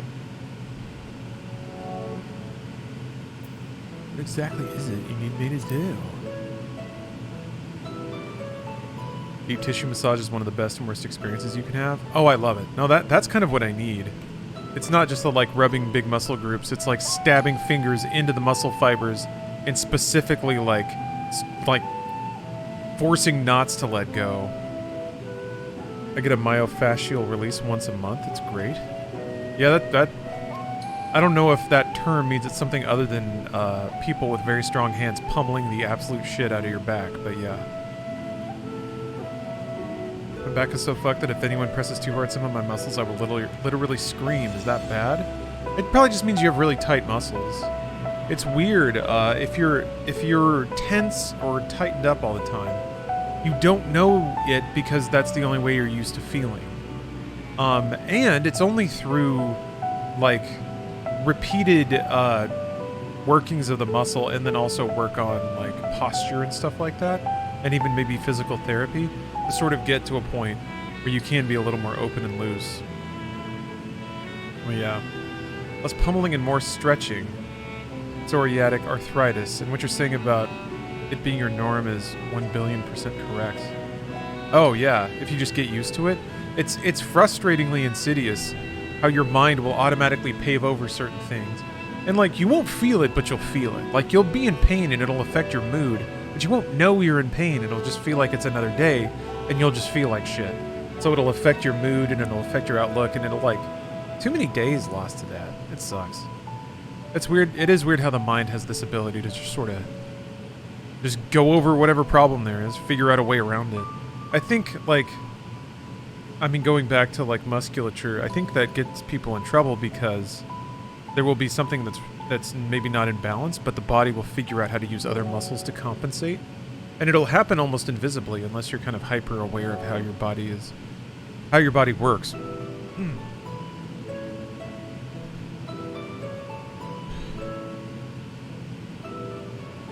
I have a fucked back / shoulders and over flexible joints. On a positive note, it's really hard for me to break or twist my ankles. Okay.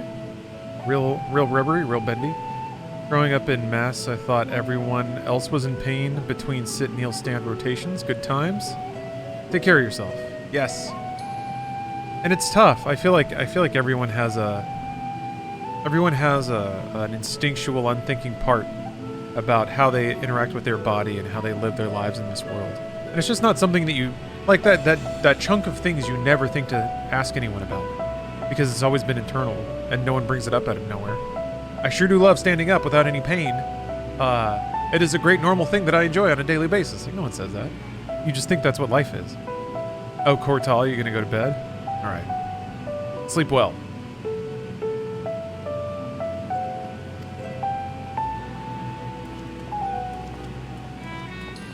Oh, Nick, you gotta head to bed too? Glad I got to hear the end of that Doom book. Look forward to hearing more about petty and shitty human being Flynn Taggart and his gal pal Arlene. Yeah, they're a real duo. I mean, up on deck right now. Again, is the tale of Dade Murphy. And these, hold on. Busted as a kid for crashing Wall Street with a legendary computer virus, Dade Murphy, now 18, is back at his laptop, plugged in and hacking with New York City's elite computer hackers, Phantom Freak serial killer, Lord Nikon Joey, and the sexy self-assured tomboy Kate. What? Yeah, Joey. Joey's there. I mean, the plot wouldn't happen without Joey. The book of the movie, the book. Wait, the movie was based on a book? You just got a round belly from working at my desk all day? That inactivity sneaks up on you and one day you notice that you lost that slim tummy. Yeah, it sucks to like, and then, oh man.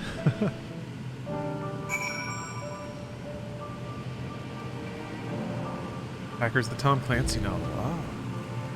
All the tactical hacking action. Oh, that was a fat kitty! Wait, you...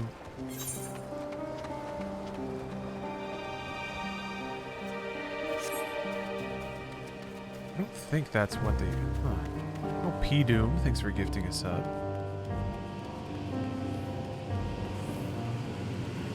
I was watching this person back here. Gently now. Milling corn, I guess? Who knows?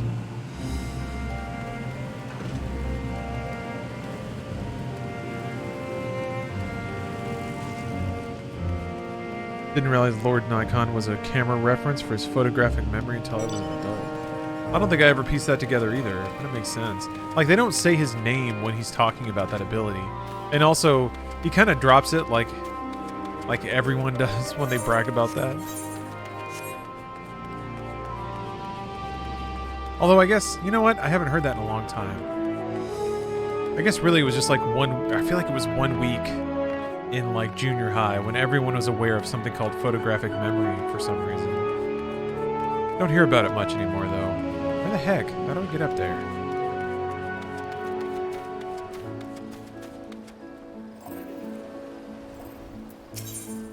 Oh, look at all these things you've got. And fishing stuff? What if I were current leveled fishing so I could stop and fish while I was adventuring and level up my fishing at the same time as exploring the story? What if that? Wait, what is my fishing? Yep.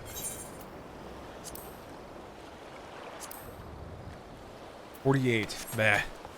Bah. Anyway, that'd be cool.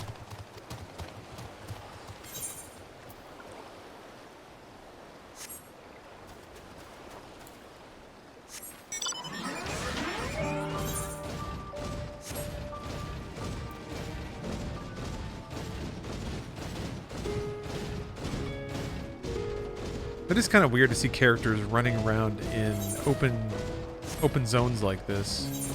Usually by the time I get around to playing main story quest content, everyone else is just like idling somewhere in a party finder or like grinding something else. So I usually have world zones all to myself, bizarrely. Or like if it's grinding fates or something like that. Or people running around.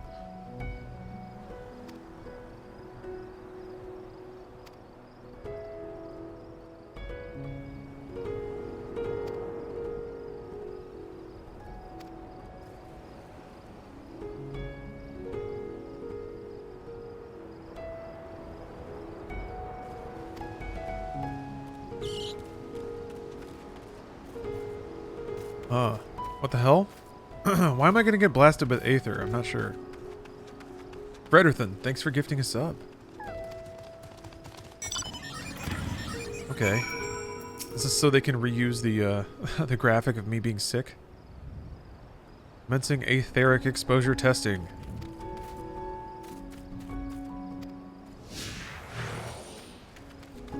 Okay. Following a stomping lantern. Okay, sure.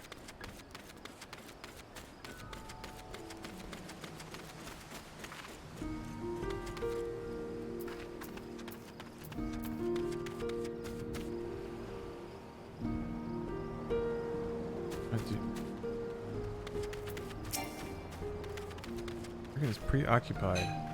Wait, do I hit it?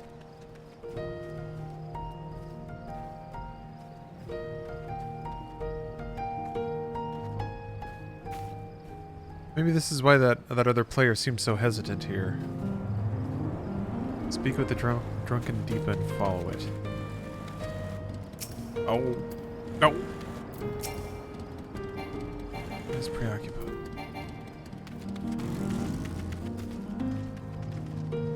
I'm too close? Oh, there we go.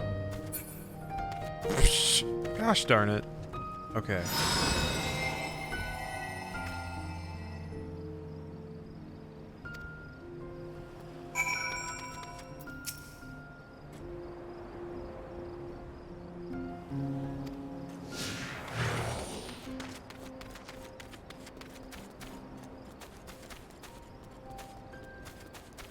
Is this real life now? I trust you, Law Dog. You tell me if this was a fake reality.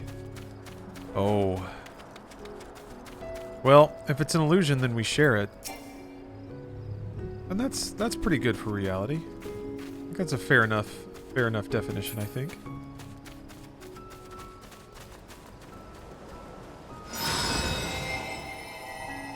Consensus.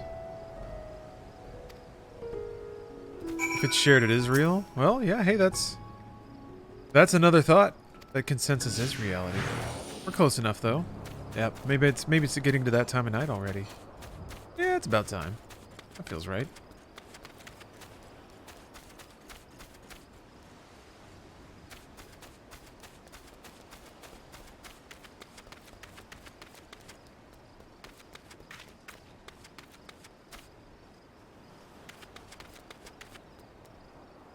Philosophy raid?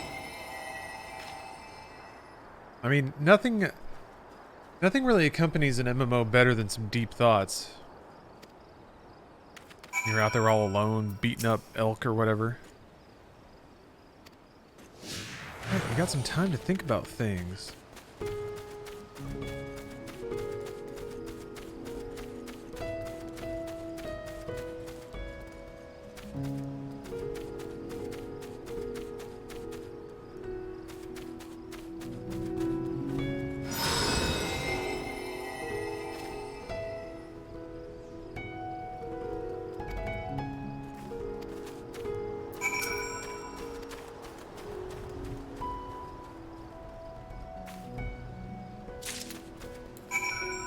Weird.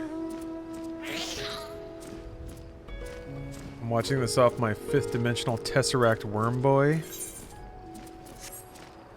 You got intergalactic internet. Interdimensional internet.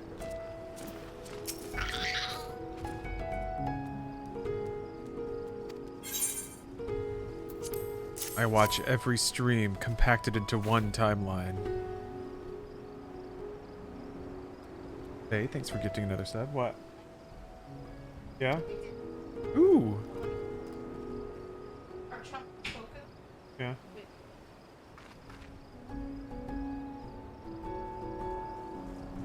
Wow. Okay. Oh, because the green and the brown? Yeah. That's truly. I was. Yeah. Oh, yeah, that makes sense. Yeah. Okay. Tastes good? Okay.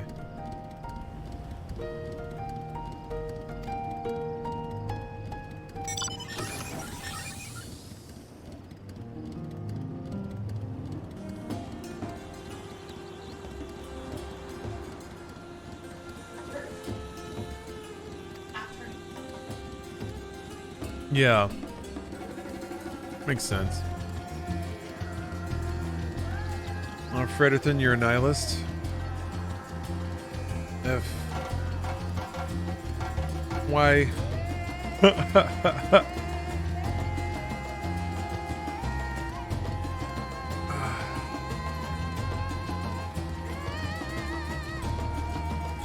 People find meaning in things. There's value in not thinking so hard. And if a nice like cold glass of water on a hot day isn't worth something to you, if you can't like be like, well, it doesn't matter because I'll just die someday. Okay. Unfortunately, this life's all you got. At least by all reckonings, that seems to be the case. So you can either spend it despondently thinking about how pointless everything is, or you can see some amazing things. You can eat some amazing food. You can have some amazing experiences that pass.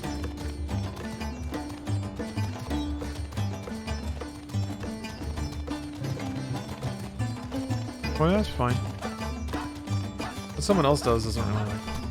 People can believe whatever they want. Most of the time. Most of the time. Some beliefs are pretty crappy. Nihilism is the scenic route to not much. That's a good way to put it, yeah. It's a great way to basically be like, yeah, I'm done. This is it.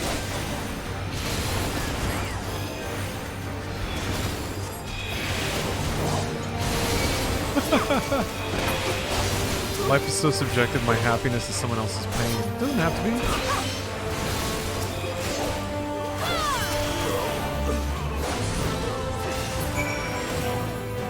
Final Fantasy XIV makes everyone happy. And I gotta help this person pick these herbs so that she can make some food. So I'm feeling pretty good, and I'm doing something good. Making life better in the realm of Eorzea. Is there a difference between nihilism and severe depression? I think so.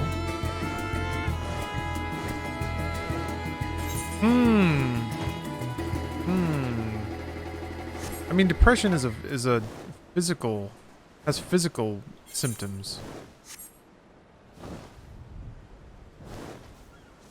I think you can be nihilist and not suffering the physical effects of depression. But spiritually, I could see how depression might make one feel extremely nihilistic.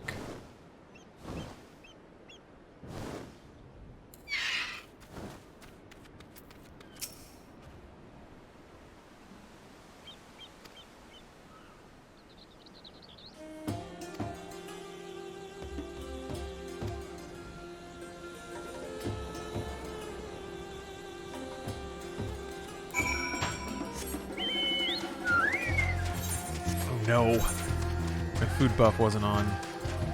God, I'd be level 1,000,000 by now. This is pretty! Dang! Ooh! Fat chocobo! Yeah, Artesia. I love the fat chocobos. There's a few I don't have. There's a variety, many varietals of fat chocobo. It's a good pose, little guy. It's all about these moments.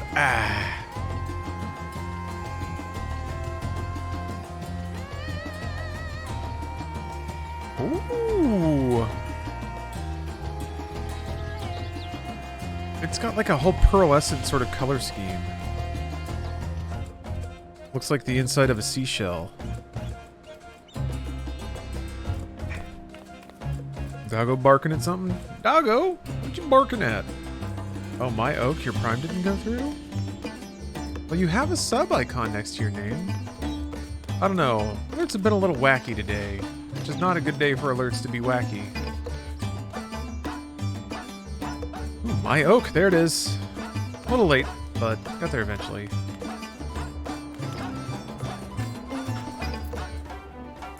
This track is just so weird.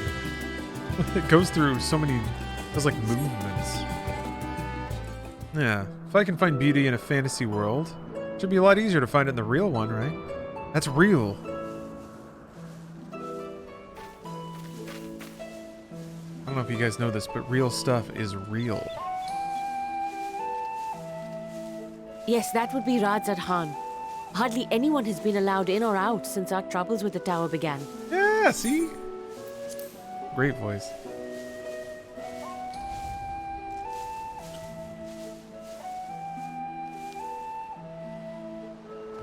World has more dirt, that's true. The faithful and citizens bugs. huddle inside the city walls. People, and commerce mines. has all but ground to a standstill. Uncomfortable I pity the shoes. satrap, the trials he must be facing.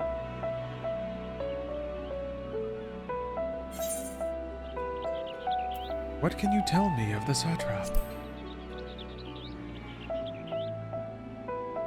Well, he is the most important person in Radzat Khan. Oh, Liznak, you're trying to finish Long Shadowbringers? ago, All right. this island was home to You have a two good one, tribes too. of Matanga, the Gajasura I actually and had the to finish Arkasodra. Shadowbringers this morning. When the Aura came to these shores, it was the Arkasodra with whom they joined forces. Together they defeated the warlike Gajasura, forcing them to flee Thavnair altogether. Peace and prosperity reigned for a time, until a clan of Hjor from the mainland decided they wanted the island for themselves. It was a direct ancestor of the present satrap who arbitrated that All right, conflict Frederickson, that was funny. and welded the Hot warring singles, factions like into cheese the nation slices. we know today. And ever since, a member of that esteemed lineage has inherited this somewhat unique position. You see, by and large, the state is run by the people.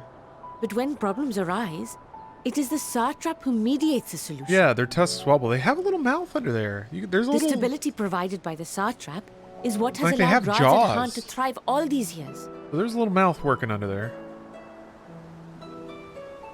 And it was the satrap himself see? who entrusted A us little with good this angle there. duty. We will not fail him, nor our countrymen.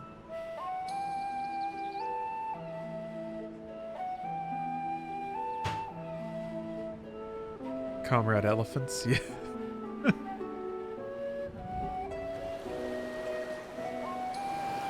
So I guess What is the delay with the vessel? I told you I need to adjust those ratios. there's just incidentally a tower here that I'm trying to like blow up, but I need the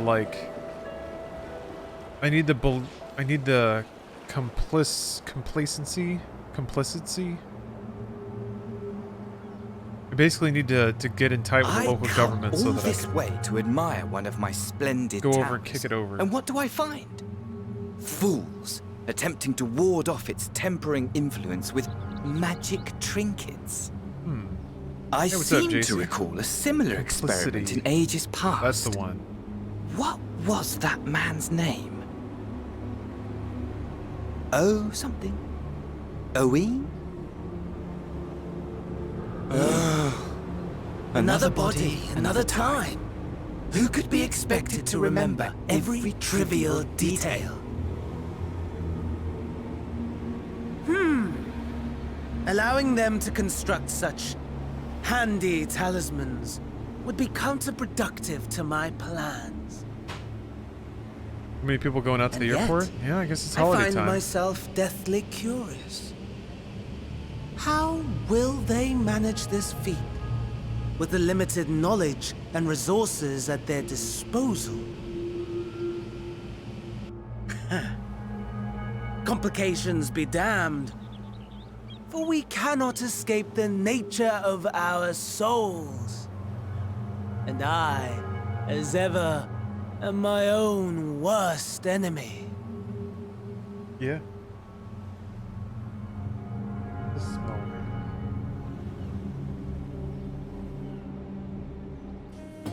Yeah, that smells weird. It smells like new shoes, which is a weird thing for food to smell like.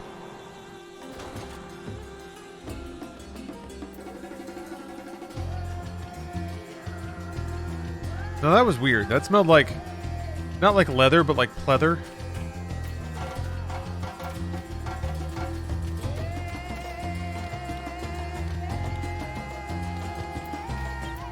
Just did a little lap. I have enough spirit weed to last us a good while. Yee!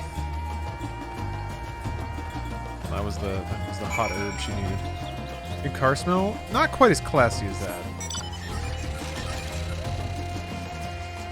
Oh yeah, it's a little gamey.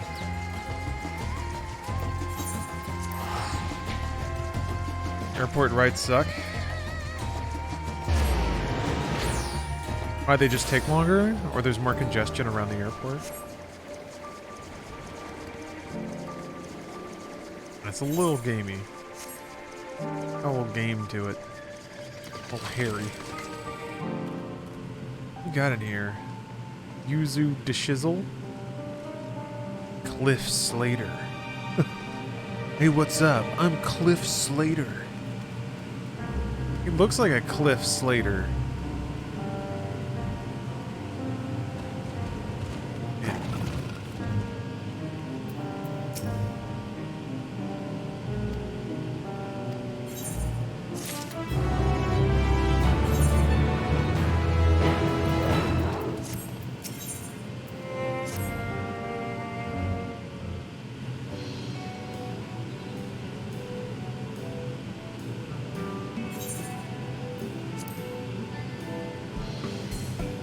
This track feels super Chrono Crossy. Although this is an older track. I've been using this for conversations for a while. This is like the lighthearted, friendly conversation track. Things are looking up. Everything's okay.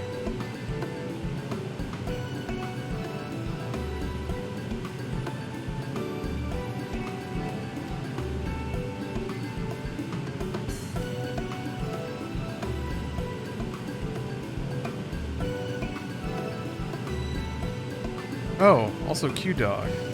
Thank you for complimenting the Christmas tree. It's like, it's an internet tree. There's an app, and you can give it different, like, light-up patterns and stuff. There are parts about the future that are exactly as cool as I hope they would be. One of them being that, like, I can use a portable touchscreen pocket device connected to the magical wireless internet in my home to make the Christmas tree light up in different patterns. So that's pretty rad. I guess the next best thing would just be a disc on the ground that projects a hologram of a tree into the air. Maybe that'll happen in like 20 years from now. That'd be cool.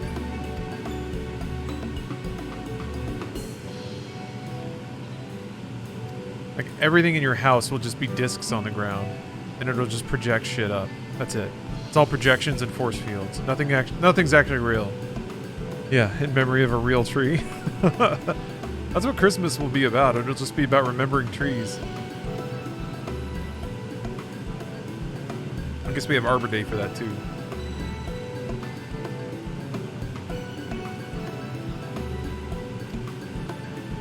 Yeah. See, look at how high he has to look.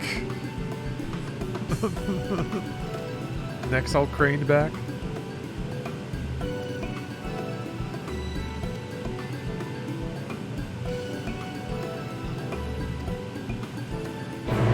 Hard air holograms or spinning mirror holograms. Ooh.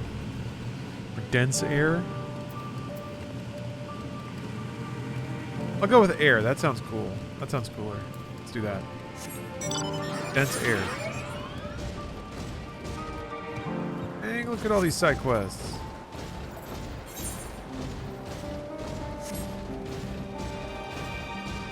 Yeah, thick air.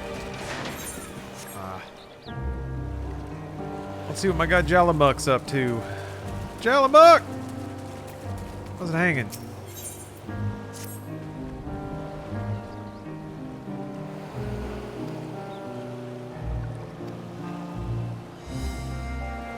Love all the callbacks in this game. Oh, was there one? But yeah, 14 certainly will rifle around in its roster of characters for weird cameos and stuff. And then there are storylines that I thought just kind of petered out and went nowhere that they would then call back to, and then would write them as though they had been going the whole time and you just weren't really looking. And they do a pretty good job of making it seem like it's a world where a lot of stuff happens.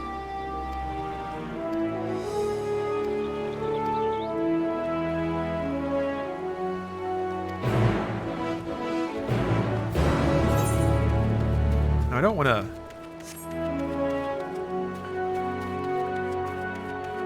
I want to remind people, got about 17 minutes left, and I'm only just starting to get tired and weird. So I just want to put that out there. Put that out there. All the content in 14 overbearing. That's an interesting way to describe it. I think that depends on your relationship to things that are undone. Because yeah, it can be. If you want to, like, let's just say you want to do all the quests. There's more quests in the game than, like, experience matters. So at some point, if you really want to wipe all the icons off the map, you're going to be just, like, running around doing a bunch of weird tasks that just have, like, just barely enough spice in the dialogue to be worth your time. And it can be a little mind-numbing. But you don't have to. But that's also just one aspect of the game. It's one funnel through which content flows. So if you just got to do everything, then yeah, that would be pretty overbearing, and also the increasingly slow set of treadmills you got to run on in each of those individual sort of game modes and content types would probably be pretty frustrating too. But that said, I think the way it manifests most with me is that I'll think, man, I should play Final Fantasy XIV. And then without logging in, I'll think like, well, what should I do though? And then I'll, like, this weird haze of possibility will appear in front of me. And none of which will be like just a task that I can log in and do. Once I log in, I never really feel like I have a problem finding something to do that is fun or something to work on. But yeah, before I log in or start looking around and reacquainting myself with the game, it's hard for me to, like, pin a needle in what I would end up doing if I play. Is that 33 more or 33 total so far? 33 total so far to the next hour of the stream. So, 17 more subs to unlock another hour, and then also the first chapter in Hackers, the novel. The novel and movie. The movie, the book.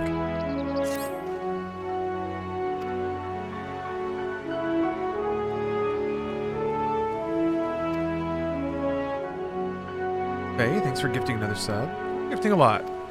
Want to also make sure that, for sure, if money's at all tight, and I know we all got to buy presents for everyone in our lives soon, or have already.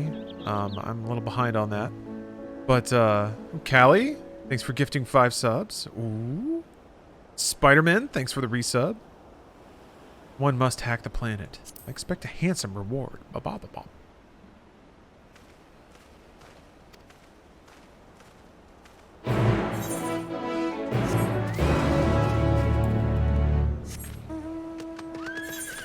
It's on you. I don't have anyone in my life.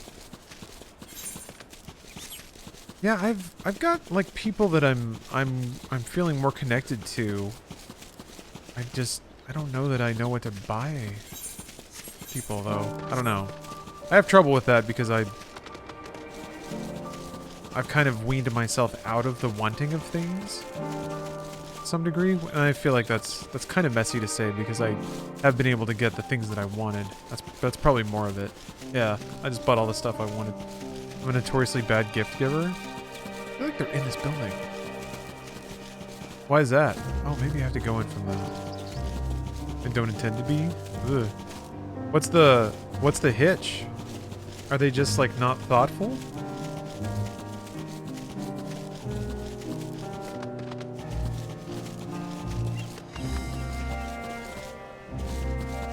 Connecting is hard when you stop caring. Cue soap music. Yeah. I mean, that's... I don't mean to sound too dim, but that can be okay too, I think. I think it's okay for relationships to drift closer and drift apart. And even beyond that, for there to be entire phases of life when you're connected to less people. So, I don't think anybody in their life maintains like close or even neutral relationships with the same ever-growing group of people. I think I try too hard, or maybe I take the wrong cues. Interesting.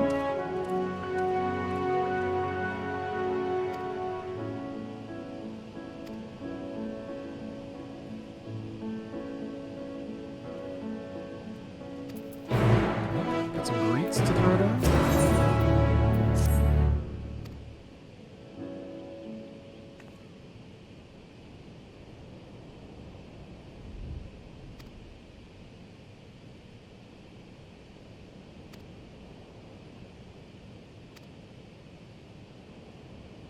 A gift that helps someone remember you is always nice. Yeah, I agree. 4 subs to add another hour. As long as it's not too narcissistic. I guess, for me, the ideal gift is something that's... Yeah, something that could be present in their life, but wouldn't, like, over-clutter their life. Oh, red number 40. Thanks for gifting 5 subs, and I think... Nay, I'm fairly sure that gets us to the next extension. Just in time, too. Wow.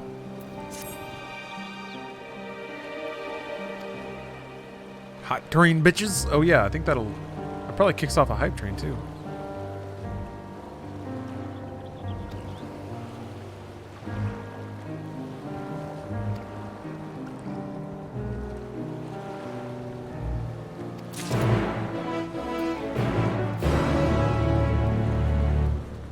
Great. Oh, you know what that means.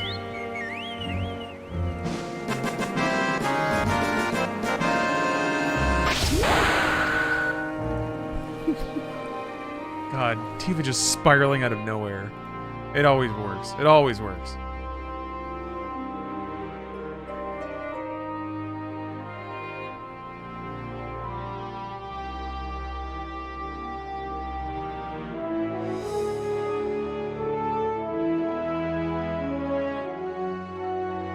Okay. Ate that. Good stuff.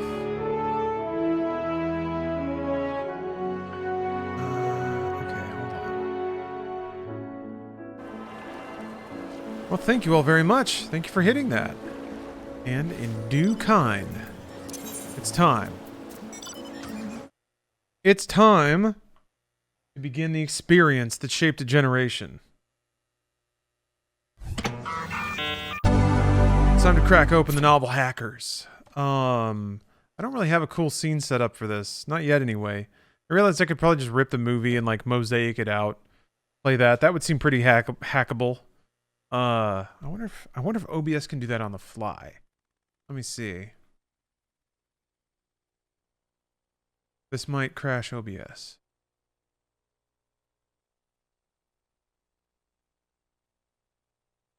I thought it had something like that.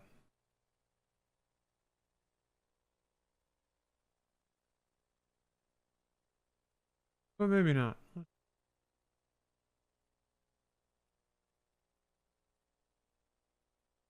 Oh, it can blur. Yeah.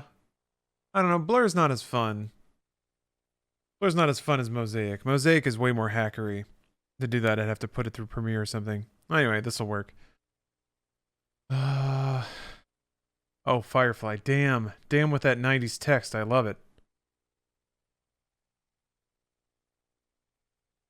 Okay.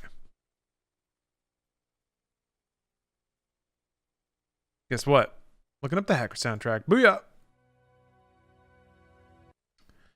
Oh, this is even the first track. Perfect. Okay. It's time to travel back into the past. Yeah, to be a cool hacker kid. And maybe a little romance along the way. This doesn't really have any of the overlays. Doesn't matter. Techno-terrorism turns hackers into heroes. Busted as a kid for crashing Wall Street with a legendary computer virus, Dade Murphy, now 18, is back at his laptop, plugged in and hacking with New York City's elite computer hackers, Phantom, Freak, Serial Killer, Lord Nikon, Joey, and the sexy, self-assured Kate. But the cool heats up when Joey, the youngest member of the gang, is arrested by the Secret Service and is charged by an oil company with a computer crime he didn't even understand. As the other hackers are arrested, the suspicion grows that a mysterious virus has been created by the Plague, a dark side hacker with a secret agenda of his own. Dade wants to get him, and although he's got a lot to lose, like a new life, he goes online into the radical cyberpunk clubs to link a global online team to crush the Plague and crash his hard drive forever. Cool.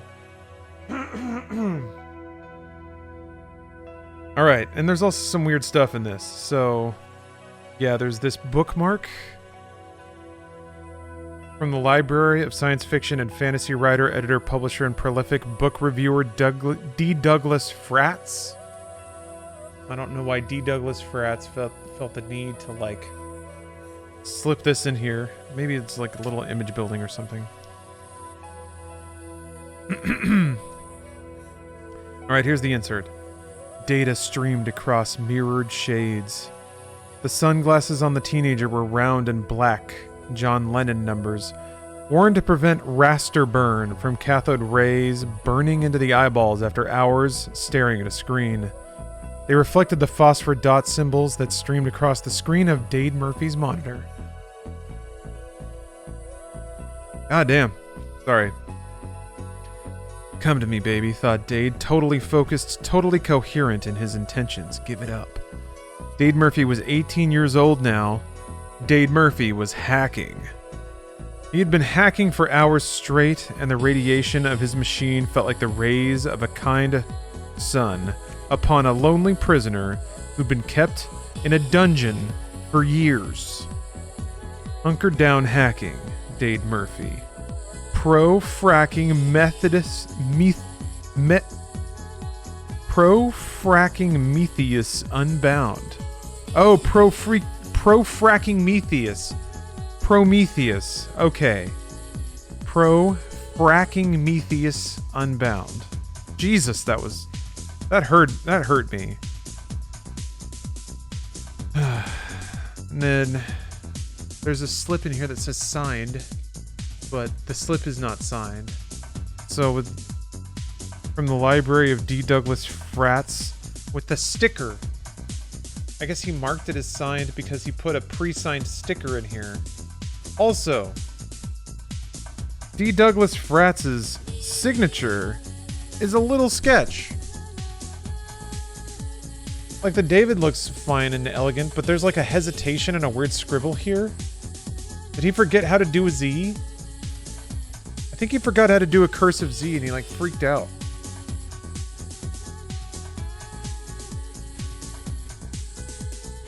That also says, that doesn't even, it says David, not Douglas. I don't understand this at all.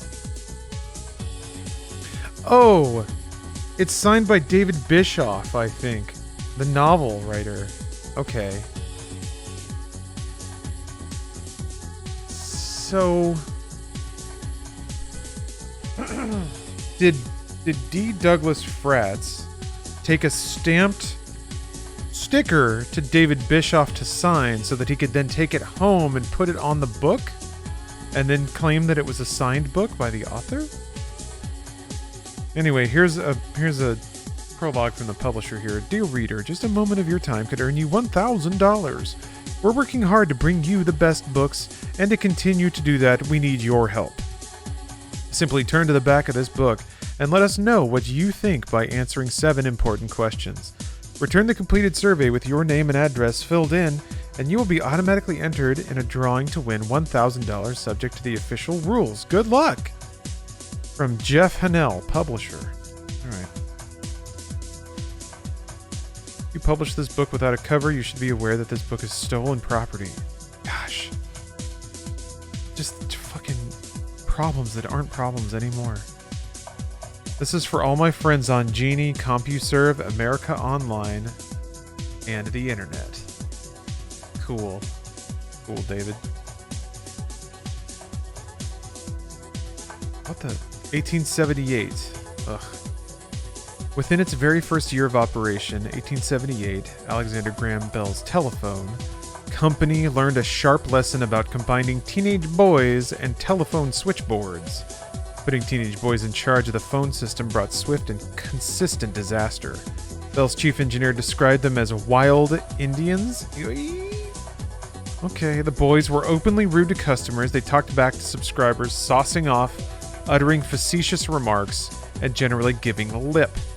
The rascals took St. Patrick's Day off without permission, and worst of all, they played clever tricks with the switchboard plugs, disconnecting calls, crossing lines so that customers found themselves talking to strangers, and so forth. This combination of power, technical mastery, and effective anonymity seemed to act like catnip on teenage boys. Bruce Sterling, The Hacker Crackdown. 1983, Shall We Play a Game?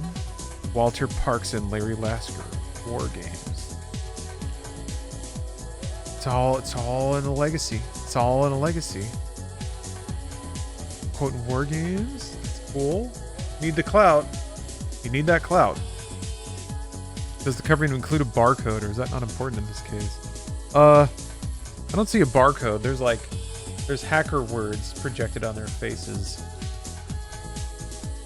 Okay. Hacker. There's the new Hacker's Dictionary. The definition of hacker, I guess. It's like a graduation noun. 1. A person who enjoys exploring the details of programmable systems and how to stretch their capabilities, as opposed to most users who prefer to learn only the minimum necessary. 2.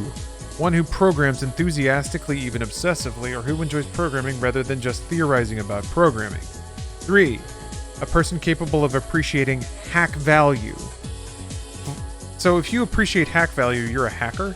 Okay, sure. 4. A person who is good at programming quickly. ... 8. Deprecated.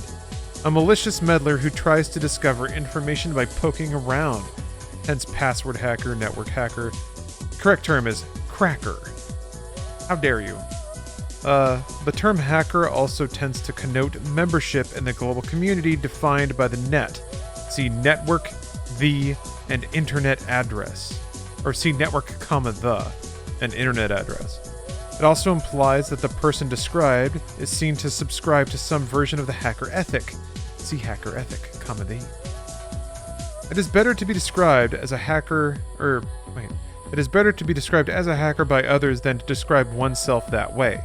Hackers consider themselves something of an elite, a meritocracy on ability, though one to which new members are gladly welcome. There is thus a certain ego satisfaction to be had in identifying yourself as a hacker, but if you claim to be one and are not, you'll quickly be labeled bogus. See also wannabe. There you go. They're basically just describing like another flavor of punk culture, but okay. Alright, and finally the title card.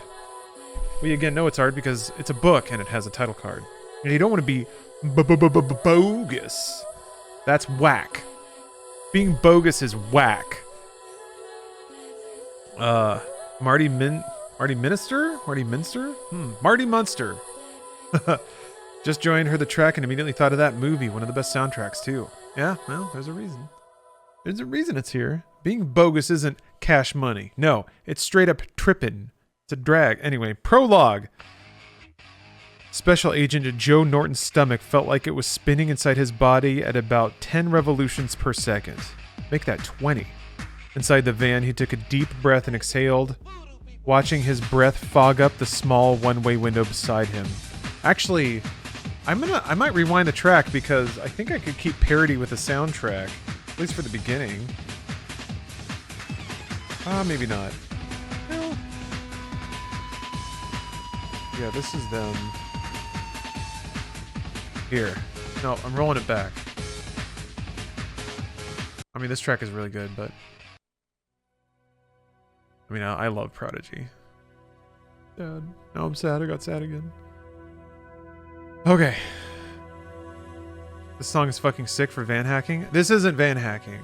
This is when they rush his house because, well, you'll see.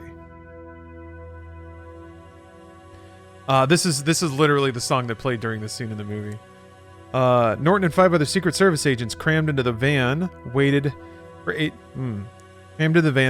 Agent Rodriguez to give the word. The static electricity of the many cups of Seattle Strong coffee stretched and clawed at his nerves as he wiped away the fog with his sleeve and peered out through the window. There sat the objective, the house. A seemingly innocent-looking Cape Cod house badly in need of a fresh coat of paint, tucked along a seemingly innocent-looking middle-class Seattle street. From this house came the crime. Inside the house now was the criminal. The criminal who must be stopped. The other agents, sweating in the hot van, tugged on their black bulletproof vests, trying to stay alert and ready. They were good men, willing to back each other to the death. Norton felt proud to be in their company. Still, at these moments, just before an operation, he always wondered if one of them wouldn't make it. If maybe he would be that one. There were tons of things that could go wrong, from the unexpected resistance of their target to accidentally getting caught in a crossfire from his own team. He gripped his AK-47 like a talisman. Do U.S. federal agents use AK-47s? Rodriguez, his steely eyes flecks of flint in a pockmarked face. Jesus.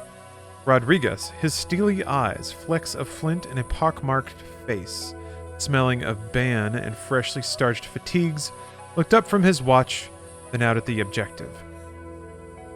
Remember, it's vitally important that the subject be totally neutralized once we locate him in the house. Don't let him touch any machinery, a phone, a stereo, anything. This guy is smart, and we don't want him destroying evidence, or setting off any booby traps or causing any more damage than he already has. Keep his hands in clear sight at all times. Norton could feel himself nodding in unison with the others. Rodriguez glanced at his watch again, then... Now! The door of the Secret Service van flung open with a loud clang, and boots began to slap on concrete as Norton's stomach did one last backflip. Go, go, go! Cried Rodriguez. The troop raced across the lawn, their black flak jackets stamped Department of the Treasury in stenciled yellow lettering. The agents fanned across the yard to avoid bunching up and becoming easy targets. Norton could feel that the sweat that had popped up on his face was drying in the fresh spring morning. They deployed behind what cover the trees and a parked car provided. There we go. To his right, Norton vaguely noticed a young teen couple stare in amazement at them for a beat, halting in mid-wash of a cherry-red Camaro. The stream of water spilled onto the guy's running shoes. He dropped the hose, which skittered across the driveway like a snake as he and his girlfriend ran into the shelter of a suburban breezeway. Oh, Afro? Alright. Have a good night.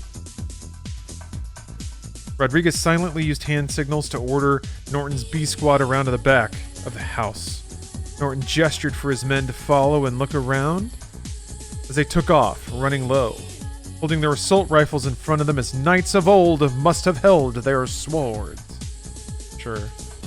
Norton could feel his breath catch in his throat, startled by a Doberman behind a neighbor's fence barking in frenzy. As his squad booked toward the house, the dog followed them along the other side of the fence.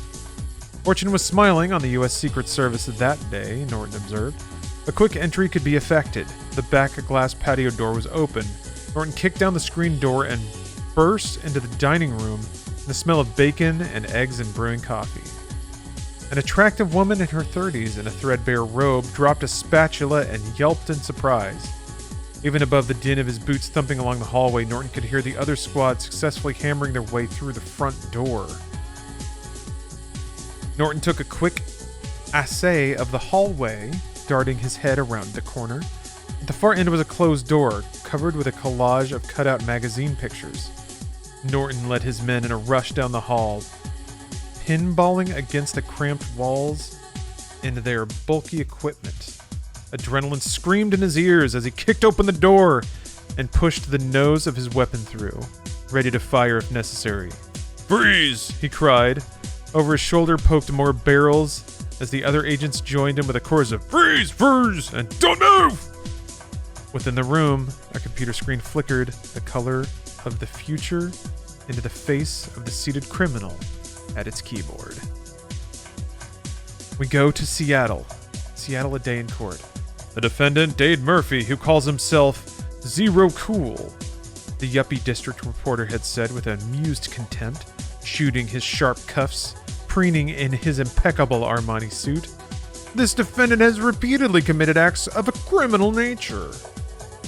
Those words echoed in Lauren Murphy's mind now as she sat in the courtroom looking up at the judge presiding over the case. Somehow, she'd managed to put herself into a numb state. Emotion seemed beside the point in this proceeding. You had your lawyer, the feds had theirs, and that guy up there in the black robe and the wrinkled glower was going to decide what was going to happen. Judge Jacob Blackthorne tapped his notes with a pudgy finger and leaned over the proceedings authoritatively. The defendant clearly has a first-rate intelligence, said the judge. Lauren Murphy's heavy-lidded eyes passed over her son's well-coiffed defense attorney, Elvira Morgan, who was then peering down to get an eye-to-eye with the subject of this trial. Unfortunately, it is directed to what has been described as destructive and antisocial ends. Dade Murphy, her son, stared back impassively without blinking. Tousled blonde hair, 11 years old, freckles, braces on upper and lower teeth. Expensive braces. Alas, there was no doubt that this whole business was going to be far more expensive than she had anticipated.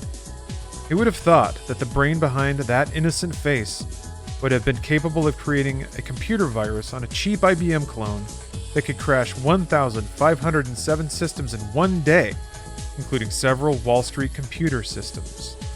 This flesh and blood of hers had single-handedly caused a 7-point drop in the New York Stock Exchange with his virulent clump of computer language.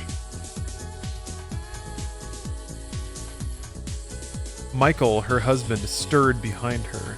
He looked more profoundly uncomfortable in a suit than ever. She could feel the anger banging inside him. Anger at his son, anger at her, anger at the judge and the court, anger at himself. Just plain vanilla anger. Contained, though. That was the thing about Michael. If he could only let loose that anger sometimes safely instead of holding it all in and punishing everyone indirectly and coldly. Everything had changed since those Secret Service agents had bashed so violently into their house to take away her 11-year-old boy. She'd lost the thread of what the judge had said and had to focus again. He was such a dirge. He was 60 if he was a day, and he displayed the computer literacy of a troglodyte throughout the trial. Okay.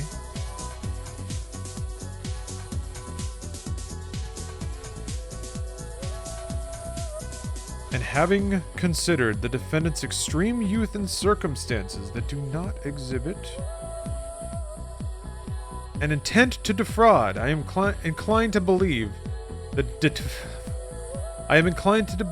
defendant's assertion that his virus was simply meant to... Paper rattled in his microphone as he picked up a note. Oh, it's kind of hard to rattle these pages. It's like, whatever. Okay. Quote, map systems, unquote, and instead reproduced at an unexpected rate, inadvertently shutting them down.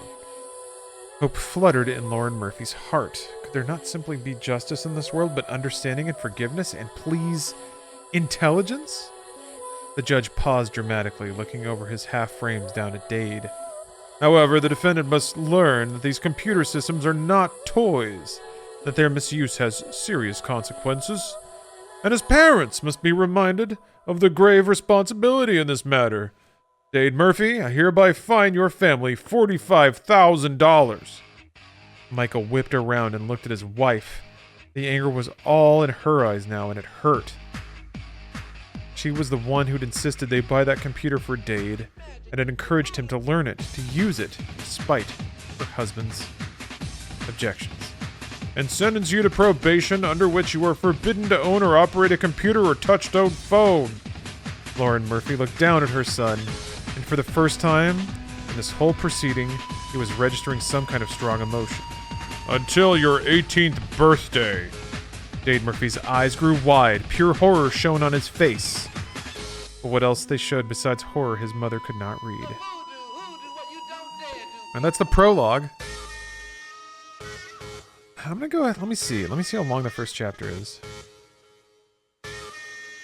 It's pretty long. Okay. We'll count that as the first chapter.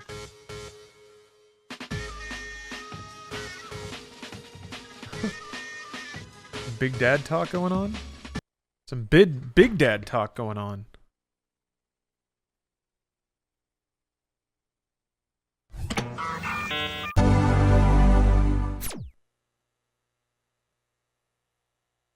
Okay.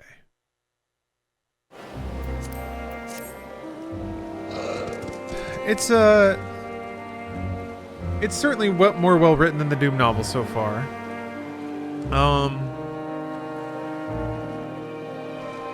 It's pretty literal.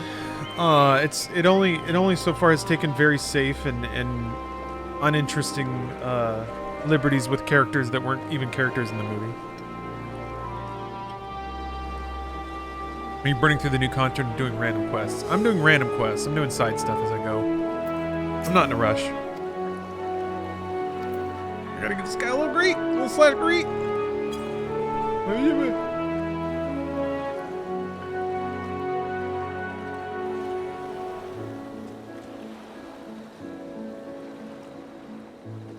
You.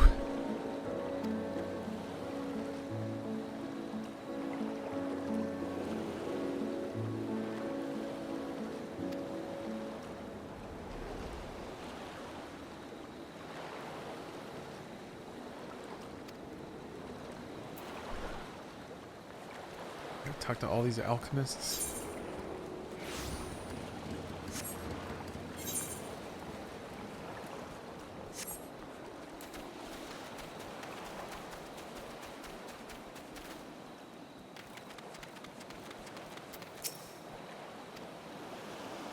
Oh, right.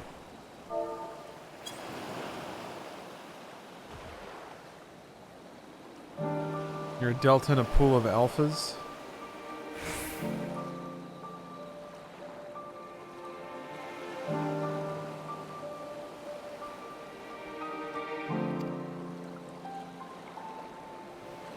I mean, if everyone's an alpha, doesn't that mean no one's an alpha? That means that everyone's sheeple.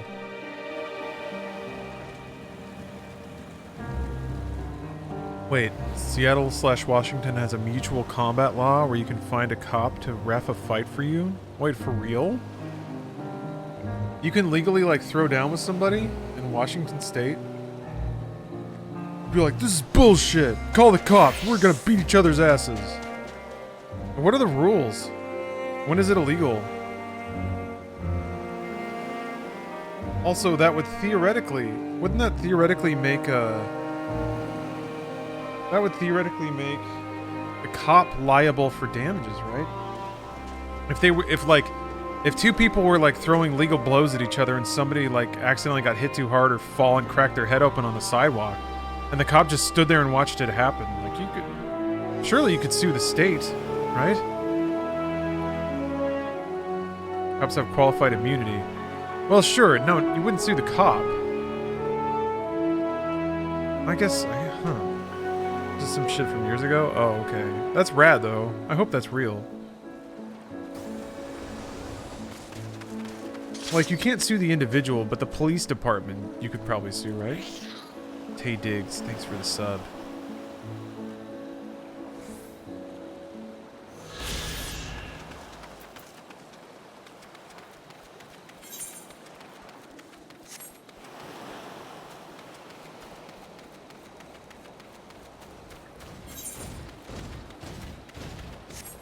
Uh-oh.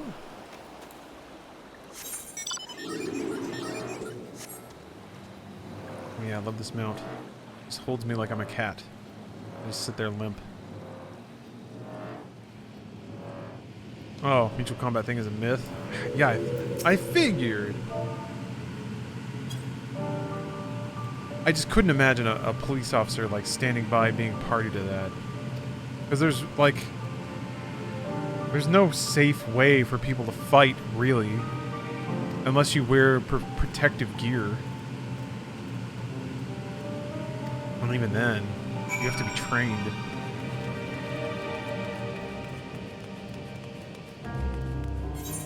It's roughhousing, man. Everyone, someone always gets hurt. People are roughhousing. If you want to throw down with a friend in an alley, I mean, sure, yeah.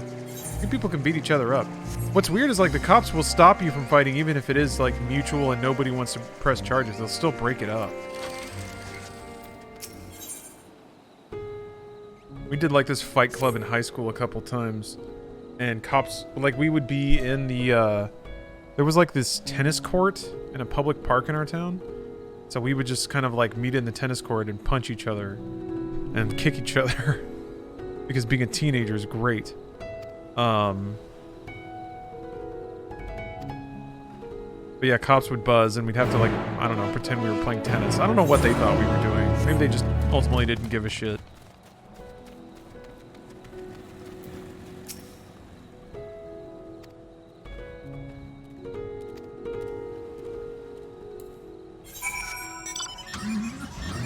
I probably wouldn't give a shit. We used to have a Pepsi canister fight club. We had wrestling matches on our trampoline. Ooh. That's fun. Like, you can jam some shit pretty good on a trampoline, but you're not gonna permanently break anything, I don't think. Unless somebody flies off and, like, breaks an arm. You nearly died on a trampoline? Yeah? I've always been weak and scared of shit, so luckily I avoid doing any stupid shit. That's a good move. God damn it, it is in that building. How do I keep fucking this up?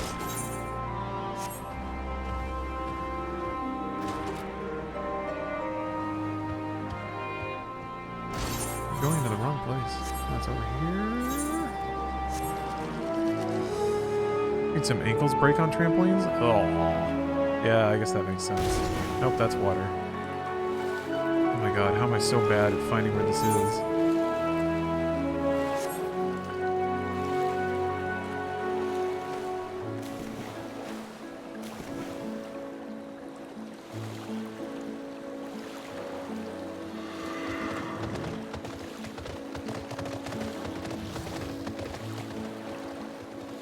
Empty Pepsi canister syrup containers can be swung well, then you just put them back, dented a bit. Oh, okay. I guess whenever I see something that has random dents on it, I'll know it's just because people were whacking each other with it. I did see a kid fall off a trampoline directly onto his neck. He was fine as far as I know. Don't drink in trampoline, kids. Yeah, The most fun I ever had with a trampoline was like when you do that thing where you put a water sprinkler under it, so then it gets like really slippery, and then you bounce on it and you get to see the water splish splash everywhere. What the frick? I'm trying to figure out how to get in here. Oh, it's right over here. Okay. But that also makes it like way more slippery. Because like you'll jump and then you'll like land and then your legs will just go zoop, like at the very bottom of your jump.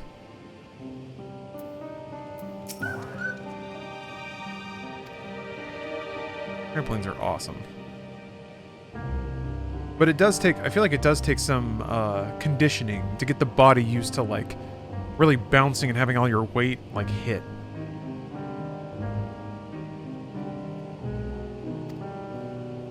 I was mad that my brother and his friend could do backflips and I couldn't. So I tried to just do one because they wouldn't teach me and they were like, just do it. I fly through the unclipped opening in the safety net, which is easily the funniest part of the story, and landed straight on my back. I'm glad I under-rotated that much. I just realized that the other day that I probably got close to breaking my neck. Wow. Wow, yeah, that's lucky. I'm glad you, I mean, you took the drop as perfectly as you could if you landed on your back.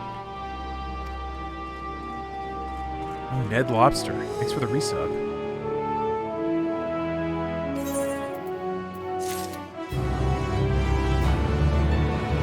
Avoid death once again.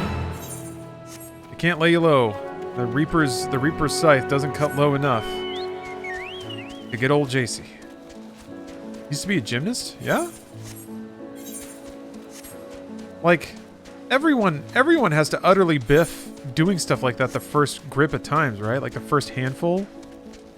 No one just goes like, whoop! They just like know how to backflip. I want to believe that no one just knows how to backflip. I've never backflipped. I don't think. I've done like front flips off of diving boards and stuff.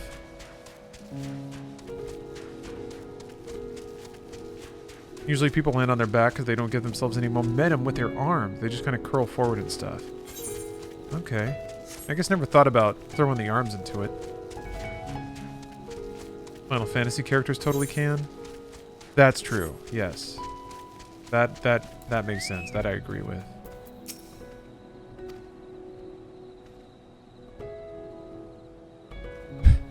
Take this perfume and douse my frail, meager body with it.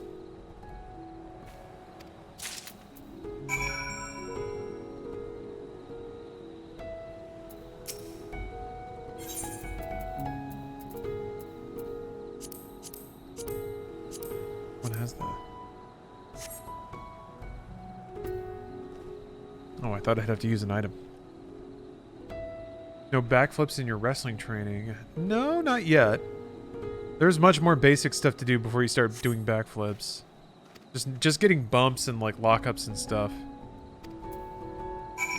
Although it's been a long time since I've been to wrestling practice, which is frustrating. Also, I don't know what happened. I was in this like, I was in a group for the academy where they would post like class times and stuff. But last time I logged into Facebook, I wasn't in that group anymore.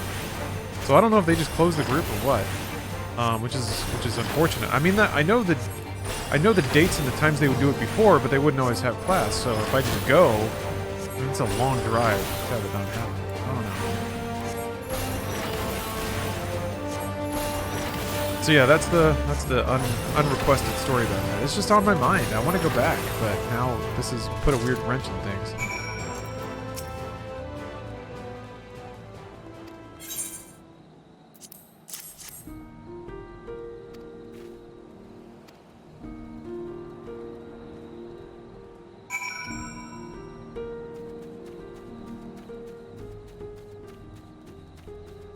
Well, they seem to do other stuff through Facebook, so I wrote the Wrestling Academy a question, so I don't know.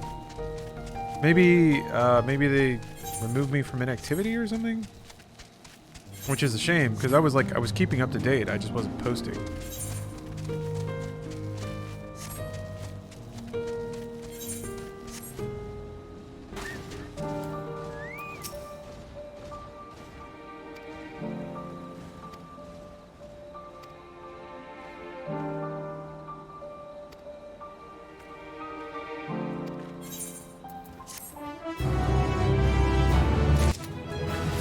Oh, baby.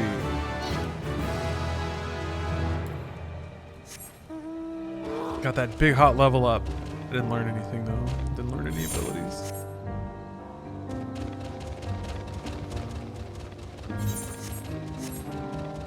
Ah, well. Oh. Oh, my Santa bear. Yeah, maybe, I don't know. Sometimes I don't know. Maybe I just need to be more insistent.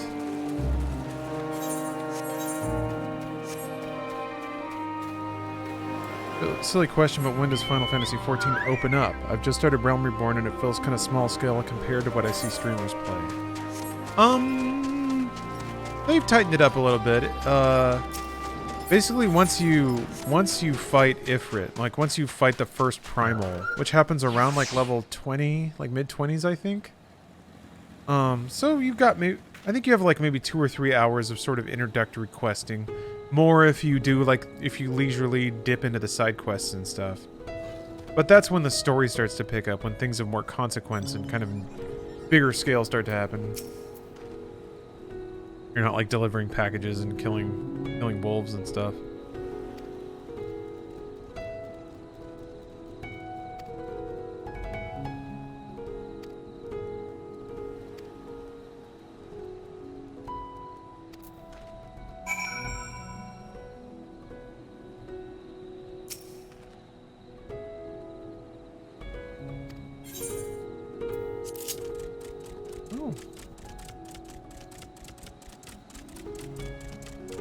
You haven't been warned. Dodos have a wobbling gait.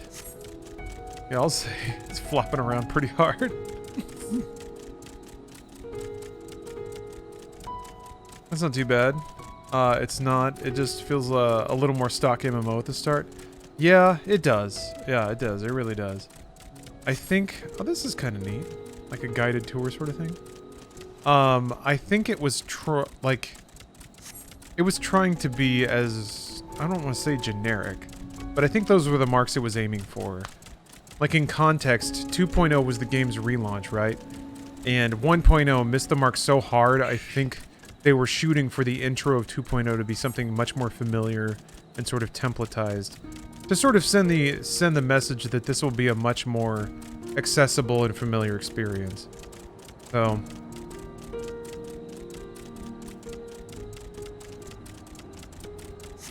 That's what it feels like to me. Like it feels pretty World of Warcrafty. The setup. The music and the visual styles are a little bit different, but yeah.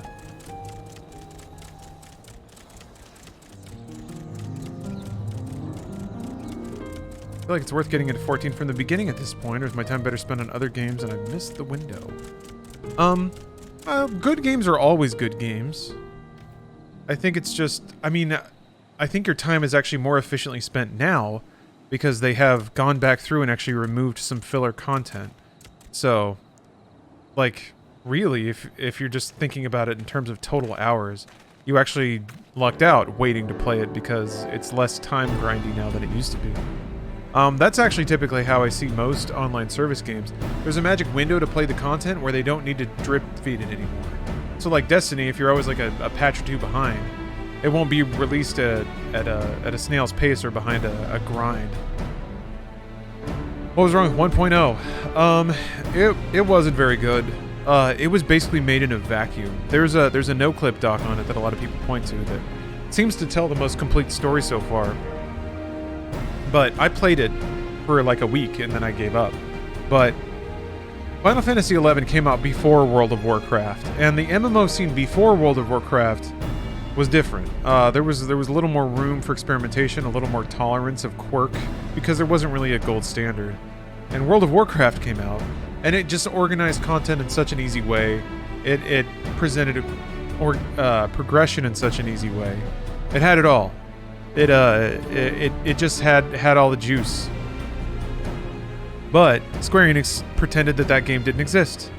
So they hired the team that made 11 to make 14. And in that regard, 14 was a sequel to Final Fantasy XI, but it was a sequel to an MMO that came out before World of Warcraft. And after WoW, pretty much every MMO had to copy a lot of what WoW did because it was just too good. It was too right. It was the right call. So that's basically what it was. It played like an MMO that was like 6 years out of date.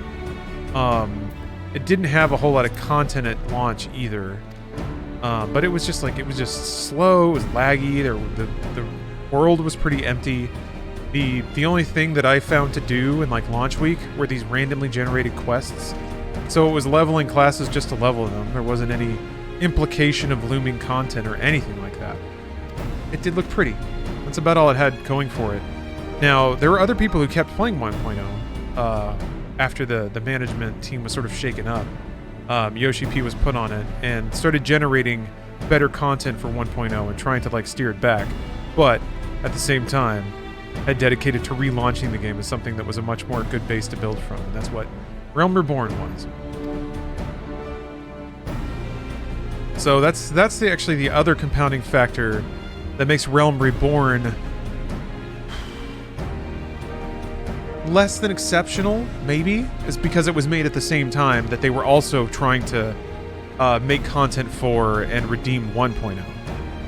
So Heaven's Word is kind of when they were able to make content with like a whole vision and pursue it, as opposed to sort of putting out fires.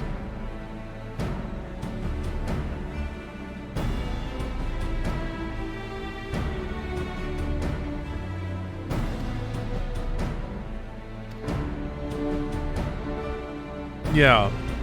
They did a pretty great masterstroke though. Karkar is correct. They, even though in the real world, logistically, oh my gosh, I need to adjust this camera angle. Logistically,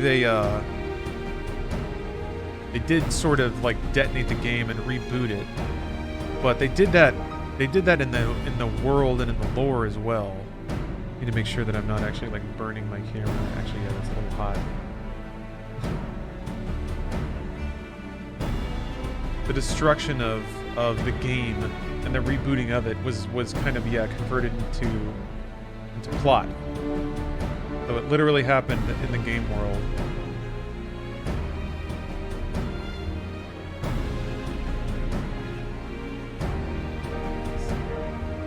Camera mount, like there's one joint that can never fully tighten, so it's always a little wobbly. I have to kind of move it and then hope that it settles into the spot that I want it to. There we go. That'll do. Different angle, but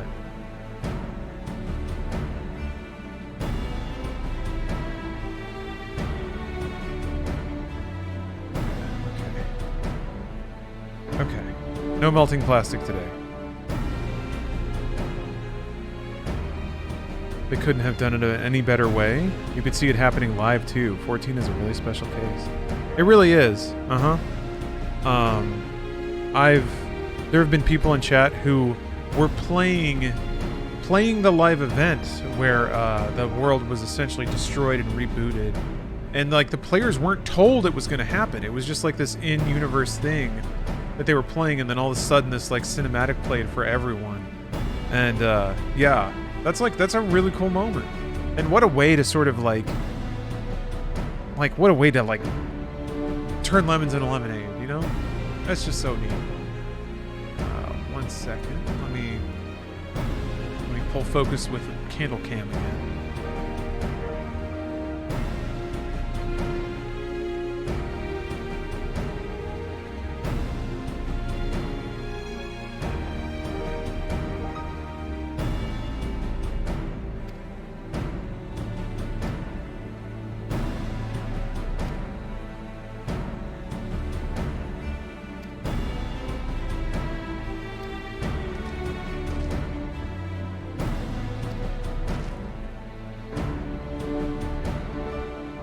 I don't see that kind of turnaround happening for a long time outside of something like No Man's Sky. I'm pretty sure before long people will say that about Cyberpunk. But that's me. I'm a simp. I'm a cyber simp. I think once the next generation patch hits, there will be there will be a wave of positive sentiment, I think.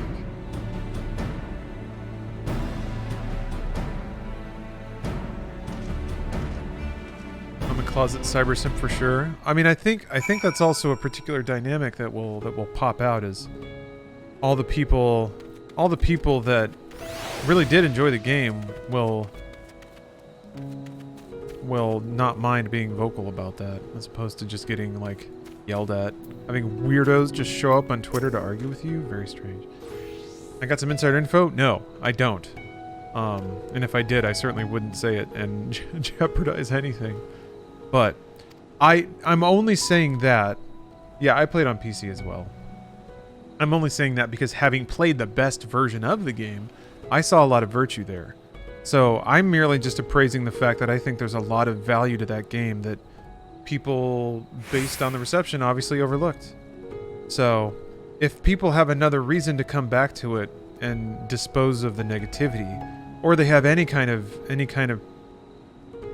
planted idea to look at it again, or try to dispose of their preconceptions, then I'm pretty sure most people will come away with pretty positive impressions. So I think that's all that needs to happen. Whether or not it does is kind of up in the air. But I think a next-gen update would be the thing. Like, perceptually would be the thing that invites people to look at the game again. So that's my theory. We'll see if it happens. If it doesn't, I still get to play it, so it's okay. If they made it just for me, that's fine.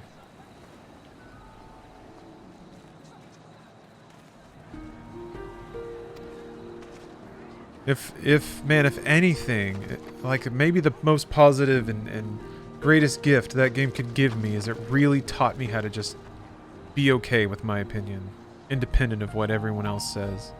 It really taught me to just sort of like stop caring about the consensus of like influencers in games media too. 'Cause man, the way that people talk about game development is just so, it's like mysticism, the way people talk about it. And I'm just like, why do I need my perceptions of quality to align with people who just are kind of in this mythical headspace? Or to anyone, really. I shouldn't even bring like comparative worldview into it. Why does it matter? It's just one, you know, I got a brain, somebody else has a brain. Brains can have thoughts. I feel Bruce's pain when he tries to steam Battlefield 2042. Chat is just a shit show. Yeah, I don't understand what that is. I don't understand why people monster on Bruce like that. I've watched his stream sometimes, and his chat can be pretty rowdy. I feel like maybe that's just the difference in audience size. His stream's usually like 2 to 3 times bigger than mine, so maybe that's just it's part of the bigger audience. In which case, I'm like, I'm pretty lucky. Pretty lucky. Getting the bigger number ain't always the best thing. And I'm not saying it's worse for Bruce by far, but I think for each individual, a place where they feel most comfortable. And this is where I feel most comfortable. But I can play something like Cyberpunk and not have people just shitting on my face. Just shitting right on my face. I don't like we developed a tolerance for developers charging for unfinished games and promising to finish them later. Yeah, I don't know that anyone has developed a tolerance for that, Belzat. I understand what you're saying. I don't think... I mean, in regards to Cyberpunk, I can't defend the state that the game launched for last-gen consoles. I don't think anyone could. And I hope that nothing I said implied that I was going there. But I still think games that launch unfinished are still the minority.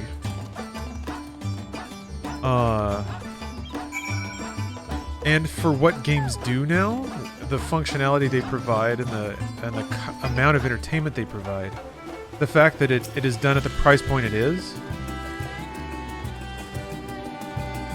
it's to me it's almost like dead pixels in displays. I think that when you sell display panels at a certain price, an implication of that is that sometimes there might be a dead pixel. I don't know where I'm going with that. I don't know if games were more expensive that would make every game not have any bugs. I guess in a big messy world with as many games as there are released, and as complicated and giant and expensive and multi-platform and cross-platform as some of them can be, it doesn't feel worse to me. The state that games come out by and large. It doesn't help that the concept of a release is also pretty fuzzy now. There's early access, there's day one patches, which I still think are better than not having day one patches.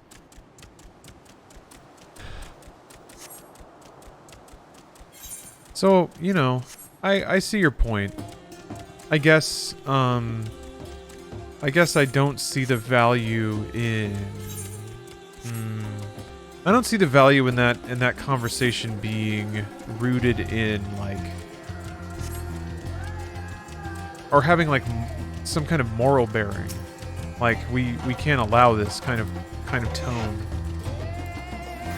It's like, well, it's not illegal. I mean outright deception is illegal. And I think certainly it's a noble and understandable thing to want to encourage developers to treat their audience's time with respect, and treat their audience's money with respect.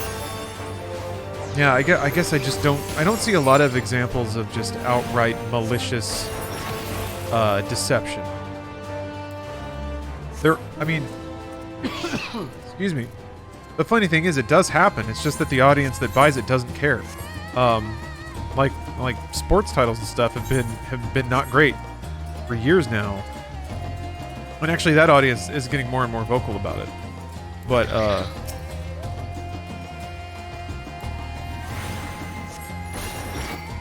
second.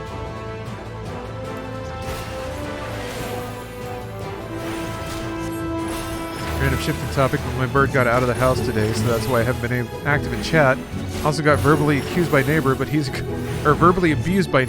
cocksucker. Damn. Go deep or go dead. You've had a day. Also, I turned off Automod. I don't understand why Automod is trying to grab stuff. Also, nothing you said was even remotely bad. I guess maybe cocksucker. Jesus. Automod. Touch a titty, man.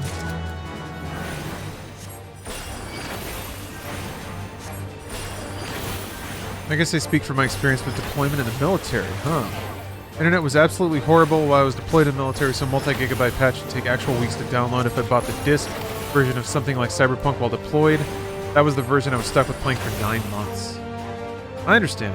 I understand your frustration there. Yeah, that certainly I think the models that are adopted now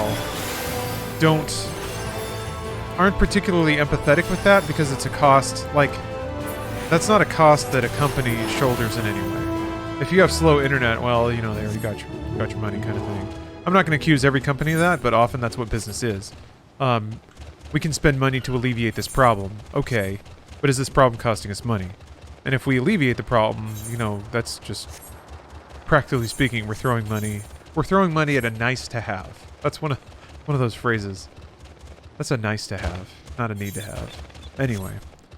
But Bowsette, yeah, that is an unfortunate casualty of AAA games.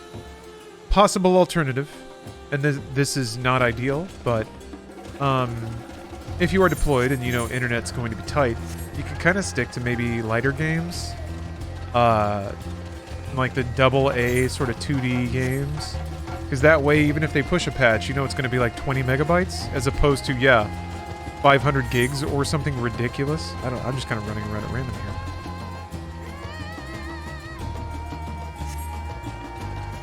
I wasn't paying a whole lot of attention for what I need this dodo for. Right at the Hamsa to the Giant Skull grounds. Alright.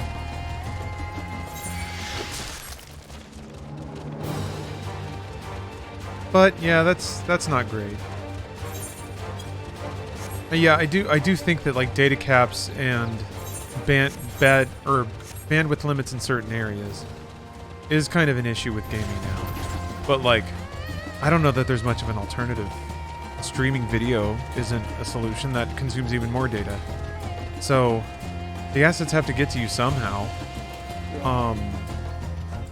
Perhaps there's an amount of engineering that developers could do to stratify their assets and the manner in which they deliver patches, but yeah, unfortunately, that's a cost. That is a cost, and it...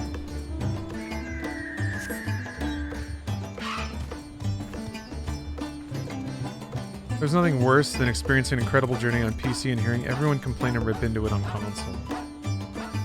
Yeah, it used to bother me a lot more than it does, which is good. I mean, that's so wait, I have to ride this to Giant Skull Grounds. Where the heck is that? Oh, here we go.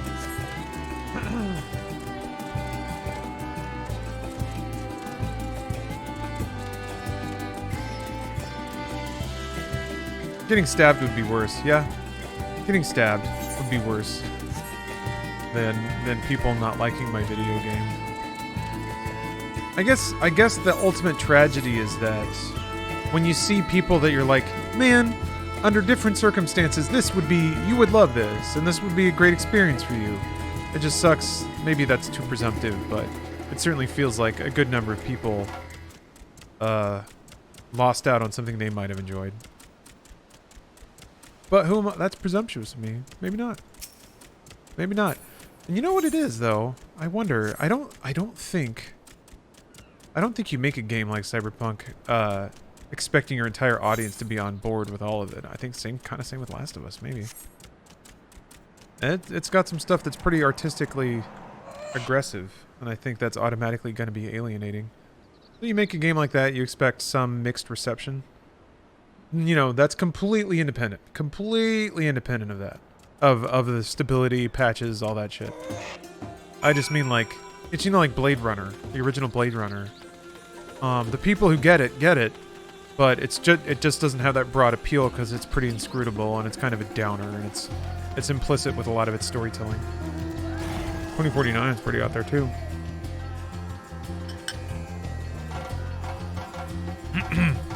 I just find it very frustrating. I'm a PC gamer for the most part. I feel like we all lose when one or more platforms are having a subpar experience. I agree. It certainly amplifies negativity. Because people are just not having a good time. Like, that's not people's fault. If the game sucks, like if a game sucks on PC, then PC players are gonna be like, this sucks. I guess that's the other thing too. I think I've been kind of beaten in submission. I was a PC gamer during like the aughts and the 2010s, and it blew ass. PC ports were always the worst and suck shit. And it was like the worst DRM. It's like saying the movie is fun, but not saying a critique. Yeah, I guess. So, I don't know. It's so hard for me to get... Maybe this is shades of like old man lecturing you about walking uphill through the snow, but it's kind of hard for me to get bent out of shape about the biggest issues facing gaming now. There's some that are rough, though, like delisting the classic versions of GTA to sell a shittier version of it. Now that sucks. I mean, and Blizzard kind of did the same thing. They delisted Warcraft 3 to replace it with Reforged that had like straight up less features. And no one had an option about that. That's when you have created a market that you can then manipulate into getting more money out of it. That's a bummer. But you know it's not a bummer. Triple Triad.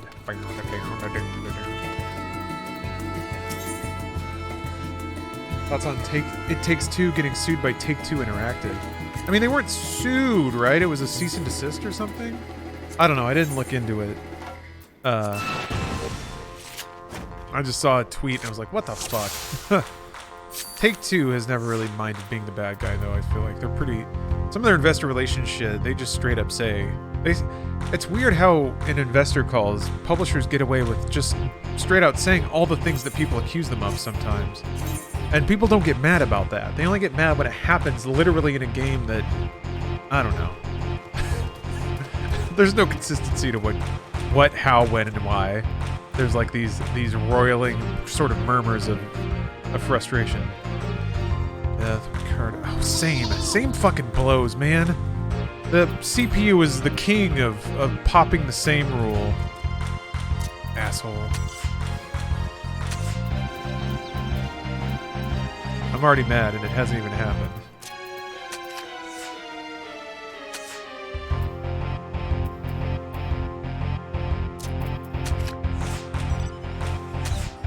They can't lie on investor calls? Well, they can't lie, sure, but like, why would they? They're talking to the exact people that want to hear exactly that thing. Yeah, I got a card. Get out of here. Shut up. I don't care. Investors want to hear all the ways that games are being aggressively marketed, and then they want to hear how companies have this audience that they can manipulate into spending more money. But companies say it all. They're not shy about it. Gosh, that's so cool. The color grading is just awesome.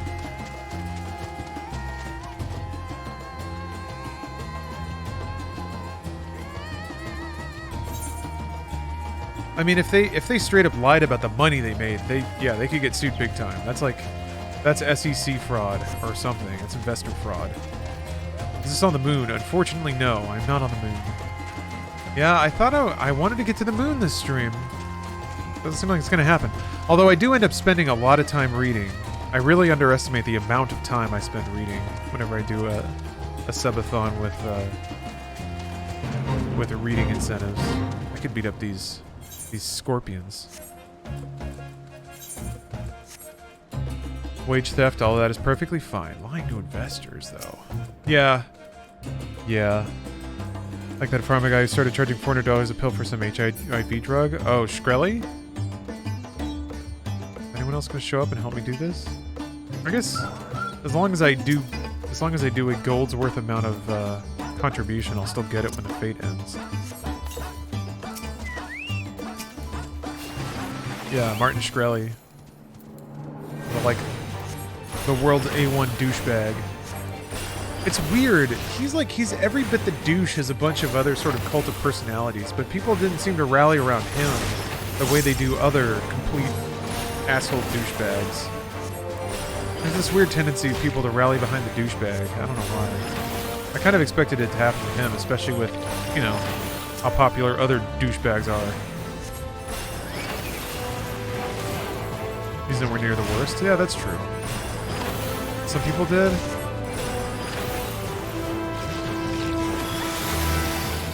Oh, okay. He was denying people Wu-Tang? Yeah. I guess he did a couple of things that are pretty deeply unpopular, like fucking with the Wu-Tang clan. And I guess for some people, like, yanking up the price of drugs is like too crass. But I don't know. Some other people have done like some obviously evil things on that level. And people still find a way to be like, yeah, this guy's cool. He's sticking it to the man. He's telling it like he's doing his own thing. It's about time people were pissed at the pharma industry in general. He's a convenient scapegoat. Yeah, that must be it. Yeah, that's true. He was a total visitation of pharma greed. Not just greed, but like, yeah. Yeah, that's a good point.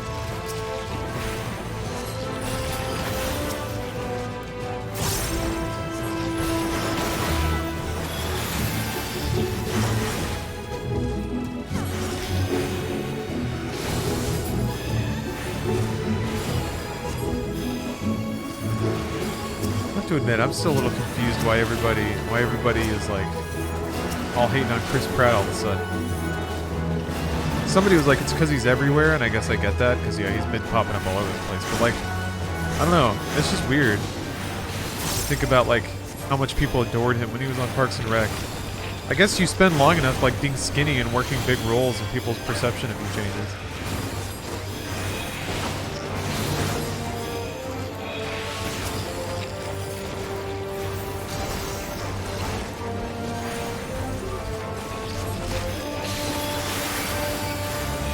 Oh, you don't like what he said about Anna Faris and her son? Oh, okay. Well, maybe I'm speaking out my ass then, because I haven't followed any of that. Yay!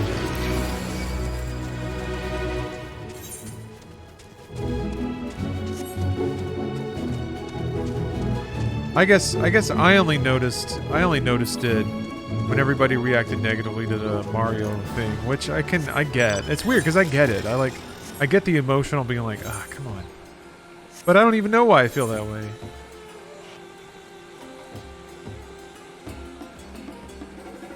all these quests.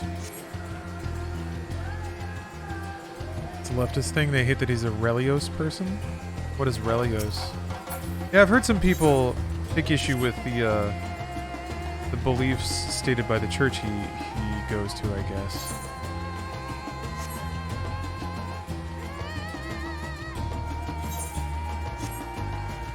Oh, religious. Got it. Yeah.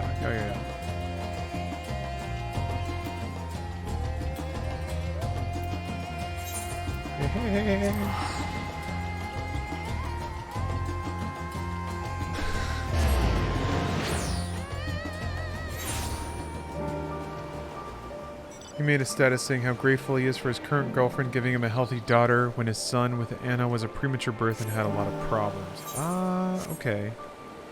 Yeah. That seems, insensitive, I suppose. Do you think it was pointed, though? I guess you saw it and I didn't, so you probably know the tone of it better than I would.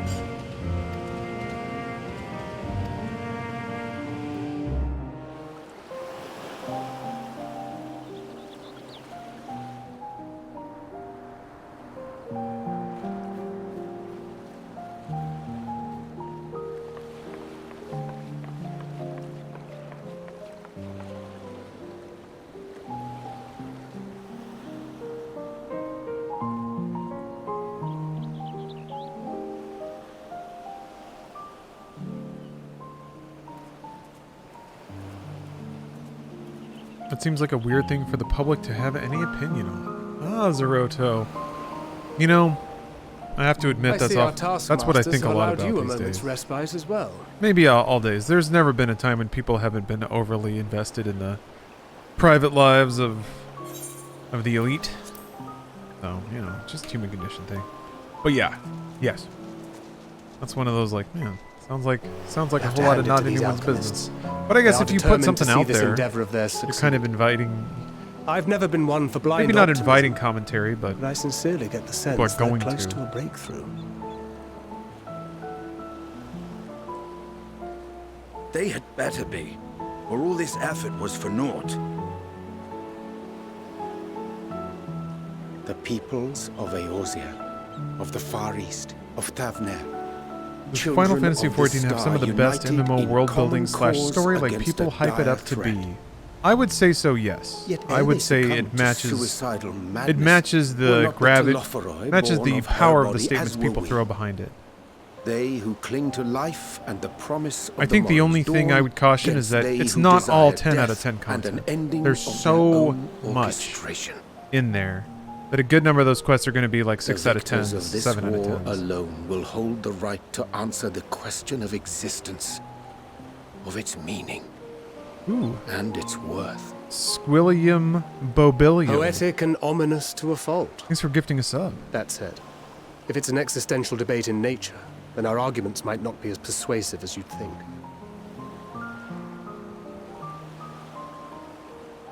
Fandaniel wants to die and take everyone with him in an orgy of pain and suffering. An utterly vile and unforgivable idea. Well, thank you, Q-Dog. Appreciate that. And yet, when spat upon by fate and wailing in the deepest pit of despair, who among us can say they have not entertained similar thoughts? There are nights black as pitch, bereft of hope, and no words of comfort can reach you. And it's all you can do to grit your teeth and choke back the bile. The more you see and suffer life's injustices, the more difficult they become to bear.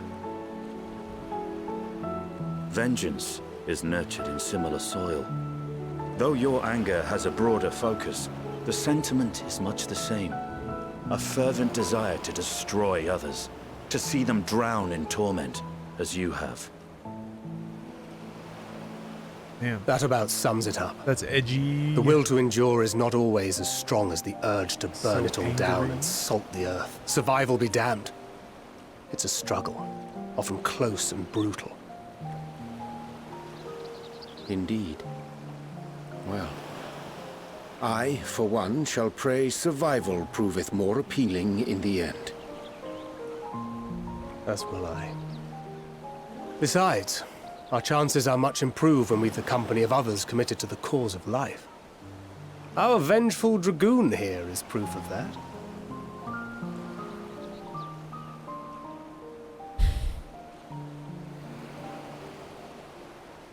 Ain't you living? Oh yeah. Go beat him up. Yeah, fuck him up. Give him a wedgie. What is it? What did you see? That was Fandaniel. Are you sure? If he knows we've been working on a countermeasure. He knows. It holds. The vessel holds. This is the one. At long last!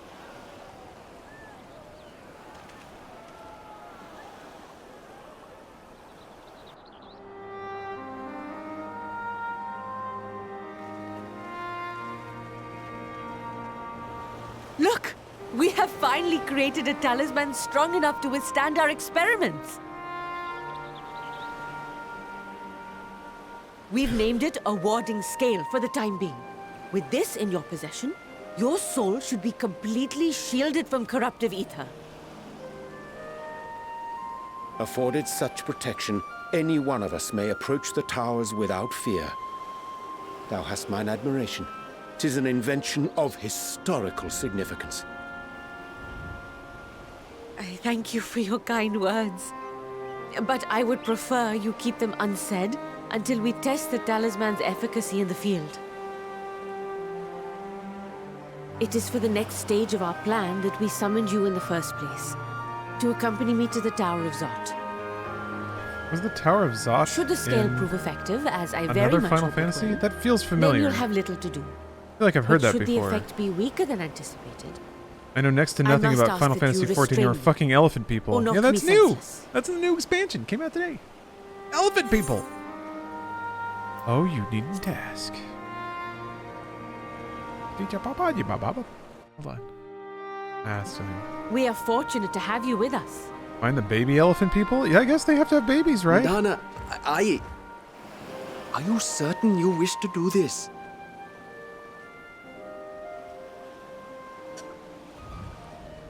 Tower of Zot's in Final Fantasy IV. Okay. If others are to trust our Yeah, I creations, wondered if then there were we going to must be have a lot of faith in them allusions to first. Final Fantasy IV in this And as the expansion, senior given that you go to the researcher, moon, and there's it really falls only to one me to Final lead by Fantasy where example. that happened. But should I fail to return, then learn what you can from this attempt and apply it to the next. Our work must continue. Is that clear?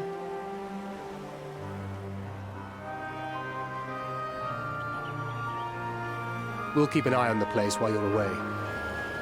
Assuming Fandaniel is lurking about, there's no telling what mischief he has in mind for us. Or you. Be on your guard.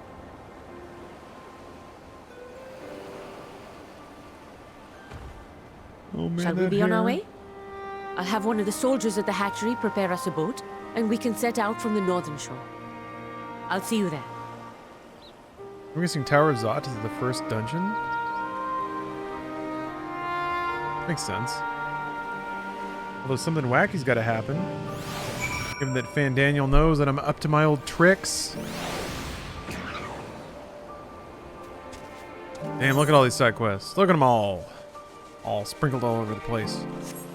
Alright, well, I think that'll wrap it up for this subathon, though. Thank you all very much for watching. Thank you all for generating subs, or just... Oh, Ekum Bokum. Ekum Bokum. That's so tiny. For contributing subs, for hanging out, for sharing memories, and making new ones. And all that. Yeah, apparently tomorrow's going to be tamale making day, so... got a seasonal activity.